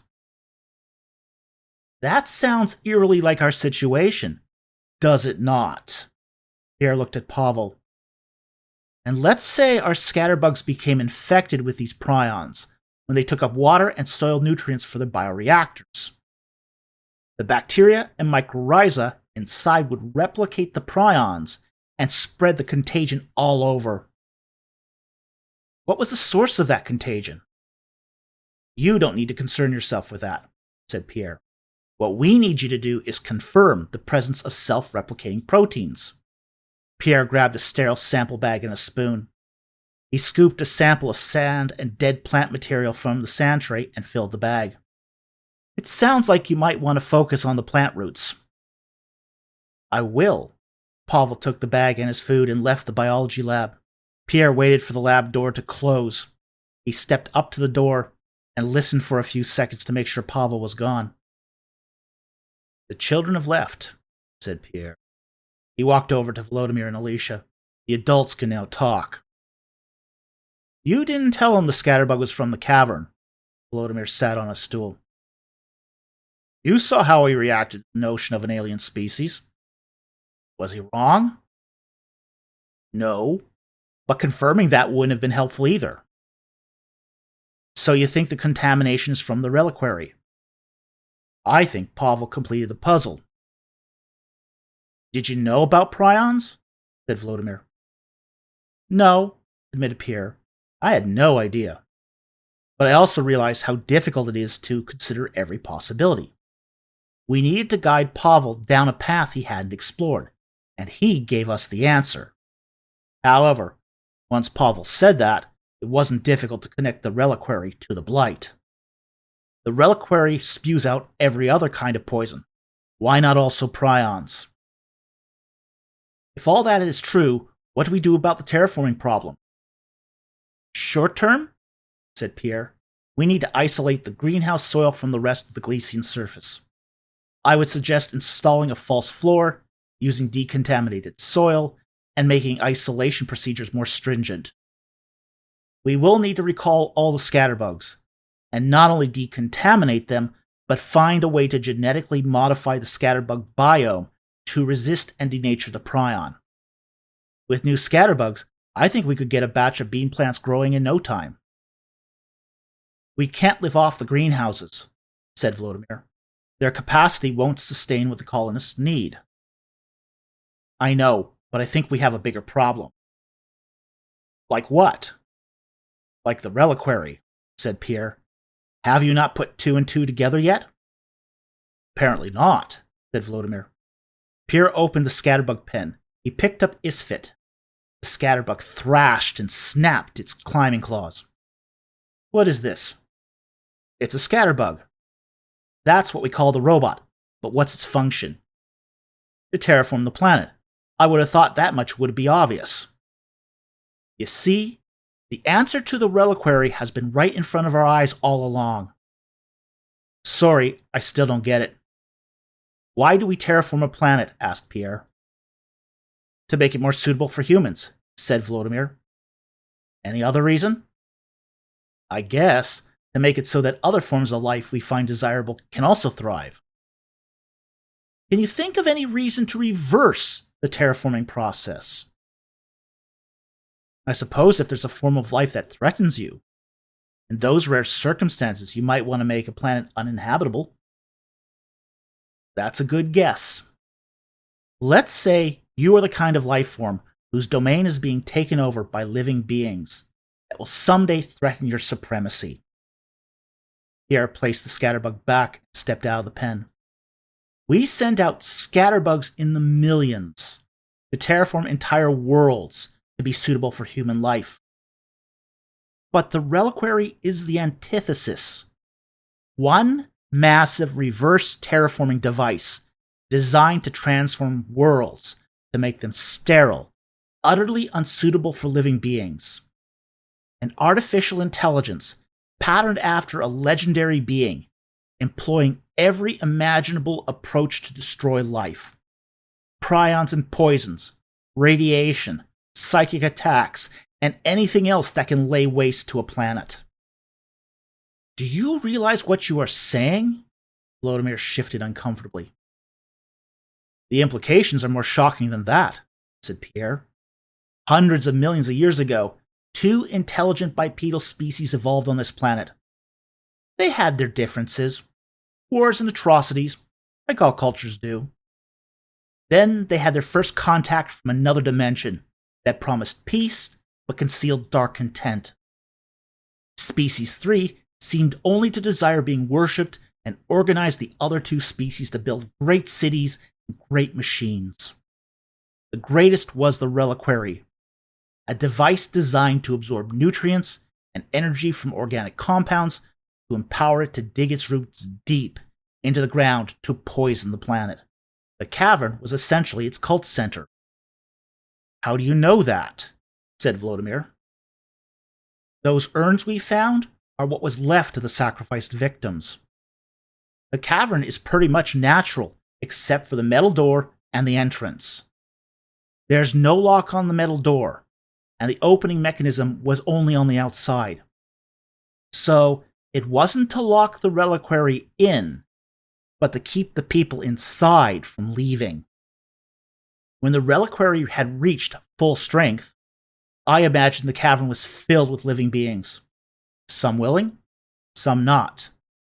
And they were entombed with the reliquary that would continue to feed after the door was sealed. Volodymyr shook his head. Your evidence? The bones in the passageway.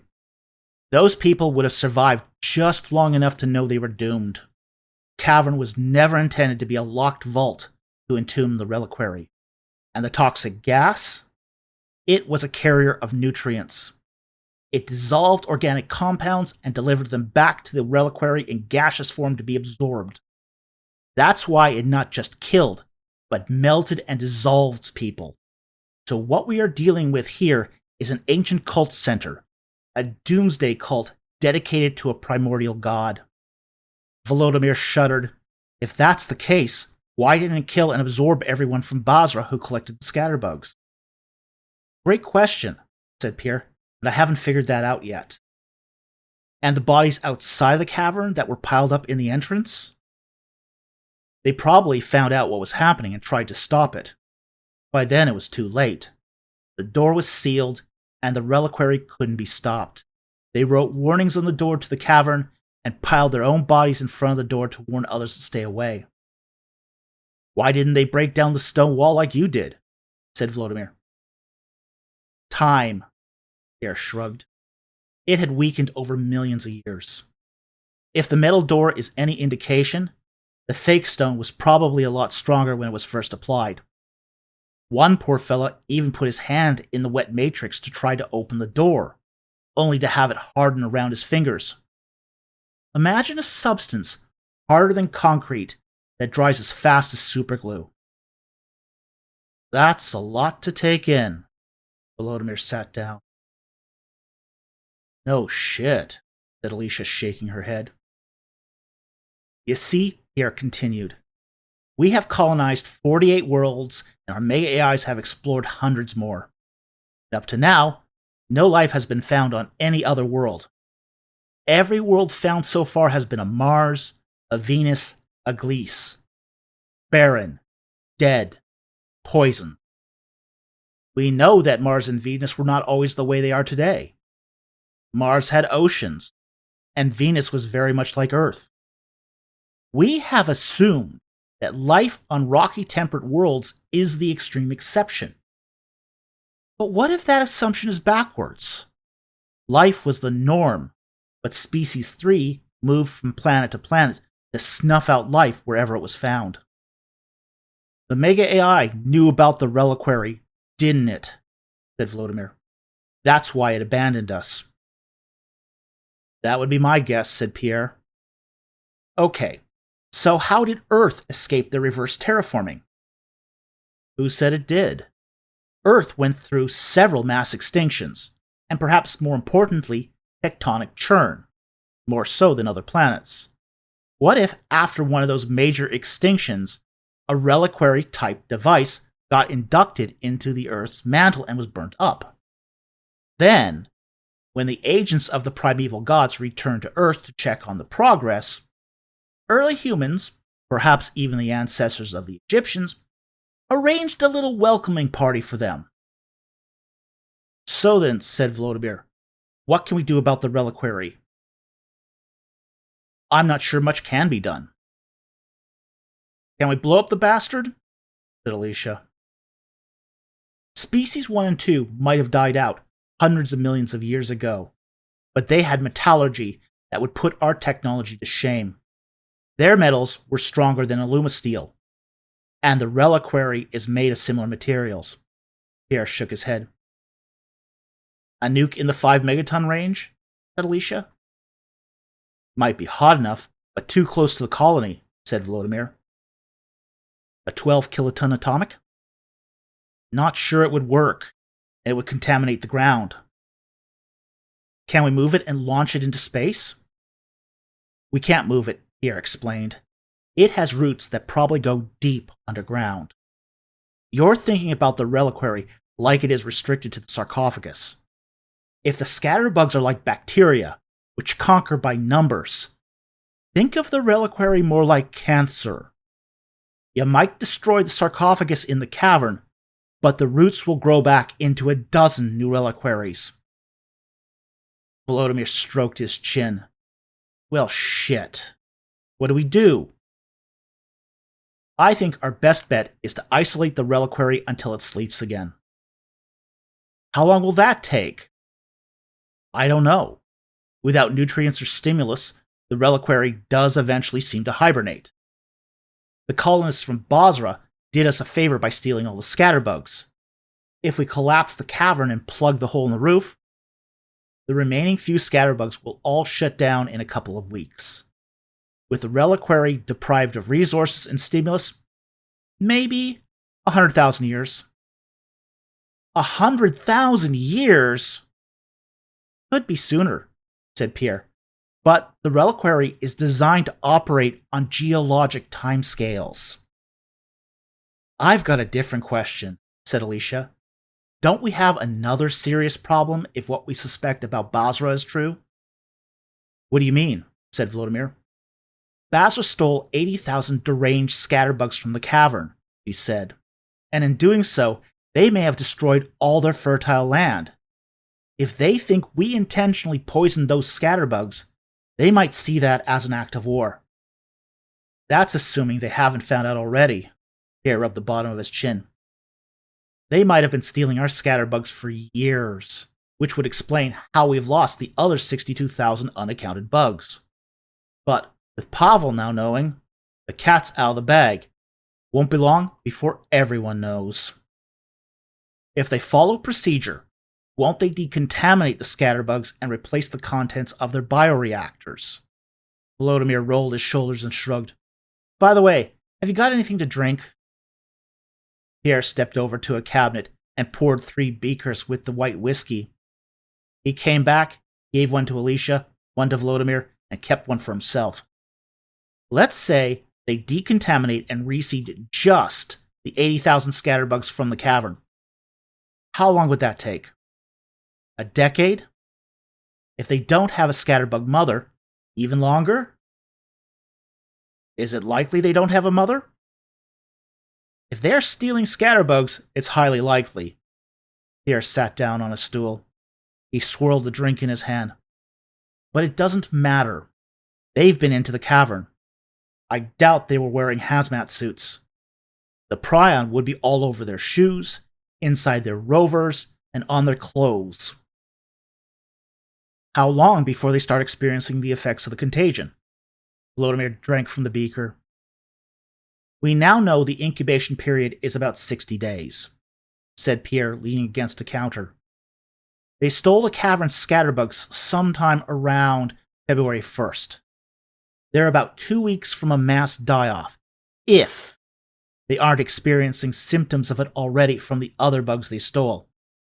And when Basra's jungle starts dying in mass, they'll show up on our doorstep with guns, said Alicia. They'll shoot first to soften up the colony, breach an entrance, then they'll make their way to the Situation Room. Anyone who holes up in a reinforced room will face a level 3 purge. They're already lurking on the outskirts, and probably even mobilized. Their next move could come any time. How do we get everyone ready? I'm not sure we can, said Vladimir. With the Mega AI abandoning us, the colony is in disarray and vulnerable, and leadership has lost control. What about the armory? Said Pierre. There's only enough weapons there to maintain security, not fend off an invasion. The real problem is the Situation Room, said Alicia. If you control the Situation Room, you control the colony. Everything else can be reduced to guerrilla tactics. That's not going to be easy, said Vladimir. O'Keely and Gardner both carry duplicate keys to operate the purges. Those keys operate switches that send encrypted signals that cannot be easily blocked. And either one of those men will cave when held to gunpoint. Whatever happens, we cannot let them take the Situation Room. Pierre strolled to the back of the lab. He grabbed a tool bag and packed a high-pressure gas extractor, 5 empty gas canisters, and the dozen packs of plastic explosives with analog detonators Alicia had purloined from the armory. What are you going to do? Said Alicia. I'm going to check on our friend in the cavern one last time, he replied. It has something we need. You can't go there alone, she said. I agree, said Vladimir. With Basra creeping out there and temperatures below minus 40 Celsius, it's not safe. I wouldn't worry about me, said Pierre. As I recall, there's a crow's nest on top of the mess hall dome under the transmission tower. There is, said Vladimir. I need you to install a large slingshot up on the crow's nest for lobbing these. He handed Vladimir an empty gas canister. It must be able to lob a cylinder to about 200 feet out. That shouldn't be too hard to manage, since the crow's nest is about 40 feet up. If you use rubber, please make certain it's resistant to extreme cold. So, more or less, your projectile has to reach the outskirts of the colony huts, said Vladimir. One other thing. If I come back from the cavern with a red flasher light on the rover blazing, have everyone inside the main colony domes armed and ready to fight. Pierre wrote a list of supplies and handed it to Alicia. And Alicia, you meet me in the crow's nest wearing a hazmat suit and with every item on that list. Forget nothing. He took the handgun out of his pants and left it on the counter. Pierre entered the mouth of the cave. He set his tool bag down and took off his parka. It was bone-chilling cold inside, but he needed to be able to work fast, and the parka was too restrictive. At least, there was no wind chill factor to worry about in the cave and cavern. He reached into the bag and pulled out a roll of vacuum tape and stuffed it into a pocket of his hazmat suit. He also grabbed a few light sticks. He picked up the tool bag and slung the strap over his left shoulder. He ignited a single light stick, and with light in his left hand, he entered the door and descended into the cavern. Broken pieces of camera and tripod, tools from his last visit, were strewn across the floor. A scatterbug slowly crawled up to Pierre. Somehow, this bug got overlooked. Pierre picked up the scatterbug with his right hand and slowly walked towards the reliquary. That's far enough.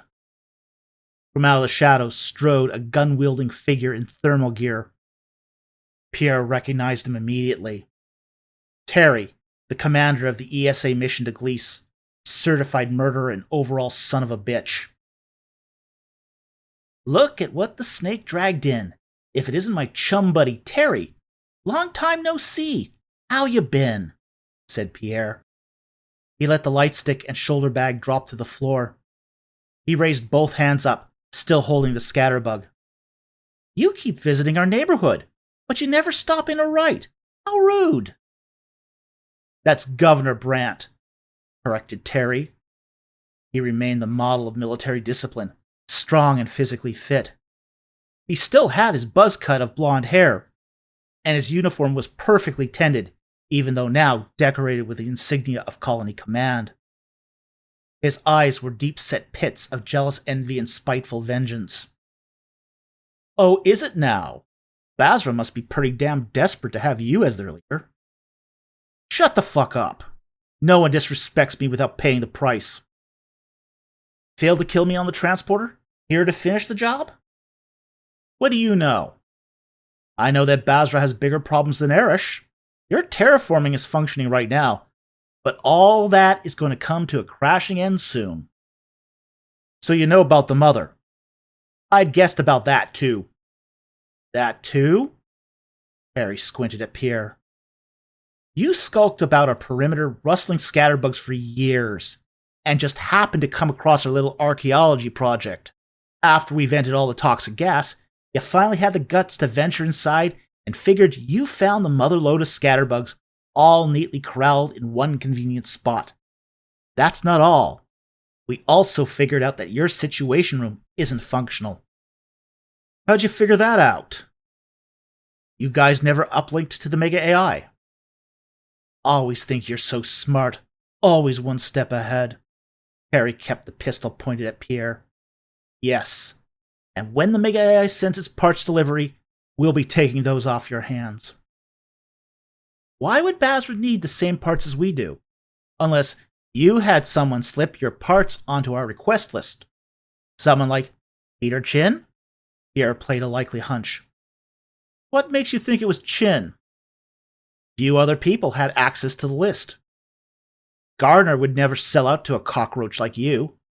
O'Keely can be manipulated, but is loyal to Gardner. Brian has enough problems keeping everything running to get involved in another colony's drama. That leaves Chin. And Chin's only loyalty is to Chin. Besides, he speaks of you often, and you refer to him by his last name instead of denying any knowledge of him. Gotta try to one-up. Terry was pallid and perspired like he was in a sauna, even though it was well below freezing. His lower left eyelid twitched. With a rube like you, it's not hard. Terry, you're stupid and out of luck. There's not going to be parts for anyone.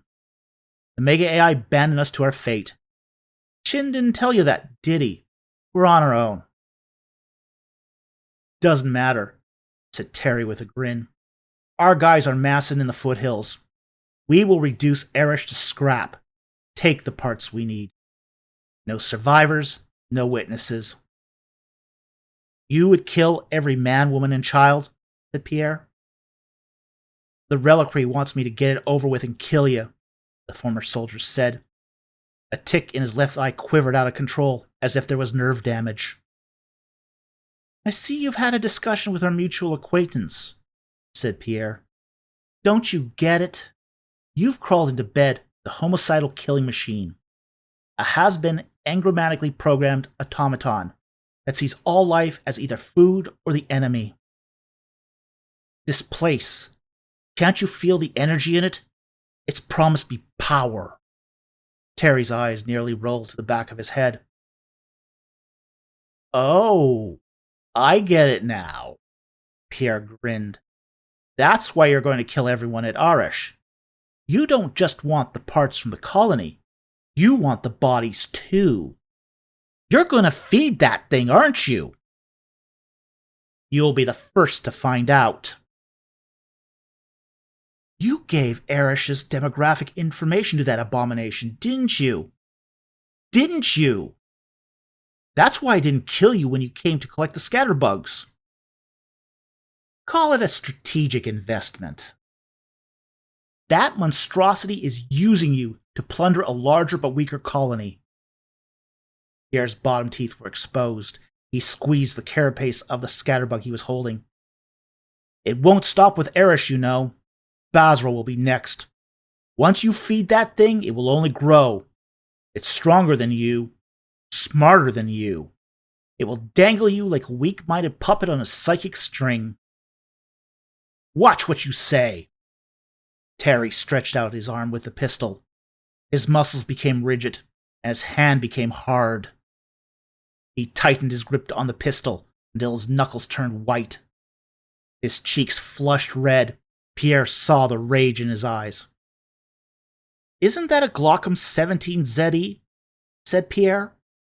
You know your firearms. I know my electronics. Terry pulled the trigger. The firing pin clicked. No shot. Oops! Pierre pushed the pistol away and hit Terry in the face with a scatterbug.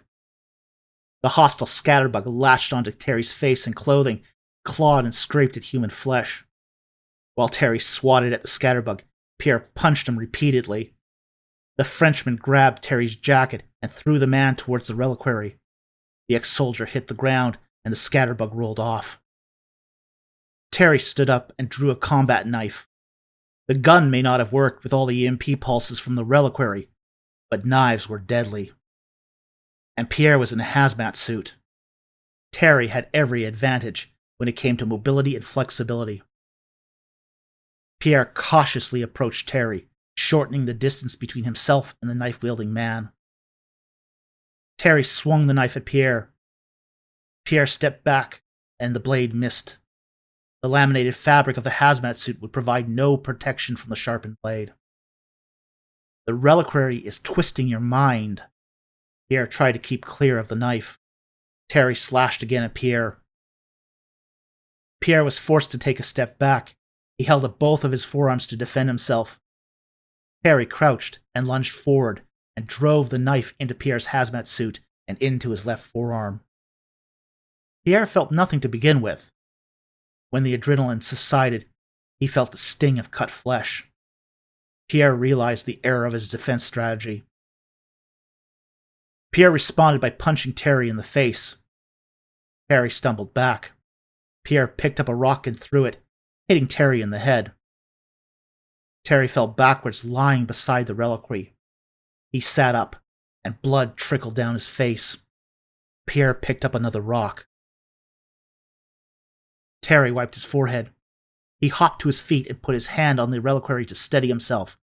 He screamed and immediately fell dead beside the sarcophagus. His hand remained attached to the casing of the reliquary. In seconds, the hand withered and turned black, and the life drained from all the flesh on Terry's face. His flesh desiccated, and in moments, his entire body disintegrated into bone fragments and dust. Hypothesis confirmed, said Pierre. More roots stretched out from the base of the reliquary, and green gas poured out of the vents. Pierre grabbed vacuum tape from his pocket and tightly wrapped the left forearm of his hazmat suit. The repair would not do much for his wound, but it would keep out the poison from the reliquary. He then hurried back to his shoulder bag. He picked up the bag and brought it closer to the reliquary. He pulled out the gas extractor and loaded a canister. Pierre cautiously put the siphon directly up to the reliquary gas vent without contacting the sarcophagus and filled a gas canister. He flipped a switch to overpressure the vessel. "What are you doing?" said the reliquary. "I thought you knew what I was thinking," said Pierre. He looked at the pressure gauge. The pressure reached past 500 psi. The gas output began to trail off. Pierre bent and picked up a large stone. He banged on the side of the reliquary with the stone. A loud metal gong echoed through the cavern. Gas billowed out the vents again. "That's it. Fuel that hate and contempt for life." "What do you know about hate?"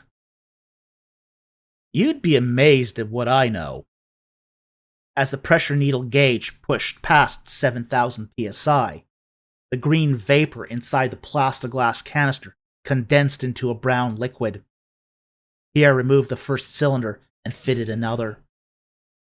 "And your buddy is no longer available to do your dirty work.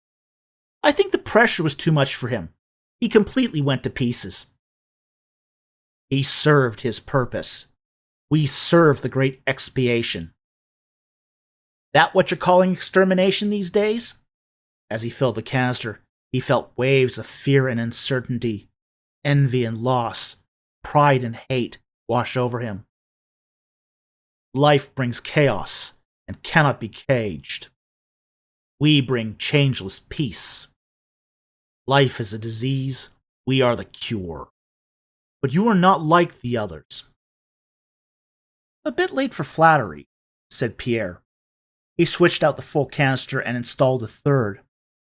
Every time the gas outflow slowed, he banged on the reliquary with a rock. Unfortunately, the reliquary had more gas vents than he had siphons. The air was already thick with green gas. It wouldn't be long before the material of his hazmat suit would start to break down. Can't resist the urge to kill, can you? I've been here for over 350 million years. Good to hear that you've been keeping count. Everyone should have a hobby. You will never defeat me. The reliquary pumped out even more poison gas. You are an engram, an impression, a computer program. Pierre changed the canister again. What happened to the original, the real primordial god? So you know of me. You? Never heard of you.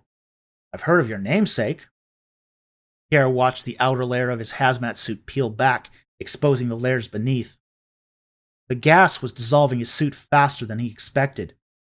Even the slightest exposure to the gas was deadly. The primordial gods once ruled to hold back the chaos monsters. Where are they now? Where are the chaos monsters? Gone. All obsolete relics. You will pay for your insolence. Those are the words of your master. Pierre watched the pressure gauge. He did not want to remain in the cavern 1 second longer than necessary. You are nothing but an imprint from a being that expired into the ether. Primordial gods cannot die. There's more than one kind of death. Death of the body. Death of agency. Death of living memory. Death of the name. No one remembers the names of the primordial gods. He kept watching the pressure gauge on the gas siphon as it compressed the gas into the canisters. They have become utterly impotent and irrelevant, as you have become predictable and pathetic. Blue electric sparks leapt off the reliquary and onto the body of the gas siphon. A flame flared out from the electrical discharge, igniting the hydrogen-rich gas with a poof. The reliquary just upped the ante. Pierre expected the voltage to eventually increase to a lethal dose. The rubber in the hazmat suit provided some protection from electric shock, but as the rubber layer deteriorated, so did its protection. It was trying more tricks to kill him. He needed to provoke it while being careful not to goad it to the point where it got wise. When the canister was full, he removed the canister and loaded the fourth. You will not leave here alive. Keep telling yourself that. Pierre watched as the rubber on the fingers of his gloves was stripped away. The second layer under the rubber was deteriorating even faster than the first. The poison gas reacted with the fabric, heating up his hazmat suit. Minutes at most before the suit would fail entirely.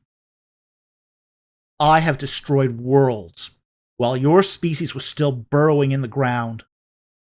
Pierre felt another psychic attack. His thinking became clouded, confused.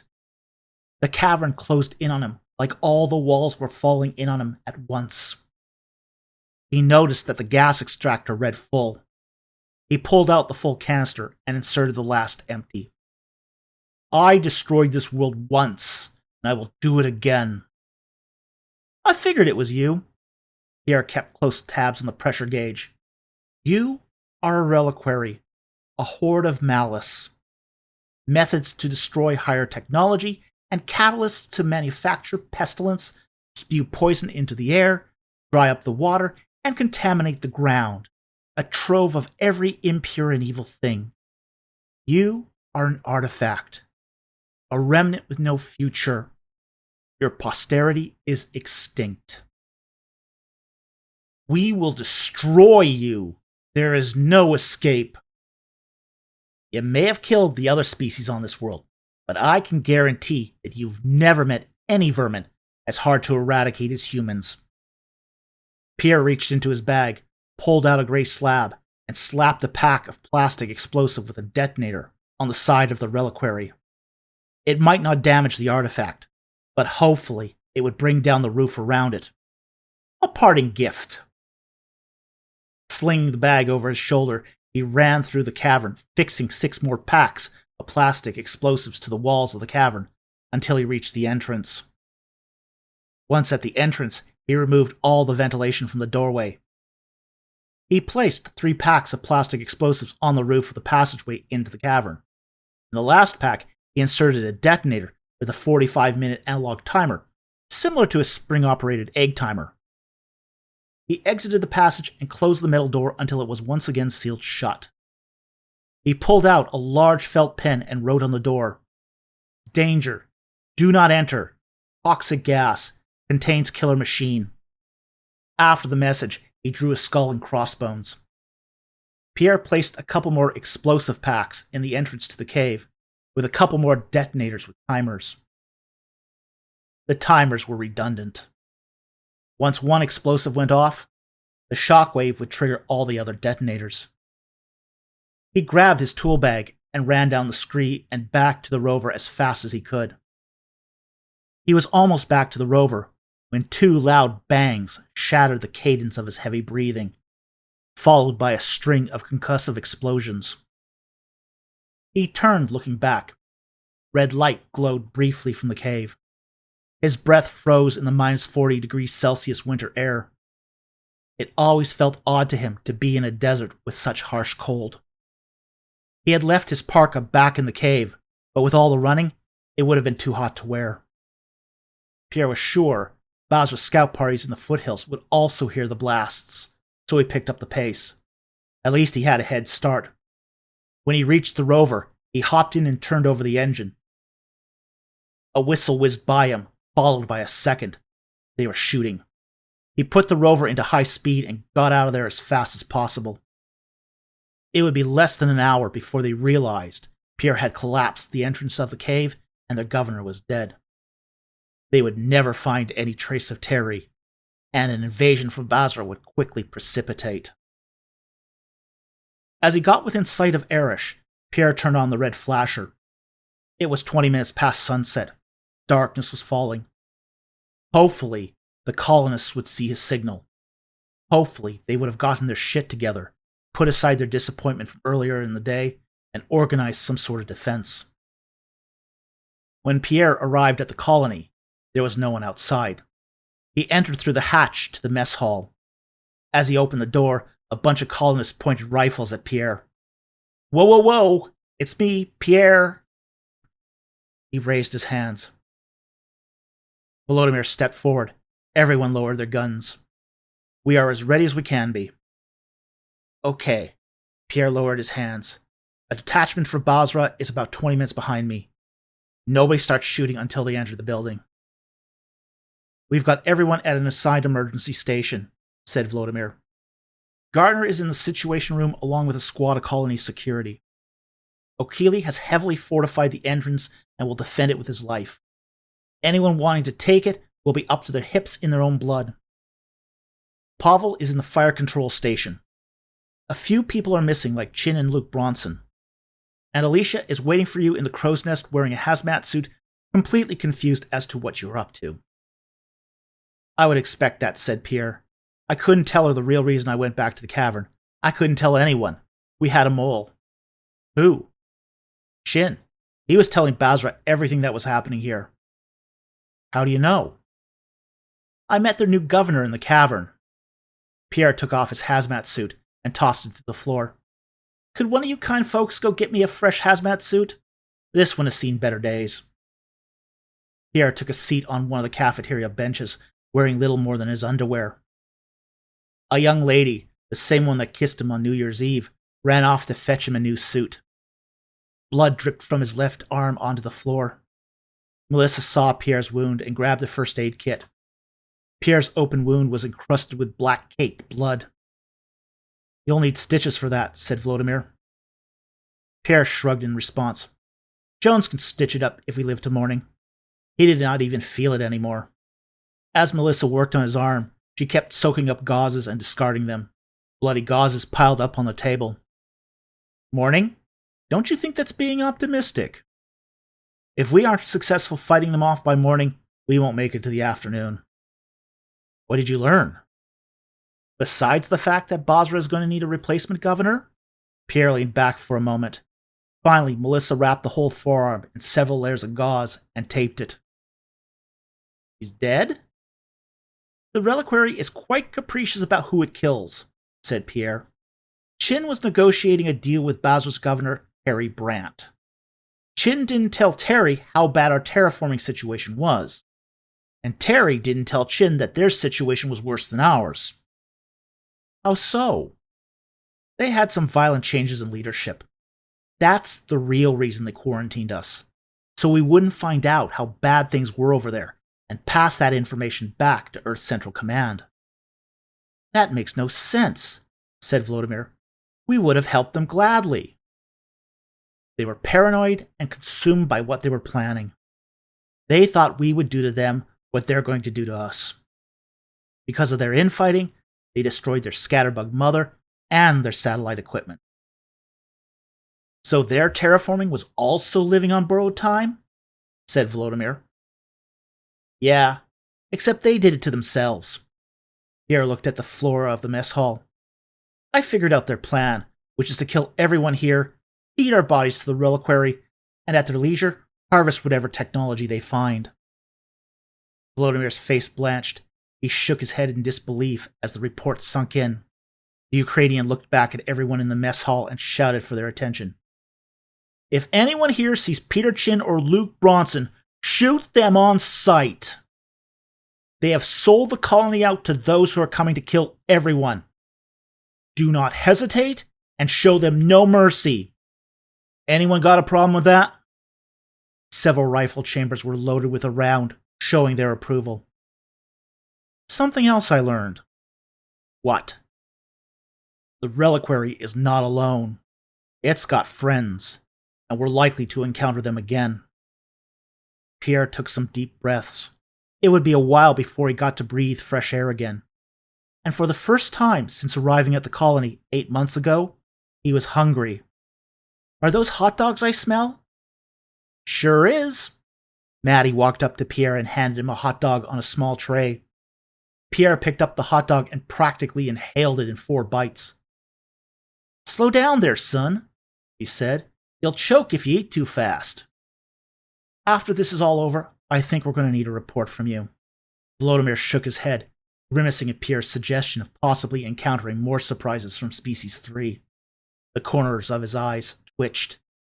He had every reason to be concerned. The young woman from the party ran into the hall with a new hazmat suit. She was panting. He tossed Pierre the new suit. Ran into Achilles' messenger in the hall. Intruder spotted on the colony perimeter. Looks like about 100 men. That's my cue, said Pierre. He put on the new hazmat suit. Vladimir took off his BDUs and handed them to Pierre. Put these over top the hazmat suit, said Vladimir. All the women laughed at seeing Vladimir wear nothing but his undershirt and boxer shorts. You're going on the roof of the dome in the middle of the night. You kidding? You are wearing a bright yellow hazmat suit, said the Ukrainian. Do you want to paint a bright target on you? Until you get to the crow's nest, you'll be easy pickings. Besides, it's freezing up there, and an additional layer will help. Good point, said Pierre. He put the BDUs over the hazmat suit. Vladimir was a much larger man than Pierre. The BDUs were loose. He buttoned up the jacket and grabbed his tool bag. Fully suited up, Pierre left the others and went to a ladder leading to the roof of the dome. Once on top of the dome, Pierre kept low. A couple of bullets zipped past. He climbed the ladder of the satellite transmission tower and up into the crow's nest. Alicia was huddled against the solid alumisteel cover of the nest. Despite the hazmat suit, she shivered and her lips were blue. It was the dead of a Galician winter night, close to 50 degrees below. She clutched a hunting rifle that quaked in her arms, and beside her was the bag of supplies. An improvised slingshot was strung between the beams of the receiver tower. I thought you abandoned me. Alicia's voice stuttered from the extreme cold. You're not important enough to abandon, said Pierre. He opened the bag of supplies. He took out a pair of night vision binoculars. You're still a shit, she said. Met an old acquaintance of ours on the way home. You don't mean Terry, do you? The one and only. Should have killed that bastard when I had the chance. Her lips trembled as she spoke. I don't think he's going to be a problem going forward. Can't say I'm sad to hear that. What do we have down there? Penetration team, about 100 soldiers, equipped with night vision goggles and military-grade rifles. Pierre popped up his head and looked at the encroaching soldiers. I don't see any of them with gas masks or hazmat suits. What have you got planned?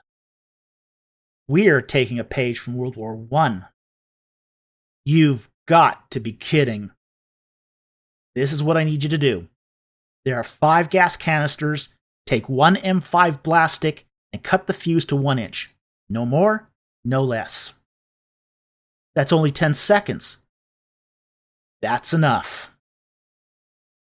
Tape a trimmed blast stick to each gas canister with vacuum tape. Pierre hid behind the alumasteel barrier. He could see the cold had affected Alicia's dexterity. He picked out an M5 stick, cut the fuse to length, and handed it to Alicia, who taped it to the gas cylinder. They repeated the process for the other 4 canisters. Pierre popped his head up to look. Soldiers were huddling at the base of the family domicile huts. They saw Pierre and took some shots at him. The alumasteel was more than strong enough to protect from the bullets. Now what? Said Alicia. Now we give them a little party, said Pierre. Are you still able to fire that rifle of yours to distract them? Count on it. Okay, give them 3 shots, duck, and stay down. Pierre loaded a canister in the slingshot.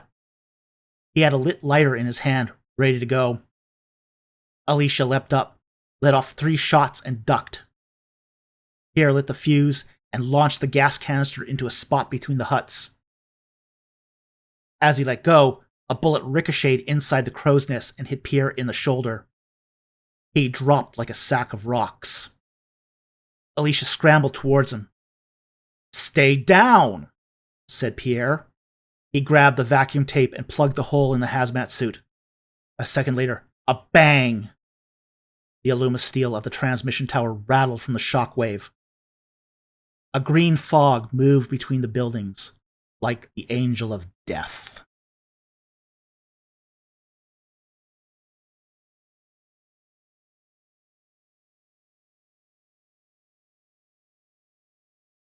The end. This has been Reliquary of the Dead. War of the Gods, Book 1, written by David A. Falk, narrated by David A. Falk, copyright 2025 by David A. Falk, production copyright 2025 by David A. Falk, published by Legomorph Rampant Studios.